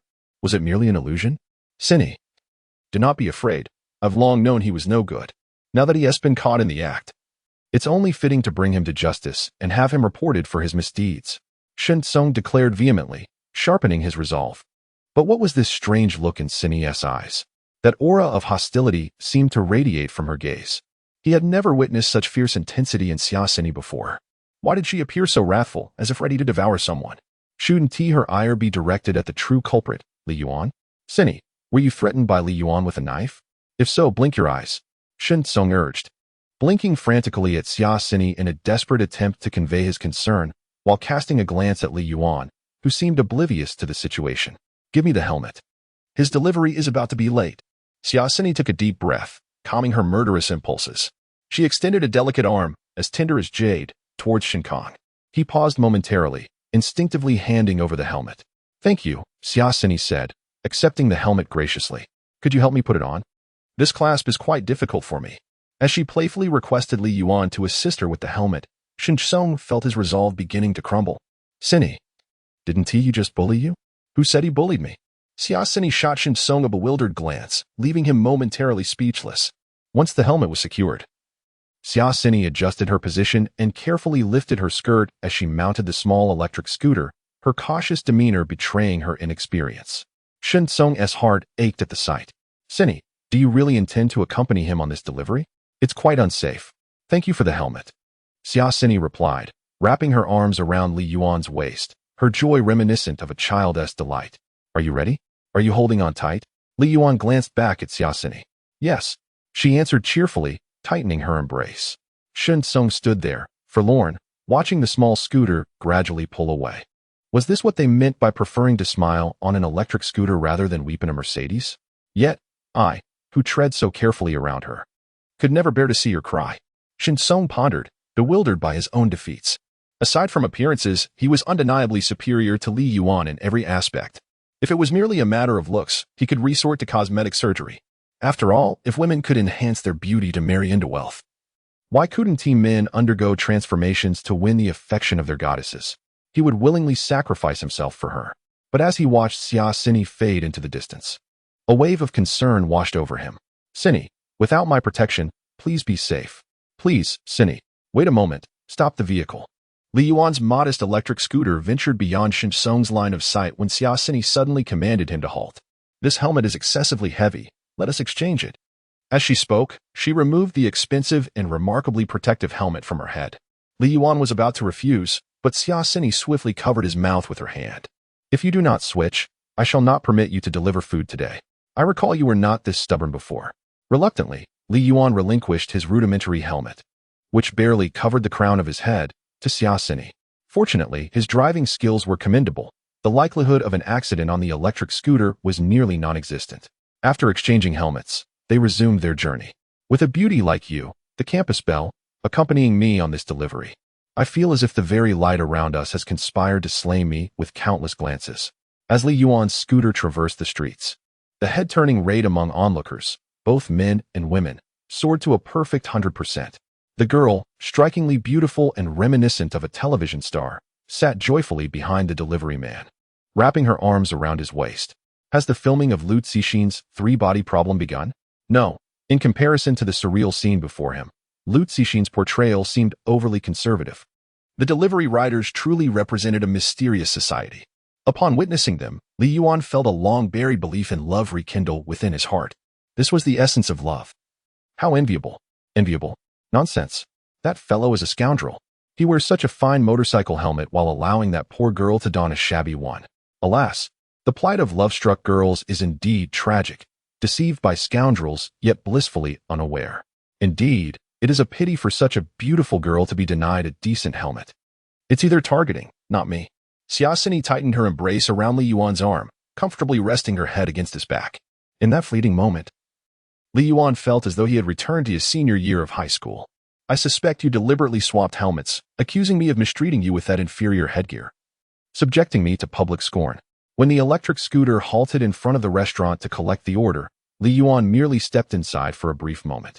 By the time he emerged, a gathering of curious onlookers surrounded Xiaosini, each with wide, inquisitive eyes fixed upon the stunning beauty seated atop the delivery scooter.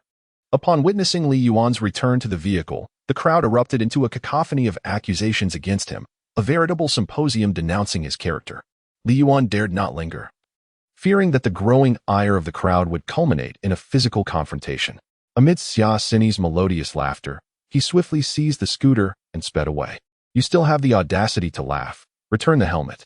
Li Yuan, resigned, listened to Xiaosini's joyous giggles from the back.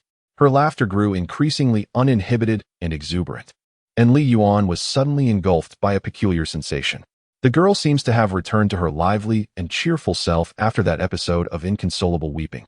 Reminiscent of her high school days, the white moonlight in everyone's heart. No, this helmet is quite comfortable. Xiaosini shook her head vigorously. Your delivery from the hotel has taken such a long time. It must be overdue now, right? No, there are still 3 minutes left. Oh, that is hardly any different from being late. Nevertheless, I have thick skin. I'll apologize to the customer on your behalf. Xiaosini waved her hand dismissively. 3 minutes may be the limit for the vehicle, but it is far from my limit. Hold on tight. With that, Li Yuan, amidst Xiaosini's startled exclamation, abruptly turned the small electric scooter into a thicket. They traversed the woods and entered an old residential complex. In the midst of Xiaosini's astonished expression, Li Yuan navigated the winding paths with the precision of a human GPS. How long have you been delivering food? You seem so familiar with the roads. Li Yuan's adept driving skills and his intimate knowledge of the route gradually dimmed Xiaosini's smile. He must have had a difficult time over the years. He must have endured a lot of hardship. The small electric scooter came to a halt beside the wall at the back of the complex. As Xiaosini's heart ached for Li Yuan, the two stood there, staring blankly at the small dog hole at the base of the wall, which was barely half a person's height. That small complex just beyond is our destination. Chapter 57. The Campus Belle's 10-year breakup. She is ready to be a stepmother, ha ha ha. Do you usually crawl through dog holes to deliver takeout? Xiaosini laughed heartily, her expression peculiar as she gazed at Li Yuan. Now, this is what I call a mission accomplished, never late. Are you afraid of crawling through dog holes? Li Yuan retrieved the takeout from the thermal box, but at that moment, his phone rang. A glance at the caller ID sent a shiver down his spine. It was Han Xiaoxiao calling. Oh no, she wouldn't be watching a live stream today, would she? The memory of that night spent handcuffed returned to him, and while he wasn't sure if Xiaosini was afraid, he certainly was. After a brief hesitation, he answered, hello. His voice trembled slightly. Where are you? I'm meeting Momo for shopping this afternoon. Do you want to join? Han Xiaoxiao's voice came through the phone with a hint of authority. Li Yuan, however, felt a wave of relief wash over him. His tense body relaxed instantaneously. Thank goodness, it seemed she had forgotten about the live stream. I want to be going. I'm busy making a living. Li Yuan glanced at Xiaosini, feeling a pang of guilt. All right then, just remember to come back early. Momo and I are preparing a feast for you. You? Cooking a feast? Li Yuan instantly recalled her last culinary endeavor, which resulted in an unidentifiable dark mass. On the other end, Han Xiaoxiao likely envisioned her own lack of culinary talent, causing her face to flush. Can't I just assist Momo? Even through the phone. Li Yuan could sense her fierce expression.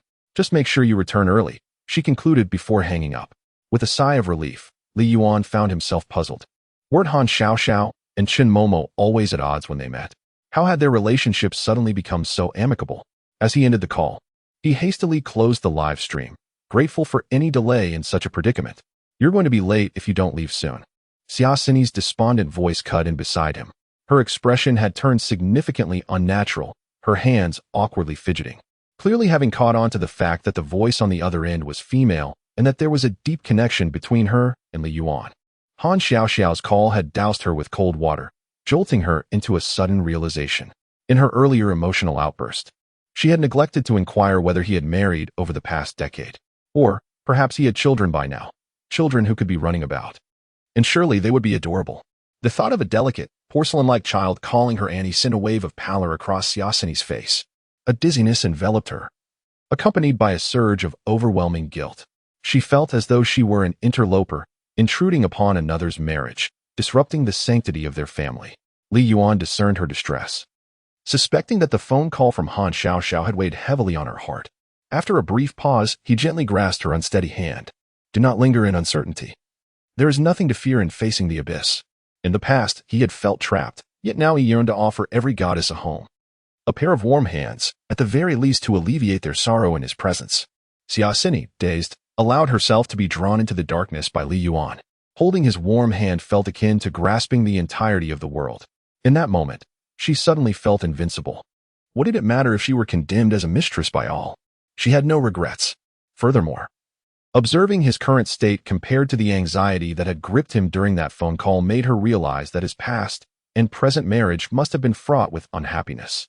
Imagining Li Yuan married to a shrew who tormented him filled her with profound empathy. She had resolutely decided to be his mistress, and even the rightful wife could not deter her. If one were unwilling to cherish Li Yuan, they could not hinder his pursuit of a better life. Once he was divorced, she would ensure he was no longer left to brave the elements while delivering takeout. She would bestow upon him the finest the world had to offer. His child would be cherished just as she would nurture her own. Siasini's convictions were unwavering. Li Yuan. How old is your son this year? Is he in school yet? I hear children are easier to approach before they start school, but they become rebellious afterward. Being a stepmother is no easy task. What? My son? Li Yuan appeared utterly bewildered. Siasini's voice was soft as they emerged from behind the wall, and he only caught the tail end of her words. You know how old your son is. Turning around, he was met with the sight of her resolute expression. This serious demeanor instantaneously sparked a thought within him. His previously calm demeanor was now shattered by a rush of tumultuous emotions. Could it be? Had she secretly borne him a son a decade ago? And now, she was revealing this astonishing truth after 10 years? He was a father. Yet, he distinctly recalled taking precautions each time. Damned contraceptive manufacturers. Could he lodge a complaint? Alas, what of his long-lost son? And 9 years old? Li Yuan struggled to contain his excitement, his lips trembling as he responded. 9 years? Siasini paused, struck by the realization. 9 years, plus 10 months of gestation. Wasn't that a decade ago? It dawned on her that he had been with someone else 10 years prior. A wave of emotion washed over her, and she felt tears prick at her eyes.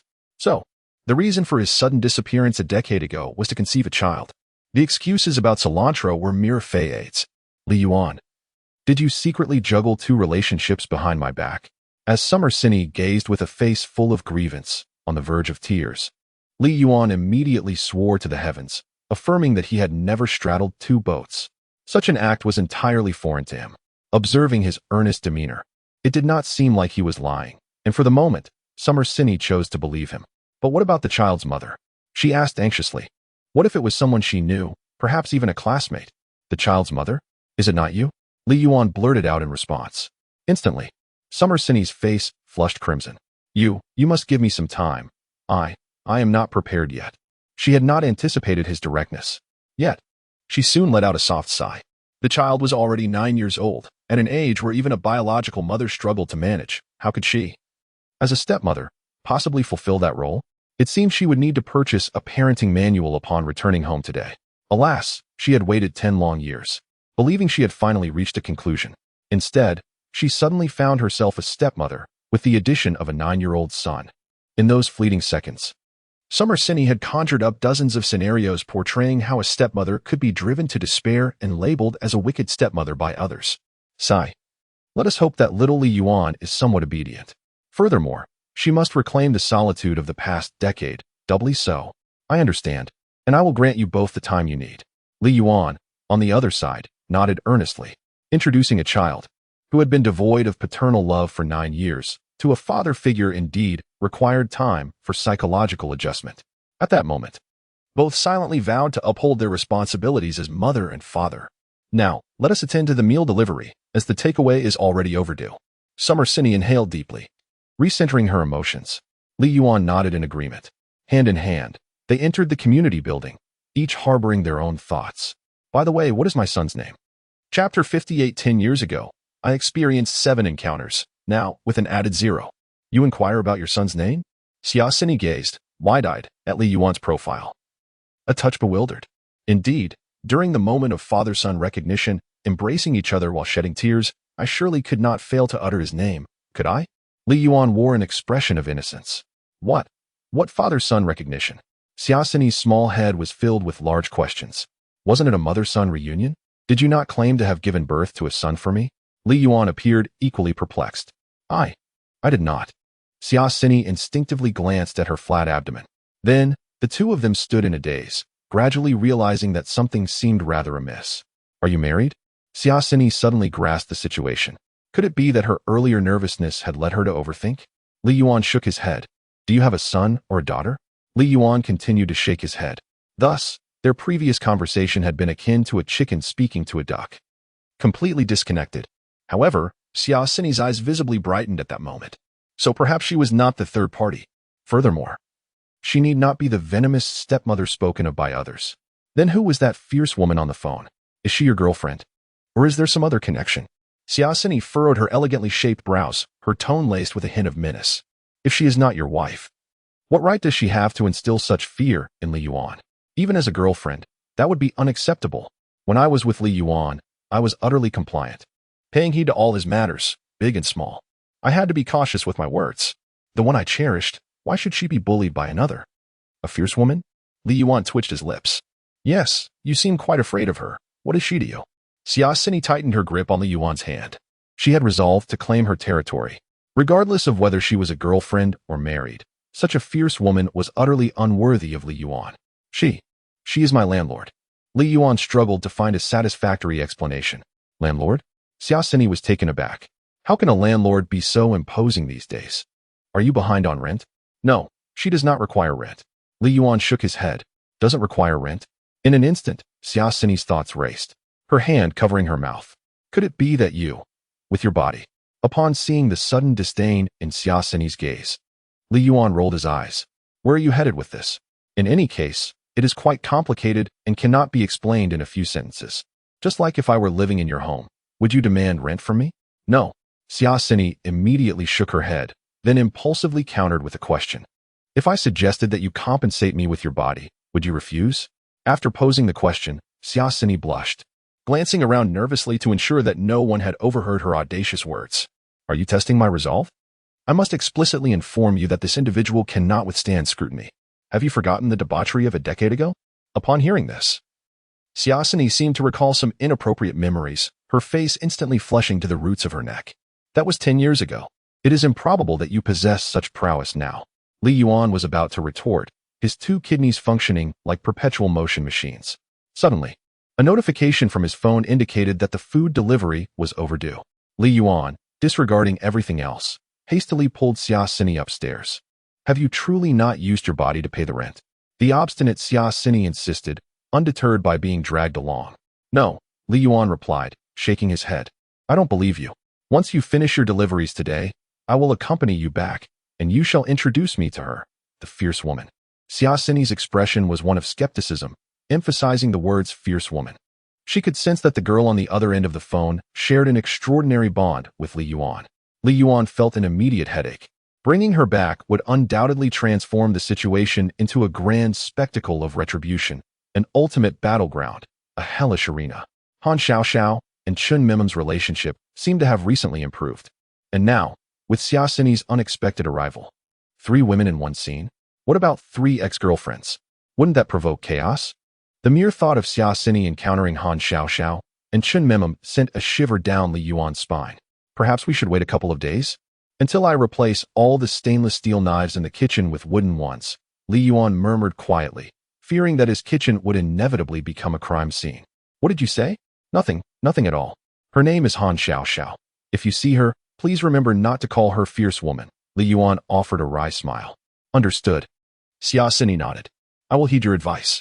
Upon reaching the door of room 302 on the third floor, they knocked. The man inside, wearing an expression of rage, was about to unleash a torrent of expletives. However, upon catching sight of the stunningly beautiful Xia Sini with her wide, innocent eyes, the words he was about to utter were instantly swallowed back. It's quite all right. It was merely an hour's wait. No trouble at all. I just finished breakfast and am not the least bit hungry. Even if it were another hour, it would be of no consequence. I truly appreciate your efforts. Li Yuan attempted to apologize, but before he could finish, the man, clad in a tank top and shorts, waved his hand dismissively, indicating that the delivery had arrived too early. He had not yet felt hunger when it arrived.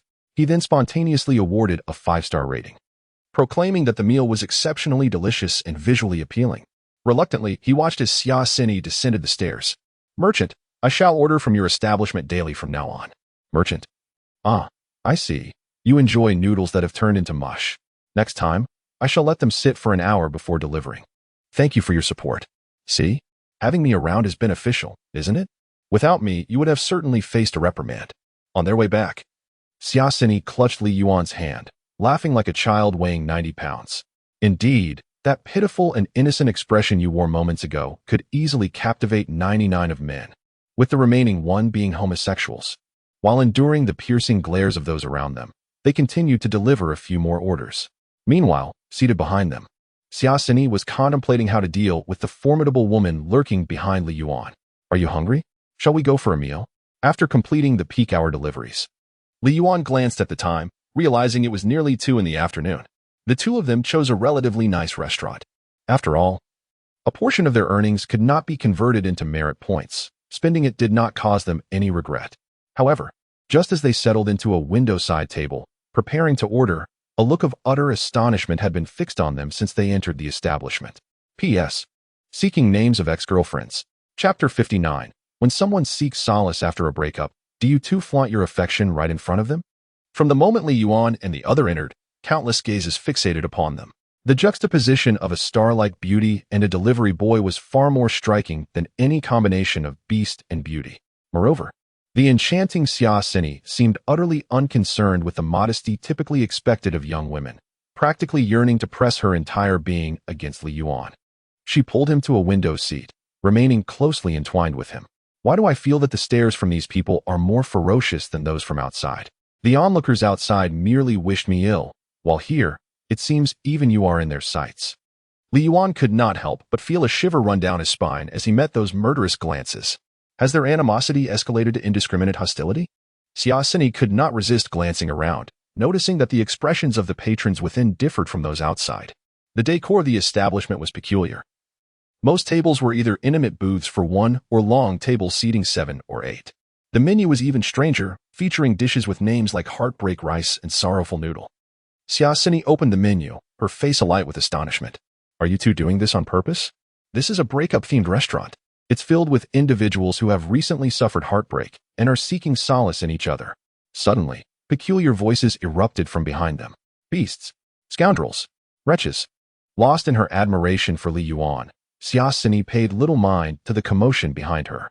Li Yuan, accustomed to insults, found this level of vitriol hardly penetrated his defenses. What on earth is happening?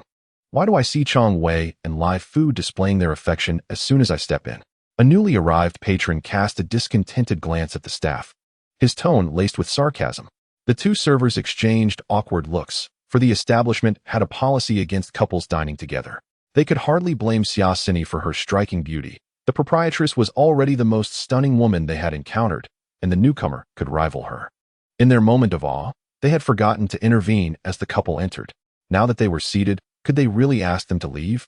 You try. One server suggested. They've already come in. I can't bring myself to ask them to leave. Why don't you go? That table is waiting for me to settle the bill. The servers pushed and shoved, embodying the tradition of mutual deference. This looks quite delectable. And this one seems good too. Will you have some? This one has cilantro, which I can't stand, but why does the menu predominantly feature single meals? Xia Sini murmured softly, occasionally glancing at Li Yuan as she perused the menu. In that moment, her eyes were solely on him. prompting her to unconsciously engage in affectionate gestures. Without any regard for the feelings of those around, I found myself utterly disheartened. The moment the server presented the bill, I knew I could not endure another second in this establishment. Is it possible to return the meal I ordered? A friend had mentioned a restaurant themed around breakups, claiming the ambience was quite charming. Having recently experienced a heartbreak, I thought it might be a fitting place to visit, yet upon my arrival, I was met with this. It felt as though I had been lured into a trap. Fresh from a breakup, I was struck with an overwhelming wave of distress. What should we do now, manager? The two servers turned to the bar where the manager was watching them with a peculiar expression. I'll handle that table. You two go soothe the other customers. Those who have already ordered will have their meals on the house, and for those who haven't, we will offer a 30% discount. The manager, a woman in her 30s clad in a black jacket, emerged from behind the bar, slowly making her way toward Li Yuan and Xiaoxini, her eyes glinting with an unsettling light. I sensed a familiar aura of danger emanating from her. The two servers exchanged alarmed glances, recalling the last time the manager displayed such a demeanor when her former boyfriend had caused a scene, resulting in him receiving a swift kick that left him incapacitated for 3 days. This is your fault. Why didn't you stop them? One server exclaimed. Given the manager's volatile temper after her encounter with that scoundrel, what if something goes awry again? I can't help it. You didn't intervene either. Shouldn't we try to stop the manager? Those high heels of hers. One misstep could be catastrophic. The servers trembled in fear. Good evening. May I take your order? The manager, her eyes adorned with a subtle smoky makeup, leaned in gently toward Li Yuan. However, Li Yuan, seasoned from years of evasion, sensed an unsettling undertone in her smile, a hint of danger. Yet, he was certain that this woman was not any of his previous girlfriends. Although she possessed a certain beauty, she evidently did not meet the system's rigorous standards for a partner. Each of his former relationships had undergone a strict vetting process. Only those rated above 85 would be deemed worthy of orchestrated fateful encounters, misplaced luggage at the airport, a sudden ankle twist while walking ahead, or an unexpected downpour just as he stepped out of a CAF, conveniently accompanied by a striking woman holding an extra umbrella. With time, he had learned to recognize the signs. A mere glance in passing would reveal which unfortunate beauty had been selected by the system. This wretched fate. Well, we would like to place an order, Xiaoxini said, subtly pulling Li Yuan closer to her, distancing him from the manager. The manager observed this protective maneuver with a barely perceptible smirk. Typically, we do not serve couples in our establishment, but this gentleman bears an uncanny resemblance to someone from my past. The female store manager gazed at Li Yuan with a subtle smile that was both enigmatic and tinged with danger. Instantly, Li Yuan felt a shiver run down his spine. Xiaoxini sensed something amiss with Li Yuan and noticed the peculiar glint in the manager's eyes directed at him. Her brows furrowed elegantly, and she tightened her grip on his arm, pulling him closer to her. Li Yuan found himself nearly enveloped in Xiaoxini's embrace. Yet he was too preoccupied to appreciate the warmth of her presence. How could this be? Was it possible that he had misremembered? Or had she undergone some transformation that rendered her less appealing? Staring at the manager's face, which exuded an air of menace and pressure, he hesitated to speak. If she truly was his former girlfriend, how could one endure such turmoil day after day? Chapter 60. A friend's ex-boyfriend resembles your boyfriend, the shop owner observed Xiaoxini as she shielded Li Yuan with her entire being, her expression becoming increasingly playful. How affectionate you two are now. Yet soon enough, your quarrels will be equally fierce. I believe you may be mistaken. He does not recognize you and is certainly not any acquaintance of yours, Xiaoxini retorted, her demeanor turning steely as she fixed her gaze upon the shop owner. Though she was in someone else's territory, her tone remained unyielding whenever Li Yuan was mentioned. The notion of any past acquaintance did not concern her in the slightest. Even if this woman had once been involved with Li Yuan, he was hers first, and no one could take him from her. Besides, there was a fierce matriarch at home to contend with. She certainly wasn't next in line for that challenge. Dear girl, in terms of looks, you are the most stunning person I have encountered, second only to a friend of mine. I advise you to be cautious. There are indeed many scoundrels out there, particularly those who prey on beautiful and innocent young women. Do not let yourself be easily deceived, the shop owner remarked with a seemingly kind-hearted warning. However, upon hearing the veiled implications regarding Li Yuan, Xiaoxini's expression darkened immediately. Their gazes clashed in the air, an all-too-familiar tension causing Li Yuan's scalp to prickle. He had yet to face Han Xiaoxiao and Chen Momo at home, and here he was, already enduring a prelude to discomfort. Whether or not he is a scoundrel is not for you to decide.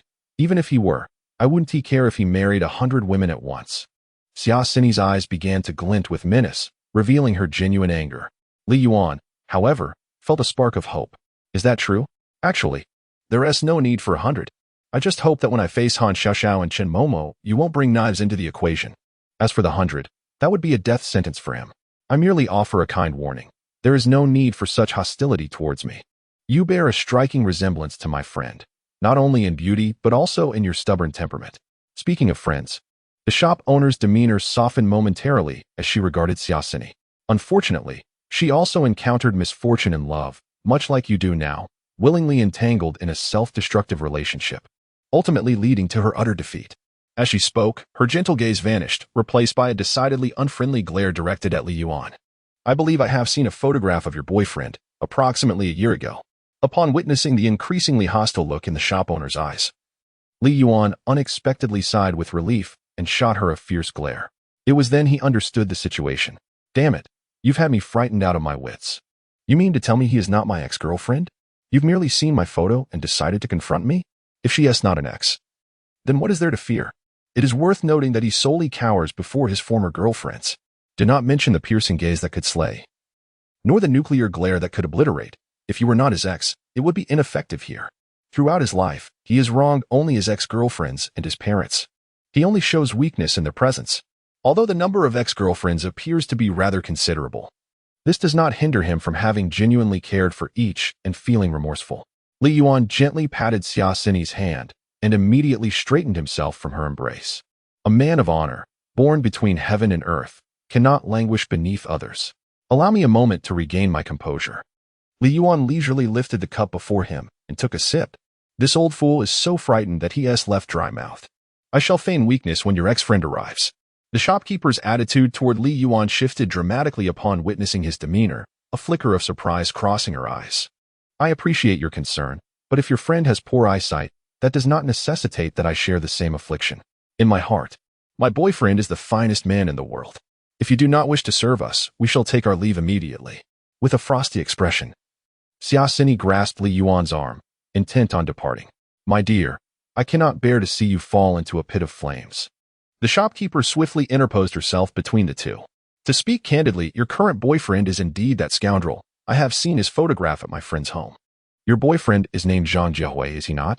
The shopkeeper pointed at Li Yuan with a mocking smile, her expression a blend of indignation, injustice, and disdain. More so, it brimmed with the exhilaration of revealing the scoundrel's misdeeds to her friend. She anticipated that this beautiful young woman would display shock, anger, and disappointment before ultimately storming away, leaving the scoundrel bewildered. Alternatively, it would be even more satisfying if the young lady erupted in fury, tearing into the scoundrel with her bare hands. She would not hesitate to kick him a few times, allowing him a taste of her wrath. Zhang Jiahui. Li Yuan nearly choked on his drink. Indeed, the scoundrel had begun to tremble with fear, even choking on water.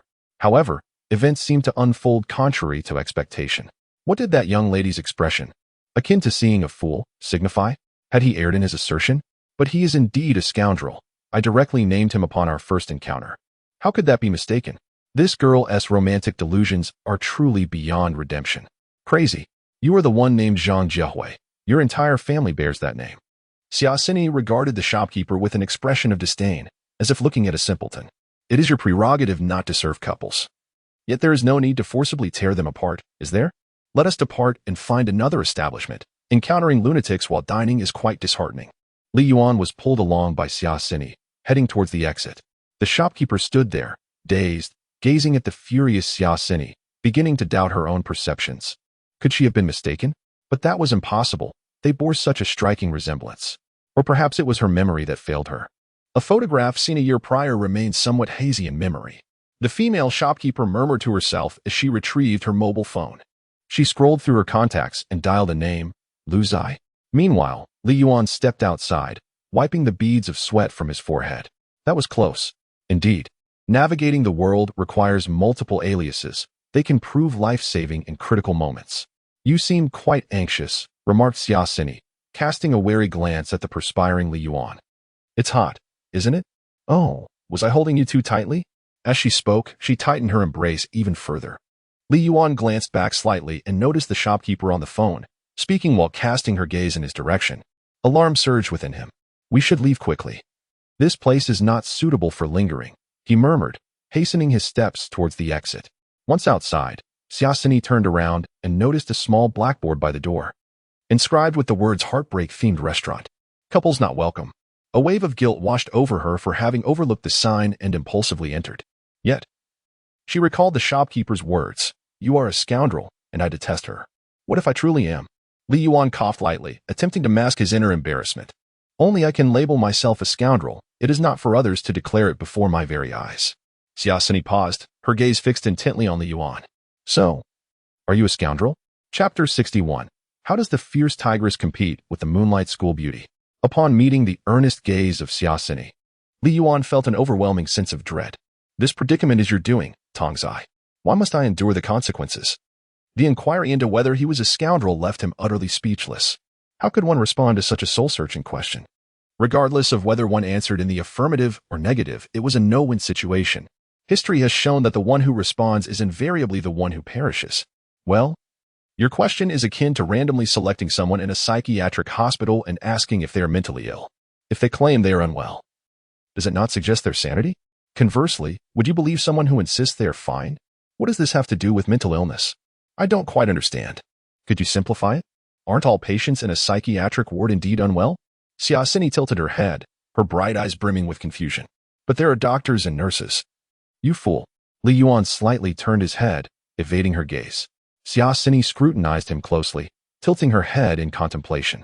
Oh, that makes sense. But my question has nothing to do with doctors and nurses. What was your question again? Li Yuan, who initially intended to evade, turned back to meet Xiaosini's mischievous glare. What a calamity. Well, your question, in essence, lacks an answer. Much like a mental patient attempting to validate their own sanity, whether proving oneself or offering excessive explanations, all seem woefully inadequate. Li Yuan gazed skyward at a 45-degree angle, striving to conceal the guilt etched upon his face from Xiaosini's scrutiny. Time is a remarkable entity. It ultimately provides the most profound validation, does it not? He reasoned, not entirely fabricating the truth. Indeed, time would eventually reveal him to be the scoundrel he feared he was. Yet, it was best to delay the inevitable as long as possible. Xiaosini pondered deeply. Oh, that is true. There will be ample time in the future. After all, I have stubbornly attached myself to you, and you shall never escape my sight again. With that, she resolutely clenched her fist, affirming her determination. Phew. By all that is holy, I have narrowly escaped once more, Li Yuan thought. Lower your head and look at me. Xiaosini gently tugged at the hem of Li Yuan's shirt. At her behest, he lowered his gaze and was met with her smooth, crimson lips, radiating an alluring sheen. If you were to vanish as abruptly as you did a decade ago, I would truly lose my mind. A decade hence, you might find me in a psychiatric hospital, utterly deranged. Xiaosini's gaze upon Li Yuan was so tender that it nearly exuded an overflow of affection. His heart raced uncontrollably. Who could withstand such intensity? Who would not be bewitched? Even the Sea Emperor might transform into a lovesick fool in an instant. I won't run away again. In the past, I had no choice. Now, I am resolute. Even if you were to dismember me, I would accept my fate. Li Yuan fixed his gaze upon Xiaosini, unusually earnest. His steadfast expression and heartfelt words left Xiaosini's mind in a delightful daze. A flutter of anxiety surged within her, as if her heart were about to leap from her throat. Yet, she refrained from uttering a single curse, incapable of harboring any malice towards him. Gently, Xiaosini embraced Li Yuan, her cheeks flushed with emotion, her expression far more captivating than the earlier gaze that held a semblance of indifference. The intensity was overwhelming, utterly irresistible. Just as Li Yuan felt compelled to act, a sudden shift in Xiaosini's demeanor caught his attention as she pondered his earlier words. We? Who else could there be but me? She lifted her gaze to meet Li Yuan's, causing his outstretched hand to freeze mid-air. In a moment of quick thinking, his other hand darted into his pocket.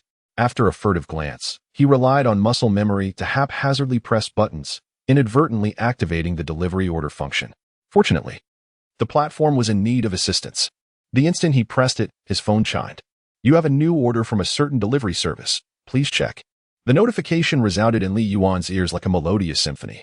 I must go accept this order. I've already exceeded the time limit for one. The supervisor will call to reprimand me soon. You know how fierce he can be. He lowered his gaze, gently patting Xiaosini's head. Oh, you mean your landlord? That formidable tigress? Xia Sini nuzzled her head against his chest reluctantly before releasing him, her mind racing with thoughts on how to handle that fierce landlord. Li Yuan observed her contemplative expression, a chill running down his spine, rendering him speechless. Li Yuan, how long have you been living with her? Xia Sini inquired, donning her helmet as she settled behind him on his scooter. A white BMW sped past them, swiftly followed by a black Porsche. About a week, Li Yuan calculated, recalling that he had returned to Shanghai around the same time frame. A week? You've only been living together for a week? Xia Sini was momentarily taken aback, but a smile soon graced her lips, filling her with newfound confidence. So, it had only been a week. Had it been over a year, she might have needed to employ more drastic measures, for men are creatures of nostalgia, unable to easily forget someone who had shared countless days and nights with them. Yet, merely a week. A week. What could that tigress possibly use to compete with me? Her shrill voice or her 200 pounds? Xia Sini glanced down at her own feet. Well, size C. Not exceptionally large, but shapely and well-proportioned. Thankfully, her years of commitment to fitness and yoga had borne fruit. Just 10 minutes after Li Yuan and Xia Sini departed the shop, a speeding white BMW, seemingly in a hurry, appeared not far away, within 10 meters of the store. It executed a graceful drift, parking directly into its designated spot on the roadside. As soon as the vehicle came to a halt, smoke still billowing from the tires, the driver's door swung open with haste. A strikingly beautiful woman with an oval face emerged, clad in a beige off-shoulder long-sleeve top and white athletic trousers. Her slightly grayish long hair cascaded casually over her delicate shoulders, exuding an air of aloofness, yet undeniably alluring. As she alighted from the vehicle, she captured the attention of passers-by, though none discerned her underlying vulnerability. This ice-cold beauty, who seemed to repel all, found her hand trembling uncontrollably as she closed the door behind her. Within her frigid gaze lay flickers of unease and trepidation. After disembarking, she appeared to lose the urgency that had initially compelled her. Staring blankly at the restaurant that was all too familiar to her, one she had meticulously designed from its location to its decor and operations. Yet, at that moment, it felt as if something terrifying awaited her within. Hesitant to take a step forward, her resolve only strengthened when two young waitresses spotted her, their faces lighting up with surprise and admiration as they called out to her. Taking a deep breath, she steadied herself and walked towards the entrance with measured steps, her expression still icy and distant, though her increasingly trembling hands betrayed the anxiety that resided within her. Chapter 62. You prepare a grand feast to surprise me, while I bring Xia Sini back to startle you. Yezi, you have arrived too late. He departed a mere 10 minutes ago. The female manager smiled wryly upon seeing Lu Zai enter. Lu Zai's complexion instantly paled at her words. Her piercing gaze swiftly scanned the establishment, and upon confirming that the individual was nowhere to be seen, her expression dimmed considerably. Is he truly delivering takeout? Lu Zai's voice was flat, devoid of any discernible emotion. The manager nodded in affirmation. Yes, although I cannot be entirely certain, he bears a striking resemblance to the person in the photograph. And the young woman accompanying him is nearly as beautiful as you. Thus, he has chosen a girl who can remain by his side 24 hours a day, even if it involves delivering meals, rather than a woman like me, who is perpetually consumed by her ambitions. Lu Zai gradually lowered her head, and somehow, her eyes felt as though they had been filled with sand. Yezi, it seems you truly cannot forget him, sighed the manager. He is the only man who has ever entered my heart, the only one who has completely possessed me. How could I possibly forget him? Even this establishment exists because of him. As Lu Zai spoke, a sudden thought struck her, and she asked the manager with heightened emotion, Is that girl wearing a blue dress? Yes, the manager nodded. Upon hearing this, Lu Zai immediately turned and dashed outside. They must have crossed paths earlier on the street, but she had only caught a fleeting glimpse and failed to recognize the delivery man as Li Yuan. Where are you going? The manager called out as Lu Zai rushed outside. I'm going to find him. I must at least see him, even if only once. Watching Lu Zai hastily get into her car, the manager could only shake her head in resignation. Manager, what is going on with her? Who does she wish to see? The two waitresses stared wide-eyed, intrigued. Since they began their shifts, the boss had always maintained an icy demeanor, and it was the first time they had witnessed her lose composure. She must be encountering a long-lost debtor. The manager shot them a disapproving glance. Li Yuan had just completed a life-saving delivery and, feeling his stomach grumble with hunger, stepped into a local eatery with Xia Sini. Dining at a small restaurant like this, he thought, Surely he wouldn't run into any of his ex-girlfriends. While not all of them were wealthy, they all came from relatively comfortable backgrounds. After all, beauty may be innate, but charm is cultivated over time. Are you certain you've come for a meal?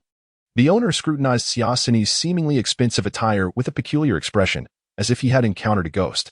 After the two had placed their orders, the stunningly beautiful girl served the delivery guy tea and food, occasionally wiping the corners of his mouth. It truly felt as though one had encountered a specter in broad daylight. After finishing their meal, Li Yuan continued to navigate the streets on his small electric scooter, delivering another 10 orders. The phone of Han Xiaoxiao rang again. Mo, and I had already purchased the ingredients, so remember to return early. A delightful feast awaits you. Li Yuan could hear Han Xiaoxiao and Chun Momo chatting cheerfully on the other end, their rapport seemingly harmonious. Whether your surprise will indeed remain a surprise is uncertain. I might end up bringing you a shock instead. Li Yuan glanced at the indifferent Siasini behind him. Siasini feigned nonchalance. Where do you live? It's getting late. Let me escort you home. After hanging up, Li Yuan observed Siasini pretending to be oblivious. Didn't we agree to visit your place? Siasini shook her head, her hand discreetly gripping the armrest of the seat. Really not another day? No, it must be today, unless you come home with me. Siasini clutched the back seat tightly, displaying a defiant attitude as if to say that if he forced her to leave, she would retaliate. Li Yuan found himself at a loss. I'll settle the payment first. After a quick calculation of today's earnings, combined with the temporary subsidy from the station manager, the income from delivering food barely offset the costs, leaving a small surplus. The extra earnings from tuning pianos seemed to add a couple of days to my lifespan. It appears I must change my strategy next time. The rewards from the blanket system are indeed not easy to obtain. This old six likely possesses some hidden functionalities. Let us return the clothes and settle the payment as well. Li Yuan restarted his electric scooter, heading towards the delivery station. On the way back, regardless of what you see, remain calm and do not overreact. Li Yuan continually prepared Siasini for what was to come. All right, I'll heed your advice. Today I will refrain from any antics. After all, you will eventually be mine, so what is a day or two? Siasini readily agreed. Li Yuan glanced back at her, his lips twitching, words caught in his throat. They arrived at the station, oblivious to the white BMW parked outside. Station manager.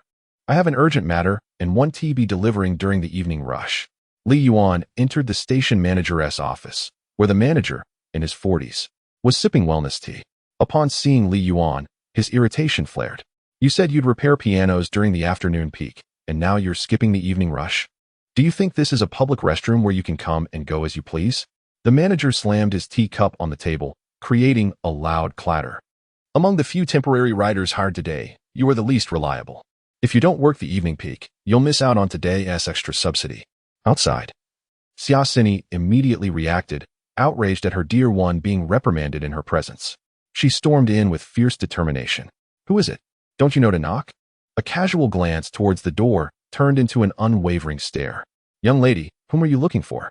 The manager's eyes sparkled. He had never seen such a beautiful girl outside of television. Upon entering, Siasini naturally linked her arm with Li Yuan's. Just as she was about to speak on his behalf, he tugged her back. Dear station master, would you care to see the number of deliveries I accomplished today? Li Yuan presented his app to the station master.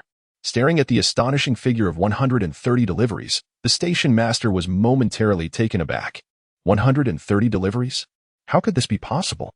In disbelief, he scrutinized the screen once more and cross-referenced with his own computer system. An experienced rider with 5 years under his belt would typically manage a maximum of 70 to 80 deliveries in a day, given optimal conditions. Achieving 40 to 50 deliveries was already commendable, while a temporary rider like himself would be considered exceptional for completing 20 to 30. Yet, the system unequivocally indicated 130 deliveries. Young man, would you be interested in collaborating with me? With my guidance, there will always be sustenance for you. The station master's demeanor shifted dramatically. If this lad could work for him, he would undoubtedly be worth at least 4 or 5 regular riders. He was nothing short of a chosen delivery master. No, thank you for now, Li Yuan replied, waving his hand dismissively. Just settle the payment for me. After receiving his earnings, the two exited the station. Can we return now? Siasini inquired eagerly, eager to confront the mother tiger and publicly assert her claim over Li Yuan. Chapter 63. When two ex-girlfriends become best friends. Would you mind having another close companion? Li Yuan and Xia Xini strolled out of the takeaway station, hand in hand. In the BMW parked across the street, Lu Zai stared blankly at the man she once yearned to embrace, now intimately entwined with another girl. Memories of their past moments together flashed uncontrollably through her mind, leaving her breathless with a heavy heart. In her panic, she instinctively sought to flee in her car, yet the ignition button seemed to conspire against her, refusing to start despite her desperate attempts. Why wouldn't it start? Lu Zai wiped away the sand that had blown into her eyes. As she spoke, her voice trembled with the weight of unshed tears, and she found herself anxiously pressing the steering wheel in a fit of despair. Her misty eyes remained fixed on the couple, watching as he tenderly helped her into the back seat of the car, gently adjusting her dress. Where do you live? I'll take you home first, then return the car. Li Yuan, maintaining a calm facade, attempted to resist, but found himself yielding to the situation. To your place? Or perhaps I could stay over tonight. Xia Xini sensed something amiss with Li Yuan's demeanor. If you don't want to go home, then come with me. I'll take care of you, provide for your needs, buy you a car and a house. Li Yuan glanced at her beaming face and chuckled. You truly are a little fortune. Resisting was no longer an option. He could only surrender. As Lu Zai watched their figures fade into the distance, the engine suddenly roared to life. She remained dazed, staring at the retreating silhouettes. A profound sense of loss surged within her, as though a wound had been ripped open. Unbeknownst to her, the white BMW began to drift towards her electric scooter. Li Yuan, why do I feel like someone is following you? Xia Xini clung to his waist, tilting her head occasionally to glance at the slowly trailing BMW. Why would anyone follow me? I'm just a man. I can't bear children. Perhaps someone finds you too beautiful and wishes to take you back to start a family. It would be more likely for you to take me away to have children. Xia Xini blushed at her own jest.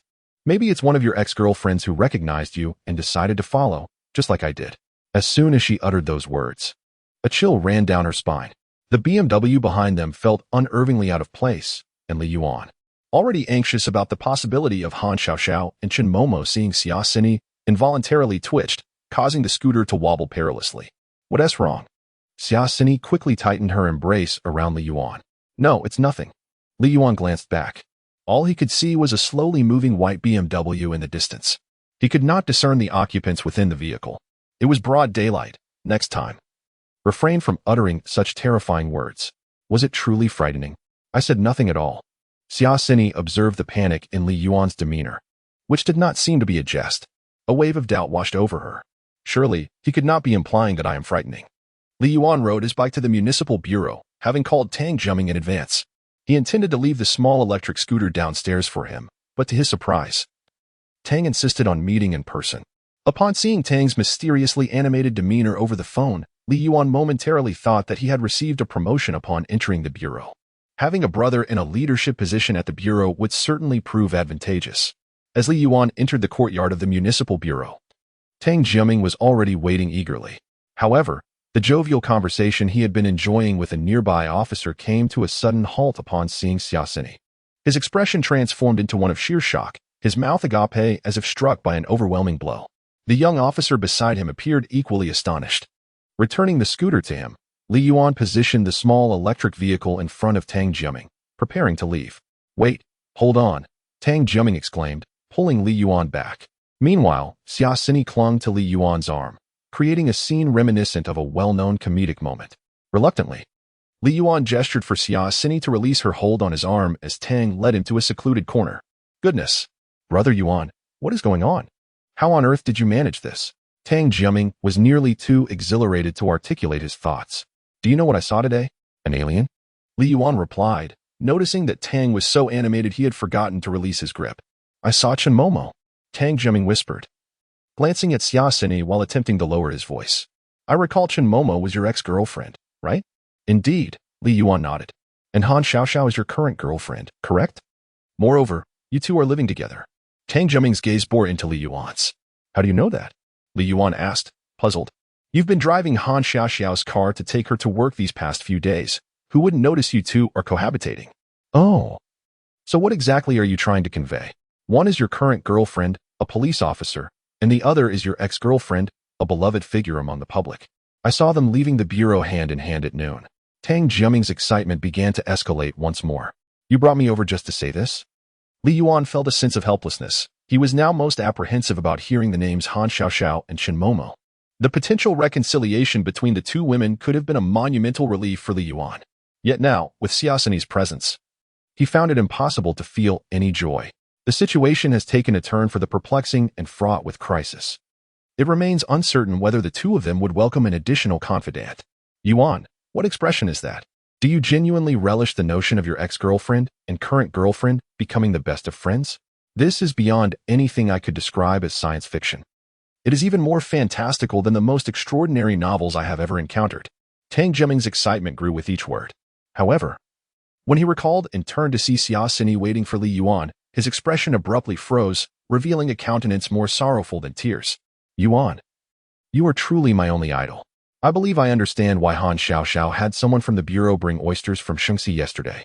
I even joined in and bought some myself. As he glanced at Xiaosini, thoughts of Han Xiaoxiao and Chen Momo crossed his mind. And Tang Jiming's expression grew even more woeful. Perhaps I should give you my oysters. They serve me no purpose, and you are in greater need. Have you finished? Li Yuan observed his exaggerated expression, feeling increasingly vexed. Tang Jiming nodded absent-mindedly. It's over. Noticing this, Li Yuan turned and walked away. Yuan, when you have a moment, you should write a book. I would buy it. Look at that BMW. As Li Yuan and Xiaosini exited the municipal bureau, the keen-eyed Xiaosini immediately spotted the white BMW that had been stealthily following them. Chapter 64. The enemy will reach the execution ground in 3 seconds. Please prepare accordingly in a state of turmoil. Li Yuan, bracing himself for his impending execution, had little inclination to concern himself with luxury vehicles. Perhaps they were merely passing by. Casting a glance, he could not discern the occupants within the car. Oh. So are we heading home now? Asked Xiaosini, her arms wrapped around Li Yuan's. She seemed almost desperate to press herself against him. Yes, a walk back will suffice. My residence is not far from here. Although he could have taken a taxi, he opted for a stroll instead. He wished fervently that the road leading to the execution ground could stretch further away. All right. Xiaosini cheerfully acquiesced. She had long forgotten the last time they ambled hand in hand down the street. Once we return home, you must unconditionally obey my commands. Understood? Li Yuan glanced at Xiaosini, who was closely nestled against him. I understand. You've repeated it several times. Your humble servant will comply, my emperor, she replied, resting her head against his arm, relishing their intimate moment. Regardless of what transpires, we must resolutely avoid violence. Do you comprehend? Xiaosini looked up in surprise. I am not deranged. Why would I resort to violence? Rest assured, even if the fierce tigress were to act up, she has sheltered you before. I would never harm her. I fear you might harm me instead. Li Yuan intended to frighten her slightly, to avert any uncontrollable situation. However, as he lowered his gaze, he was met with her large, watery eyes, filled with a touch of sadness. The latter part of his admonishment faltered on his lips. After all, he felt guilty for what he had put her through. What will you do if I disobey? Will you abandon me? Leave me to vanish suddenly? Or will you cast me aside on the street to fend for myself? As she spoke, Xiaosini's dark eyes began to glisten with unshed tears, her rosy lips quivering in distress, while her grip on his arm tightened obstinately. Li Yuan could sense an astonishing elasticity emanating from the area where her chest pressed against his arm, a sensation that spoke of her vulnerability. Observing the insecurity reflected in her eyes, he gently reached out to wipe the tears from her cheeks. What nonsense are you talking about? You are not merely a pet to me. How could I bear to abandon you? Hearing the tenderness in his voice, Xiaosini's anxious heart began to settle slightly. As long as you do not leave me, I am willing to be your pet. I will earn my own food. If you are to be a pet, how will you earn? Will you perform at the circus? Li Yuan chuckled softly. Regardless of my wealth, since my father retired, my sister has taken over the family business and has always treated me with kindness, providing me with whatever I desire. Xiaosini wiped her unshed tears on Li Yuan's sleeve, then revealed a sweet smile once more. Therefore, you need not continue working as a delivery rider. I can support you. It pains me to see you toil so hard. Such a heart-wrenching scene. Lu Zai, who had been trailing behind them at a distance, had silently resolved to turn back multiple times, yet his feet seemed unwilling to heed his mind's command. Xiaosini glanced back and noticed that the BMW was no longer following them, letting out a sigh of relief. Perhaps she had been overly concerned. From a divine perspective, one might easily mistake Lu Zai for a legitimate partner capturing evidence of a scoundrel's infidelity. Unbeknownst to them, the trio had arrived at the entrance of the Hatong community. Gazing at the scene before him, Li Yuan had never felt time pass so swiftly during the nearly hour-long journey. Just ahead lies my residence. Li Yuan and Han Xiaoxiao came to a halt outside the old community. Do you remember what I told you? Li Yuan looked earnestly at Xia Xini, who nodded seriously in return. I will remember. No matter what I see or what transpires, I must control my temper and always heed your words. Words can be exchanged, but hands must remain still. Yes, good girl. Li Yuan affectionately ruffled Xia Xini's hair, though a sense of unease lingered within him. Wait for me a moment. Xia Xini glanced at the fruit store across the community. I will purchase some fruit. Although she was visiting her rival, she believed in upholding proper etiquette. Otherwise, it would reflect poorly on her grace. In encounters with rivals, whoever loses their composure first in front of Li Yuan has already lost a round. Li Yuan and Xia Xini entered the fruit store. The middle-aged owner, upon seeing such a stunning beauty, instantly brightened, but his expression soured upon spotting Li Yuan. He certainly recognized Han Xiaoxiao, another rare beauty who frequently bought fruit, and thus, Li Yuan, who had been close to Han Xiaoxiao recently, appeared familiar as well. Under the scrutinizing gaze of the fruit shop owner, Li Yuan, with skin toughened by experience, felt no embarrassment. He sensed that similar situations might arise in the future. And if he faced awkwardness each time, his life would be of little worth. What fruits does the tigress enjoy? Xia Xini, selecting fruits, turned to Li Yuan. Grapes, kiwis, and bananas, I suppose. Li Yuan's eyelids twitched as he recalled the fruits Han Xiaoxiao would buy, answering without hesitation. Aren't those all your favorite fruits? Xia Xini blinked, suddenly realizing something, and bent down to select a durian along with some other fruits. All right. After purchasing the fruits, Xia Xini naturally took Li Yuan's arm with one hand. When the fruit shop owner encountered the two individuals, he initially presumed he had stumbled upon a scoundrel engaged in infidelity. However, the calm demeanor of Li Yuan left him momentarily speechless. Is it common for a rogue caught in the act to remain so composed in the presence of acquaintances? Could they possibly be siblings? Just as Li Yuan and Xia Xini exited, another stunning beauty entered the shop. The fruit shop owner, captivated by the icy elegance of this woman, felt a surge of astonishment and whispered incredulity within himself. He had only encountered a beauty of Han Xiaoxiao's caliber once in his lifetime. What could possibly be happening today? Are such rare beauties now appearing with such frequency? It was astonishing to witness two of them emerge so suddenly. Lu's eye surveyed the splendid assortment of fruits. Boss, could you please weigh some grapes, kiwis, and bananas for me? She selected these fruits with scarcely a moment's thought, as though it were ingrained in her very instincts. Why do I feel that you're even more anxious than I am? Once inside the community, Xia Xini could clearly sense that Li Yuan had grown increasingly tense. You absolutely must refrain from calling me Mother Tiger again, understood? Oh, very well. I'll heed your words. Chapter 65. The school bell is actually 2 years younger. And the sinister door remains unopened. Xia Xini nonchalantly curled her lips. If she didn't call the fierce Mother Tiger to her face, so be it. After all, her objective had already been achieved. The moniker of Mother Tiger had gradually been accepted by Li Yuan. As for whether she would utter it face to face, that was merely a matter of time, was it not? As long as Li Yuan did not hinder her, she would eventually vanquish the Mother Tiger that had tormented him. The two descended slowly to the ground floor. Li Yuan, feeling uneasy, glanced up at the window. After taking a deep breath, he led Xia Xini into the corridor.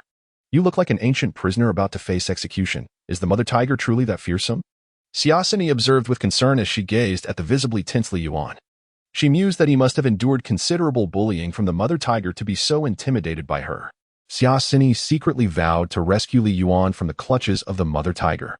Ideally, she would whisk him away today. You'll know once we go upstairs. Just remember my words. You may speak, but under no circumstances should you resort to violence. Li Yuan reiterated to Xia Xini. All right, I will certainly heed your advice. One might think there is a man-eating monster residing inside. Xia Xini gently wiped the beads of sweat from Li Yuan's forehead with her delicate hand. If you keep this up, I might become anxious myself. If the Mother Tiger decides to strike me, you won't abandon me, will you? Xia Xini suddenly grasped Li Yuan's arm, her eyes wide as she fixed her gaze upon him. Seeing her also appear somewhat apprehensive eased Li Yuan's tension slightly. So, you too experience fear. I had thought you were impervious to such feelings. Li Yuan comforted her by gently patting her forehead. I am not afraid of that Mother Tiger. I fear for you, and I fear that you might. A sudden wave of anxiety washed over Xia Xini as she considered a previously unthought-of possibility. What if Li Yuan sided with the Mother Tiger? What would she do then? Perhaps I shouldn't go up? She hesitated. Hearing this, Li Yuan instantly perked up, his heart brimming with hope. Yet upon observing Xiaosini's expression and her lack of intention to turn back, he realized it was yet another instance of typical feminine reverse logic. All right, when we go in, you can hide behind me. If they wish to strike, let them do so first on me. I shall serve as your shield. Li Yuan gently tousled Xiaosini's hair. This scene was fortuitously witnessed by Lu Zai, who unexpectedly entered at that moment. A wave of anguish surged through her as she felt her heart twist painfully. She was perplexed about her presence here, even questioning the reason behind her earlier purchase of fruit. Everything felt so inexplicably surreal. Her body seemed to act beyond her control every time she regained her senses. Li Yuan was not far off. It appeared that only in this way could she maintain her sanity and bodily function. That won't do. If there is any danger, you must abandon me and flee first. Do you understand? Xiaosini gently rested her head against Li Yuan's chest. However, as she turned her head, she suddenly caught sight of a fleeting shadow at the base of the building. It appeared that someone was present downstairs. Filled with suspicion, Xiaosini tugged at Li Yuan's arm. In a residential building, it was indeed peculiar to sense another presence. Li Yuan glanced down, and his eyelid inexplicably began to twitch violently. Before he could fathom the reason behind the twitching of his right eye, Xiaosini's phone rang unexpectedly. After handing some fruit to Li Yuan, she rummaged through her bag for her phone. Upon glancing at the caller ID, a radiant smile spread across her face. The moment she answered the call, Li Yuan felt his eyelid twitching even more furiously. Regrettably, he could not consult his fortune otherwise. He would have sought an oracle for himself. Hello, sister. I won't be coming home for dinner tonight. Xiaosini spoke with a saccharine tone. All right, sister. I'll be careful. You must remember to eat on time. Delegate any work at the company to Xiaochen and the others. You mustn't overexert yourself. Xiaosini admonished her sister several times over the phone, as if she were the elder sister and the one on the line was a younger sibling in need of care. All right, let's go and tackle the tiger. With that, she hung up, exuding confidence and vitality. Your sister must be in her 30s, right? Why do you treat her like a child, needing to coax her into eating? You seem just as juvenile yourself, Li Yuan remarked, unable to resist pinching her delicate cheek. Not at all. My sister is only 2 years older than me. She has celebrated her 20th birthday yet, Xiaosini replied, lightly shaking her head, allowing Li Yuan to pinch her cheek obediently. Oh, just 2 years older, 20. Wait a moment. Your sister is older than you by 2 years. So, 10 years ago. Li Yuan momentarily felt a fog settle over his mind, staring blankly at Xiaosini. Yes, when I was with you 10 years ago, I hadn't even celebrated that year's birthday. Gazing into Xiaosini's beautifully bright eyes, he felt a rush of guilt wash over him. Damn, she is 2 years younger than me, and she was the one who paid for our hotel room. What a beast I am. System.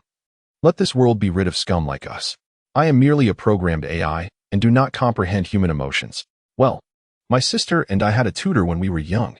We didn't attend kindergarten and began school directly in the 3rd grade, Xiaosini said, tilting her head with an air of nonchalance. Children from wealthy families truly seem to be ahead of us in every aspect.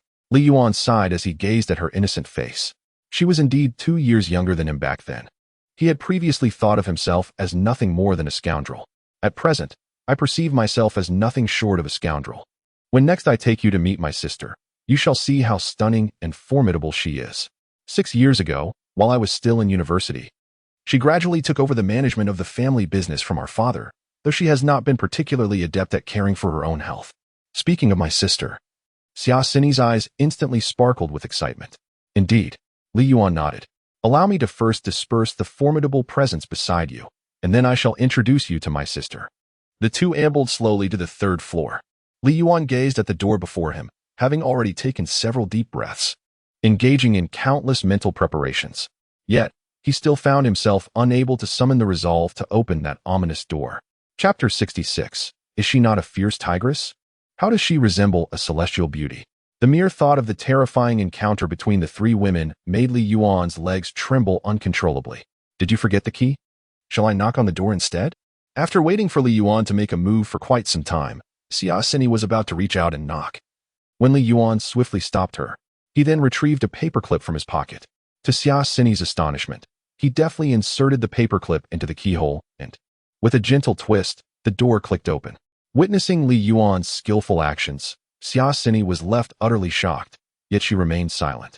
Her mind was flooded with images of the countless hardships Li Yuan had endured over the years, which forced him to resort to such dubious methods. She silently vowed countless times that she would never allow him to suffer even the slightest bit in the future.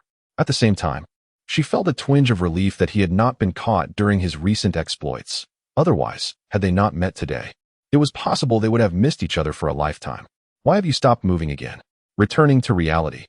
Xia Xini prepared to enter when she noticed Li Yuan gripping the doorknob, frozen in place, taking deep breaths. Was the fierce tigress truly that terrifying? In a society governed by law, she surely wouldn't resort to violence, would she? Xia Xini squeezed Li Yuan's hand, realizing his palm was drenched in sweat. Just as Li Yuan mustered the courage to open the door, a sudden exclamation from within caught their attention. Han Xiaoxiao, you really mustn't go too far. Chen Momo's thunderous voice startled Li Yuan into silence. Why did you buy so many oysters? What exactly do you intend to do with Li Yuan? I allowed you to cook chives today, yet you took it upon yourself to buy all those oysters. Upon hearing this voice, the courage Li Yuan had just gathered deflated instantly. Xia Xini also heard Chen Momo's voice and momentarily froze. How could the fierce tigress's voice sound so different from her preconceived notion? It seemed youthful and rather pleasant. Why are you throwing them away? These are the finest oysters I painstakingly had someone bring back for me. If you won't cook them, then I will. Han Xiaoxiao's voice followed, tinged with dissatisfaction. Upon hearing Han Xiaoxiao, Xia Xini's expression began to waver in uncertainty. She had never anticipated that the individuals inside would be two young women. If a fight were to break out, she would stand little chance against two. How about I take you home? Seeing the look of doubt on Xia Xini's face, Li Yuan seized the opportunity to suggest retreat. But Xia Xini immediately shook her head. They were already at the door. How could she back down? If she lacked this bit of courage, how would she ever compete for a man in the future? Regardless, she had no intention of formally declaring war today. Even if the fierce tigress's friends were present, they could do nothing to her. With that thought, Xia Xini boldly opened the door for Li Yuan. As they entered, the sounds of cooking and the continuous bickering between Han Xiaoxiao and Chen Momo filled the kitchen. You cook? Are you preparing to create a lump of pitch-black charcoal? Hearing this, Li Yuan felt an overwhelming sense of dread. It seems that the relationship between the two of them is not as harmonious as rumored. That wretched Tang Jiaming. Could there be such discord among friends? Li Yuan longed to escape, yet found herself trapped. I seem to hear some commotion coming from the living room. Han Xiaoxiao, while washing vegetables for Chen Momo, perked up her ears. It must be Li Yuan returning. You should go check. Chen Momo glanced towards the corridor as she continued with her cooking. Unable to free herself, she unwittingly left the task to Han Xiaoxiao. Li Yuan, is that you? Han Xiaoxiao called out towards the outside. But there was no response. Yes, calling for you. Xia Xini prodded the utterly speechless Li Yuan. Soon after, Li Yuan heard the sound of footsteps approaching from the kitchen, reminiscent of an executioner advancing step by step, wielding a greatsword. I need to use the restroom urgently, Li Yuan declared, sprinting towards the bathroom with unprecedented speed. Han Xiaoxiao barely caught a glimpse of a familiar figure flashing past her before dashing into the restroom.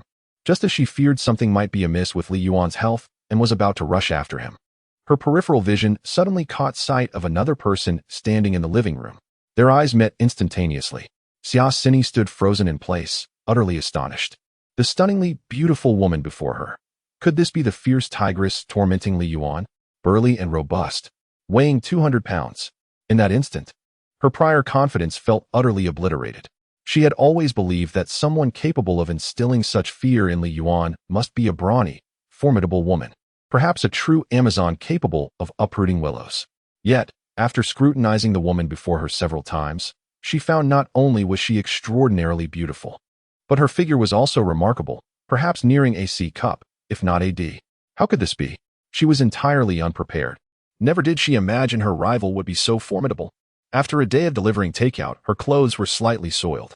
Xia Xini's expression gradually dimmed. From the confidence she had exuded upon entering, her spirit seemed to wane in an instant.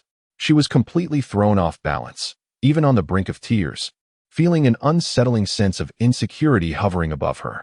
Who would come to her rescue? She had no mental preparation whatsoever.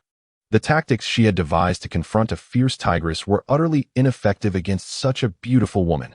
She found herself at a loss for what to do now. Li Yuan had been in the restroom for 2 seconds, yet still had not emerged. In an instant, Li Yuan's execution ground seemed to have transformed into Xia Sini's sentence. On the opposite side, Han Xiaoxiao was equally stunned upon seeing Xia Sini. This scene, this excessively beautiful woman, sparked several conjectures in her mind.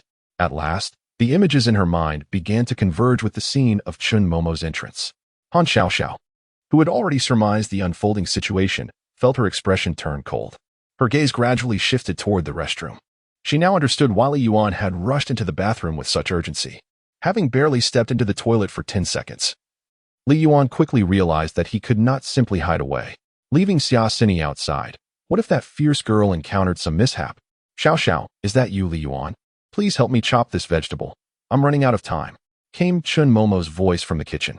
Seizing the opportunity, Li Yuan promptly opened the bathroom door, only to be met by Han Xiaoxiao's fierce glare, akin to that of someone confronting a criminal. Huh? What's this? Realizing the value of compassion and no longer daring to hide, Han Xiaoxiao sneered, casting a glance at Xia Sini. The moment Xia Sini laid eyes on Li Yuan, her previously anxious heart felt as if it had safely landed. A sense of determination blossomed within her. Regardless of the situation, she had to compete for Li Yuan's affection. Even if she appeared more beautiful than she had anticipated, she believed herself to be no less attractive. Xia Sini slowly lifted her gaze, meeting Han Xiaoxiao's icy stare. The atmosphere instantly became charged with tension. Momo, hold off on cooking for now.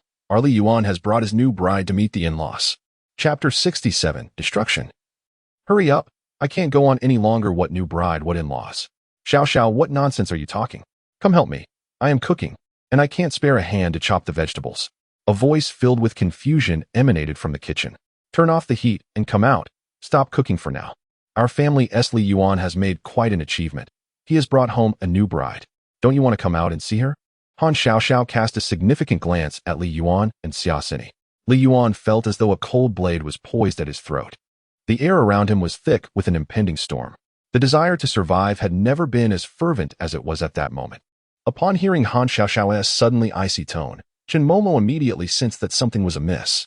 She disregarded the half-cooked dish and hastily turned off the stove, rushing out in a flurry, forgetting the knife and spatula in her hands. What is happening? Did something happen to Li Yuan? When Xia Sini saw Chun Momo rushing out of the kitchen, still holding the spatula and knife, her expression froze once more. The spark of determination that had ignited moments ago was doused with cold water. Chun Momo, whose beauty rivaled that of Han Xiaoxiao, possessed an alluring figure that was accentuated despite her apron. Slightly relieved that her bust was not as ample as the previous beauty, she nonetheless recognized that such a stunning woman was in no way inferior to any celebrity. Who could explain to her what was going on? Why were there two ethereal beauties in the same place? Had such exquisite allure become so commonplace? The key was that the woman wielding the knife seemed vaguely familiar. Wasn't she a celebrity seen on television? A star wearing an apron and cooking in someone else's home? Could it be any more absurd? Glancing at the sharp knife in Chun Momo's hand, Xia Sini cast a pleading look at Li Yuan. This was not merely a den of tigers. It was a nest of enchantresses. Suddenly confronted by the two exquisite beauties, she felt utterly unprepared, resembling a helpless little chick. Momo, why don't you put down the knife first? Li Yuan wiped the cold sweat from his forehead. What is happening? Who is she? Is she your friend here for a meal? Chun Momo, suddenly noticing the strikingly beautiful Xia Sini, paused for a moment before asking. Then, she obediently placed the knife behind her. Friend, have you forgotten how you entered this door? Are you friends with her too? Han Xiaoxiao sneered, her voice laced with a chilling malice that jolted Chun Momo's dazed mind awake. Realizing that her situation mirrored her own, Chun Momo instantly grasped the implication behind Han Xiaoxiao's words. The warmth in her eyes transformed into palpable hostility in an instant, and the knife behind her gradually shifted to the front. Pleased with Chun Momo's reaction, Han Xiaoxiao nodded in satisfaction. Understanding the need for a unified front is not a sign of foolishness. In truth, Han Xiaoxiao found herself at a loss when confronted by this unexpectedly beautiful woman, whose background remained an enigma. An icy facade merely masked her inner turmoil. From the moment she laid eyes on Xia Sini, a wave of panic washed over her. The audacity of the other party to seek her out indicated that they were undoubtedly well prepared. Relying solely on her own unpreparedness put her at a significant disadvantage. In this precarious situation, aligning with Chun Momo to form a temporary alliance offered her a newfound sense of assurance. Are you not going to introduce this person? Just how many ex-girlfriends do you have? Or is she merely a random woman you encountered? Han Xiaoxiao's piercing gaze fixed on Li Yuan, her expression brimming with hostility. Both Han Xiaoxiao and Chen Momo had entered a state of readiness for confrontation. Li Yuan, feeling the weight of their intensity, could no longer rely on his usual bravado. He sensed that his very safety was at stake. However, his eyes instinctively turned towards Xiaoxini. Indeed, upon hearing herself referred to as a wild woman, an unprecedented sense of humiliation ignited her fury. She tossed the fruit she had been holding onto the ground. Never in her life had anyone dared to speak to her in such a manner. Raised in the lap of luxury, she had never endured such indignity.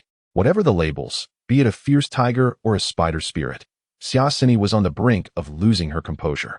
Li Yuan quickly stepped forward, positioning himself between her and the source of her ire. "You promised me you wouldn't lose your temper easily," he said. Anxiety etched across his face as he observed the storm brewing within her. His brows knitted tightly, his hands trembling. He feared that her noble fury would erupt uncontrollably. He had witnessed Xiaoxini's explosive temperament in the past, knowing full well that even the strictest of teachers would retreat in the face of her wrath. Han Xiaoxiao, a determined police officer, was equally unwilling to concede. If the two of them were to engage in a fierce clash, Li Yuan felt a chill creeping up his spine and beads of sweat forming on his forehead, dreading the turmoil that would surely ensue. Fortunately, as Xiaoxini observed Li Yuan's nervous demeanor, her anger began to dissipate. A flicker of compassion softened her expression as she reached out with a delicate, fair hand to gently wipe the beads of sweat from his brow. In that instant, her eyes shifted from fury to a gentle warmth.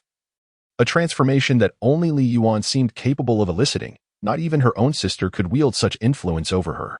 Yet, to Han Xiaoxiao's eyes, this tender gesture was painfully glaring. Though she had surmised the nature of their relationship, the blatant disregard for her and Chen Momo, evident in Xiaoxini's affectionate display before them, was nothing short of an overt provocation. In an instant, Han Xiaoxiao's anger surged to new heights, and Li Yuan felt a shiver down his spine from the murderous intent in her gaze. Chen Momo, sensing the escalating tension, stepped forward decisively. With a kitchen knife in hand, Chen Momo stood side by side with Han Xiaoxiao. The two exchanged a glance, silently forging a resolute alliance. Momo pondered the futility of handing the knife to Xiaoxiao, who had no culinary skills. Li Yuan turned with some difficulty, only to witness Momo unexpectedly pass the knife to Xiaoxiao while gripping the spatula tightly in her own hand. Momo, who was usually gentle and placid, now cast a fierce glare at Xiaoxini. However, the moment her gaze met Li Yuan's, her fierce demeanor slightly diminished. "Xiaoxiao, I cannot look at him like that," she admitted. "Then avert your gaze from Li Yuan and focus on that insipid woman behind him," Xiaoxiao suggested. "Oh, but she is hiding behind Li Yuan. You dare to call me a wild woman again?" Xiaoxini could no longer contain her temper after the continuous provocations. The tension was palpable, as these two volatile personalities ignited a potential explosion. At that moment, Li Yuan felt utterly disillusioned.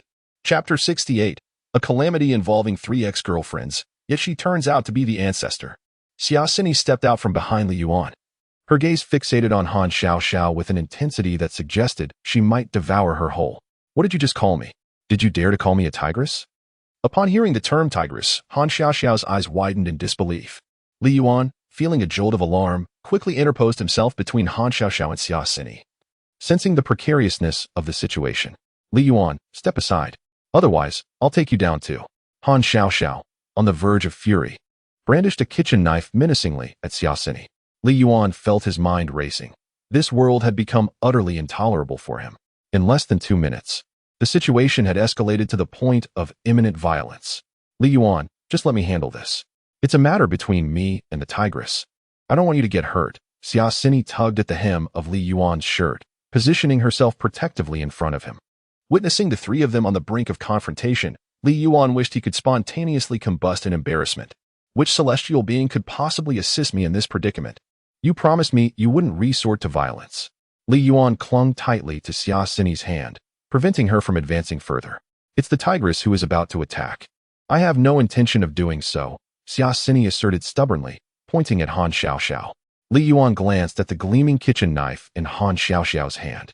Yes, a lethal weapon indeed. A single strike could invoke skills related to dismemberment and embalming, courtesy of the abilities gifted by the system. He pondered what it would feel like to stitch oneself up. "Xiaoxiao, could we perhaps sheath the knife for now and converse civilly? If things go awry, You might end up losing an ex-boyfriend. Han Xiaoxiao, seeing Li Yuan standing protectively in front of her, hesitated, her grip on the knife slackening. And you? Did we not agree to refrain from reckless speech? How could you forget so quickly? Seizing the moment, Li Yuan swiftly pulled Xia Sini back 2 paces. And you? Silently wielding a spatula, are you waiting for Han Xiaoxiao to chop me up before you start cooking? Before chaos could fully erupt, Li Yuan channeled his intermediator, attempting to quell the brewing storm. But she called me a wild woman first. Xia Sini murmured plaintively beside Li Yuan. Immediately, Li Yuan covered her mouth to silence her. After a few muffled protests, she ceased her complaints, begrudgingly conceding, recognizing the futility of her position against the 2 adversaries. Li Yuan exhaled heavily, relieved, his gaze shifting between Han Xiaoxiao and Chen Momo. As their eyes met, Chen Momo quietly lowered her spatula. Initially, Han Xiaoxiao was unwilling to let the matter rest. This was her territory. To be confronted so brazenly, she felt it would be a disgrace to simply let it slide. After all, what kind of detective would she be? However, upon seeing Li Yuan's troubled expression, a thought of his condition suddenly crossed her mind. Her heart immediately softened. Sister Xiaoxiao, why don't we just let it go this time? Chen Momo tugged at Han Xiaoxiao's sleeve. If this continued, it might truly escalate into something serious. Moreover, she didn't wish to put Li Yuan in a difficult position. What was her status?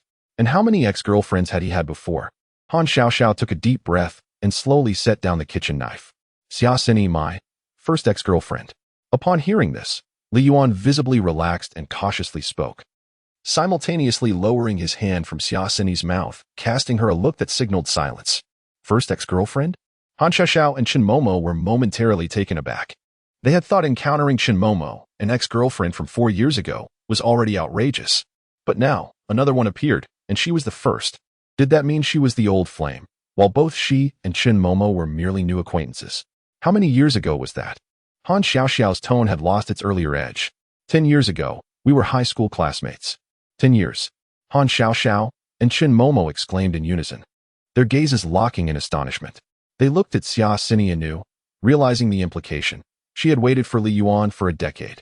Though they were confident they could wait as well, it was a different matter when it had not yet happened to them, but had indeed transpired for someone else. Momo. Put the knife away for now, Han Xiaoxiao said as she handed the kitchen knife back to Chen Momo, casting a complex look at Xia Sini behind Li Yuan. It turned out that this woman was their predecessor. Xia Sini sensed the shift in atmosphere and peeked out from behind Li Yuan. She and Han Xiaoxiao locked eyes, both feeling an unexpected wave of guilt. Just how many ex-girlfriends do you have? Han Xiaoxiao diverted her gaze to Li Yuan. She had known all along that Li Yuan had more than just Chen Momo in his past. However, Chen Momo had only recently arrived, and now another one appeared. Li Yuan glanced at Han Xiaoxiao, then at Xia Sini, and finally at Chen Momo, who had returned with the knife. All 3 awaited his response. 10, 20? Han Xiaoxiao speculated, noticing Li Yuan's expression of discomfort, as if he were reluctant to reveal the truth. Based on her experience with cases of romantic entanglements, it was relatively rare for someone to have a dozen ex-girlfriends. Of course, that was excluding someone like Li Yuan, who possessed an inexplicable, fatal charm that drew women to him. She couldn't fathom how she had so foolishly fallen for him, surrendering herself completely and almost losing her life for him. It was an enigma she couldn't quite explain. 200. Li Yuan finally blurted out, trembling as he spoke. There was no point in lying anymore. Given the current situation, he might as well let the storm rage on. System, if I were to be dismembered, could I still survive? How many? Han Xiaoxiao was momentarily taken aback. Chen Momo and Xia Sini also thought they had misheard, immediately rolling their eyes. 200 ex-girlfriends? Who would believe such a claim? Xiaoxiao, let it go. Just look at how you forced him into uttering nonsense, Chen Momo thought, gazing with sympathy at Li Yuan, who was awkwardly fidgeting in his 3-bedroom apartment. She tugged at Han Xiaoxiao's sleeve, while Xia Sini concernedly grasped Li Yuan's hand, only to discover it slick with perspiration. A wave of compassion washed over her. After a day of delivering takeout, he must be exhausted. I didn't come here to stir up trouble. Why don't we call a temporary truce today? Xia Sini met Han Xiaoxiao's gaze, who nodded in agreement. Only she knew the extent of Li Yuan's condition. As soon as she noticed his unusual expression, regret had washed over her. With Xia Sini offering an olive branch, she naturally took the opportunity to relent. Their issues could be resolved in due time. For now, Li Yuan's health was paramount. Meanwhile, Li Yuan awaited the trio's verdict, and the outcome seemed rather unexpected. Could this be the advantage of speaking the truth? Indeed, sincerity is a formidable weapon. Fate would not be cruel to a child who speaks honestly. Momo, please close the door. We wouldn't want to become a spectacle.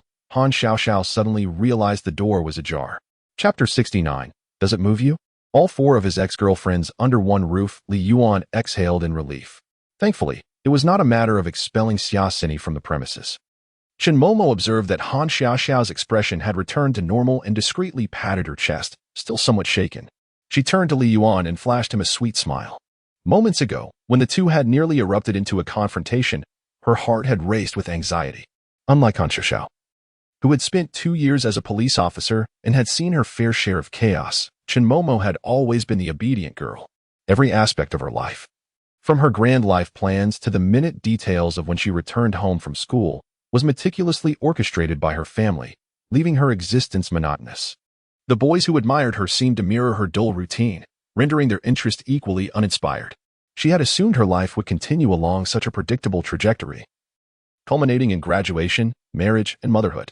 However, everything changed one fateful afternoon 4 years ago when a man unexpectedly entered her life, shattering her tedious existence. On one of those countless, uneventful commutes home, he had zoomed past on his electric scooter, losing control and toppling over, catching her off guard. In a flurry of panic, she insisted that she did not need to go to the hospital, but he, as if deaf to her pleas, stubbornly insisted on taking her for a checkup.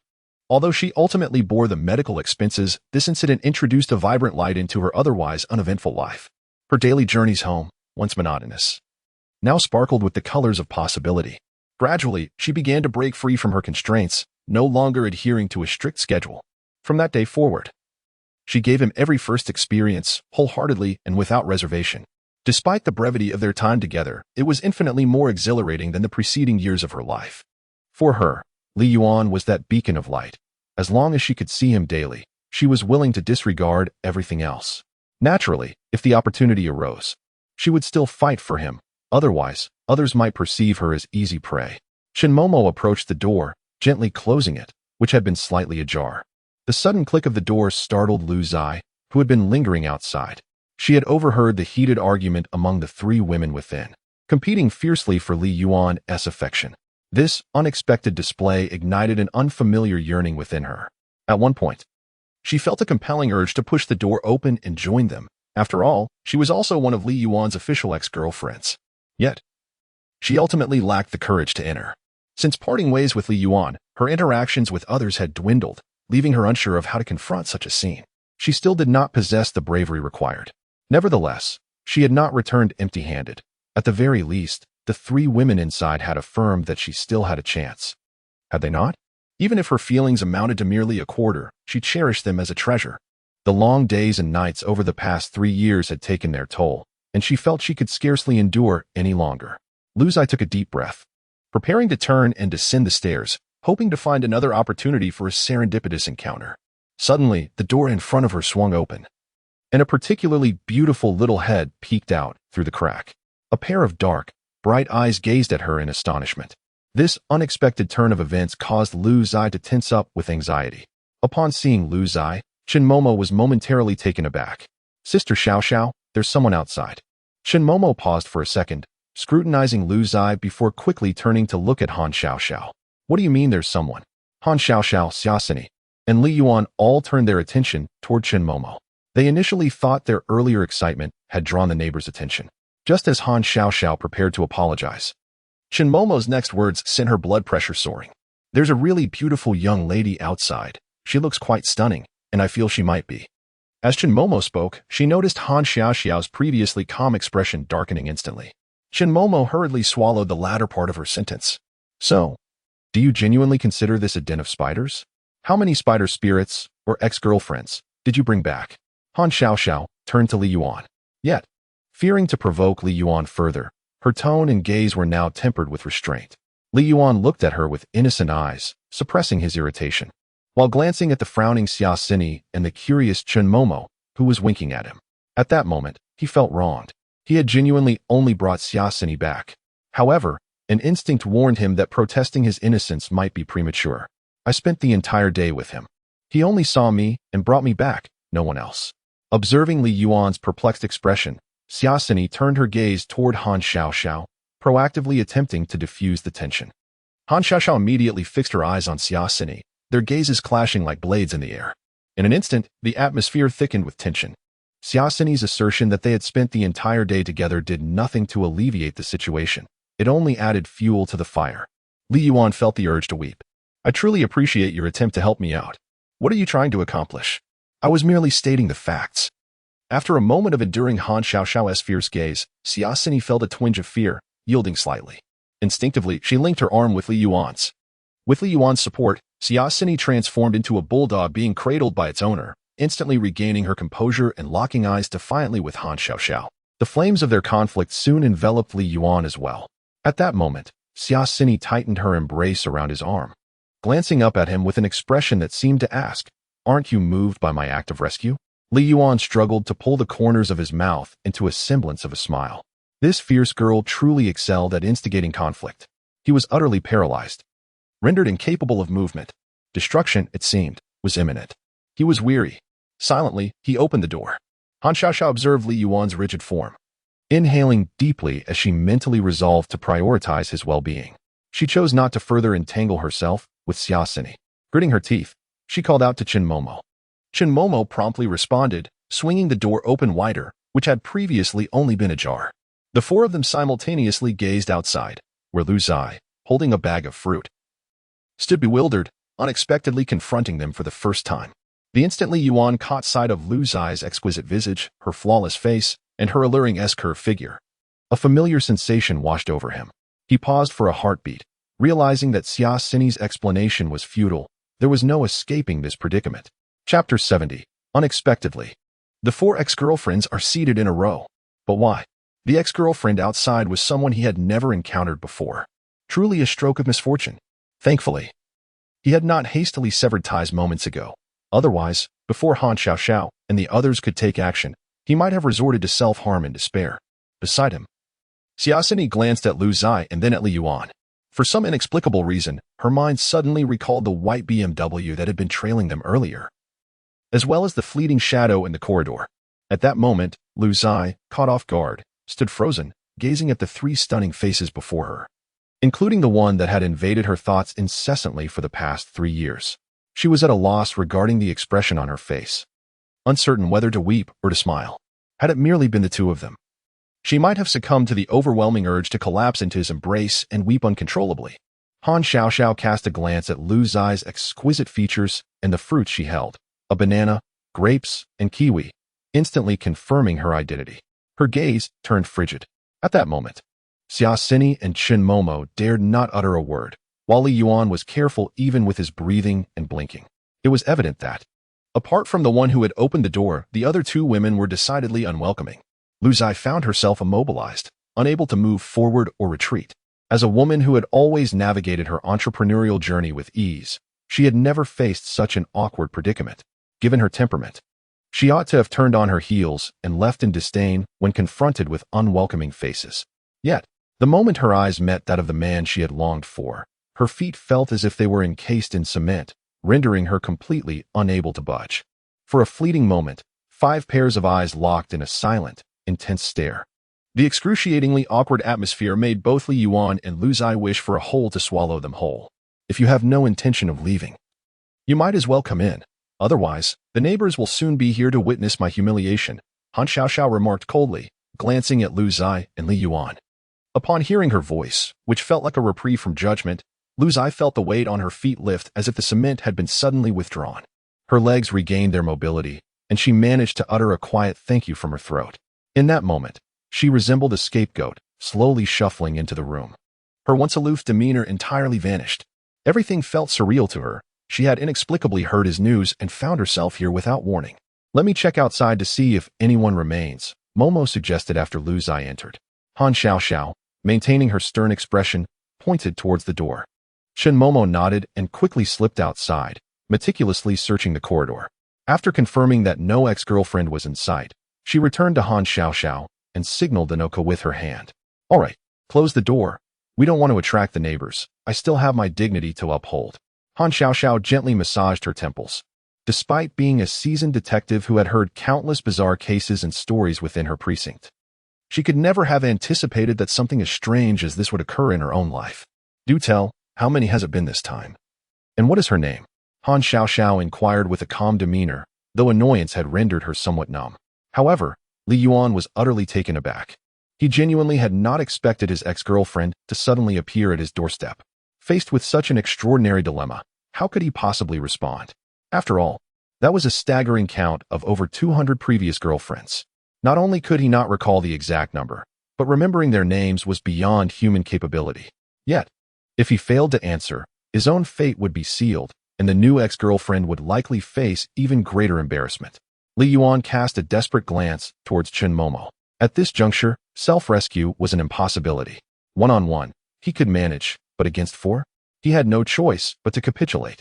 Only Chen Momo could save him now. As for Xia Xini, he held no hope. He merely prayed she wouldn't complicate matters further. Chen Momo immediately recognized the plea in Li Yuan's eyes and playfully winked at him. Sister Xiaoxiao, shall we sit down and talk? I've been cooking for so long that my legs feel like jelly. If you don't let me sit, I might just refuse to leave. Chen Momo gazed innocently at Han Xiaoxiao, then reached for the bag of fruit from Lu Zai's hands. Upon entering, she had noted that the bag contained Li Yuan's favorite fruits, leading her to surmise that this was yet another ex-girlfriend. Chen Momo took Lu Zai's hand and guided her towards the sofa. Xia Xini glanced between Han Xiaoxiao, Lu Zai, and Chen Momo, quietly retrieving the fruit she had previously discarded. Meanwhile, Li Yuan was left feeling awkward and flustered. However, it was not long before Chen Momo, after a whispered exchange with Lu Zai, approached him. She gently clasped Li Yuan's hand, tenderly wiping the sweat from his palm, and discreetly murmured a few words about Lu Zai from 3 years ago. Upon hearing this, Li Yuan instantly felt a wave of relief wash over him. Thank goodness for the thoughtful presence of Chen Momo. Otherwise, he truly would have been at a loss. Sister Xiaoxiao, please don't be angry. If you let your temper take over, how will you compete for him? At that moment, Chen Momo seemed to transform into a savior. After alleviating Li Yuan's predicament, she leaned in to whisper a few words to Han Xiaoxiao, encouraging her to take a seat on the sofa. The atmosphere, albeit temporarily, began to ease. Xia Xini, having gathered the fruit, reached for Li Yuan's hand in an attempt to pull him beside her, only to meet Han Xiaoxiao's icy gaze. With 4 women in the room, unless he were to be divided into 3 pieces and shared among them, he was bound to feel discomfort wherever he sat. Li Yuan hastily withdrew his hand from Xia Xini's grasp. Without further ado, he moved a small stool from the dining table. Seated before his 4 former girlfriends, he felt like a convict awaiting judgment. One must adopt the demeanor befitting their transgressions, mustn't they? If one cannot even set aside their attitude, how could they ever navigate the complexities of relationships? Han Xiaoxiao glanced at Li Yuan, then at Lu Zai. Lu Zai, 3 years ago. Li Yuan quickly interjected, exchanging a knowing look with Chen Momo. Did that wild woman not claim that you had only brought her back? It seems she's rather generous, doesn't it? Perhaps you ought to assign her a number for ease of remembrance, lest you forget the names of Momo and me as well. Han Xiaoxiao regarded Li Yuan with a playful glint in her eyes. Li Yuan was momentarily at a loss for words. No, that's not it. In truth, he genuinely had no knowledge of their presence. I happened upon them on the road and stealthily followed them here. Lu Zai, who had remained silent until now, finally spoke. Initially, I merely wished to catch a glimpse of Ah Hui. Chapter 71. Mistaken Identity. His name is a fabrication. Upon hearing Han Xiaoxiao refer to herself as a wild woman, Xia Xini felt a surge of anger. However, upon hearing the name Ah Hui, she was momentarily taken aback. Ah Hui? Who is Ah Hui? Xia Xini furrowed her brow, her face a canvas of questions. Could this girl have mistaken her boyfriend for someone else? Her gaze flitted back and forth between Lu Zai and Li Yuan. Han Xiaoxiao and Chen Momo exchanged a knowing glance, immediately piecing together the situation. They, too, had once been misled by Li Yuan under a false name. Now, another victim had emerged with an entirely different name. They could hardly fathom that such a scenario would unfold in their own lives. Upon hearing the name Ah Hui, Li Yuan began to recollect where Lu Zai had come from. Previously, at that heartbreak-themed restaurant, the manager had referred to him as Zhang Jiehui. A pseudonym could be a shield for survival or a double-edged sword. At that moment, Han Xiaoxiao's scornful gaze directed at him, accompanied by Chen Momo's equally bemused look. Left Li Yuan silently reflecting on his past mistakes and accepting the consequences he rightfully deserved. What's the matter? Initially, I merely wished to see Ah Hui. I never intended to compete with you. I simply. Lu Zai sensed the peculiar glances from the three women around her. She felt compelled to explain. Yet it seemed unnecessary now, for she had resolved to contend for what she desired. Even if she did not succeed, at least she would not have regrets. Upon hearing that another woman was vying for her man, Xiaosini could no longer contain herself. Miss, are you sure you have the right person? His name is Li Yuan, not your so-called Hui. Xiaosini's tone was somewhat brusque. Lu Zai furrowed her brow and directed a sharp look at Xiaosini. You are the one who is mistaken, and your entire family is mistaken. He is Zhang Jiehui, and I would not confuse him with anyone else. Her gaze flickered toward the man she had been longing for, one she would recognize even if he were reduced to ashes. How could she possibly be mistaken? Li Yuan lowered his head, beads of sweat forming on his brow. Xiaosini was still somewhat bewildered, her confused gaze shifting between Lu Zai and Li Yuan. The name Zhang Jiehui sounded vaguely familiar, as if she had encountered it before. Yet how could Li Yuan be Zhang Jiehui? Ah, I have dealt with numerous cases of fraud involving false identities and deceitful schemes, yet I never anticipated encountering such a fraud myself. Nor did I ever think I would trust him so blindly. Han Xiaoxiao regarded Li Yuan with a cold, mocking smile. Her expression so frigid it seemed capable of freezing the air around her. Throughout this ordeal, Li Yuan kept his head down, afraid to utter a sound. At this moment, even a mere murmur would be considered a grave mistake. Old tigress, what are you saying? Who do you claim is a fraud? Xiaosini, still in a haze, found her focus sharpened as she witnessed Han Xiaoxiao's murderous glare fixated on Li Yuan, causing the latter to sweat profusely. With newfound determination, she resolved to confront Han Xiaoxiao and defend Li Yuan. Try calling me a tigress again, and see if I don't throw you out of here right now. You shall never set foot in this room again. Han Xiaoxiao's demeanor as a detective was not to be taken lightly. She cast a sidelong glance at Xiaosini, meeting her chilling gaze that was reminiscent of one hunting a criminal. Without Li Yuan by her side, Xiaosini instinctively recoiled, yet she stubbornly muttered, I simply won't allow you to bully him like this. Despite her fear, her defiance only fueled Han Xiaoxiao's ire. However, she noticed that Li Yuan was still suppressing his voice. Since Chun Momo started this, one by one, you all have come to my home to provoke me. Is my refraining from throwing you out a sign of respect? Chun Momo, feeling inadvertently caught in the crossfire, could only stick out her tongue in resignation. As the instigator, Li Yuan found himself exasperated by Xiaosini's naivete. This girl truly lacked situational awareness. Every time, she unwittingly tried to help him at the most inopportune moments, only to lead him deeper into trouble. Lu Zai, biting her lip and trembling, never anticipated that her few words would ignite such a fierce quarrel among them. Right, Zhang Jiehui, Jie Chou. Han Xiaoxiao sighed, confronted by the silent Li Yuan. She feared that speaking too harshly might provoke his condition. Yet speaking softly left her unable to swallow her indignation. With 3 former girlfriends causing a ruckus in her home, she longed to ask if such bullying existed in the world. Thankfully, her previous outrageous experiences had fortified her mental resilience. Any ordinary woman would have thrown them out with a knife at the moment they entered, let alone now. What Zhang Jiehui or Jie Chou? He's Li Yuan. Had they all mistaken his identity? Xiaosini, utterly bewildered, found herself lost in their conversation. What were they even talking about? She could not comprehend a word. If they had mistaken identities, they should clarify quickly. Then Li Yuan would be hers alone. Xiaosini looked at Han Xiaoxiao and the others with eager anticipation. They had completely forgotten that she was his first love and high school classmate, hence unaware of his pseudonym. Han Xiaoxiao scoffed, Don't look at us like that. Your little schemes will be in vain. We have not mistaken his identity. Zhang Jiehui, Jie Chou, and Li Yuan are all one and the same. She pointed at Li Yuan. This revelation left not only Xiaosini, but also Lu Zai in shock. A pseudonym? Zhang Jiehui was merely a false name? Lu Zai felt a jolt of realization, her love-stricken brain suddenly awakening. Did you truly use a pseudonym when we were together? Oui? Lu Zai inhaled deeply, her gaze piercing into Li Yuan. Upon witnessing Lu Zai's trembling lips, the diminishing affection in her eyes, and Han Xiaoxiao's predatory stare, Li Yuan could only nod in resignation. Seeing him admit it without hesitation, Lu Zai sprang up from the sofa. She had never imagined that the person she had been yearning for day and night would turn out to be a deceiver who even fabricated his own name. An aura of aloofness and icy elegance radiated from her once more. After a brief moment of shock, a flicker of surprise and delight danced across Xiaosini's face. If Lu Zai were to simply walk away, she would be rid of a competitor. What splendid fortune that would be. She cared not for names. Knowing all too well that without Li Yuan, Her very existence would be unsustainable. With an expression brimming with anticipation, Xiaosini gazed at Lu Zai, nearly ready to rise and personally escort her out.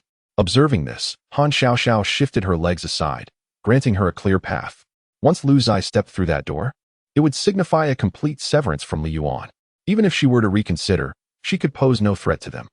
Today's dramatic exit would serve as a blemish on her record. Shall I assist you in opening the door? Chapter 72. With the assistance of the little angel.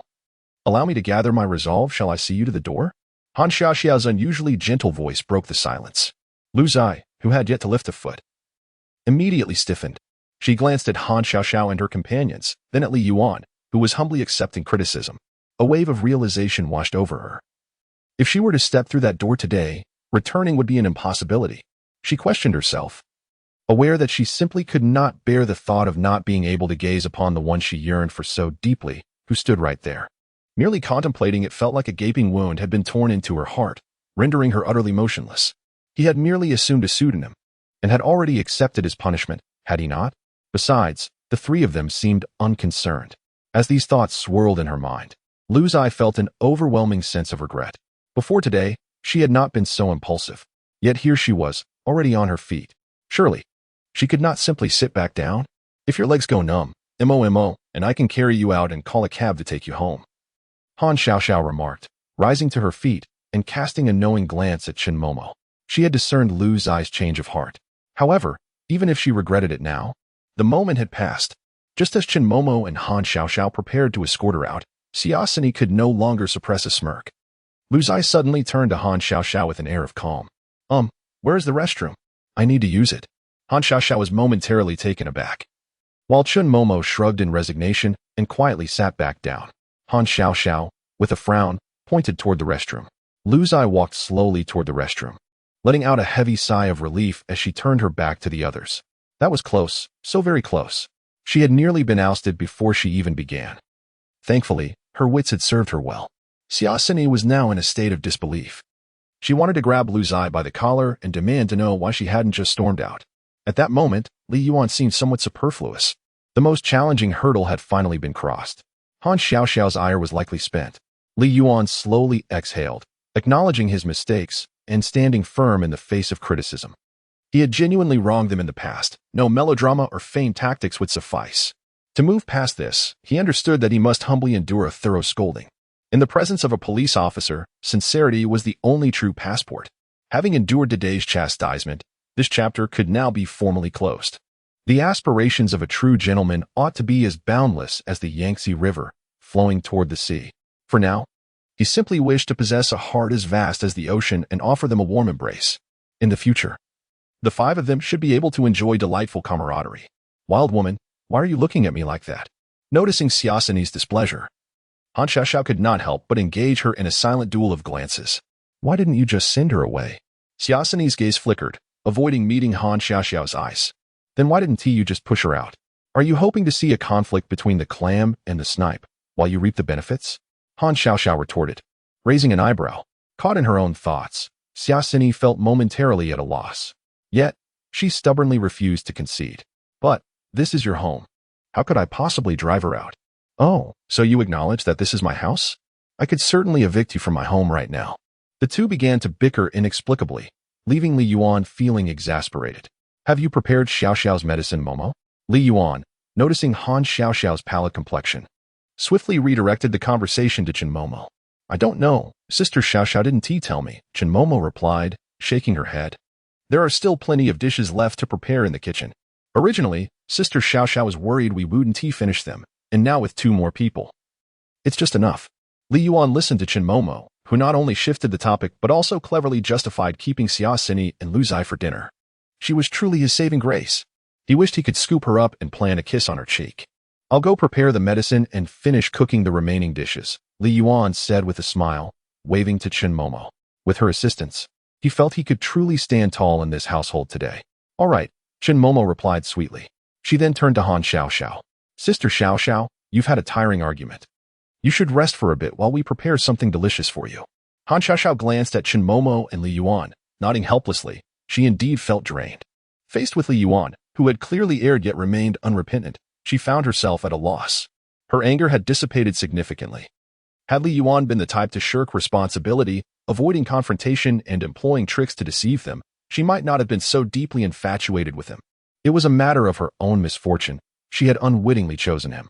Thus, she could only resign herself to her fate. "Sini, come sit here," Li Yuan said, feeling uneasy about leaving Xia Sini next to Han Xiaoxiao. If they were too close, who knew what commotion might ensue? "Do you remember what I told you before we went upstairs?"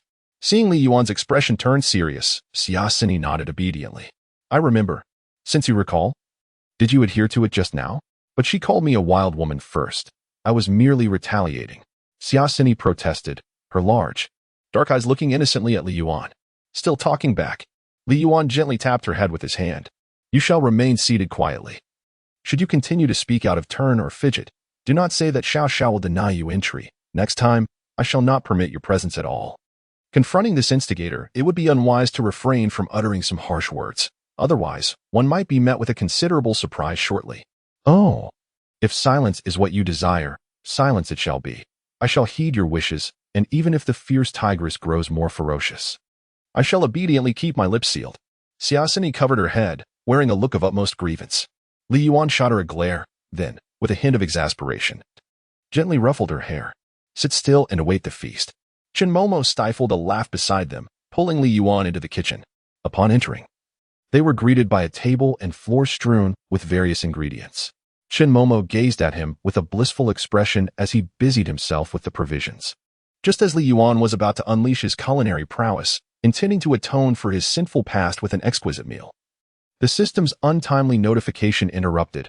A former girlfriend's affinity has reached 95. Reward points, 1,000. Expertise in postpartum care, lactation guidance, and essential oil massage. Chapter 73. If you're bored. Play-Doh Zhu. Li Yuan cast a surprised glance at the impressive affection score of 95 hovering above Chen Momo's head. The last time, after merely cooking her 2 meals, her affection for him had soared to 85. Now, amidst the tumultuous chaos of 4 ex-girlfriends clashing in a veritable battlefield, his simple intention to share another meal with her had catapulted her affection to an astonishing 95. Li Yuan could hardly believe his eyes. This girl was exceedingly easy to please, reflecting on their last reunion, where she had memorized the exact number of days since their separation as if etched in her mind. Li Yuan felt a pang of tenderness for this girl before him. How could he have been so callous as to abandon such a heavenly being? "System, even though you are merely an AI, I must vent my frustrations." Momo, he gazed at her slightly flushed, exquisite visage, and an impulsive desire surged within him. He could not resist placing down the chives, wrapping his arms around her frail shoulders, and gently pulling her into an embrace. Caught off guard, Chen Momo's eyes widened in surprise, only to be enveloped by a warm and comforting embrace that made her forget all else. She instinctively wrapped her arms around Li Yuan's waist, clinging tightly. In that instant, her body seemed to lose all rigidity, melting into Li Yuan's embrace. Overwhelmed by the soft warmth in his arms, Li Yuan felt his heart flutter. The last time she held him this way was 4 years and 4 months ago. He had almost forgotten what that sensation felt like.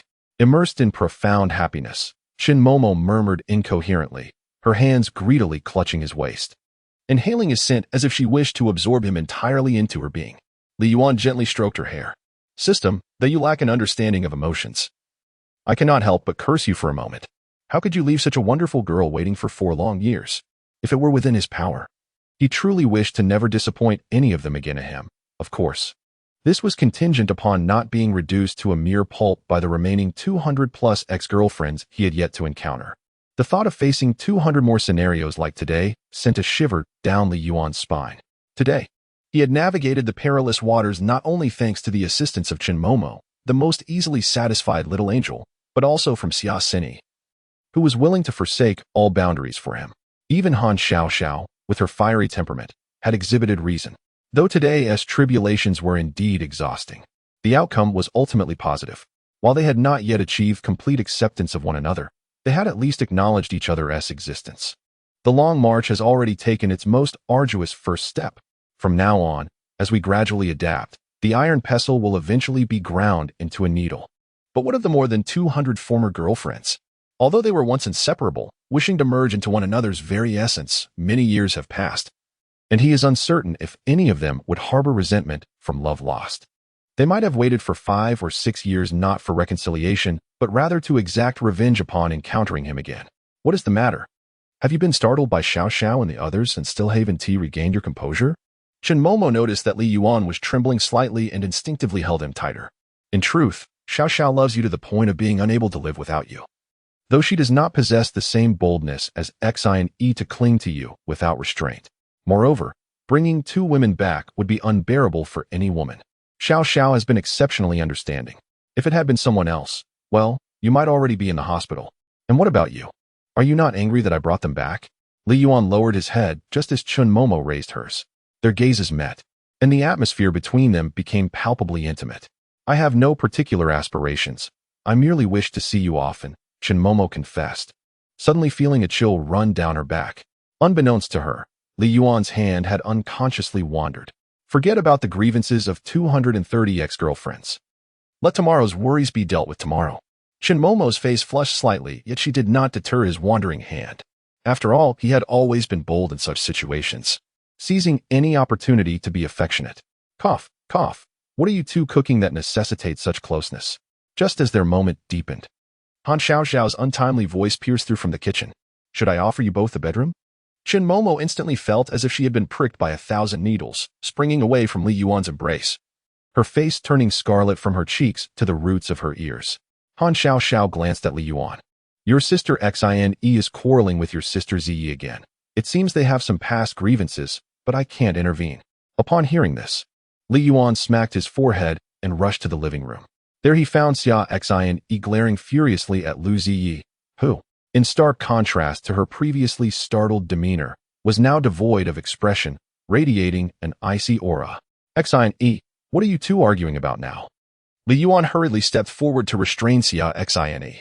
Upon seeing Li Yuan approach, a flicker of panic crossed Lu Ziyi's face, and her frosty demeanor immediately softened.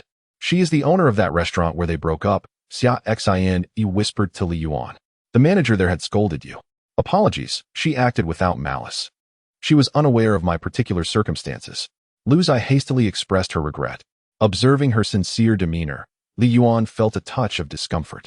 After all, he was indeed a scoundrel. Han Xiao Xiao rolled her eyes in exasperation.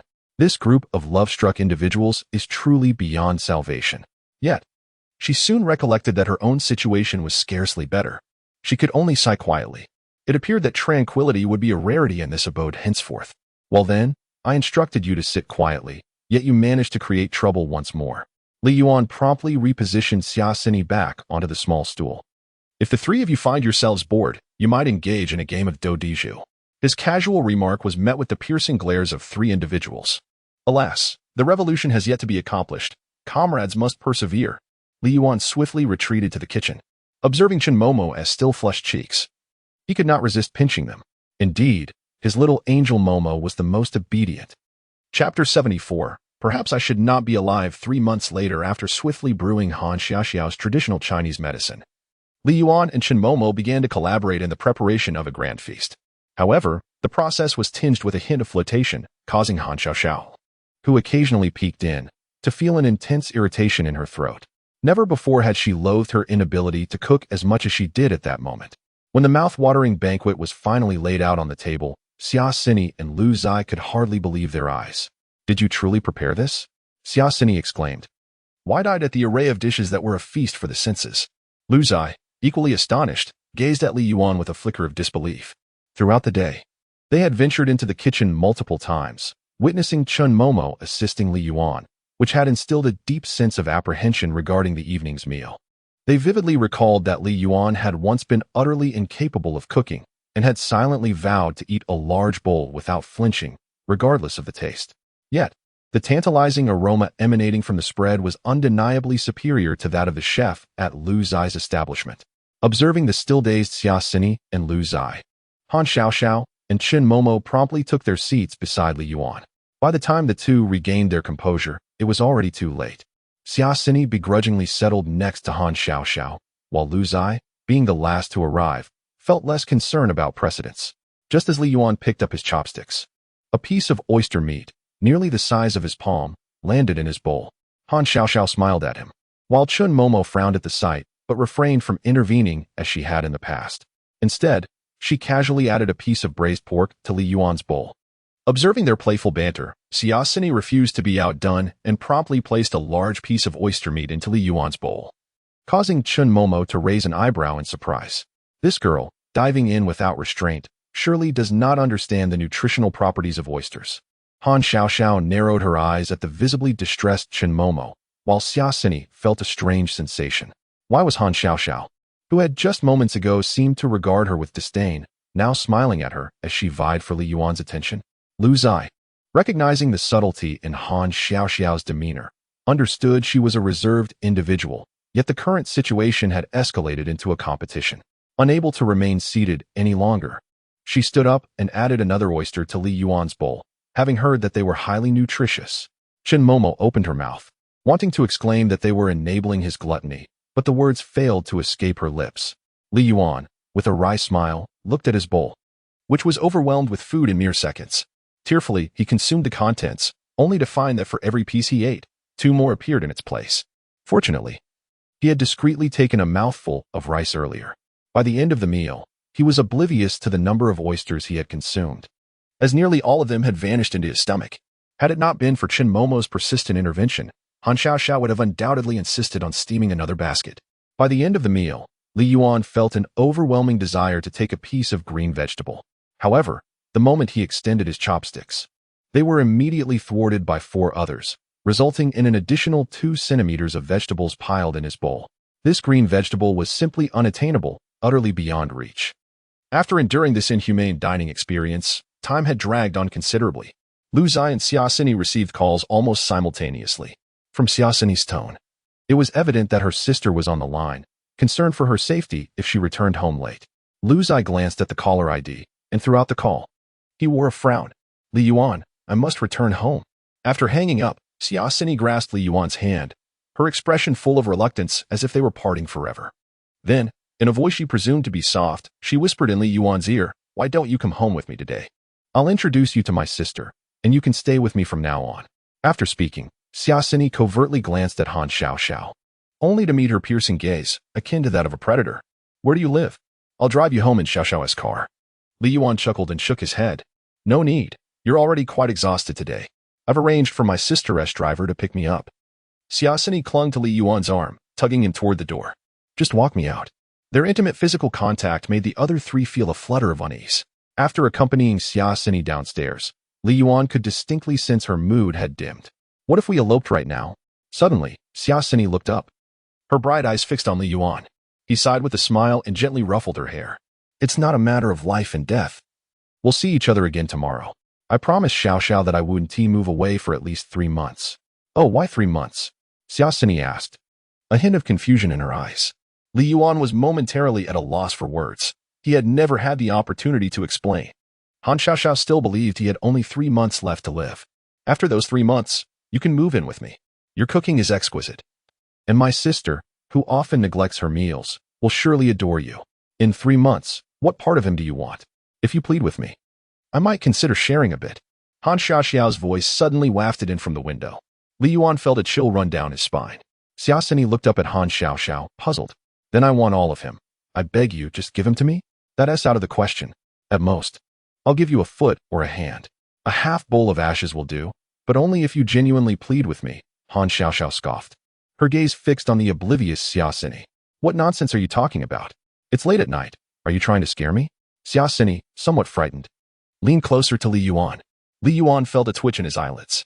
So, in Han Xiaoxiao's mind, he was already a dead man? They are all beginning to contemplate, right before their own eyes, how to divide their remains 3 months hence. Does he not care for his dignity? Very well. I hope that 3 months later, he will not come seeking my assistance. After saying this, Han Xiaoxiao abruptly closed the window with a decisive thud. With such words spoken, Li Yuan felt an overwhelming urge to inquire whether it would be considered impolite if he happened to be alive in 3 months. Such madness! Xiaosini muttered under her breath towards the window. Just then, a Maybach S800 and a black Porsche entered the community. Upon catching sight of the Maybach, Xiaosini's spirits plummeted once more. Meanwhile, Lu Zai, who had been waiting in the corridor, furrowed his brow with unease at the sight of the black Porsche. Chapter 75. My sister has been hurt by a scoundrel, and I fear you may also succumb to despair. The Maybach S800 and a black Porsche entered the community. one after the other, instantly attracting considerable attention. As the vehicle came to a halt before Li Yuan and Xia Sini, Xia Sini's gaze towards Li Yuan grew increasingly reluctant. "Miss Sini, Miss Qingning has sent me to escort you home," announced a middle-aged man in formal attire, appearing to be in his 40s, who emerged from the driver's seat of the Maybach S800. Upon noticing Xia Sini tightly embracing a young man, a flicker of surprise crossed his eyes. He then lowered his gaze, standing respectfully to the side, awaiting the conclusion of Xia Sini's whispered conversation with Li Yuan. However, Li Yuan found the name Qingning somewhat familiar.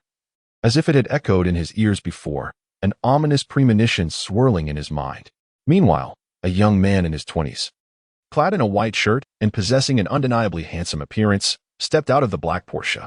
His face exuded a rare confidence and arrogance. Judging by his attire and the expensive watch adorning his wrist, he was either a promising youth or a privileged second-generation heir. Upon exiting the vehicle, the young man cast a disdainful glance at the aging residential building. His attention immediately fixated on Lu Zai, disregarding anyone else in sight. Although Lu Zai appeared somewhat different from her usual icy demeanor, he was simply relieved to have found her and did not ponder further. Lu Zai's expression darkened slightly upon seeing him, instinctively glancing at Li Yuan. "Yezi," the young man exclaimed, his face alight with surprise as he gently called out to Lu Zai. His utterance instantly drew the attention of both Xia Sini and Li Yuan. Upon seeing Xia Sini, the young man's expression froze, clearly unprepared for the presence of such a stunning woman alongside Lu Zai. Xia Sini regarded the man with puzzlement, then turned her gaze to Lu Zai, beginning to speculate about their relationship. "Chen Yuhua, I have told you countless times to address me by my full name and not as Yezi. How did you even find this place?" Lu Zai's brow furrowed tightly. Although she was speaking to the young man, her eyes occasionally flicked towards Li Yuan, fearful of any misunderstandings. Noticing Lu Zai's gaze, Chen Yuhua furrowed his brow slightly. After casting a couple of indifferent glances at Li Yuan, a hint of disdain flashed in his calm demeanor, dismissing him as merely an attractive passerby. Xia Sini began to comprehend the situation, realizing that her own unexpected encounter with Li Yuan earlier that day mirrored Lu Zai's current predicament. Especially with the presence of the visibly intrusive Shun Kong, Xia Sini watched Lu Zai's anxious and flustered expression with keen interest. "It's late, and I truly cannot feel at ease with you out here alone," Chen Yuhua remarked, casting a sidelong glance at Li Yuan while maintaining his focus on Lu Zai. The atmosphere among the few of them instantly became exceedingly delicate. "I ask you how you found out I was here." Lu Zai suddenly recalled a possibility, her expression gradually cooling. She would come here without even knowing it herself. Chen Yuhua's face instantly revealed panic, and he stammered, hesitant to speak. However, as he observed Lu Zai's increasingly cold demeanor, he realized that, given Lu Zai's temperament, failing to provide a reasonable explanation now might forever confine their relationship to that of mere acquaintances. "I found your car outside the municipal bureau, but after searching for you for several hours and knocking on several buildings, I still didn't see you. Then I spotted that S800 and, on a whim, decided to follow it, never expecting to actually find you here." Chen Yuhua lowered his head slightly, unable to meet Lu Zai's gaze. "So, did you install a tracker in my car?" Confirming his suspicion, Lu Zai's eyes suddenly turned as cold as frost. The words escaped his lips as if squeezed through clenched teeth. "Yeah, please don't be angry. I truly did this for your sake. I was afraid you might become despondent like my sister did," Chen Yuhua hurriedly explained. 3 years ago, when I saw your state, I feared you might feel hopeless too. So I bought a tracker for you when I got one for myself. 3 years. Chen Yuhua's words were cut short as Lu Zai incredulously shouted at him. Unable to contain her anger, she stepped forward and with a resounding slap, delivered a loud blow to Chen Yuhua's face. "So you have been tracking me for a full 3 years. Do you believe I won't call the police and have you arrested right now?" The thought of having been under someone else's surveillance for 3 years left Lu Zai's face pale, her body trembling with rage. Seeing her agitated state, Li Yuan gently patted Xia Sini, signaling her to release him, and then approached Lu Zai, softly grasping her icy, delicate hand. Lu Zai shivered slightly, but the familiar, comforting sensation brought her immediate calm. However, this gesture from Li Yuan only fueled Chen Yuhua's anger, who, momentarily dazed by the slap, now found himself seething. That was a hand he had longed to hold for 4 years. To have it sullied by someone dressed in rags, living in a dilapidated old community, and emerging from nowhere was intolerable. What was more infuriating was that in the past, Even a mere brush against Lu Zai's clothing had elicited her loud disapproval due to her mild obsessive-compulsive tendencies. Now, she had not even flinched from those filthy hands. He could hardly bear it. "You better let go of Yes hand right now." Chen Yuhua fumed, his demeanor aggressive as he approached Li Yuan, ready to shove or strike him. But to his astonishment, Lu Zai immediately positioned herself in front of the impoverished boy who had seemingly appeared out of nowhere. "If you dare to lay a finger on him, I will fight you."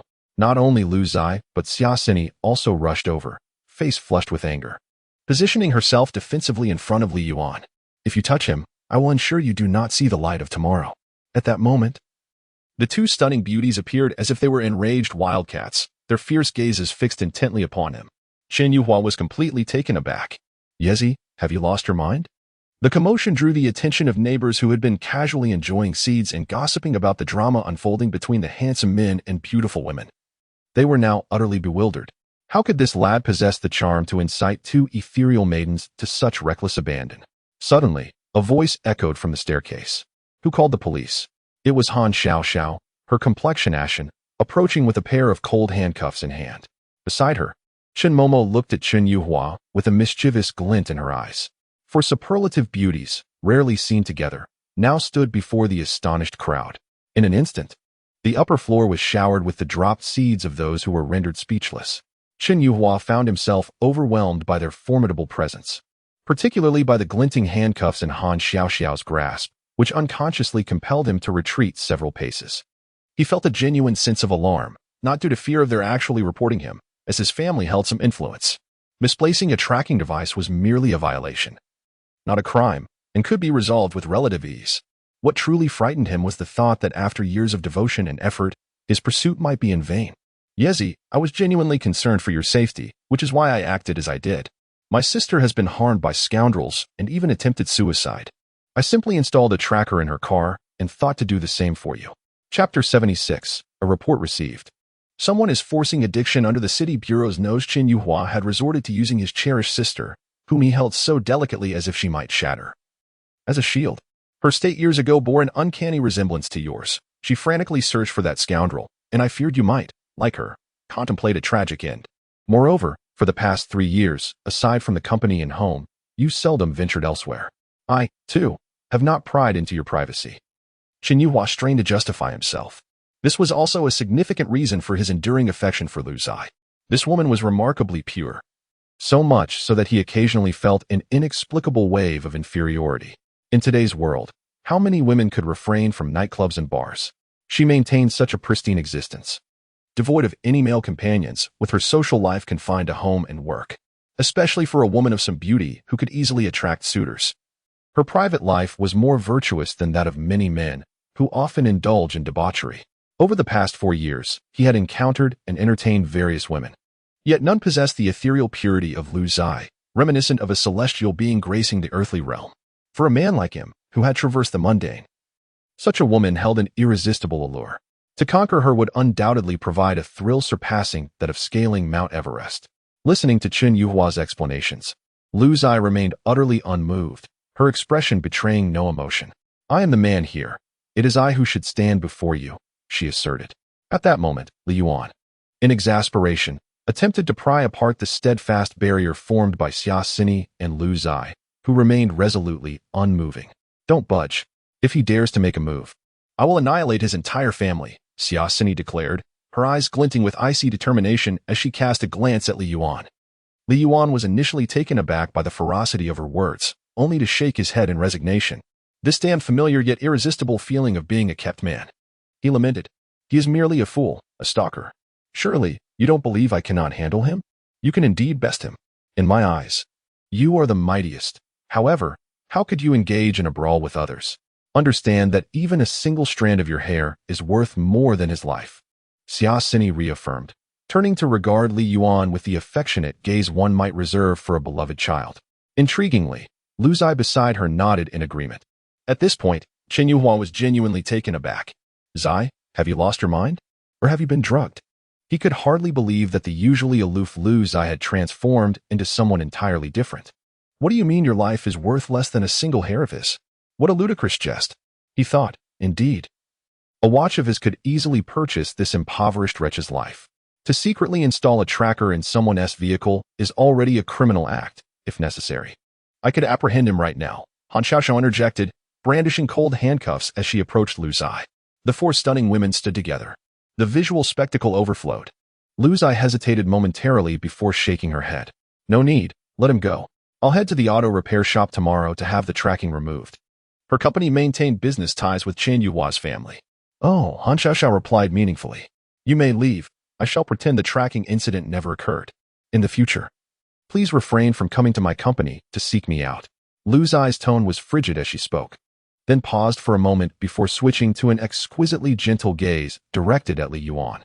He is the boyfriend I have searched for over 3 years, and now that I have found him, your presence will only sow discord between us. Lu Zai clasped Li Yuan's hand in hers.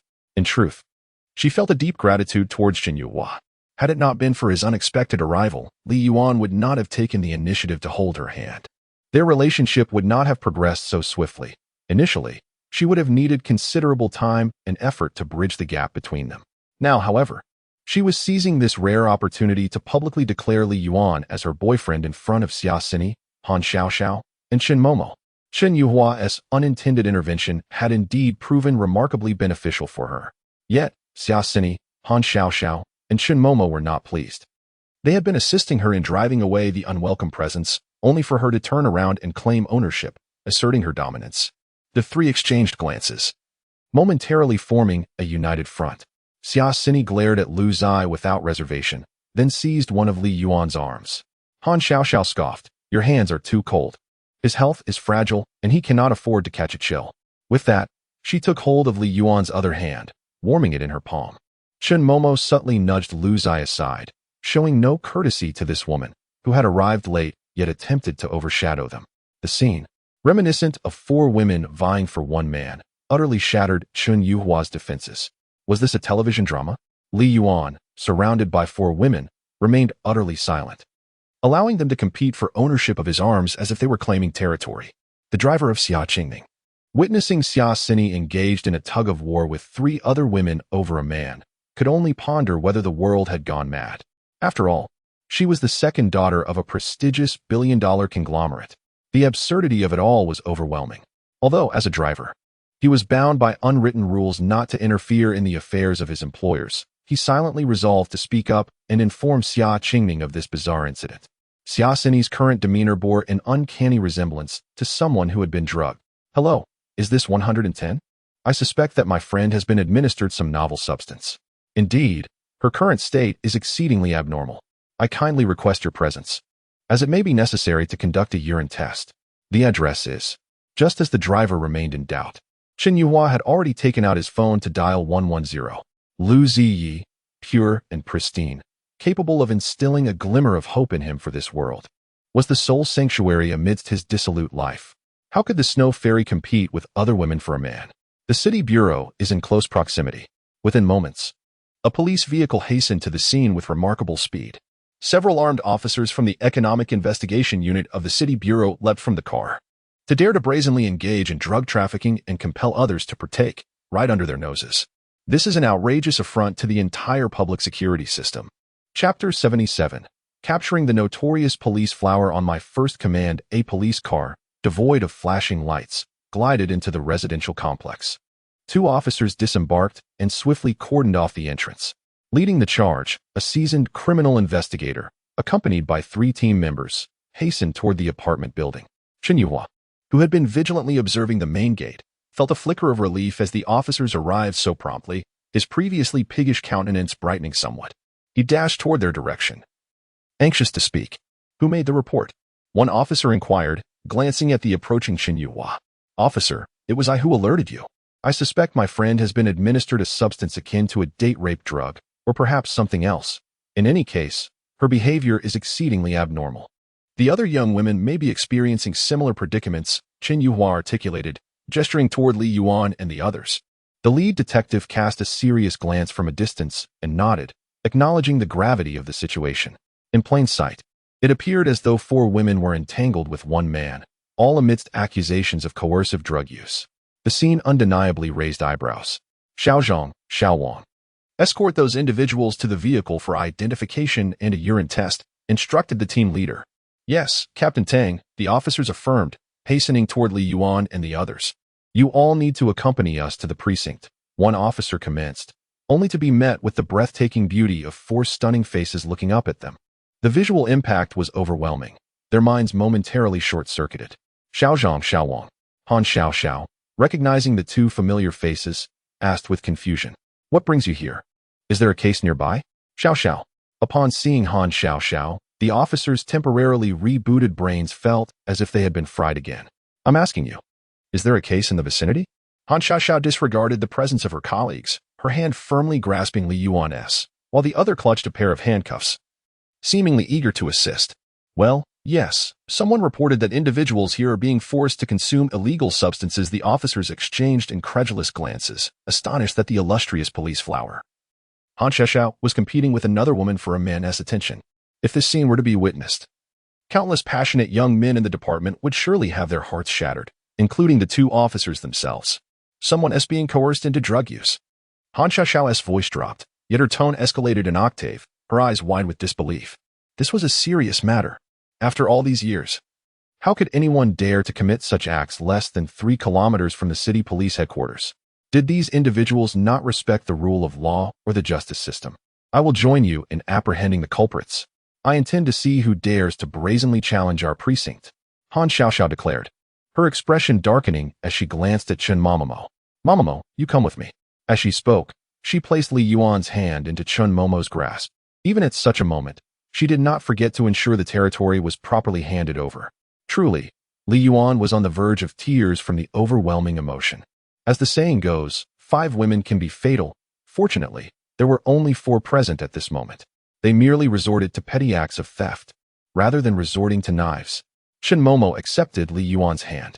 Han Xiao secured the handcuffs to her waist, preparing to ascend the stairs alongside the 2 police officers. However, the officers appeared utterly paralyzed at that moment. "Move. Go apprehend the suspect. Why are you just standing there?" Han Xiao cast a peculiar glance at the 2, who were awkwardly shuffling as if trying to dig their feet into the ground. "Is this the building? I'm quite familiar with it. I reside in this very building. Allow me to lead you upstairs." Han Xiao gestured toward the upper floors. The 2 officers remained motionless, nearly in tears. "The person we need to apprehend is you," one officer stammered, glancing between Han Xiao and the 4 surrounding Li Yuan. Gathering his courage, he spoke. "We received orders to bring all 5 of you back to the station for questioning." "5 of us?" Han Xiao was momentarily taken aback. "What do you mean?" Xiao, we received a report that someone claimed their friend was drugged, and the one who administered the drug is him." The other officer awkwardly pointed at Li Yuan. The revelation left Li Yuan in utter disbelief. "Are you implying that he drugged us? The person you seek is him?" Han Xiao's expression instantly grew cold, as did the faces of Xiaosini, Chen Momo, and Lu Zai.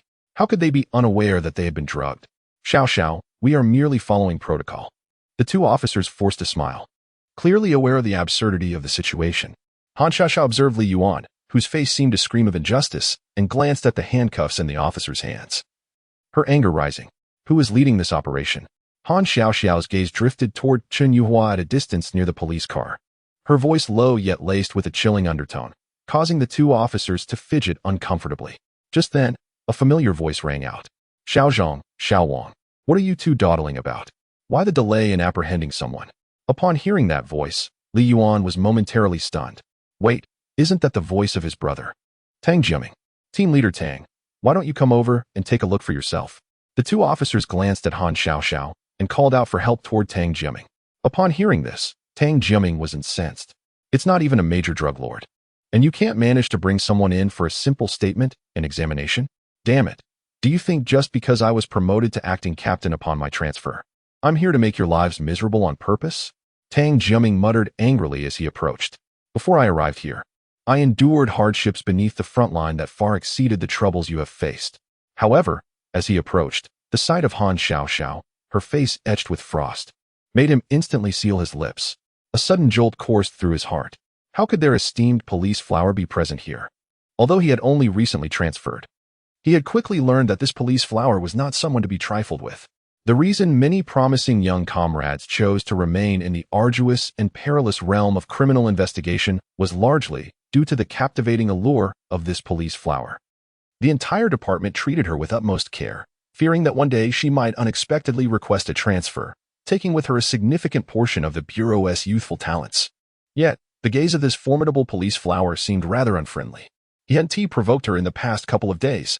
In that fleeting moment, Tang Jiaming mentally retraced all his actions and words from the past few days.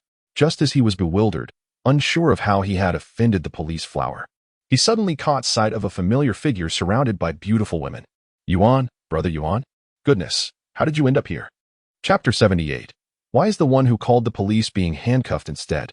Observing the frost-laden expression of Han Xiaoxiao, the bewildered faces of Xia Xini and Chen Momo, and the stunning beauty Lu Zai, who he had never seen before, alongside his older brother Tang Jiaming, who was now encircled by 3 captivating women, was quite a sight.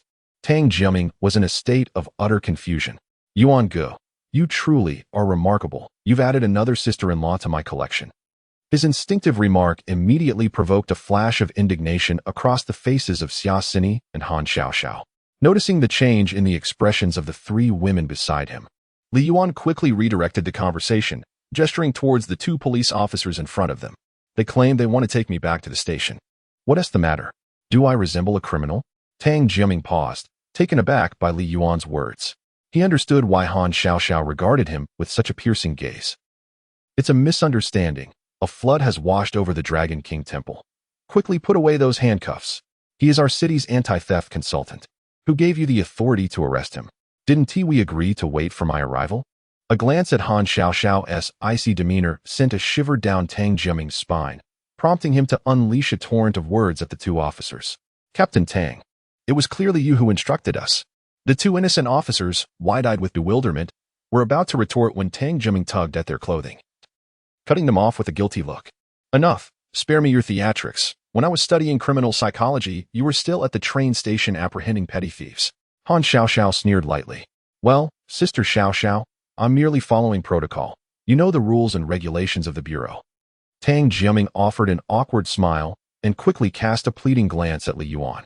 With a resigned smile, Li Yuan withdrew his hand from Chen Momo's embrace, pulling the disgruntled Han Xiaoxiao closer to him. All right, Xiaoxiao, they are simply performing their duties. Let us not make it difficult for them. With Li Yuan speaking up for him, Tang Jiaming nodded vigorously, akin to a chick pecking at grain, and discreetly gave Li Yuan a thumbs up. I never said he couldn't execute his duties, but he can't just indiscriminately handcuff people upon arrival. Han Xiaoxiao gazed at Li Yuan with softened eyes. Besides, you are unwell. Those handcuffs are freezing cold at night. Did you hear that? You shouldn't use handcuffs. How do you conduct your business?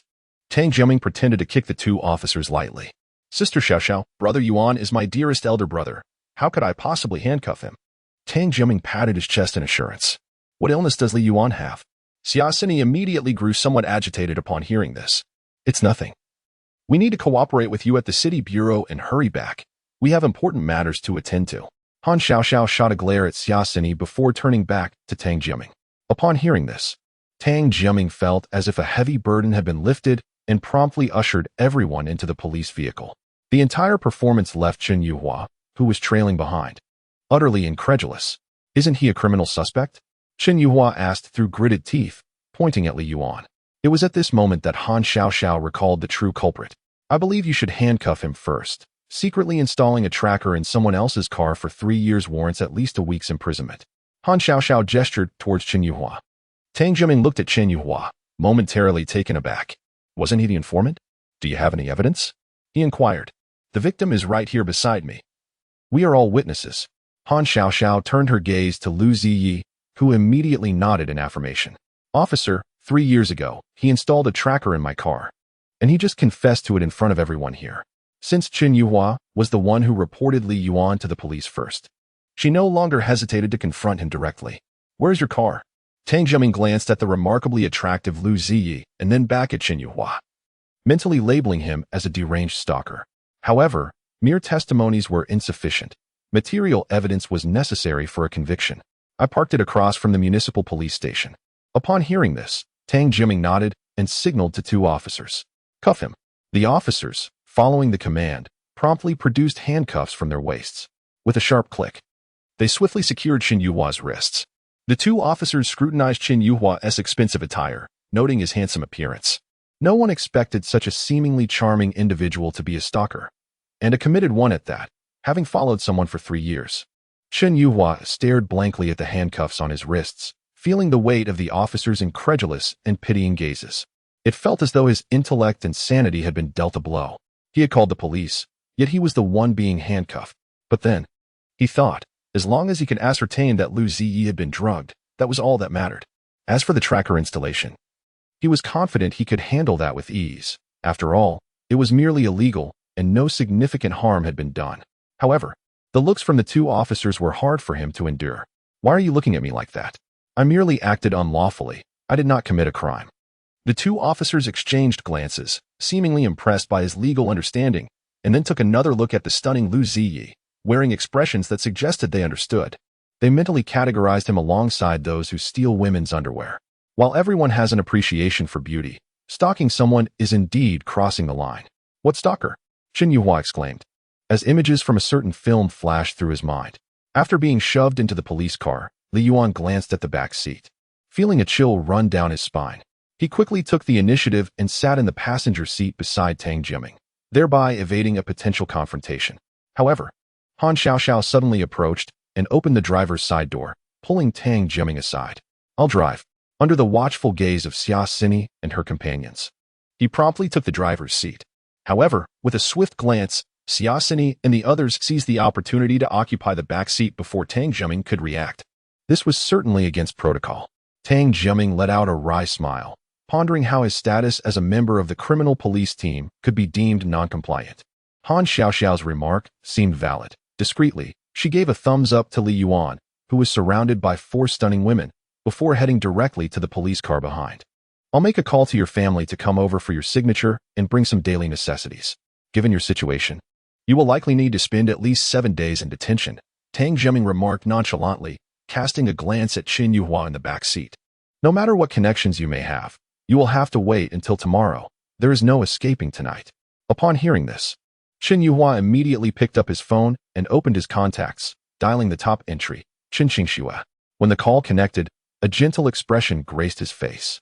Xiaoxue, I've run into a bit of trouble. Please come to the municipal police station, but remember, do not inform Mom and Dad just yet. Chapter 79, Light Snow. Come comfort your injured brother. Oh, brother, have you gone and meddled with someone else's wife again and even struck her husband? A calm yet slightly exasperated female voice resonated through the phone. Every time I have to cover for you, this is the last time. If you engage in such morally reprehensible acts again, I will have our father break your legs. Before Chen Yuhua could offer an explanation, the call was abruptly terminated. Chen Yuhua opened his mouth, momentarily at a loss for words. The 2 officers beside him, having overheard the conversation, cast him disdainful glances. It was evident that beneath his faade, he was nothing more than a contemptible rogue. I warn you not to speak carelessly. My childhood friend is the captain of the investigation team. Be cautious, or I shall accuse you of defamation, Chen Yuhua said. His face contorted with anger as he glanced at the 2 men. Their expressions stiffened, and they thought better of continuing the exchange. You would do well to behave yourself. It's apparent you come from a wealthy background, but the individual you've offended is not someone a mere captain can resolve matters with, Tang Jiaming remarked, surveying the driver's seat before returning his gaze to Chen Yuhua. Encountering her is your misfortune. Even if you were to summon the deputy director in charge of criminal investigations, you would still be processed according to protocol. Tang Jiaming's words left Chen Yuhua momentarily stunned. The deputy director in charge of criminal investigations? Such connections were formidable within the city. If he had such affiliations, why then was he being handcuffed in the vehicle? The adage claims that commoners do not contend with merchants, merchants do not contend with officials, and officials do not contend with politics. The head of the criminal investigation team, wielding substantial authority, was already a figure that businessmen like him needed to regard with deference. This was particularly true when it came to entertainment industry projects, where one must venerate such figures as if they were a revered ancestor. The deputy director, however, was a figure entrenched in the political realm.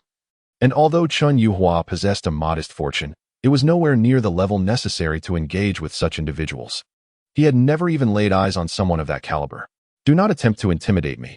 I have seen my fair share of scenes throughout my life, Chen Yuhua retorted, casting a sidelong glance at Tang Jiaming, unconsciously straightening his posture. Believe what you will. Once we arrive at the precinct, you had best behave. Tang Juming warned as he shut the car door. The group proceeded towards the city bureau. Meanwhile, the onlookers in the community were still engrossed in discussions about the recent spectacle of 4 women vying for one man. Han Xiaoxiao, you mentioned earlier that Li Yuanzheng was ill. What exactly is wrong with him? In the vehicle, Xia Sini was still preoccupied with Han Xiaoxiao's seemingly casual remark. Han Xiaoxiao, while driving, glanced at her through the rearview mirror. Why should I tell you? Is it because you called me a tigress? Or because you wish to take him away from me? Xia Sini fell silent at this retort.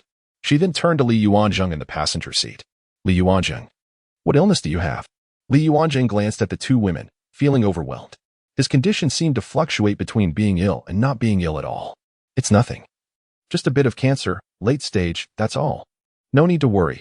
Xiao Xiao is just trying to frighten you, he reassured, patting Xia Sini's anxious hand. Xia Sini glanced at Li Yuan, then at Han Xiaoxiao, whose expression had suddenly turned melancholic. After a moment of contemplation, she responded with a hesitant "oh." Chen Mimiu also sensed something amiss, his gaze towards Li Yuan tinged with concern. Han Xiaoxiao would never jest or intimidate Li Yuan. Upon arriving at the municipal bureau, Tang Juming, accompanied by technical personnel, Chen Yuhua, and Lu Zai, proceeded to examine Lu Zai's vehicle for a tracking device. The technicians confirmed the presence of a tracker within the car. Chen Yuhua did not attempt to deny it, readily admitting his involvement. But Yezi, I genuinely did this for your own good. Throughout the years, I have persuaded many women to yield to my desires by any means necessary. Yet my intentions towards you have always been sincere. I have never resorted to manipulation. As the tracker he had personally installed was extracted, Lu Zai's complexion darkened significantly. Chen Yuhua continued to plead his case. Hey, are you disregarding my existence? To say such things in my presence is a direct challenge to the authority of the police. As Chen Yuhua's claims grew increasingly absurd, Tang Jiuming fixed him with a piercing glare. Rest assured, I have never engaged in any criminal activities. All those women acted of their own volition. Chen Yuhua nonchalantly cast a glance at Tang Jiuming. As a second-generation wealthy individual, he could not entirely escape arrogance. Yet he was not devoid of intelligence. He understood the consequences of crossing certain boundaries better than most. For the majority, money is all-powerful, but it is rendered worthless in the face of authority. Once you leave behind incriminating evidence, should someone wish to take action against you, no amount of wealth can save you. It simply becomes a mere number. This was his boundary, and the reason his family permitted his indulgences beyond mere investments. When Tang Jiuming returned with Lu Zai and Chen Yuhua, the 4 individuals, including Li Yuan, had already undergone urine tests, all yielding unremarkable results. This left Chen Yuhua momentarily dumbfounded as he beheld Li Yuan surrounded by 3 stunning women. At his insistence, Lu Zai also underwent a urine test, which similarly showed no discrepancies. Recalling the earlier scene where Lu Zai had unabashedly competed with other women for this man, Chen Yuhua found it impossible to reconcile this with his perception of her as the one pure and pristine woman in his heart, akin to an ice lotus. The actions she had taken, though lucid and voluntary, were now incongruous with the test results, as well as the timeline from the community to the municipal bureau and the identification process. Lu Zai spoke with clarity, completely uncharacteristic of someone who had been drugged. The more he pondered, the closer he felt to an emotional collapse. Yezi, have you been provoked in some way today? Chen Yuhua persisted, his gaze fixed intently on Lu Zai. Yes, Lu Zai nodded. Chen Yuhua's spirits soared. It was entirely logical that a brain affected by stimulation could lead one to act in ways that defy reason. In the next moment, Lu Zai gazed at Li Yuan with a profound and tender longing. For today, she had discovered the most significant person in her life. Lu Zai was utterly unfazed by the 3 murderous glances surrounding her. Having resolved to fight for what she desired, she recognized that Chen Yuhua would serve as her finest stepping stone, her supportive ally. At this very moment, Chen Yuhua's presence provided her with the most splendid opportunity to showcase her abilities. Poor Chen Yuhua remained oblivious to his role as a mere pawn, staring blankly as Lu Zai looked at that young man with an unprecedented softness in her eyes. Suddenly, Chen Yuhua felt a wave of dizziness wash over him, as if a heavy stone had crushed his chest. Lu Zai's voice echoed in his mind like a persistent buzzing illusion. What was happening in this world tonight? How could that seemingly insignificant young man command such attention? This completely shattered his preconceived notions about courting women. He had previously been able to summon such impoverished youths with a mere few thousand or even hundreds of dollars, trampling their dignity beneath his feet. Yet, as his furious gaze turned towards Li Yuan, prepared to unleash his sense of superiority as a second-generation heir. He was met instead with 3 pairs of eyes filled with hostility and vigilance. Observing Li Yuan, surrounded closely by 3 stunning beauties, and, oh, not to forget, his cherished Lu Zai, Chen Yuhua's composure began to fracture. He could no longer meet Li Yuan's gaze and could only inwardly plead for his gentle and charming younger sister to come and console her wounded elder brother. For her beauty rivaled that of the 4 captivating ladies. Chapter 80. So, does the Municipal Bureau also randomly refresh ex-girlfriends? Sister Xiao Xiao, should we be able to leave now? Chen Momo sensed a subtle atmosphere surrounding them as she turned to Han Xiao Xiao for clarification. Let us wait a bit longer. Once they finish taking the statements and record Zai's testimony, we can depart together, Han Xiao Xiao replied, casting a glance at Lu Zai. In truth, she was even more anxious to return than Chen Momo. Regardless of the circumstances, she had to accomplish something significant tonight. However, considering Li Yuan, she felt reluctant to abandon Lu Zai alone. She could only cast a fierce gaze towards Tang Jiaming outside the door. Could you hurry it up? Han Xiao Xiao's harsh tone sent a shiver down Tang Jiaming's spine. What on earth had he done to provoke her? Officer, may I step outside for a moment? Chen Yuhua, unable to tolerate Xia Sini's relentless stare any longer, asked. The intensity of her gaze was as if she intended to peel him alive. Being a second-generation heir himself, he could easily discern that this girl had been pampered since childhood and was not to be trifled with. The dress, tailored to perfection, was undoubtedly a high-end custom piece. And even the bow-shaped decorations she wore were worth no less than 10,000. Regardless of how beautiful a girl may be, he would never approach one without clarity about her background. Tang Jiaming exchanged glances with Chen Yuhua and nodded. Eager to leave the lounge, Chen Yuhua finally exhaled in relief. Although he was unaware of the methods that boy had employed, his years of experience in reading people led him to determine that the boy did not hail from a wealthy family. He lacked that certain aura. Hence, there was no possibility of a rich young master pretending to experience life in modest circumstances. Since the boy had no substantial background, there were myriad ways to deal with him. Why steal from anyone else when he had to target his little sister? Yay? Chen Yuhua glanced at the pitch-black night outside. The world tonight was truly dreadful, but tomorrow should be splendid. Shortly thereafter, Lu Zai was summoned by Tang Jiaming. Following that, Han Xiao Xiao and Li Yuan were called one by one to give brief statements. While Chen Yuhua was left to wait idly, a striking red Porsche rushed into view. After a brief exchange with the gatekeeper, it entered the parking lot of the Municipal Bureau. A stunning young woman in her 20s emerged from the driver's seat. Her almond-shaped eyes and delicate features captivating. Her fair, translucent skin and long, flowing black hair made her an enchanting sight. Upon stepping out, Chen Xingxue wore a youthful and sunlit face laced with an unshakable gloom. After a soft sigh, she effortlessly made her way to Chen Yuhua and the others. Xiao Xue, my dear sister, you have finally arrived. Chen Yuhua exclaimed upon seeing Chen Xingxue walk in, almost rushing to embrace her for comfort. Brother, what happened to you? Chen Xingxue asked incredulously, taking in Chen Yuhua's disheveled appearance, which reflected not just physical disarray. His demeanor was decidedly off. Previously, whenever he came to assist Chen Yuhua, he wore a relaxed and carefree expression. Even when faced with an unwilling opponent, he never displayed a trace of anxiety. However, today, he appeared as though he had endured a grievous injustice, startling Chen Xingxue. Xiao Xue, someone is bullying me. Chen Yuhua found it somewhat difficult to articulate his feelings. Yet, having never truly faced adversity throughout his life, he now craved the comfort of familial support. What on earth is wrong, brother? Chen Xingxue inquired anxiously, struggling to comprehend what could possibly cause her elder brother such distress. Have you angered someone you shouldn't have? Who are they? Are they from a business or a political background? Chen Xingxue's face was etched with concern. Chen Yuhua gazed at his gentle and beautiful sister, feeling a slight alleviation in his heart. Regardless of the circumstances, he was grateful to have such a caring sister, who had always shown him unwavering attention over the years. That bond of blood, thick as it may be, was indeed eternal. It's nothing at all. You know me well. I always investigate before making a move. In all these years, I have never offended anyone I shouldn't have, Chen Yuhua replied, watching the worry fade from Chen Xingxue's face. His own sense of grievance began to dissipate as he regained his composure. It's just an impoverished country bumpkin. He is not of any consequence. Relieved, Chen Xingxue exhaled deeply. You had me terrified with your earlier demeanor. Where is he? I'll go apologize and offer compensation. Chen Yuhua immediately grasped Chen Xingxue's arm. I didn't lay a hand on him this time. I need to stay at the station tonight and can only leave tomorrow. Just help me sign this. Let us not involve Mom and Dad in this trivial matter. Chen Qingxue looked at the handcuffs on his wrists, her curiosity piqued. Just as Tang Jiaming approached with a file and a record. Are you a family member of Chen Yuhua? Upon seeing Chen Qingxue, Tang Jiaming was once again captivated by her beauty. Another stunning woman had graced the scene. What was happening tonight? Yes, I am his sister, Chen Qingxue nodded, her gaze momentarily locking with Han Xiaoxiao, who had just stepped out behind Tang Jiaming.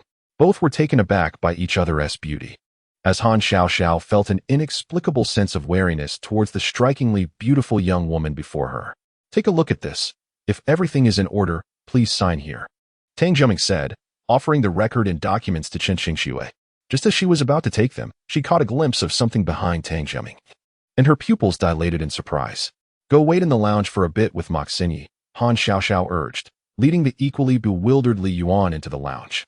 Hey, what are you standing there for? Tang Jiaming waved a hand in front of the suddenly dazed Chen Qingxue. Oh, my apologies. Chen Qingxue accepted the document, her expression darkening further with an air of melancholy. As she signed her name, she quietly muttered to herself, why do my recent illusions seem increasingly lifelike? After completing her signature, Tang Jiaming explained the situation to her. Chen Qingsno found her eyes wandering towards the lounge from time to time. I'll go inside to fetch a glass of water, she finally said, placing her beige handbag on a chair and making her way toward the lounge. Upon entering, she spotted Han Xiaoxiao seated facing the door. Chen Qingsno politely smiled at her. Han Xiaoxiao furrowed her brow slightly in response, nodding in acknowledgement. Meanwhile, Li Yuan, with his back to the door, mistook her for Chen Mamamo and Xia Xinyi, who were prepared to inquire. He promptly turned to look outside. In that instant, Chen Qingsno and Li Yuan's eyes met, leaving him momentarily stunned. What? Has it refreshed again? Observing her in a chic beige skirt and a snug white top, with her long legs, nearly perfect figure, and an exquisitely beautiful face, an overwhelming sensation surged within him once more. After a brief moment of shock, Chen Qingsno averted her gaze and swiftly returned to Chen Yuhua's side. Weren't you going to get some water? Chen Yuhua inquired, puzzled by Chen Qingsno's empty hands. Chapter 81. Today's encounter with my ex-girlfriend may not yet conclude, brother. I am experiencing hallucinations again, and this time it seems quite severe. In the past, I was aware that they were mere illusions, simply choosing not to escape from them, but now I genuinely find it difficult to distinguish between fantasy and reality. Chen Qingxue approached Chen Yuhua, her hands pressed against her chest, taking deep breaths. Her tone carried a hint of tears. The moment she beheld that dreamlike apparition, memories long buried within the depths of her heart surged forth as if a dam had burst. Yearning overwhelmed her like a torrent, engulfing her entirely, akin to a solitary boat in peril upon the vast ocean. Chen Yuhua's expression shifted dramatically. How can this be? The doctor assured us that you were fine. I will contact the psychologist immediately. He hurriedly pulled her down to sit beside him, his face etched with concern as he fumbled for his phone. However, Chen Qingxue gently shook her head, halting him. Taking a deep breath, she slowly rose once more, heading towards the lounge. What are you going to do now? Chen Yuhua called after her. Getting some water. Chen Qingxue replied casually, adjusting her hair before walking slowly to the door of the lounge. The first sight that greeted her was Han Xiaoxiao's stunning visage. Upon seeing Chen Qingxue appear at the threshold, an unsettling feeling abruptly surged within Han Xiaoxiao. Her gaze instinctively shifted to Li Yuan beside her. Meeting Han Xiaoxiao's questioning look, Li Yuan could only manage a wry smile. Are we even allowed to live? He thought, having just barely emerged alive from a harrowing ordeal half an hour earlier. Noticing the expression of despair etched across Li Yuan's face, Han Xiaoxiao immediately deduced the situation. Her countenance darkening, a cold smile flickered within her thoughts. It seems today's gathering with the ex-girlfriend is far from over. It will continue. Chen Qingxue stared vacantly at the profile that had haunted her dreams, unable to believe her eyes as she turned to rub her exquisitely beautiful eyes. She then turned back to scrutinize Li Yuan for a brief 3 seconds. Yet, she still seemed unable to trust what her eyes beheld. Suddenly, she spun around and hastily returned to Chen Yuhua's side. Why have you come back? Chen Yuhua asked, seeing her return empty-handed. Is fetching water such a daunting task? Brother, do you know the name of that man in the lounge? Chen Qingxue suddenly fixed her gaze upon Chen Yuhua's eyes. Although she was nearly certain that it was merely her imagination, or perhaps they simply bore a striking resemblance, her voice trembled uncontrollably in that moment. That little rascal? Why do you ask about him? Chen Yuhua was taken aback by Chen Qingshui's attention to Li Yuan. Chen Qingshui bit her lip lightly. I felt that person bore a striking resemblance to Ah Lu. Perhaps it was merely their appearance, but I was experiencing a delusion. Upon uttering those two words, it seemed as if all the strength had drained from Chen Qingshui, leaving her countenance suddenly dimmed. That scoundrel, Gu Tianla. Upon hearing this name, Chen Yuhua sprang to his feet from his chair as if propelled. Even Li Yuan and Han Xiaoxiao, resting in the lounge, could hear Chen Yuhua's voice brimming with indignation. Gu Tianla? A cold smirk crept across Han Xiaoxiao's lips as her icy gaze fixated on Li Yuan, who felt a burning shame wash over his face. As a scoundrel, he too possessed a sense of shame and cared for his dignity. At that moment, Xia Sini and Chen Momo entered. The two exchanged astonished glances at Chen Qingshui and Chen Yuhua before noticing Han Xiaoxiao's fiery glare directed at Li Yuan. Xia Sini instantly flared up. She stepped forward, protectively positioning herself behind Li Yuan, locking eyes defiantly with Han Xiaoxiao. Han Xiaoxiao, what madness are you indulging in now? Instead of confronting the one who slandered Li Yuan outside, you dare to bully him in my absence. This unprovoked turmoil ignited Xia Sini like a powder keg, unleashing her fury upon Han Xiaoxiao. Han Xiaoxiao, however, remained undaunted, her eyes narrowing at Xia Sini. If you are so capable, why not seek out that person outside and dispose of them in the Huangpu River? Han Xiaoxiao sneered. Chen Yuhua outside felt an inexplicable chill run down his spine. Tang Jiaming, who had just come to find Li Yuan and the others, suddenly felt the back of his neck grow cold. He halted in his tracks just outside the door. Before you take action, do not blame me for not warning you. That person outside may very well be your beloved's elder brother-in-law, she said with a smirk, casting a glance outside. Upon hearing Han Xiaoxiao's words, Xia Sini's previously furious expression shifted to one of confusion. Elder brother-in-law? I thought my beloved was Li Yuan, but I have no brothers. Xia Sini glanced at Li Yuan, then at Chen Momo. Momo, do you have a brother? Chen Momo shook her head, equally perplexed. I also lacked a brother. Feeling as though she had been played for a fool, Xia Sini's gaze turned fiercely back to Han Xiaoxiao. Do not fabricate nonsensical reasons to deceive me while bullying Li Yuan. If you continue this way, I shall not let it rest. Bullying him, even if I did. Momo arrived before you did. Does it fall to you, the ungrateful one, to take the lead? As the tension between the two escalated, it seemed that a clash was imminent. Tang Jiaming, several meters away, could feel the palpable tension slicing through the air around him. He instinctively shrank his head and shivered. Looking at Li Yuan, who remained unfazed at the center of this tumultuous scene, he could not help but feel a sense of inferiority. In my heart, I silently lament the enduring stature of my elder brother. His depth of character is truly unfathomable. Had it been him in that situation, I dare say the two women would need but a mere glance to compel him to relinquish all defenses and surrender in a flurry of retreat. I inwardly commend my esteemed elder brother with a thumbs up, while I must admit my own faults. I do hope that you two venerable ladies will at least allow me the grace of witnessing the dawn of a new day, rather than resorting to violence at the slightest provocation. Li Yuan sighed and drew Xia Sini to sit beside him. Must every encounter with an ex-girlfriend necessitate such a tumultuous affair? Tongzai, are you truly capable? Or do you lack even the instinct for self-preservation? Yet, what grants her the audacity to glare at you so fiercely? You are not her target. This evening, you must relocate to my side. I cannot bear to witness you being bullied. Xia Sini pouted, her eyes brimming with concern as she gently caressed Li Yuan's cheek, her gaze sharpening upon Han Xiaoxiao. Li Yuan hastily took her hand away. Dear lady, perhaps it would be wise to temper your words. Should you continue to defy me and provoke Xiaoxiao, I may indeed refrain from bringing you along next time. He pressed down on Xia Sini's small hand, soothing her by tenderly ruffling her hair, adopting a tone reminiscent of a caregiver chastising a mischievous child. With a mere pat on the head, Xia Sini transformed into a docile kitten, her once haughty demeanor fading away. In your absence over the years, how many young women have you left in disarray? Chapter 82. She could no longer distinguish between illusion and reality. How many young ladies have you harmed? Han Xiaoxiao suddenly sighed, seemingly resigned to the unexpected presence of an ex-girlfriend. Li Yuan could not bear to meet Han Xiaoxiao's gaze. This situation was rather convoluted. He truly dared not speak the truth as he had previously. Otherwise, he might find himself submerged in the Huangpu River by nightfall. What is happening? Has something occurred? Xia Sini observed Li Yuan's evasive demeanor, and even the most oblivious could surmise that something had transpired in her brief absence. Meanwhile, The perceptive Chen Momo had already cast her gaze toward the distant Chen Xingxue through the door. Brother, do you even know his name?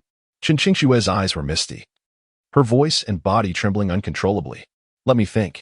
I believe I heard someone call his name just now, Chen Yuhua said, trying to recall. It was something like Li Yuan or Li Yuang, definitely not Gu Tianla. After a few moments of contemplation, he looked at Chen Xingxue with certainty. Upon hearing this, Chen Xingxue nodded in acknowledgement. Perhaps my recent cessation of medication has caused me to experience hallucinations. I shall consult a doctor tomorrow. She pressed her hand to her chest, striving to calm her tumultuous emotions, yet her gaze involuntarily drifted toward the lounge. What on earth is so captivating about that scoundrel? It has been 3 years, and you still cannot forget him. Chen Yuhua's frustration mounted as he beheld Chen Xingxue's despondent demeanor. His own sister had once been ensnared by a rogue, and now his dear sister was similarly tormented by her infatuation. Aside from their mother, these were the two most significant women in his life. How could such ethereal beauty remain entranced by a scoundrel? Was it possible that he was not sufficiently despicable? Chen Yuhua felt that his perceptions of romance had been profoundly shaken after tonight. Enough, brother, you are not a paragon yourself. What right do you have to judge others? Chen Xingxue shot him a fierce glare. Do you have any other matters to attend to? If not, I shall take my leave. Chen Yuhua's expression soured as he discerned her disdain. Where is your considerate demeanor? Why does mentioning that person cause your warmth to dissipate? Are you not going to stay and keep your brother company for a while? Considering I am your elder brother, I restrained our father from breaking your legs. You should reflect on your actions here. Chen Xingxue shot him another glare, seized her bag from the chair, and prepared to depart. Yet, as her gaze inadvertently strayed back toward the lounge, Lu Zai emerged, having completed her report, and approached them, revealing yet another stunning visage. Chen Xingxue couldn't help but murmur to herself. However, upon shifting her gaze to Chen Yuhua's infatuated expression, she deduced the identity of the visitor. A sudden urge to apologize to Lu Zai washed over her. Brother, I will go and apologize to Sister Zai on your behalf. Please do not behave like that again. You are unworthy of her. As she spoke, she made her way toward the lounge, inadvertently overhearing what sounded like a quarrel inside. Feeling it inappropriate to eavesdrop, she intended to withdraw and offer her apology at another time. Yet, she vaguely caught her own name being mentioned. The beautiful lady outside is called Chen Xingxue. I just heard Officer Tang and several policemen discussing her beauty. Chen Momo, who had grasped the situation, suddenly interjected. Tang Jiaming, standing by the door, immediately felt a wave of embarrassment, his toes nervously tapping the floor. Li Yuan cast a grateful glance at her, a silent understanding passing between the two that only they were privy to. When asked about names later, they would likely falter. However, it was certain that Han Xiao, the criminal psychology-trained police officer, would not be easily deceived. Momo, could you please take a firmer stance? I once hold it against you for covering for him earlier, but now you are still shielding him. Caught off guard, Chen Momo stuck out her tongue. Only Xia Sini and Lu Zai looked around in confusion, utterly unaware of what was transpiring. Wait a moment, what are you all talking about? What does it matter that the beautiful lady outside is called Chen Xingxue? Xia Sini inquired, her face a mask of bewilderment. Chen Momo glanced at her helplessly. That lady outside is probably his ex-girlfriend. Ah, Xia Sini gasped, turning to Li Yuan, whose eyes widened in disbelief. Li Yuan thought to himself, why are you all looking at me? This is not my doing. Yet he instinctively shrank back against the wall. Outside, upon hearing this, Chen Xingxue burst through the door. She surveyed the four stunning faces, her gaze ultimately landing on the trembling Li Yuan, who appeared frightened. I'm sorry. I initially intended to apologize on behalf of my brother, but I just overheard you speaking about me.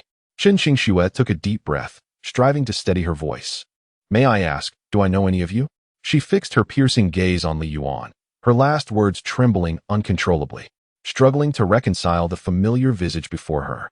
She could no longer discern whether it was an illusion or reality. After all, she had spent the better part of 6 months ensconced in fantasies of her own making. Li Yuan, gazing at this former girlfriend of his, furrowed his brow slightly. Noting the distress etched on her face, he realized that her troubles ran deep. You don't recognize him? The four were momentarily taken aback by Chen Xingxue's unexpected inquiry. After a brief pause, Han Xiao was the first to respond. I'm not sure. I can't distinguish between illusion and reality right now. Chen Xingxue gazed intently into Li Yuan's eyes, which began to glisten with tears. The individual I once knew was named Gu Tianla, yet you are called Li Yuan. Li Yuan let out a soft sigh, his gaze shifting towards Han Xiaoxiao and the others. I am indeed Gu Tianla. That was merely a pseudonym I adopted. My true name is Li Yuan. This time, he did not shy away, nor did he evade the truth, and he refrained from allowing Chun to mediate on his behalf. He could discern that the root of his former girlfriend's affliction likely stemmed from himself. In this moment, he chose to embody the essence of a true man, even if it meant facing dire consequences. With a sudden thud, Chen Qingshui's exquisite cream-colored handbag, of considerable value, slipped from her shoulder. Who can enlighten me as to whether this is merely an illusion or reality? The tremor in her voice was laced with profound sorrow. I can no longer distinguish. I truly cannot discern. Chapter 83. Do you want more? Shall I give you a few more shots? Chen Qingsno furrowed her brow, her hands cradling her head. Her voice was barely above a whisper, laced with a hint of despair. Her countenance, reminiscent of a fraying thread, was far from pleasant. Tears, as large as beans, streamed down from the corners of her large, expressive eyes, fixed intently on Li Yuan. This sight twisted Li Yuan's heart in agonizing knots. System, I would rather you had never appeared, allowing me to be the most inept traveler. Such a fate could result in the host's demise. I feel more tormented than death itself. My conscience accuses every cell within me. I feel like a millennia-old scourge. Even jumping into the Huangpu River would not cleanse me of this sin. You promised me they would all be unharmed. After meticulous calculations, the system assured that none of the host's previous romantic partners would suffer direct or indirect harm due to him. Why is it that I bear the weight of our shared transgressions alone? I will eventually confront you before them, and you shall kneel in apology. Miss, are you all right? Perhaps you should step inside and take a moment to compose yourself. Tang Jiaming noticed the distress etched on Chen Qingsno's face, her expression spiraling into a deeper state of despair. He reached out to assist her inside for some respite, but as his hand neared, she instinctively recoiled. Xiao Momo, quickly help her inside. Seeing the impending eruption of Chen Qingsno's melancholia, Li Yuan sprang into action. He retrieved a pack of silver needles from his pocket. Han Xiaoxiao and Chen Momo, disregarding the complexities of their relationship with Li Yuan, hurriedly supported Chen Qingsno into the resting room.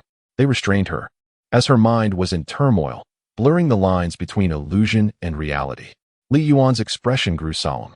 Chen Qingsno, now engulfed in profound self-doubt, allowed the two to guide her into a chair, yet her gaze remained fixed on Li Yuan as he approached. Her eyes, a blend of confusion, fear, doubt, and even despair, pierced through the atmosphere. Beside Li Yuan, Xia Sini stood in stunned silence. Although she had previously claimed insanity would inevitably follow should she lose him again, facing someone whose mental state appeared genuinely unstable struck her with immense psychological shock, perhaps stemming from the same cause. Is it really Yuel? As Li Yuan drew closer, Chen Qingsno's emotions suddenly settled into a calm, though her body continued to tremble involuntarily.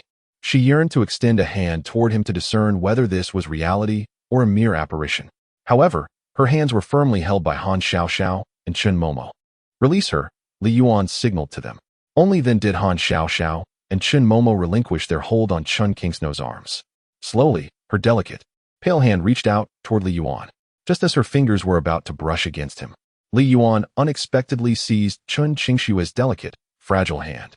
After checking her pulse, he swiftly picked up a silver needle from the table, and before Chen Qingxue could react, he expertly inserted the needle into her arm at the precise location. Subsequently, he followed with a second and a third needle. Every onlooker, save for Chen Qingxue herself, instinctively recoiled at the sight. Tang Jiai's eyelid twitched. He contemplated intervening, but ultimately refrained.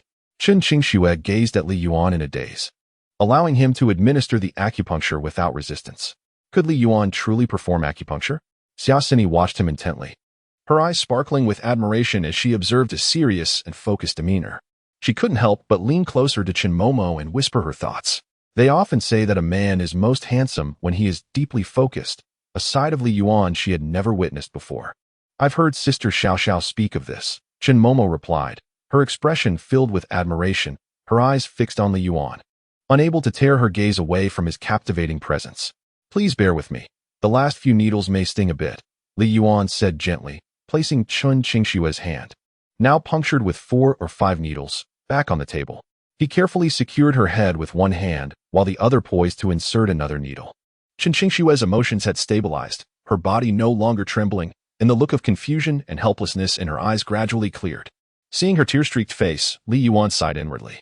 Her ailment was not severe. With the right treatment, she would be fine. However, over the years, she had seen countless doctors and consumed too many medications. Those ineffective remedies merely suppressed her symptoms without addressing the root cause. Furthermore, prolonged medication often exacerbated the underlying condition. Fortunately, the skills bestowed upon him were commendable, and he believed that his knowledge of traditional Chinese medicine would suffice to cure such ailments. Otherwise, even allowing himself to be cut into 240 pieces would not atone for his perceived failures. "What are you doing? Remove your filthy hands from my sister. Let her go." Chen Yuhua stormed in, his face a mask of fury, having waited too long without seeing Chen Qingxue return. However, he was quickly intercepted by Tang Jiai. "I am treating your sister. Her condition cannot be delayed any longer," Li Yuan replied, casting a glance at Chen Yuhua, who clearly remained unconvinced. "Put down the needle, or I swear I will end you when I get out of here," Chen Yuhua shouted, bound and unable to break free from Tang Jiai's grasp. Li Yuan glanced helplessly at Chen Qingxue. Their eyes met, and the beauty of her face stirred something deep within him. "Brother, please don't say anything," Chen Qingxue whispered softly, her petite lips parting slightly, her gaze never straying from Li Yuan's face. "If this is a dream, let me remain in this slumber forever," she murmured, a sentiment only they could hear. Li Yuan, moved by the sight of her tear-stained cheeks, could not resist reaching out to gently wipe away the tears from her face. "It is nothing. This is not a dream, and you shall be well," Li Yuan declared, as he deftly inserted two slightly thicker silver needles through Chen Qingxue's hair, as dark and flowing as a waterfall, penetrating her scalp. With a gentle twist of his fingers around the needle handles, Chen Qingxue furrowed her delicate brows, observing Li Yuan's exquisite and captivating acupuncture technique. Apart from Han Xiaoxiao, who had already endured numerous needles, everyone else was profoundly moved by the enigmatic practice of traditional Chinese acupuncture. Only Li Yuan himself silently gritted his teeth, meticulously controlling the strength of every muscle in his fingers. Each rotation of the needle required almost all his strength. After approximately 2 minutes, there was a marked improvement in Chen Qingxue's condition. The glances from the 4 young women, including Xia Xini, sparkled with admiration, their eyes brimming with a desire to devour him on the spot. You might have consumed a haphazard assortment of medicines, causing the stagnant energy within your body to become rather deep-seated. While it may seem inconspicuous at times, it is easily triggered by excitement, Li Yuan explained as he slowly withdrew all the needles from Chen Qingxue's body, beads of fine sweat forming on his forehead. Just as he was about to wipe his brow, he noticed 4 delicate, white hands, as tender as spring onions, reaching out towards him. Feeling the intensity of 4 fierce gazes converging upon him, Li Yuan felt his body stiffen, and the warm sweat on his brow turned cold. "Shall I insert a few more needles for you?" he proposed. "All right, that sounds good." Chapter 84. The turmoil among 5 former girlfriends. Chen Qingxue gazed intently at Li Yuan, who was within arm's reach. Having temporarily regained her composure, she understood that this was neither an illusion nor a dream. He had truly returned. "Would you like a few more injections?" Li Yuan's voice, laden with allure, resonated in her ears. Chen Qingxue recalled the comforting sensation of his hand clasping hers and instinctively agreed. However, as she opened her mouth to respond, she was met with 4 exceedingly unfriendly glares. With a dazed expression, Chen Qingxue surveyed the 4 stunningly beautiful women before her, her mind momentarily sluggish. Only Chen Momo, who bore no ill will and did not regard Chen Qingxue as a rival, discreetly wiped the beads of sweat from Li Yuan's forehead with her small hand while no one was paying attention. The soft and fragrant touch warmed Li Yuan's heart. They exchanged a glance, and Chen Momo playfully stuck out her tongue at him. Seizing the opportunity, Li Yuan pinched her adorable, tender cheek. Yet, their innocent jesting immediately attracted the scrutinizing stares of the other 4 women, who harbored ulterior motives. "Momo, I recall when you first arrived. You were always at odds with me. I never imagined you would adopt such a carefree demeanor now," Han Xiaoxiao remarked, glaring at Chen Momo. She had assumed the 2 were steadfast allies, only to find that Momo could betray her at a glance from Li Yuan, faster than she could change expressions. "At that time, I was merely afraid you would perceive me as easy to bully and cast me aside," Chen Momo replied, her large, innocent eyes wide.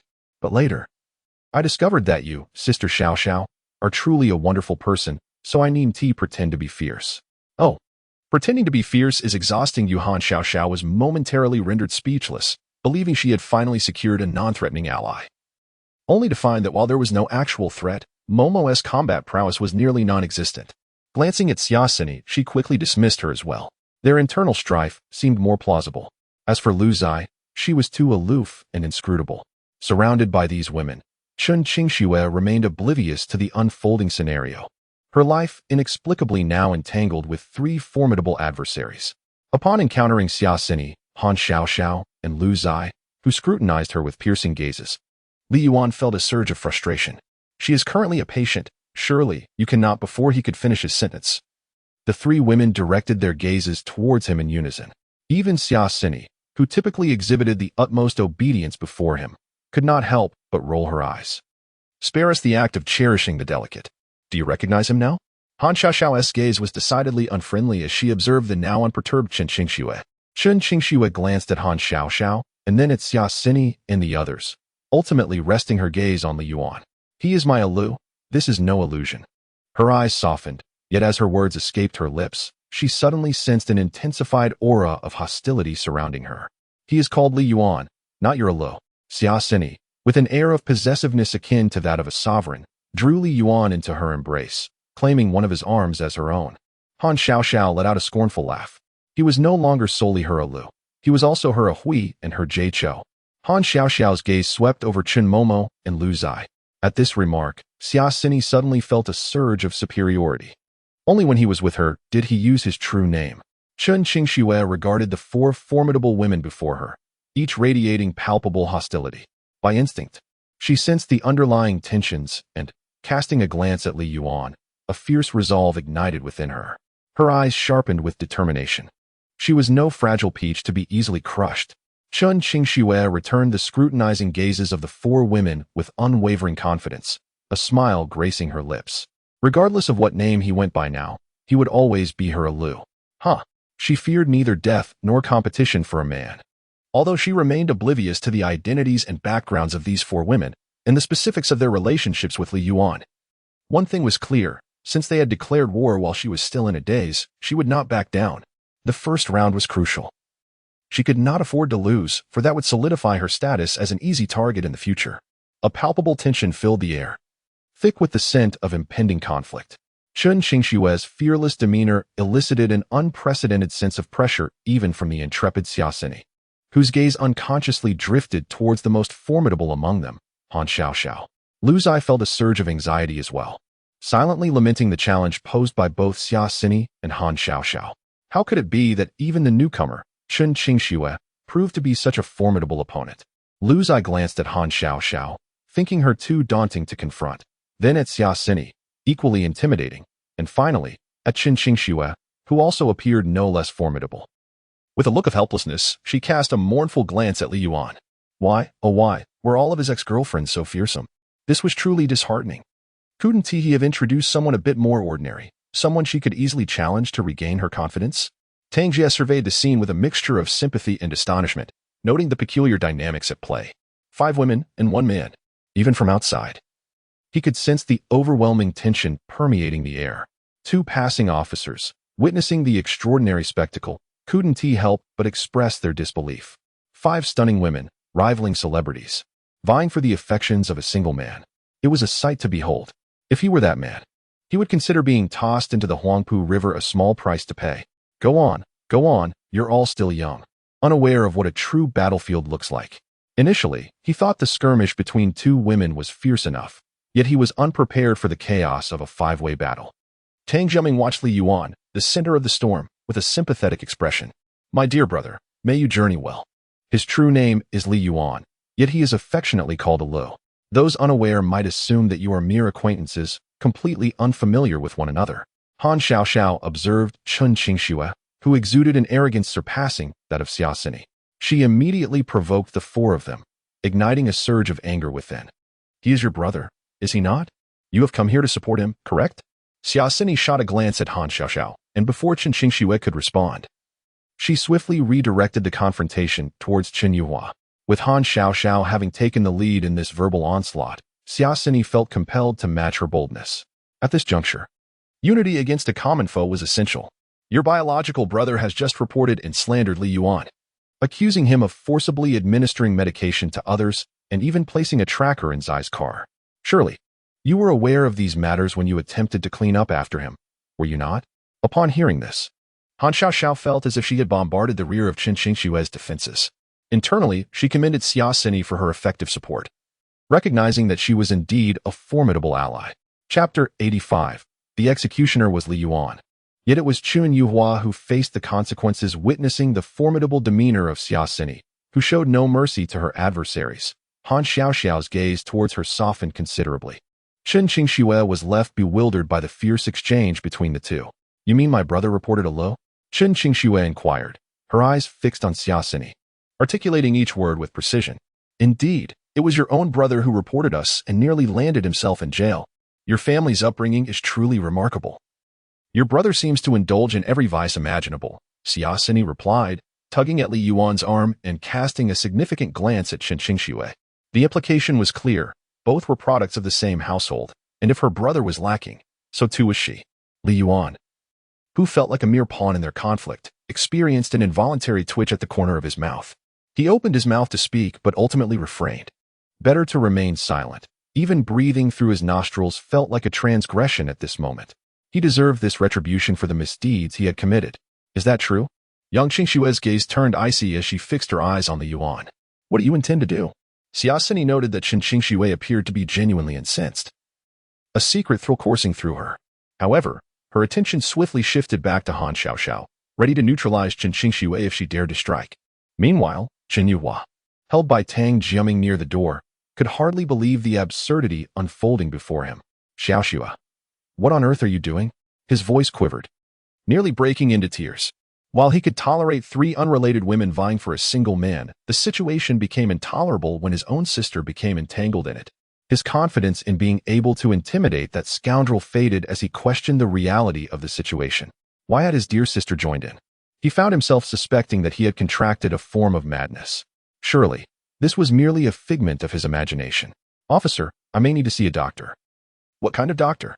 A forensic expert, perhaps? We have one on hand. Your sister is embroiled in a duel of emotions, and your reckless antics have left her vulnerable, Tang Jiaming commented, casting a bemused glance at the dazed Qin Yuhua. How can you call yourself a brother? Tang Jiaming's words struck Qin Yuhua like a dagger, jolting him back to reality. Just then, he noticed Qin Qingxue approaching him. His heart lifted. Xiaoxua, you're awake. You truly frightened me. You were having another episode, clinging to that little rogue. I was at my wit's end. Tang Jiaming, however, discerned that this striking beauty was not to be underestimated. In a moment of panic, he hastily abandoned Qin Yuhua and fled. Qin Yuhua, breaking free from Tang Jiaming's grasp, rushed forward to pull Qin Qingxue out of the lounge. The atmosphere within was perilously charged, shattering his long-held worldview, as if it operated under an entirely distinct set of rules. However, just as he extended his hand, still shackled, to reach for her, Qin Qingxue unexpectedly evaded him. Seeing the chill in her eyes directed at him, Qin Yuhua felt momentarily disoriented. Xiaoxua, your health is fragile. You should return home. Do not drive yourself. I will have a friend come to pick you up. Tomorrow, I will arrange for someone to help me out, and once I am back home, I will take you to see a doctor. Observing a slightly altered Qin Qingxue, he could only attribute it to her illness.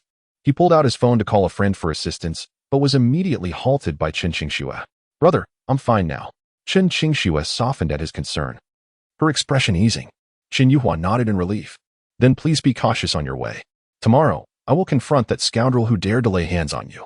His gaze darkened as it shifted towards Li Yuan, then to his companion, Zai, his resolve hardening further to teach that impoverished youth a lesson. Just as he finished speaking, lost in thoughts of how to deal with Li Yuan and the humiliating image of him kneeling before him to share with Zai, a sudden shadow of a hand flashed before his eyes. A sharp, resounding slap echoed throughout the lounge, delivering a stinging pain that took a couple of seconds to register in his bewildered mind. Han Xiaoxiao, Xia Sini, and Lu Zai were equally stunned by the unfolding scene.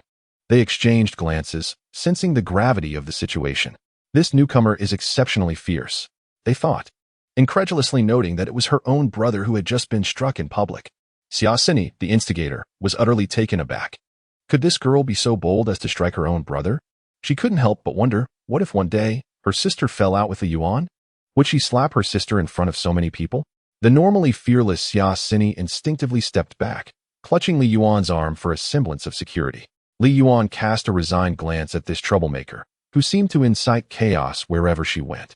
He had intended to lecture her, but was met with her wide-eyed expression, a blend of guilt and timidity that rendered him speechless. Her pitiful demeanor made reprimanding her impossible. You truly thrive on turmoil, fearlessly voicing whatever comes to mind. With a gentle touch, he patted Xia Sini's slightly guilty head in an attempt to soothe her. However, I speak nothing but the truth. If my brother were to engage in such actions, he would have been cast out long ago. Xia Sini, reveling in Li Yuan's gentle caresses like a contented feline, pouted in mild defiance. Who would have guessed that this madwoman, fiercer than a mother tiger, would dare to strike her own brother? Enough, please refrain from speaking. Upon hearing the troublemaker's impending outburst, Li Yuan swiftly covered Xia Sini's pampered mouth. Stealing a glance at Chen Qingxue and then at Han Xiaoxiao, he thought to himself, "Dear heavens, if you ever find yourself in trouble, do not expect me to take the fall for you." Wiping the sweat from his brow, Li Yuan reflected on how this girl, spoiled by everyone since childhood, dared to say anything. "I am your woman, you know," Xia Sini mumbled, her eyes wide in disbelief as she gazed at Li Yuan. With a resigned tap on her head, he remarked, "You are indeed my fortune. Fear not. I may be prone to speaking recklessly before you, but in the presence of others, I maintain an air of aloofness. They would struggle to hear my voice." Xia Sini held her head and nuzzled against Li Yuan's arm. "So, you only bring me trouble, do you?" Li Yuan cast a wary glance at the tense Chen Qingxue, then at the oblivious instigator, Xia Sini. The flames of discord had grown from a mere spark to an all-consuming blaze. This escalating conflict had already stirred familial strife. At that moment, Li Yuan truly felt a sense of despair. Chapter 86. What will save you, my beloved brother-in-law? Xiao Shiwei. What are you doing? Have you lost your mind? Chen Yuhua covered his face, which was burning and already marked with 5 distinct finger impressions. His expression was one of shock and disbelief as he gazed at Chen Qingsno, then glanced around at the others present. He had never imagined that the sister he had always cherished would one day strike him. His gaze finally settled on Li Yuan. Li Yuan had intended to step forward to mediate, as he was the one responsible for the situation. However, upon meeting Chen Yuhua's intense stare, he realized he had perhaps overestimated his role.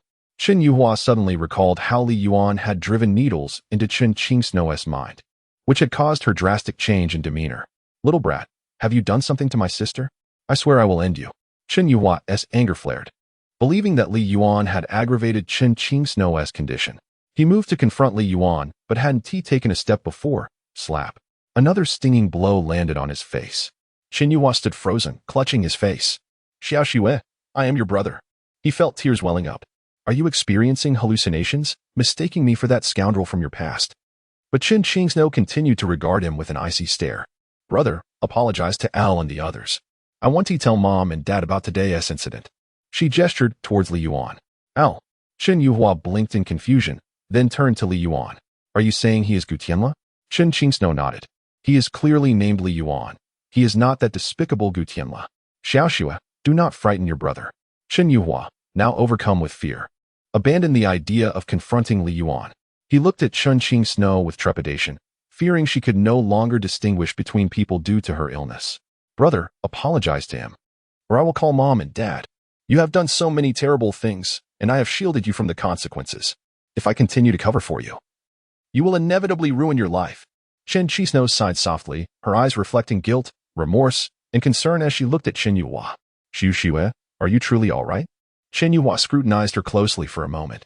"I am not unwell. In fact, I have never felt clearer than I do now." Chen Qingno shook her head. "You are well, yet you want me to apologize to that little brat? Do you not realize that I have never bowed my head to anyone in my life?" Chen Yuhua glared menacingly at Li Yuan. "Brother, if you persist in this manner, trouble will surely come. Apologize, and promise not to engage in such actions again. And I will not inform Mom and Dad." As she spoke, Chen Qingsno's eyes began to glisten with tears. "You have been the only one by my side for the past 3 years. I do not wish to see you in peril, even if you do not destroy yourself. Dad will eventually learn of your misdeeds, and he will not show you mercy."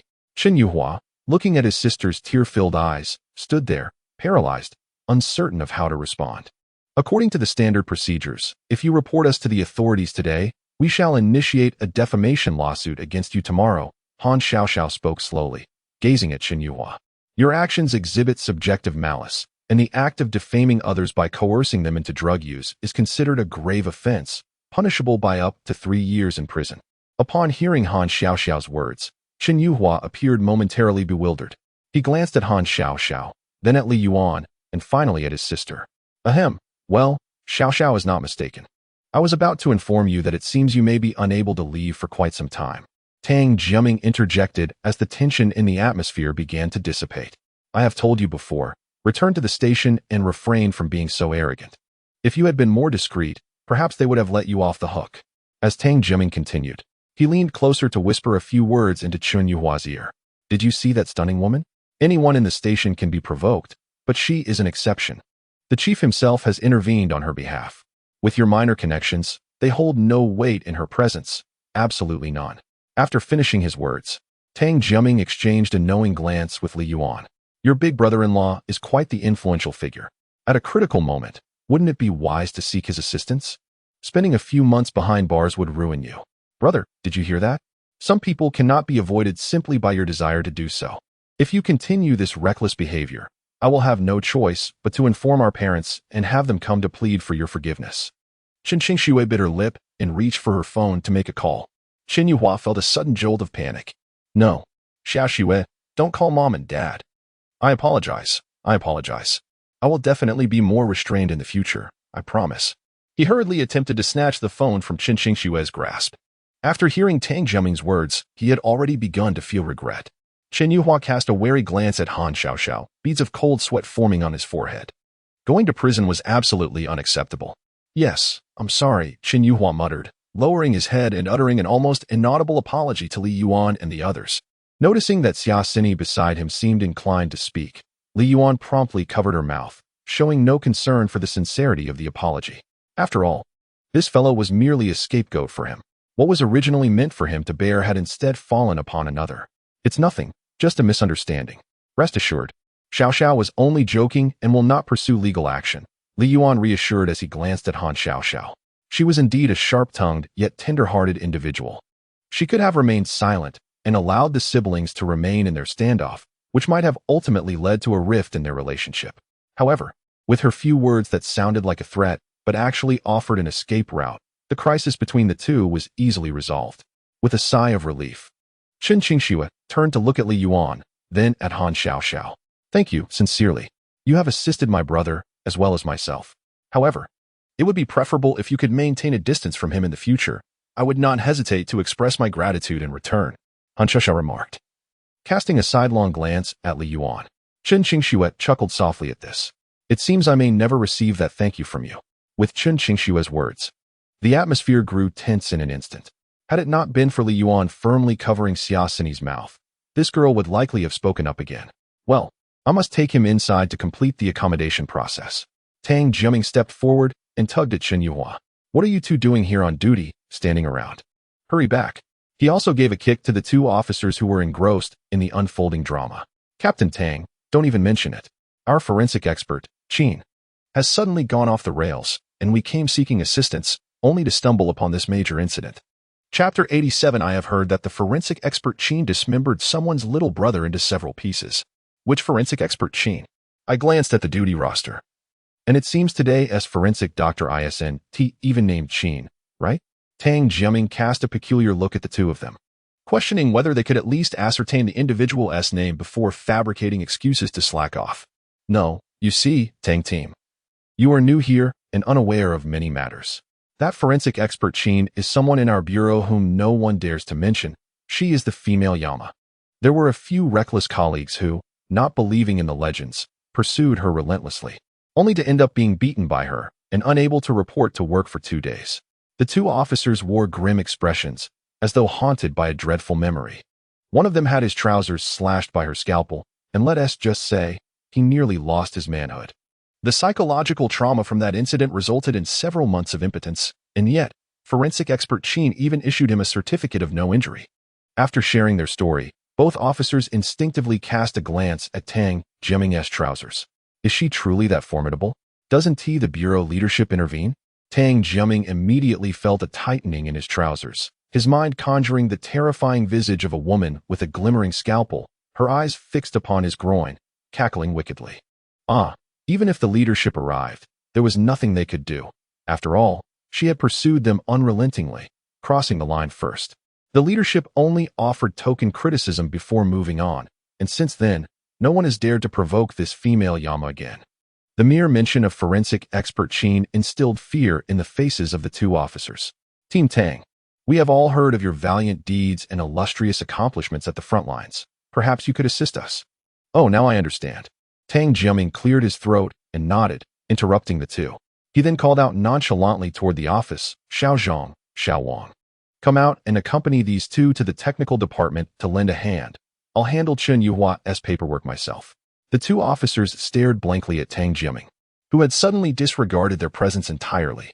Well, you've completed the paperwork, so you can head back now. Before leaving, Tang Jiaming shot Li Yuan a look that conveyed, I can only assist you up to this point. He then proceeded to escort Chen Yuhua away. Brother, take these 7 days to reflect on your actions. I will concoct an excuse for our parents to mitigate the situation. Chen Qingxue adjusted her brother's disheveled collar and softly instructed, I'll bring you some essentials tomorrow. Upon hearing this, Chen Yuhua involuntarily glanced at Han Xiaoxiao and then, resigned, nodded in agreement. Watching her brother being taken away, a flicker of pain and loneliness crossed Chen Qingxue's eyes. However, turning to Han Xiaoxiao and the others, her expression transformed into one of calm determination. There would be ample opportunities to express gratitude for helping her brother later on.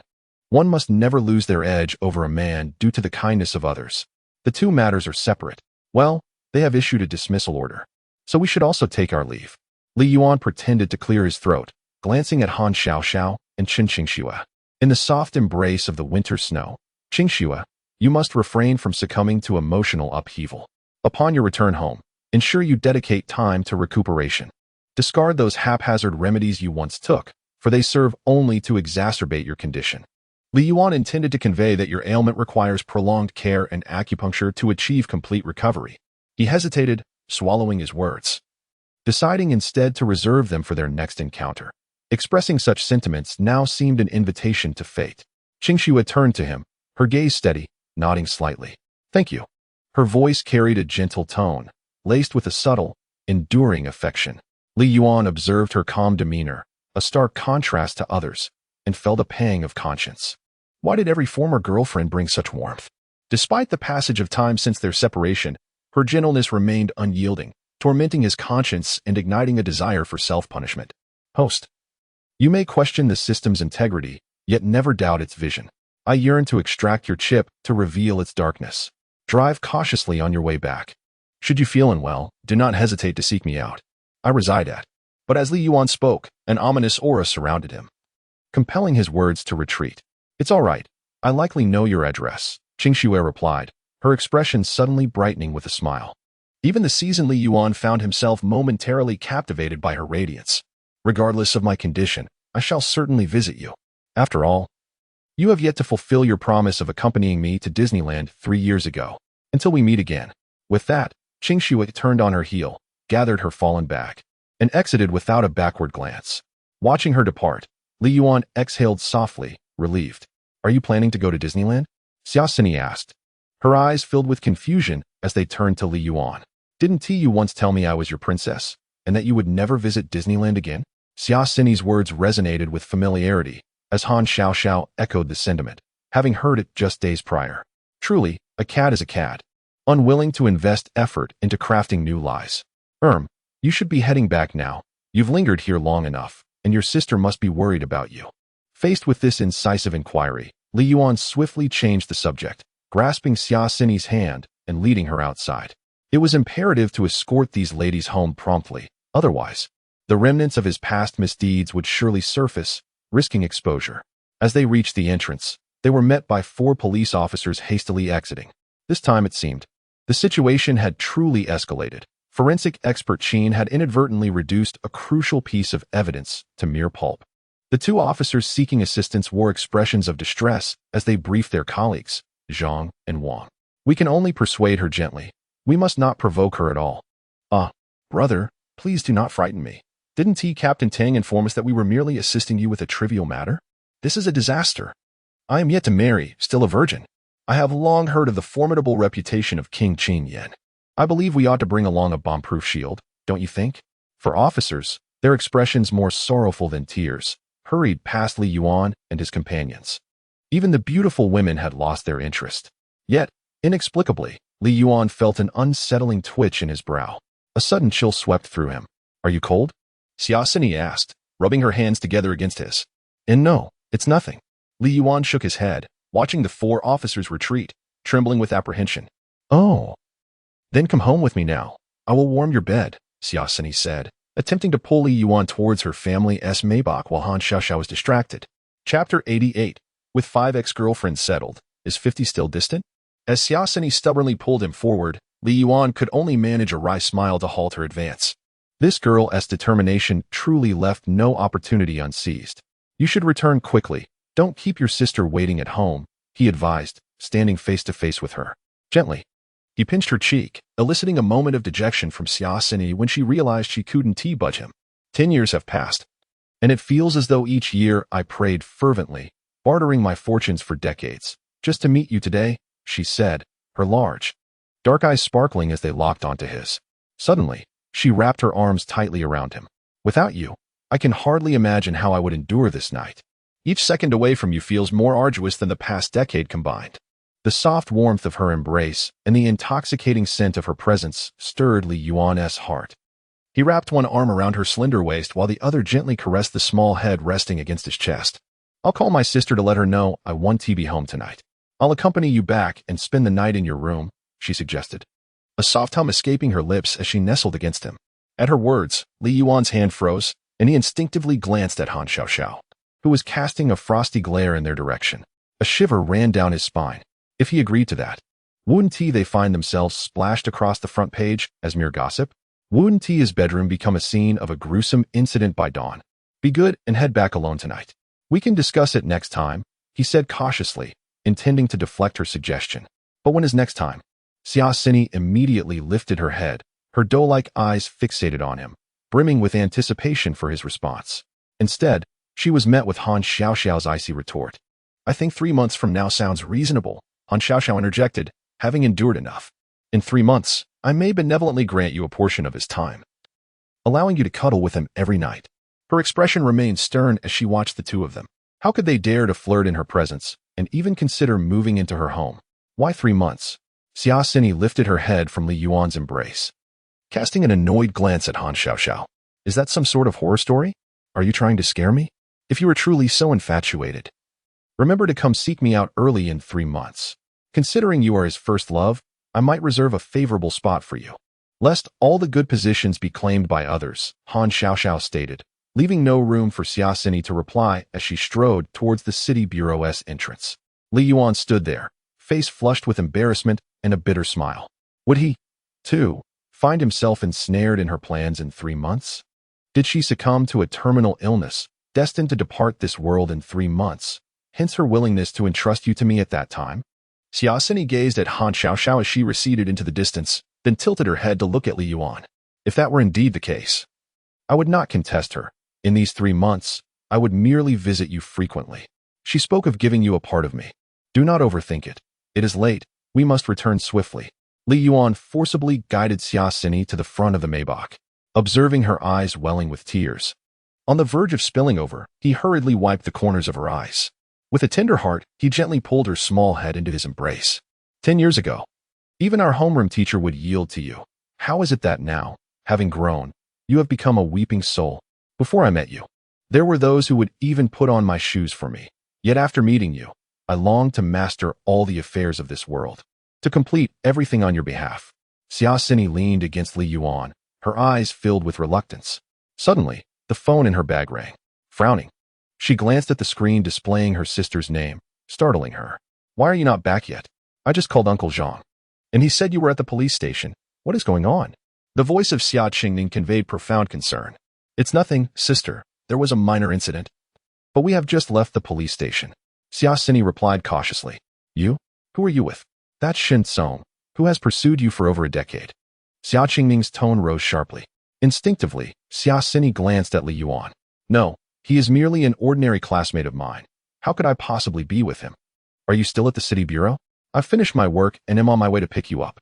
Suddenly, The sound of a door opening reached Xia Qingming's end. Xia Sini instinctively looked toward Chun Momo and Lu Zai, quickly interjecting, "Sister, do not come.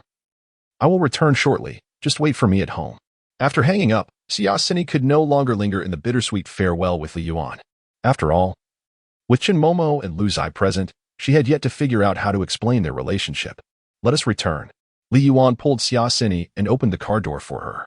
As she was being guided toward the vehicle, she suddenly extended her arms, wrapping them tightly around Li Yuan's neck. Before he could react, Xia Sini's soft, rosy lips unexpectedly met his. Li Yuan felt enveloped by a sensation of warmth and smoothness, the enchanting fragrance igniting an instinctive response as he extended his tongue. This open display between the two left Chun Momo and Lu Zai nearly grinding their teeth in disbelief. Chun Momo unconsciously glanced at the entrance of the city bureau, relieved that Han Xiaoxiao had already departed. Otherwise, witnessing such a scene would surely incite an immediate outburst. By the time the two parted from their passionate kiss, Xia Sini's face was flushed, her eyes glistening with allure, fixated on Li Yuan, causing his heart to race uncontrollably.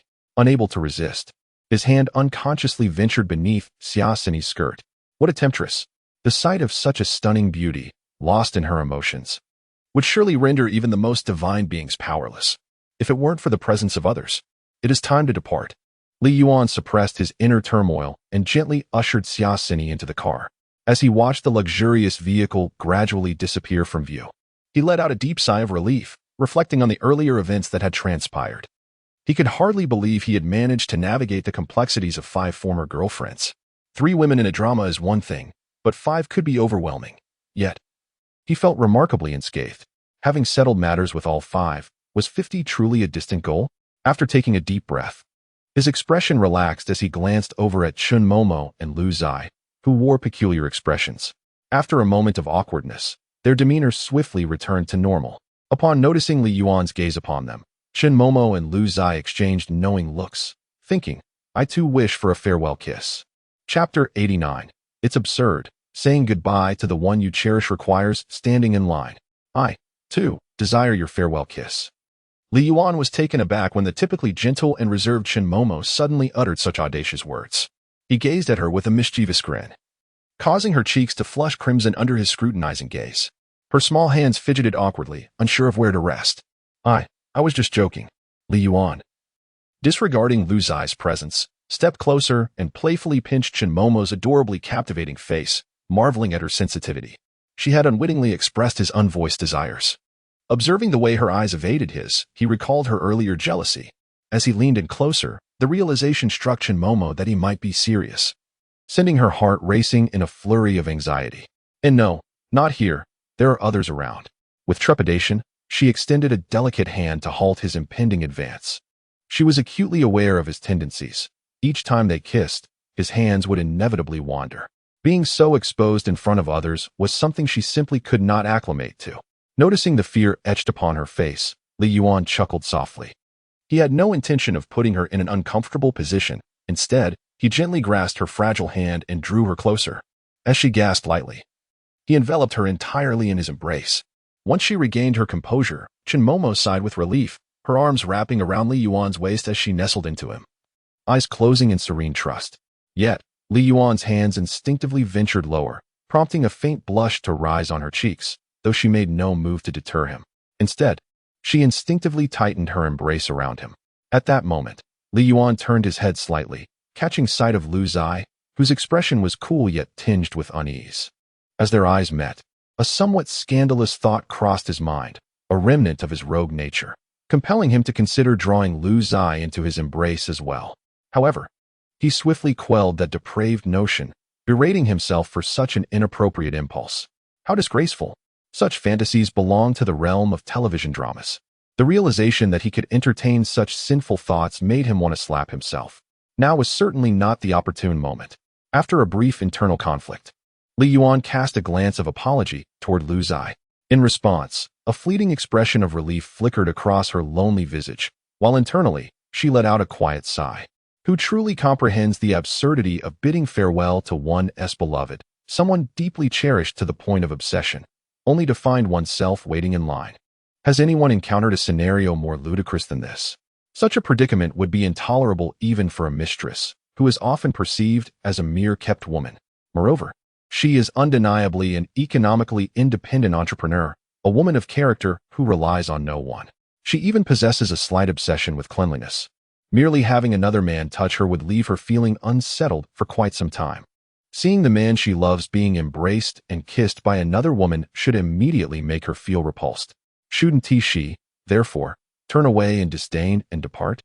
Lu Zai bit her lip, her gaze a tumultuous mix as she observed Chen Momo, blissfully lost in Li Yuan's embrace. Her mind was embroiled in a fierce internal struggle. On one side, a little angel, and on the other, a little devil, were incessantly attempting to sway her thoughts.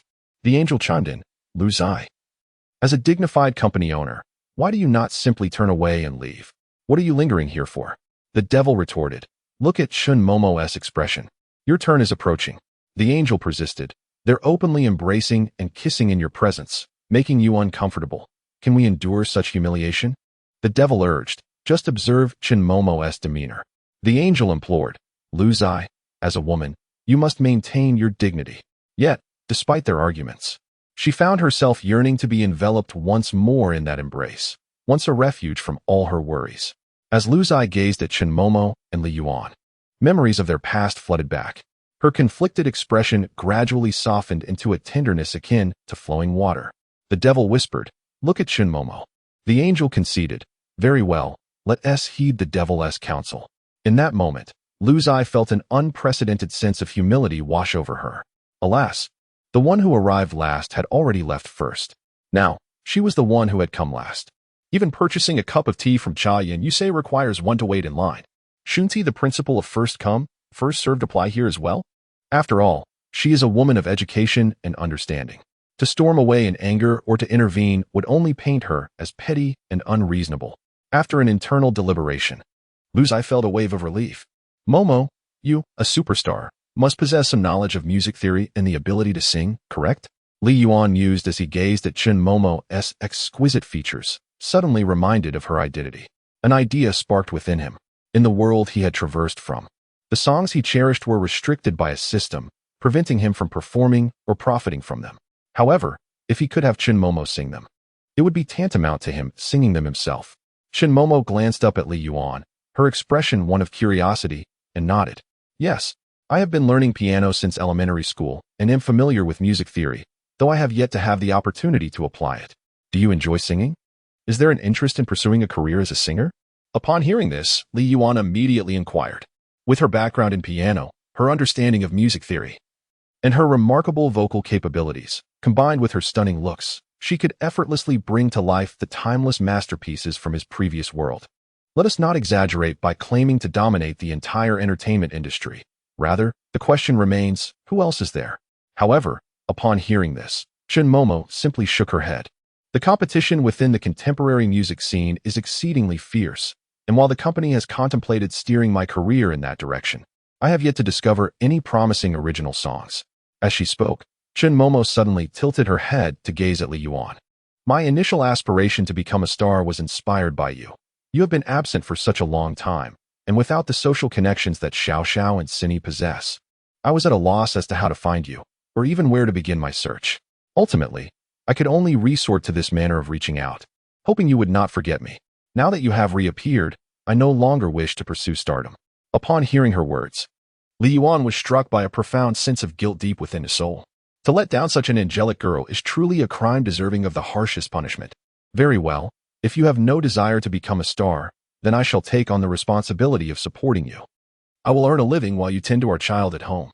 Li Yuan observed her delicately furrowed brow and gently caressed her forehead, not wishing to impose upon her. At this, Chen Momo's eyes sparkled with a hint of mischief.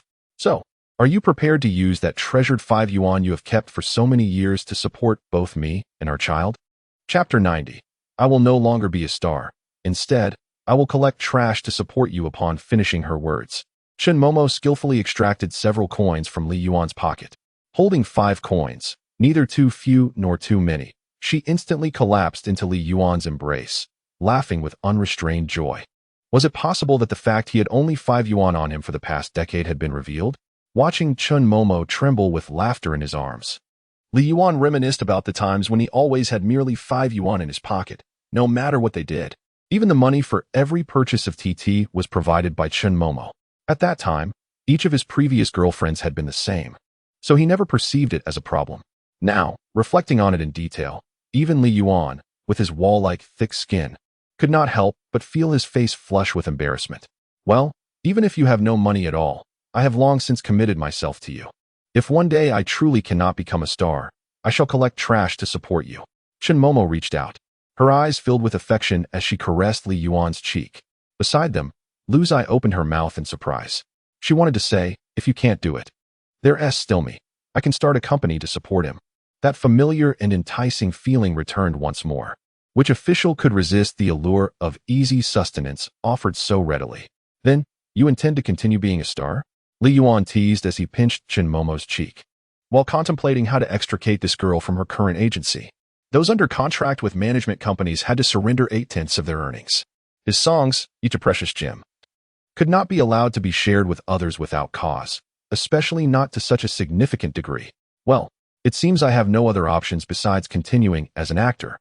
I cannot truly resort to collecting trash to support you. You would surely come to resent me, and someone might whisk you away. Chen Momo furrowed her brows and clenched her little fist. Observing her adorably pouting expression, Li Yuan could not resist playfully squishing her cheeks. Do you trust me? After indulging in his mischief, he suddenly halted, gazing intently into Chen Momo's eyes. Caught off guard by his sudden seriousness, Chen Momo paused for a moment before nodding. I have given you everything I can without reservation. Even if you were to sell me, I would only merely help you count the money. Silly girl, if I sold you, where would I find another little angel like you? Humph, Sister Cindy, Sister Xiao Xiao, and Sister Zai are not any less than me. Besides, I know just how many ex-girlfriends you have hidden away. In the end, it wouldn't be you selling me, but rather you being taken away.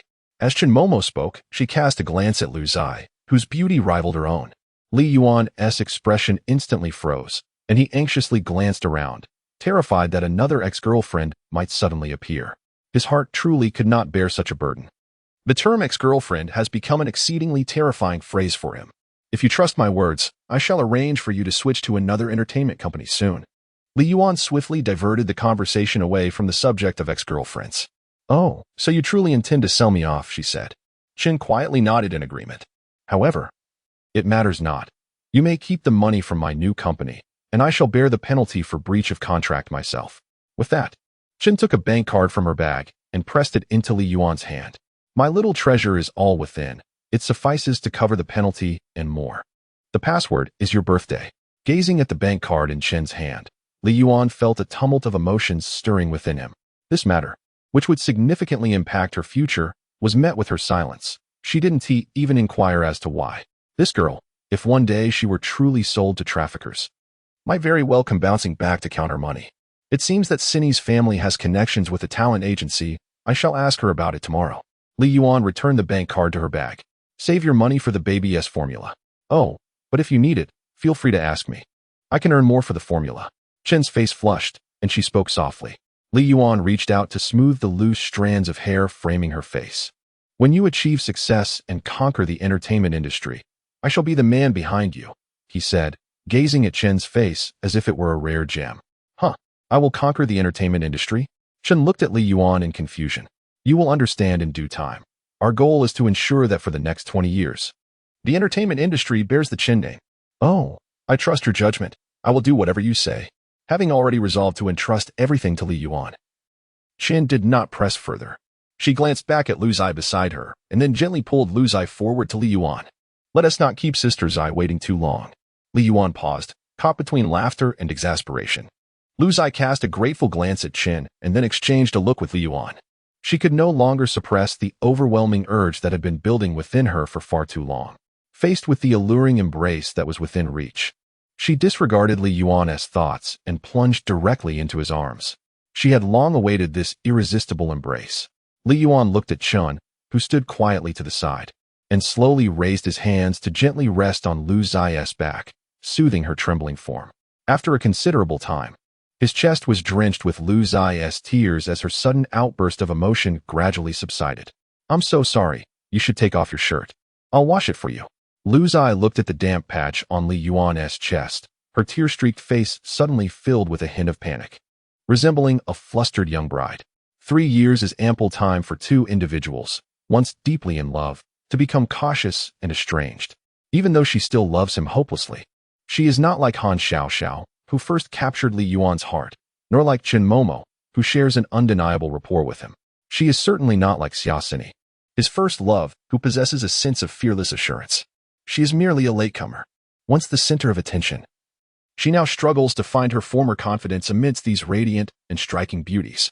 Perhaps during the day, she should simply admire him from a distance, refraining from such greedy desires. If she were to remain absent, she might still be the confident and radiant woman in his heart. A wave of profound disappointment suddenly washed over her until Li Yuan gently wiped away her tears with tender care. Only then did her anxious heart begin to find solace. Sister Zai, do not overthink it. You simply encountered him a bit later. Perhaps there are more opportunities ahead, and you may find yourself arriving early in the grand scheme of things. Chen Momo offered a sudden word of comfort, causing a twitch at the corner of Li Yuan's eye. It's rather late. We should head out. Li Yuan felt an overwhelming sense of danger within the precinct. Yes, Sister Xiaoxiao might be waiting anxiously outside. I can sense that she has something particularly important to attend to tonight. Chapter 91. No matter what happens. You must be the father of my child. Let us hasten then. Li Yuan grasped the hands of the two women and swiftly made his way outside the police station.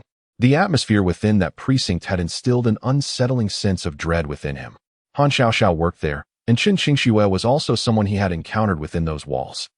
Curiously, 2 out of 5 of his past romantic interests were linked to the police station. A vague unease began to stir within him.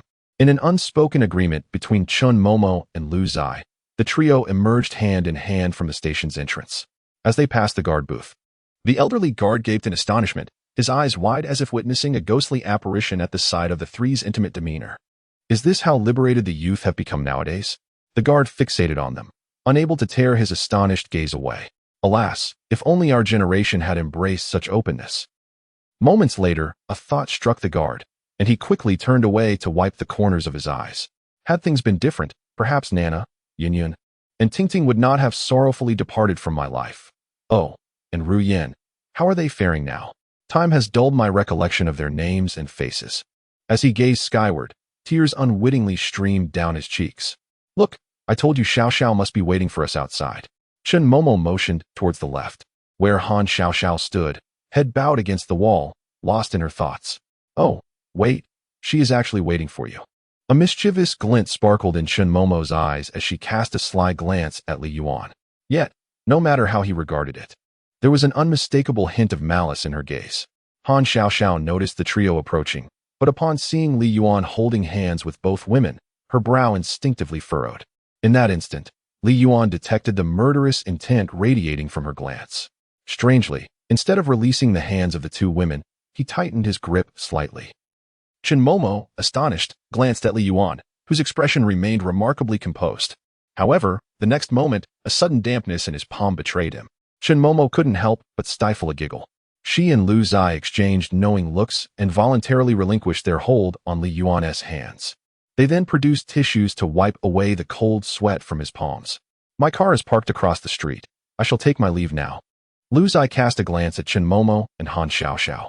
Ultimately, her gentle gaze lingered on Li Yuan's face. Be careful on your way, drive slowly. Li Yuan gazed into her eyes, filled with tenderness and reluctance, yet before he could utter a word, he felt a sudden chill as Lu Zai gently rose on her toes, her cool lips, imbued with her unique fragrance, pressed against his. Han Xiaoxiao's eyelids twitched in response. Her hands unconsciously clenched into fists. The reason she ventured out alone was to avoid witnessing the intimate farewells shared between those 3 other women and the man she cherished deeply. Ironically, she was left with ample time to indulge in their affectionate exchanges within, yet they had to flaunt it right before her eyes. If it weren't for Li Yuan's limited time, perhaps rivers of blood would have already flowed. I shall visit you again next time. Lu Ziyi, with eyes solely fixated on Li Yuan, remained oblivious to Han Xiaoxiao's murderous gaze directed at her. With a gentle demeanor, she lightly embraced Li Yuan and turned back every few steps toward the white BMW across the street. The heartfelt expression on her face stirred a wave of guilt within Li Yuan. However, upon encountering Han Xiaoxiao's icy glare, that guilt swiftly transformed into a concern for his own safety. The 3 watched as Lu Ziyi got into her car and departed. Han Xiaoxiao then approached Li Yuan. Her casual attire, which she had purchased for a mere $100, was elevated to the level of high fashion by her stunning physique and beauty. She might have strayed into the wrong profession. If she were to become a model, just imagine. Yet, at that moment, a nervous Li Yuan had no inclination to admire her devilishly alluring figure. Just moments ago, she had clearly witnessed him nearly embracing two women at once. As Han Xiao drew closer, she suddenly raised her hand and reached for his cheek. Li Yuan's heart raced, bracing himself for a slap. Yet, the anticipated sting never came. Instead, a warm and comforting sensation enveloped his face as Han Xiao gently wiped away the faint traces of lipstick left by Xiao Xine and Lu Ziyi. Li Yuan softly grasped her petite hand, which radiated a warmth far surpassing his own. Suddenly, he recalled that as she approached him, her hands had been tucked away in her pockets. Thus, she had intentionally warmed her hands beforehand. Let us return. It is too late. And you might catch a chill. Han Xiao clasped Li Yuan's hand, their fingers interlocking, while her other hand gracefully wrapped around his arm. Even through the fabric, Li Yuan could feel an astonishing softness emanating from her arm. Yes, let us go home. Li Yuan nodded in agreement, as he intertwined his arm with Han Xiao's. He also held on to Chen Momo's hand. Fortunately, it was nighttime. Had it been during the day, he might have already been subjected to a public beating by an enraged crowd. My eyes are not accustomed to sand. Han Xiao held Li Yuan's hand tightly, her tone blending tenderness with concession. But when I see Mo in each of them, their love for you is no less than mine. As she spoke, she suddenly paused, her voice tinged with a hint of choking emotion. Before your arrival, I pondered for an extensive period. It has been 2 years since you chose this precise moment to reappear, coinciding with the unexpected return of those who had long been absent from my life. Perhaps this is the work of fate, orchestrated by the heavens, allowing those who still cherish you to witness your final moments, including our serendipitous encounter. Thus, I find little cause for imbalance. Destiny has granted me the privilege of meeting you first and has brought you to reside with me. In truth, I should consider myself the most fortunate of souls. Li Yuan gazed at Han Xiao, who had shed all her pretenses. A wave of humility washed over him. What divine orchestration is this? It is merely the machinations of the system. The reason they could not find themselves was because the system consistently provided him with prompts just before he was to encounter his ex-girlfriends. Now, devoid of the system's guidance, he felt that even a visit to the restroom might lead him to cross paths with an ex-girlfriend in a compromising situation. Well, if my illness were merely a beautiful misunderstanding, and if I were not ill, would you be inclined to harm me? Li Yuan asked, his heart racing with trepidation as he stood precariously at the edge of a cliff. Upon hearing this, Han Xiao's eyes glistened with unshed tears. In these past few days, I have consulted numerous experts with your medical records, yet their responses remain unchanged from the initial diagnosis. If it were possible, I would willingly trade my own life expectancy of merely 3 months for your health.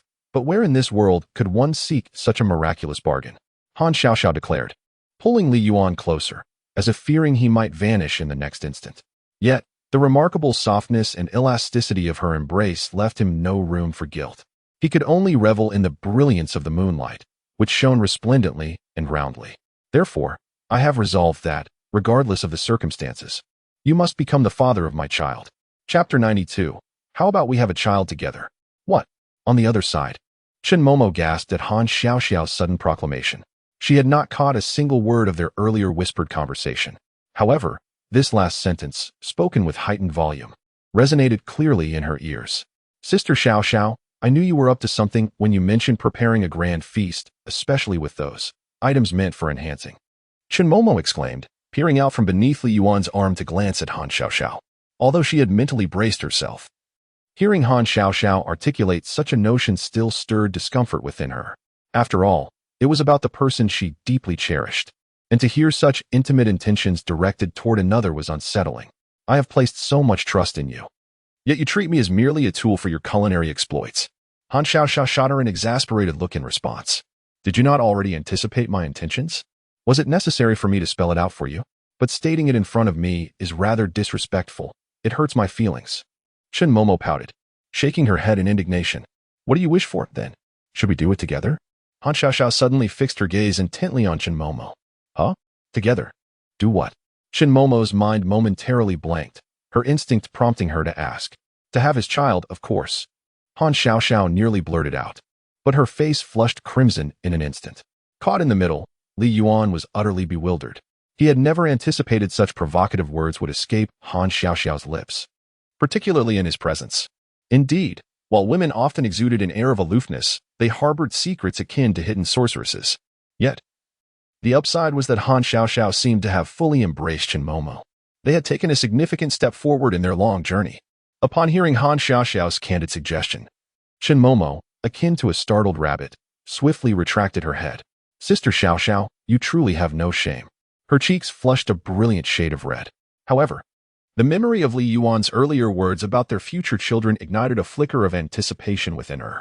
She silently vowed to earn a substantial fortune to provide the finest and most expensive formula for their future offspring. Observing the two blushing girls, Li Yuan could no longer suppress the mischievous thoughts bubbling in his mind. As the trio strolled under the moonlight towards the Lotus Pond community, Chen Momo glanced at her white beetle parked below, a fleeting hesitation crossing her features. Are we really not going to stay together? Will you spend the night with me? Han Xiaoxiao suddenly posed a soul-stirring question once more. Even she herself was uncertain as to why she felt so audacious tonight. Perhaps it was because a long-standing knot in her heart had suddenly unraveled, or perhaps it was due to Chen Momo's exceedingly serene and endearing demeanor. She could not concern herself with Li Yuan's other ex-girlfriends, but the thought of what might happen if Li Yuan were to leave in 3 months was unfathomable.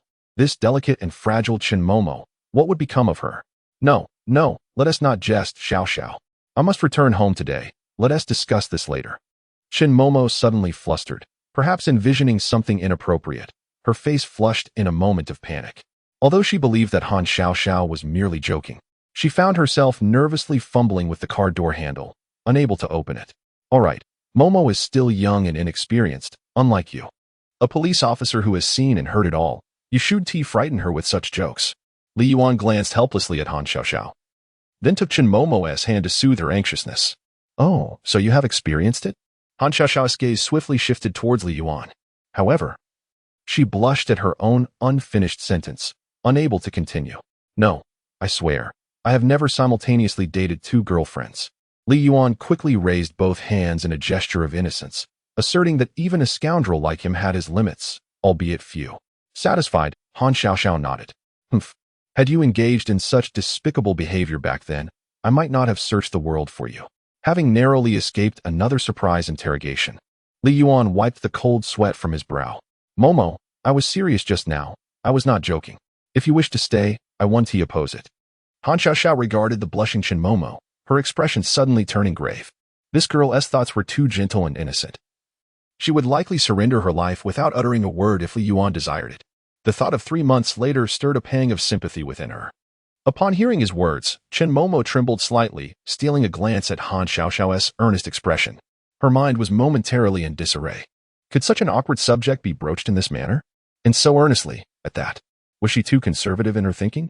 She never imagined that the seemingly unyielding Xiaoxiao would be the first to accept Li Yuan's simultaneous involvement with multiple women. Yet, regarding such an invitation, she felt wholly unprepared. Li Yuan, observing the 2 flushed faces, found himself utterly bewildered. Wait, are you 2 discussing something entirely different from what I am thinking? Can such matters be deliberated in my presence? Just because I am to meet my demise in 3 months, does that mean you can disregard my humanity?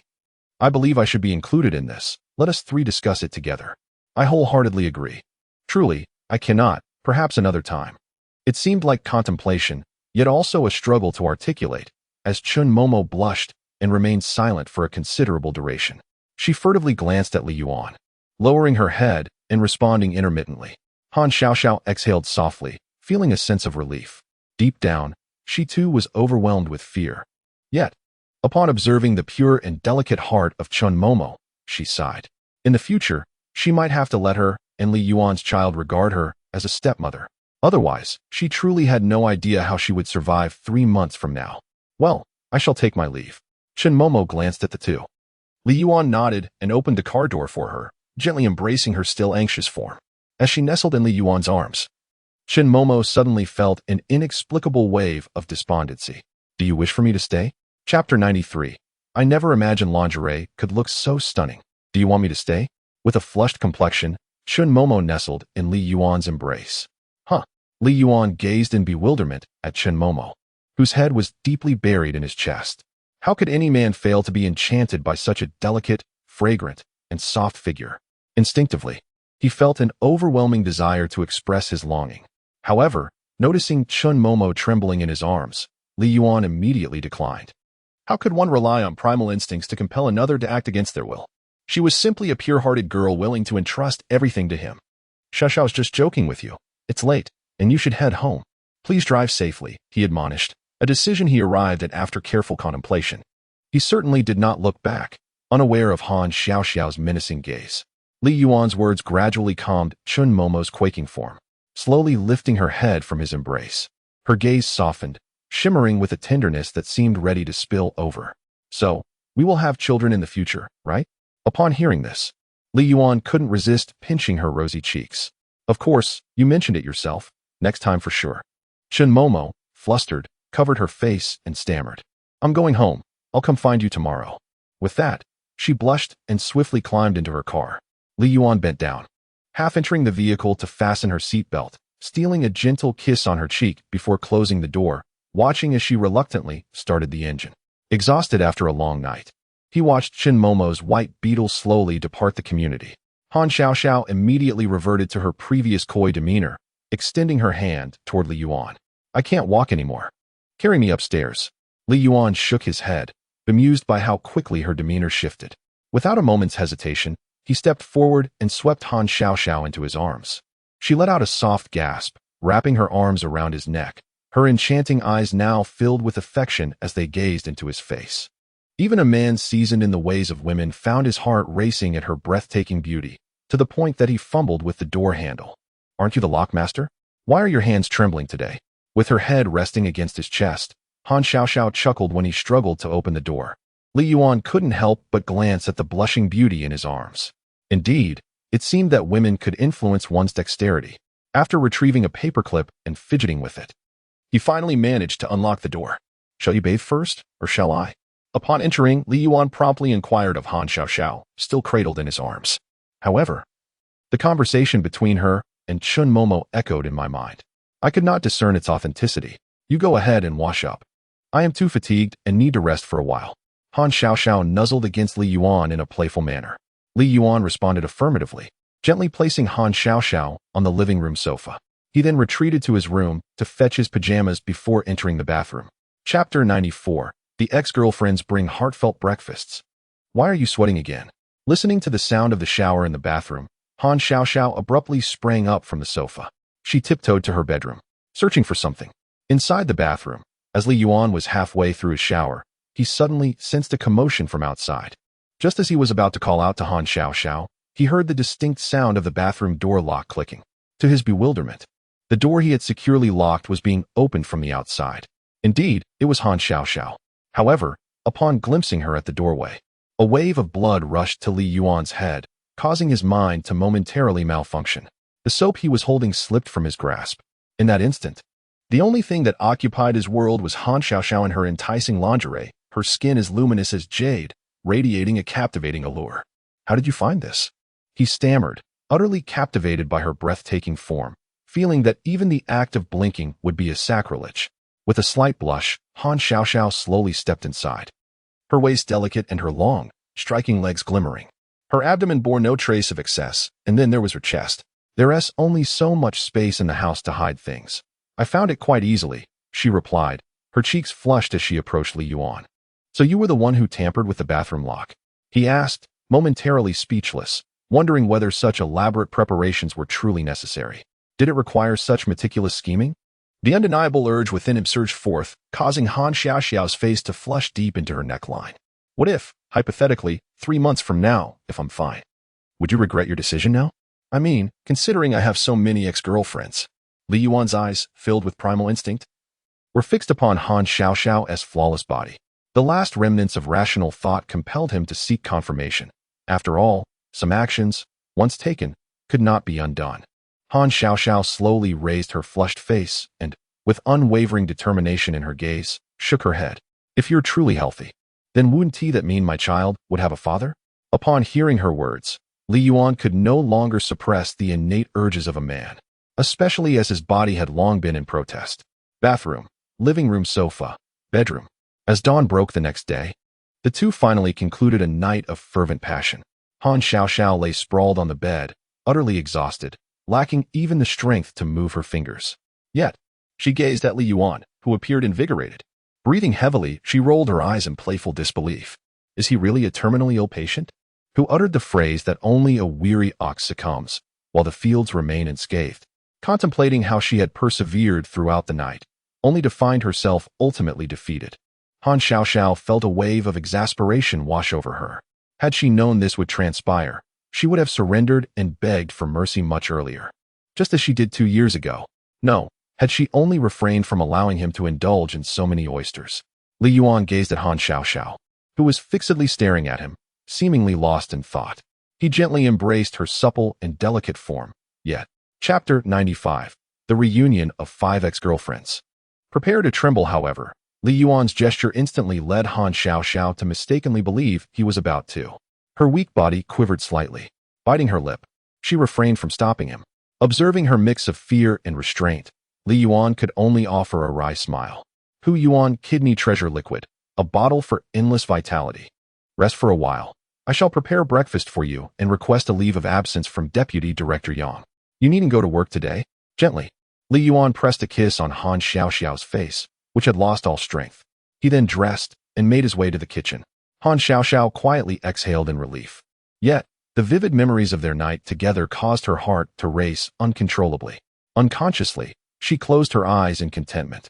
Meanwhile, endowed with boundless energy, Li Yuan had just begun to simmer the porridge when a sudden knock echoed from the door.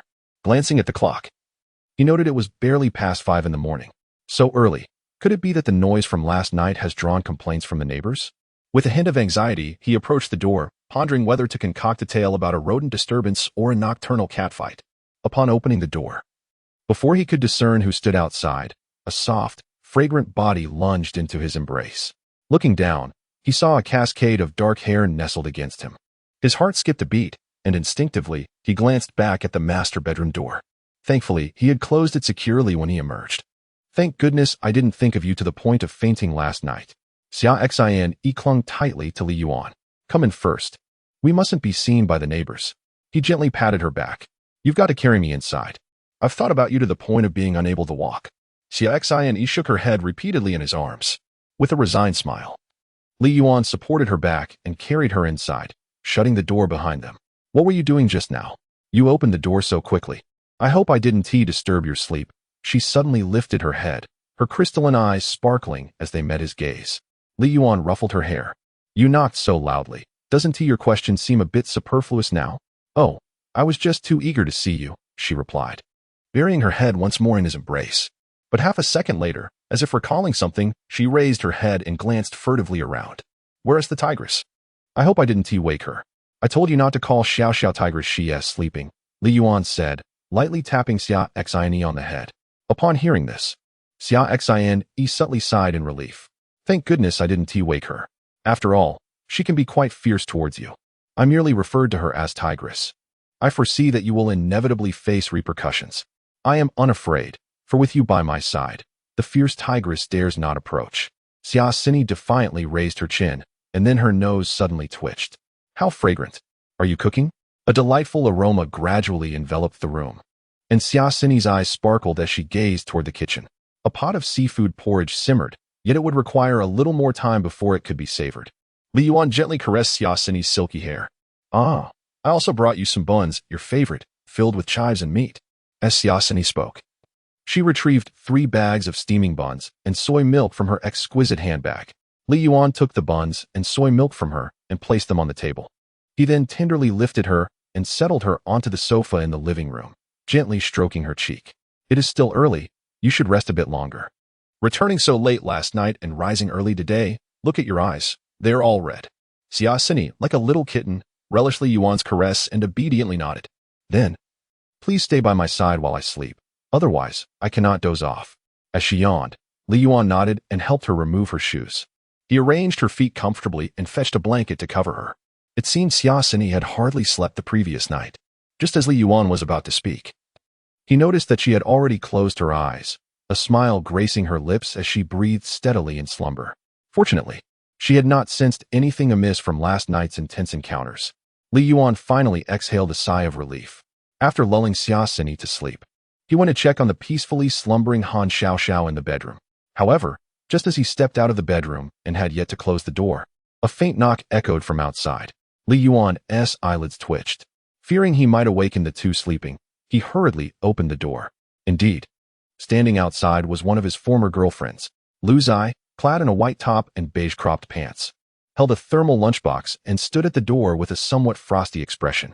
Yet, upon seeing that it was Li Yuan who had opened the door and not Han Xiaoxiao, her tension instantly transformed into boundless warmth. "I brought you breakfast." Lu Zai gently lifted the thermal lunchbox with both hands, her face radiating anticipation. "I made it myself this morning." Li Yuan promptly accepted the thermal lunchbox from her hands and led her inside by the hand. "Were you preparing breakfast?" Upon entering, Lu Zai also caught a whiff of the seafood porridge's aroma. There was some porridge simmering in the kitchen. She had initially intended to prepare more, but it seemed that would not be necessary now. Li Yuan pointed to the thermal cup in his hand. Lu Zai smiled and nodded.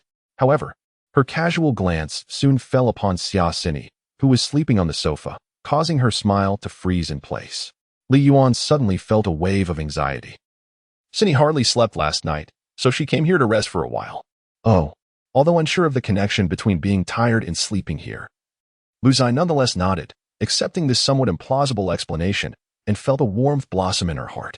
After all, he truly need not offer any explanations to himself.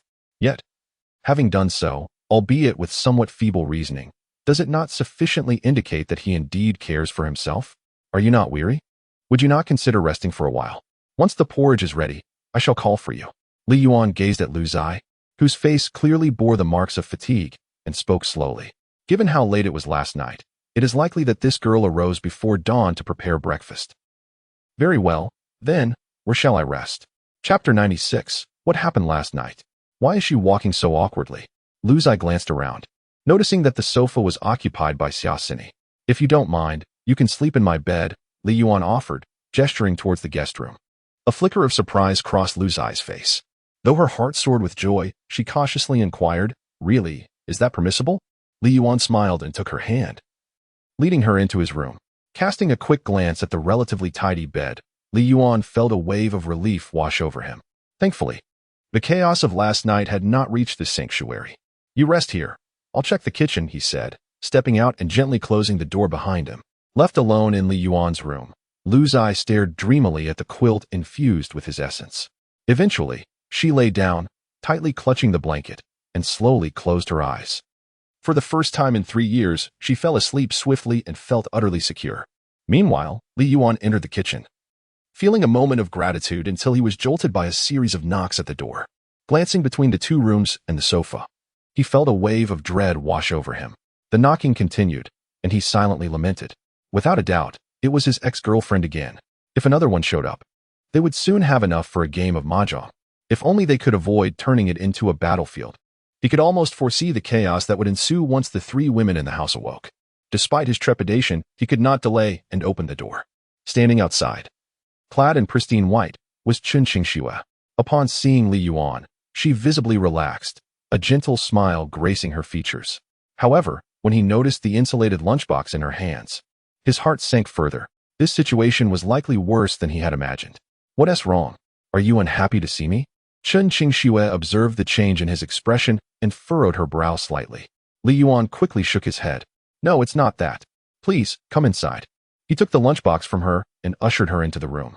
As they entered, the enticing aroma filled the air, but before Chun Qingxue could speak, her eyes fell upon Xia Sini, peacefully sleeping on the sofa, as well as the breakfast spread of steamed buns, soy milk, and another insulated lunchbox on the table. Understanding dawned upon her. It was clear that Li Yuan's earlier expression had been one of despair. "It seems I arrived too late. There's no place for me to sleep," she mused, glancing at the closed doors of the master and guest rooms. With a light chuckle, she looked into Li Yuan's eyes. "The porridge will be ready soon. Perhaps we should eat first before resting." Li Yuan, feeling a mix of familiarity and strangeness at her exquisite visage, awkwardly gestured towards the kitchen. What could be more embarrassing than the sudden realization that he hadn't actually prepared enough food for everyone? The pot of seafood congee barely sufficed for 3. Yet now there were 5 people present. Even if he abstained, there were still 4 others to consider. It was over, utterly doomed. Why are you sweating? Qin Qingshui observed the sudden pallor on Li Yuan's face. She gently raised her hand to wipe the beads of sweat from his forehead. The touch of the exquisite beauty's delicate hand glided softly across his cheek, instantly elevating Li Yuan's spirits. However, relief was short-lived. After wiping away his sweat, Qin Qingshui suddenly gazed at him with glistening eyes. Honestly, I never intended to compete with them. I can't bear to see you in distress. It feels as if a dagger is plunged into my heart. As she spoke, she stepped forward and gently embraced him. But I truly cannot control myself. I cannot help but think of you and feel compelled to come see you. I have missed you to the brink of madness, and this time, I fear I might perish. The seemingly unyielding Qin Qingshui now nestled in Li Yuan's embrace, her tears flowing uncontrollably. Li Yuan could only softly pat her trembling back, internally chastising himself. If you utter just a single word now, I shall cease my rivalry with them. I will quietly depart from your world and never intrude upon your lives again. As Qin Qingshui wept in Li Yuan's arms, her sorrowful emotions began to engulf her. Noticing her distress escalating, Li Yuan quickly tightened his embrace. Please, do not act foolishly. Remember, if anything were to happen to you because of me, I would not survive either. I would follow you into the abyss. Li Yuan spoke with conviction, aware that if such a wonderful girl were to take her own life due to him, he would rather not live at all. His resolute words left Qin Qingshui momentarily stunned, her tears cascading like a spring. She clutched him with all her might. I understand now. I understand. From this day forth, I shall not let you leave my side. As she cried, a radiant smile unexpectedly broke through her tears. As long as you still care, I would face any hardship, even risking my life for you. Her heart had never felt so resolute. Yet upon hearing this, Li Yuan was drenched in sweat once more. Wait, must you really resort to such violent confrontations? Just as he was about to voice his thoughts, that accursed door denied him the chance. With a loud creak, it swung open. The ominous sound caused Li Yuan's eyelids to flicker. There stood Chen Momo, holding a thermal lunchbox, staring blankly at the entwined figures of Li Yuan and Qin Qingshui. Did I come at an inopportune time? Chen Momo's face was a mixture of confusion and anxiety. She had deliberately chosen this moment, assuming that Han Xiaoxiao and Li Yuan were still asleep. Upon entering, one might wonder why the scene unfolds in such a manner. Why is it that Qin Qingshui and Li Yuan are entwined in each other's embrace? Shouldn't it be Sister Xiaoxiao instead? Hearing Chen Momo's voice, Qin Qingshui gradually released Li Yuan, turning her face away to discreetly wipe the tears from her cheeks. What are you standing there for? Come in quickly, Li Yuan urged as he stepped forward to pull the bewildered Chen Momo inside. However, upon noticing the thermal lunchbox in her hands, his head began to throb anew. Chen Momo seemed to sense something amiss, casting a glance at Xia Xini lounging on the sofa before surveying the tightly shut doors of the 2 bedrooms. In an instant, she comprehended the situation. Initially, she had believed she had arrived early enough, yet to her astonishment, she was the last to arrive. This is the soup I made for you and Sister Xiaoxiao. It has been simmering since last night to nourish your health. Chen Momo extended the thermal lunchbox towards Li Yuan. He accepted it, ruffling her hair, though his heart had already grown numb. Well, could you please go wake Xiaoxiao for breakfast? Li Yuan placed the porridge he had prepared on the dining table, glancing at the time. It was nearly 8 o'clock. All right, Chen Momo replied, and opened the door to the master bedroom. Yet, upon seeing the disarray of clothes, blankets, and sheets in the room, she paused for 2 seconds, her heart racing as she began to piece together what had transpired the previous night. The vivid imagery of such a passionate scene involuntarily brought back memories of her own encounter with Li Yuan at the hotel. Her face flushed crimson. As Chen Momo entered the room, Li Yuan proceeded to rouse Xia Xini and Lu Zai. Xia Xini, bleary-eyed, was momentarily taken aback upon seeing Qin Qingshui by the dining table. The sight of Lu Zai emerging from Li Yuan's room instantly dispelled her drowsiness, and a flash of irritation crossed her face. She had not even slept in Li Yuan's bed. What right did she have to do so? However, upon witnessing Han Xiaoxiao and Chen Momo stepping out of their respective rooms, Xia Xini's expression morphed into one of incredulity. Mother Tiger, what happened to your leg? Chapter 97. What kind of grudge? A person torn into over 200 pieces. Xia Xini observed as Han Xiaoxiao, supported by Chen Momo, limped out of the bedroom. Her face tinged with an unusual flush. Confusion flickered in her eyes. Clearly, she had sustained injuries. Did Lu Zai and she engage in a confrontation after I left last night? Instinctively, Xia Xini cast a glance at Lu Zai, who stood unscathed, seemingly oblivious to any trouble. This unexpected resilience prompted a newfound respect in Xia Xini for her. If they truly had fought last night, Lu Zai was indeed someone who could handle herself. She was not one to shy away from confrontation. Next time Han Xiaoxiao bullied someone, she ought to enlist Lu Zai's assistance. In contrast to Xia Xini's innocent bewilderment, Lu Zai and Chen Qingxue felt a sudden heaviness in their hearts upon seeing Han Xiaoxiao's condition. Their gazes sharpened as they turned towards Li Yuan. They had both experienced the relentless energy of Li Yuan firsthand. Han Xiaoxiao's current state instantly evoked some pulse-quickening memories from their past. Li Yuan, taken aback by Han Xiaoxiao's unsteady gait, was equally astonished. Good heavens, he had never anticipated her transformation into this state. So she had been putting up a brave front all along. A wave of guilt washed over him. Would knowledge of postpartum care be applicable in this scenario? The principles were likely similar, right? Yes, tonight, he would give it a try. The system always seemed to possess foresight when granting him skills.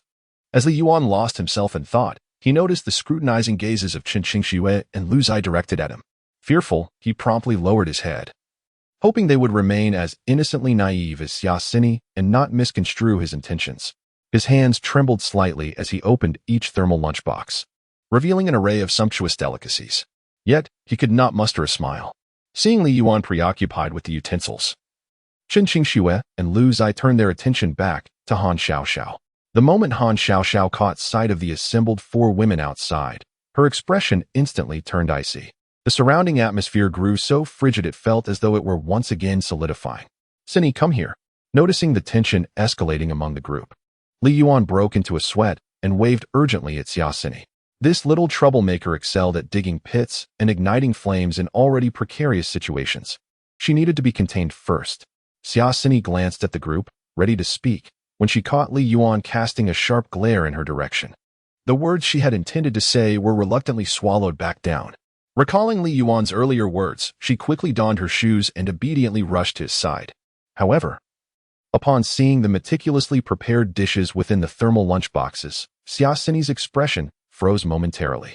Comparing it to the hurriedly purchased buns and soy milk she had grabbed on the street, the stark contrast filled her with an overwhelming sense of guilt. Believing that Li Yuan had summoned her to criticize the simplicity of her breakfast, her expression instantly turned to one of panic. "I can cook now," she stammered. "I just wanted to see you sooner and didn't think it through." Xia Xini quickly grasped Li Yuan's hand, gazing at him with a look of remorse akin to that of a child caught in wrongdoing. "Next time, I will prepare an abundance of delicious food for you." Upon hearing this, Li Yuan's eyelids flickered with surprise. Faced with the current scene, a table laden with food, he found himself at a loss for how to respond. "You speak of next time?"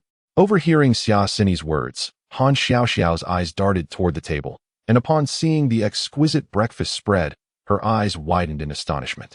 The stark contrast to her own complete lack of culinary skills brought a flash of embarrassment and frustration to her face, diminishing her previously assertive demeanor in front of Chen Qingxue and Lu Zai. "Everyone, please enjoy your meal. Once you finish, you can attend to your work or play mahjong." Li Yuan observed as the previously tense atmosphere began to ease. He hastily called out to the group. Their unfriendly gazes slowly shifted towards him, then to the chair beside him. Xia Xini quickly sensed their intentions and, leveraging her inherent advantage, wrapped her arms around Li Yuan's, pulling him to sit beside her. Chen Qingxue, who was closest to Li Yuan, subtly cast a glance at the others before taking a seat on his other side. Lu Zai and Han Xiaoxiao could only glare resentfully at the two before reluctantly sitting opposite them. However, as soon as Han Xiaoxiao settled down, a sharp pain coursed through her lower body, prompting an internal monologue of frustration over her insistence on being strong the previous night. Noticing her discomfort, Chen Mamamo quickly retrieved a cushion from the sofa and placed it beneath Han Xiaoxiao. Chen Qingxue and Lu Zai, witnessing Han Xiaoxiao's state, couldn't help but furrow their brows once more. They had long suspected the reason, but dared not voice their thoughts, choosing instead to silently focus on the breakfast they had prepared. The atmosphere grew subtly tense. Yet, without a doubt, the most uncomfortable person present was Li Yuan himself. As he surveyed the table filled with soup, porridge, and pastries, all appearing delectable, he found himself utterly devoid of appetite. The fiery glares from Lu Zai and Chen Qingxue, along with the expectant gaze of Chen Mamamo, only heightened his discomfort. Meanwhile, Xia Xini, unable to bear the thought of meeting Li Yuan's eyes, avoided looking at him entirely as she focused on the buns and soy milk she had brought. If given the choice, he would have gladly skipped breakfast altogether, feeling that selecting any dish would be a grave offense. With no other recourse, he cast a pleading glance towards his little angel, Shinmomo. Their eyes met, and she instantly understood the awkwardness he was enduring. Shinmomo quietly offered him a sweet smile. Then, she stood up and poured a generous bowl of morel, cordyceps, and blackbone chicken soup for Han Xiaoxiao. Noticing the ample remaining broth, she filled 4 smaller bowls and distributed them to the others. Lu Zai and Qin Qingshu expressed their gratitude to Qin. With her support, Qin Qingshu and Lu Zai temporarily set aside their antagonistic gazes. However, before Li Yuan could breathe a sigh of relief, the battlefield between the two shifted from waiting for his initiative to a more passive stance. As Li Yuan lifted the chicken soup prepared by Qin, he had yet to take a sip when 2 delicate hands, wielding their respective breakfast creations, extended expectantly before them. The rivalry between the two persisted unabated. Due to her pain, Han Xiaoxiao was momentarily disinterested in their antics, while Xiaosini, observing their ostentatious behavior, seethed with frustration. Yet, glancing at the baozi she had purchased, she could only lower her head in resignation. After all, she had been accustomed to being cared for since childhood, with everything handed to her. In matters of nurturing others, she lacked the meticulousness of her peers. Nonetheless, Li Yuan must be hers. She could not concede defeat so easily. As these thoughts consumed her, Xiaosini clenched her fist in determination. No, upon returning home today, she would dismiss all 5 of her household servants. She would cultivate the habit of managing everything herself from now on. Chapter 98, The Ruthless Forensic Doctor Chain. Who turns out to be an enchanting beauty. On one side, Li Yuan was enduring his daily punishment. Meanwhile, at the municipal bureau, Tang Jiaming and several on-duty officers stood in the autopsy room, frozen in disbelief. A pungent, acrid odor assaulted their nostrils, yet they remained as if petrified, rooted to the spot. Their eyes were fixated on the dissection table, which was entirely covered in a gruesome pool of blood and flesh. The grotesque sight revealed that the heap of meat was, in fact, a human corpse, mercilessly dismembered into countless slices. The entirety of the body's musculature had been reduced to thin shreds, with blood-stained flesh rendering the underlying bones starkly visible. Even the internal organs had been extracted from the torso, nearly pulverized and discarded like mere refuse. More astonishingly, each fragment of muscle remained intact, connected by sinew, creating a scene of horrific carnage that surpassed even the most macabre imagery of a body crushed beneath a freight truck. Those with weaker constitutions could barely steal a glance before rushing to the restroom to vomit repeatedly. Only those accustomed to such ghastly spectacles managed to maintain their composure. Tang Jiaming, overwhelmed, could scarcely count the number of incisions. Many areas had been reduced to mere piles of minced flesh, amounting to at least 200 cuts. One officer stepped forward to scrutinize the remains, shaking his head in dismay. Does this forensic doctor have a mental illness? Has she lost her mind? Tang Jiaming's mind was a chaotic whirlwind, replete with disbelief. How could such a horrifying entity be concealed within the precinct? Having handled numerous cases, he had never encountered anything so bizarre. He had dealt with various dismemberment cases before, but this was a first. To achieve such a macabre dissection required immense psychological fortitude and unparalleled skill with a blade. What kind of enmity could provoke such a gruesome act? Was this the vengeance of a father slain? Where is forensic Dr. Qin? Tang Jiaming inquired, shaking his head in resignation. She has been restrained and is currently in the interrogation room, replied one officer, visibly shaken. He had been involved in the arrest the previous night, and the memories of that encounter still caused him to tremble uncontrollably, an urgent need to relieve himself arising. Upon entering the autopsy room, they witnessed a body that had been utterly stripped of any semblance of humanity, undergoing a rapid and barbaric dissection. At the forefront, a forensic doctor, encased in protective gear, wielded a scalpel in one hand and surgical scissors in the other, meticulously cutting into the corpse. Her demeanor was far more chilling than any deranged killer depicted in horror films. A chilling array of bloodstained, sinister-looking instruments lay neatly arranged beside her. It took him a full 5 seconds to overcome his shock and react. Has she been assessed? Is she mentally stable? Upon hearing that the individual had been restrained, Tang Jiaming let out a sigh of relief. Such a formidable individual, should they resist arrest, it would be utterly terrifying. Having only just arrived at the city bureau for a mere 2 days, he has already encountered a plethora of incidents. The assessment has been conducted, and forensic expert Qin exhibits no signs of mental distress. Throughout her confinement, she has maintained an air of remarkable composure, appearing even more unflappable than us.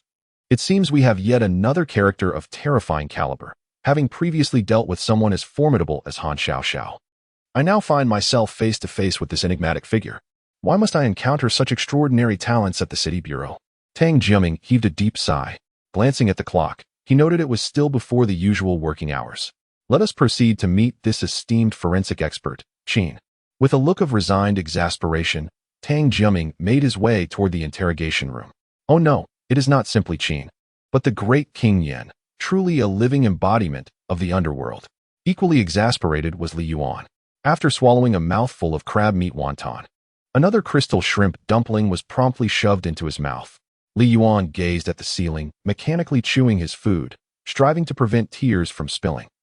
Even though he had anticipated this arduous predicament from the outset, the reality proved to be far more agonizing than he could have imagined. He had lost count of the number of shrimp dumplings, wontons, sticky rice chicken, pineapple buns, and durian cakes he had consumed. While the flavors were indeed delightful, one cannot withstand being treated like livestock. He glanced down at the unfinished remnants on the table, observing Lu Zai and Qin Qingxue engaged in a fierce contest of wills, while Xia Sini wore a look of regret for not participating. What does this mean? Is the next gathering to include 3 individuals? No.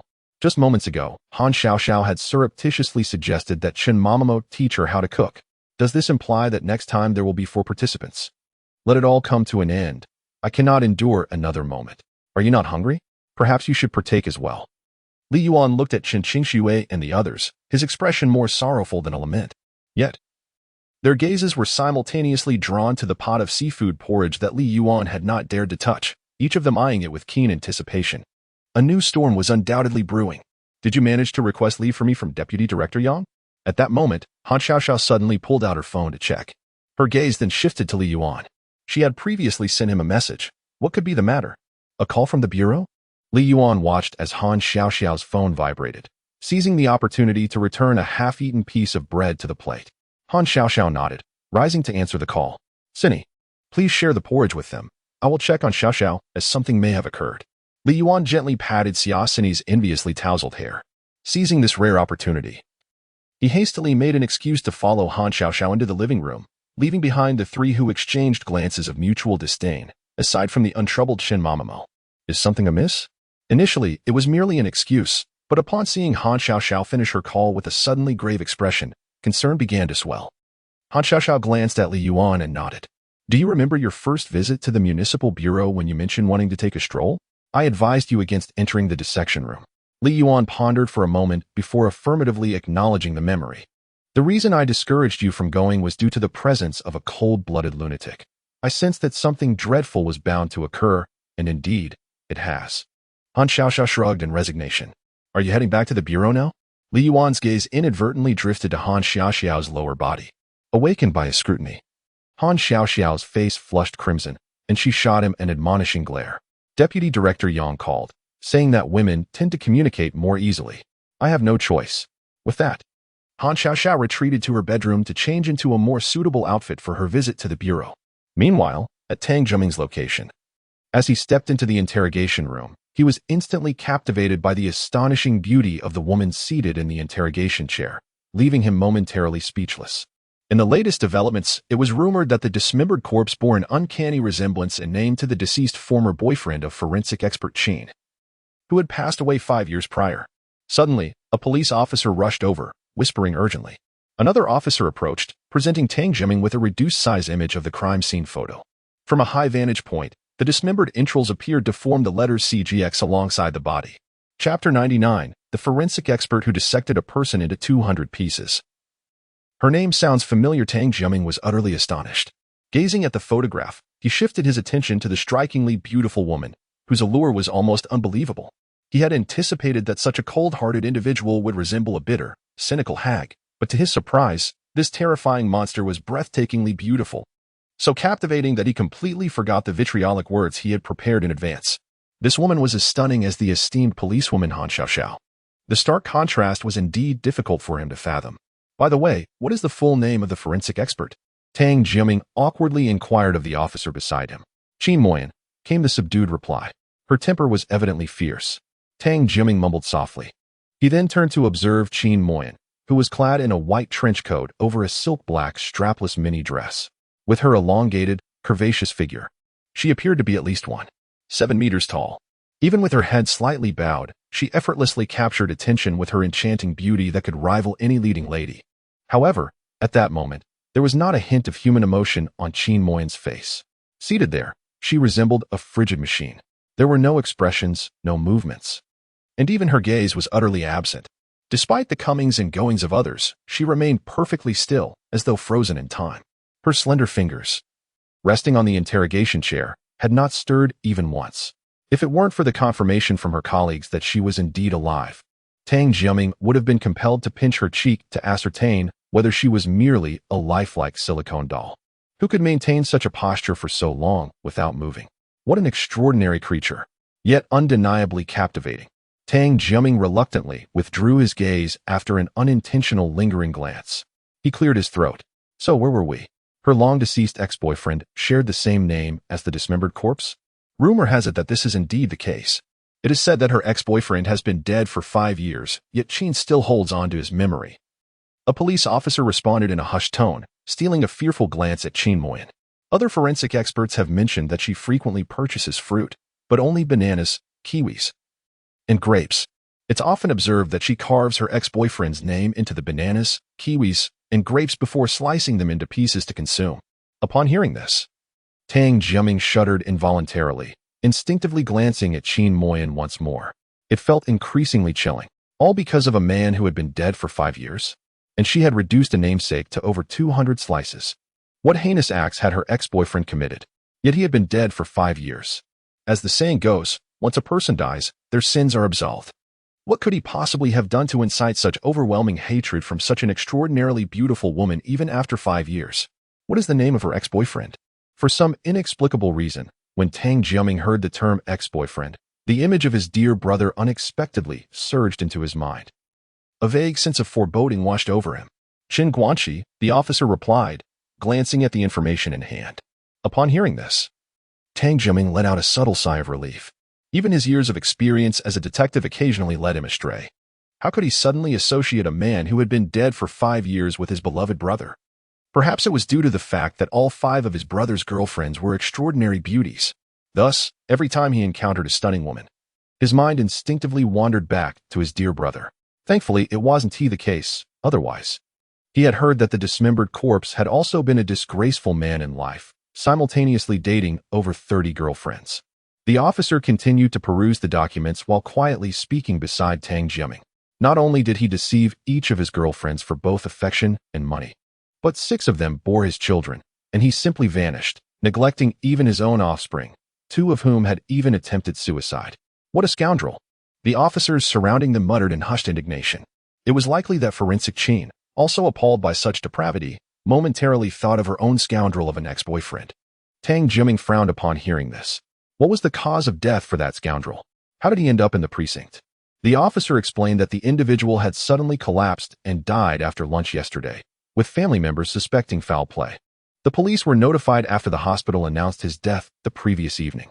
What was the actual cause of death? Sudden demise? An accident? Tang Jiaming shot him a glance. The forensic examination confirmed that the cause of death was indeed poisoning. Stop beating around the bush, Tang Jiaming exclaimed, kicking the officer lightly. Was it an act of revenge by his ex-girlfriend, or what? The officer shook his head, revealing a look of resignation. Investigations were still underway. But based on the preliminary evidence, the deceased mother appeared to be the prime suspect. Immediately, Tang Jiaming began to massage his temples and exited the interrogation room. Captain Tang, didn't you say you wanted to meet with forensic Qin? Why are you leaving? Meet with what? Do you really think I could handle a woman like that? Tang Jiaming shot him a glare, then turned back to glance at Qin Mashuan, who resembled a cold machine. Even my brother would likely have a hard time with her. He wondered when his brother would find the time to publish his book. Li Yuan, come here for a moment. I can't fasten the button on the back of my dress. Please help me with it. Just as Li Yuan returned to the dining table, he was met with the delicate voice of Han Xiaoxiao from the master bedroom, where she was changing. What he initially thought would be a rescue from a dire situation instead ignited a full-blown conflict in an instant. Except for Chen Momo. The other 3 women immediately cast piercing glares at Li Yuan. As a police officer, What other garments, besides undergarments, require fastening from the back? Who needs assistance with their lingerie? Before them, was this not a blatant provocation?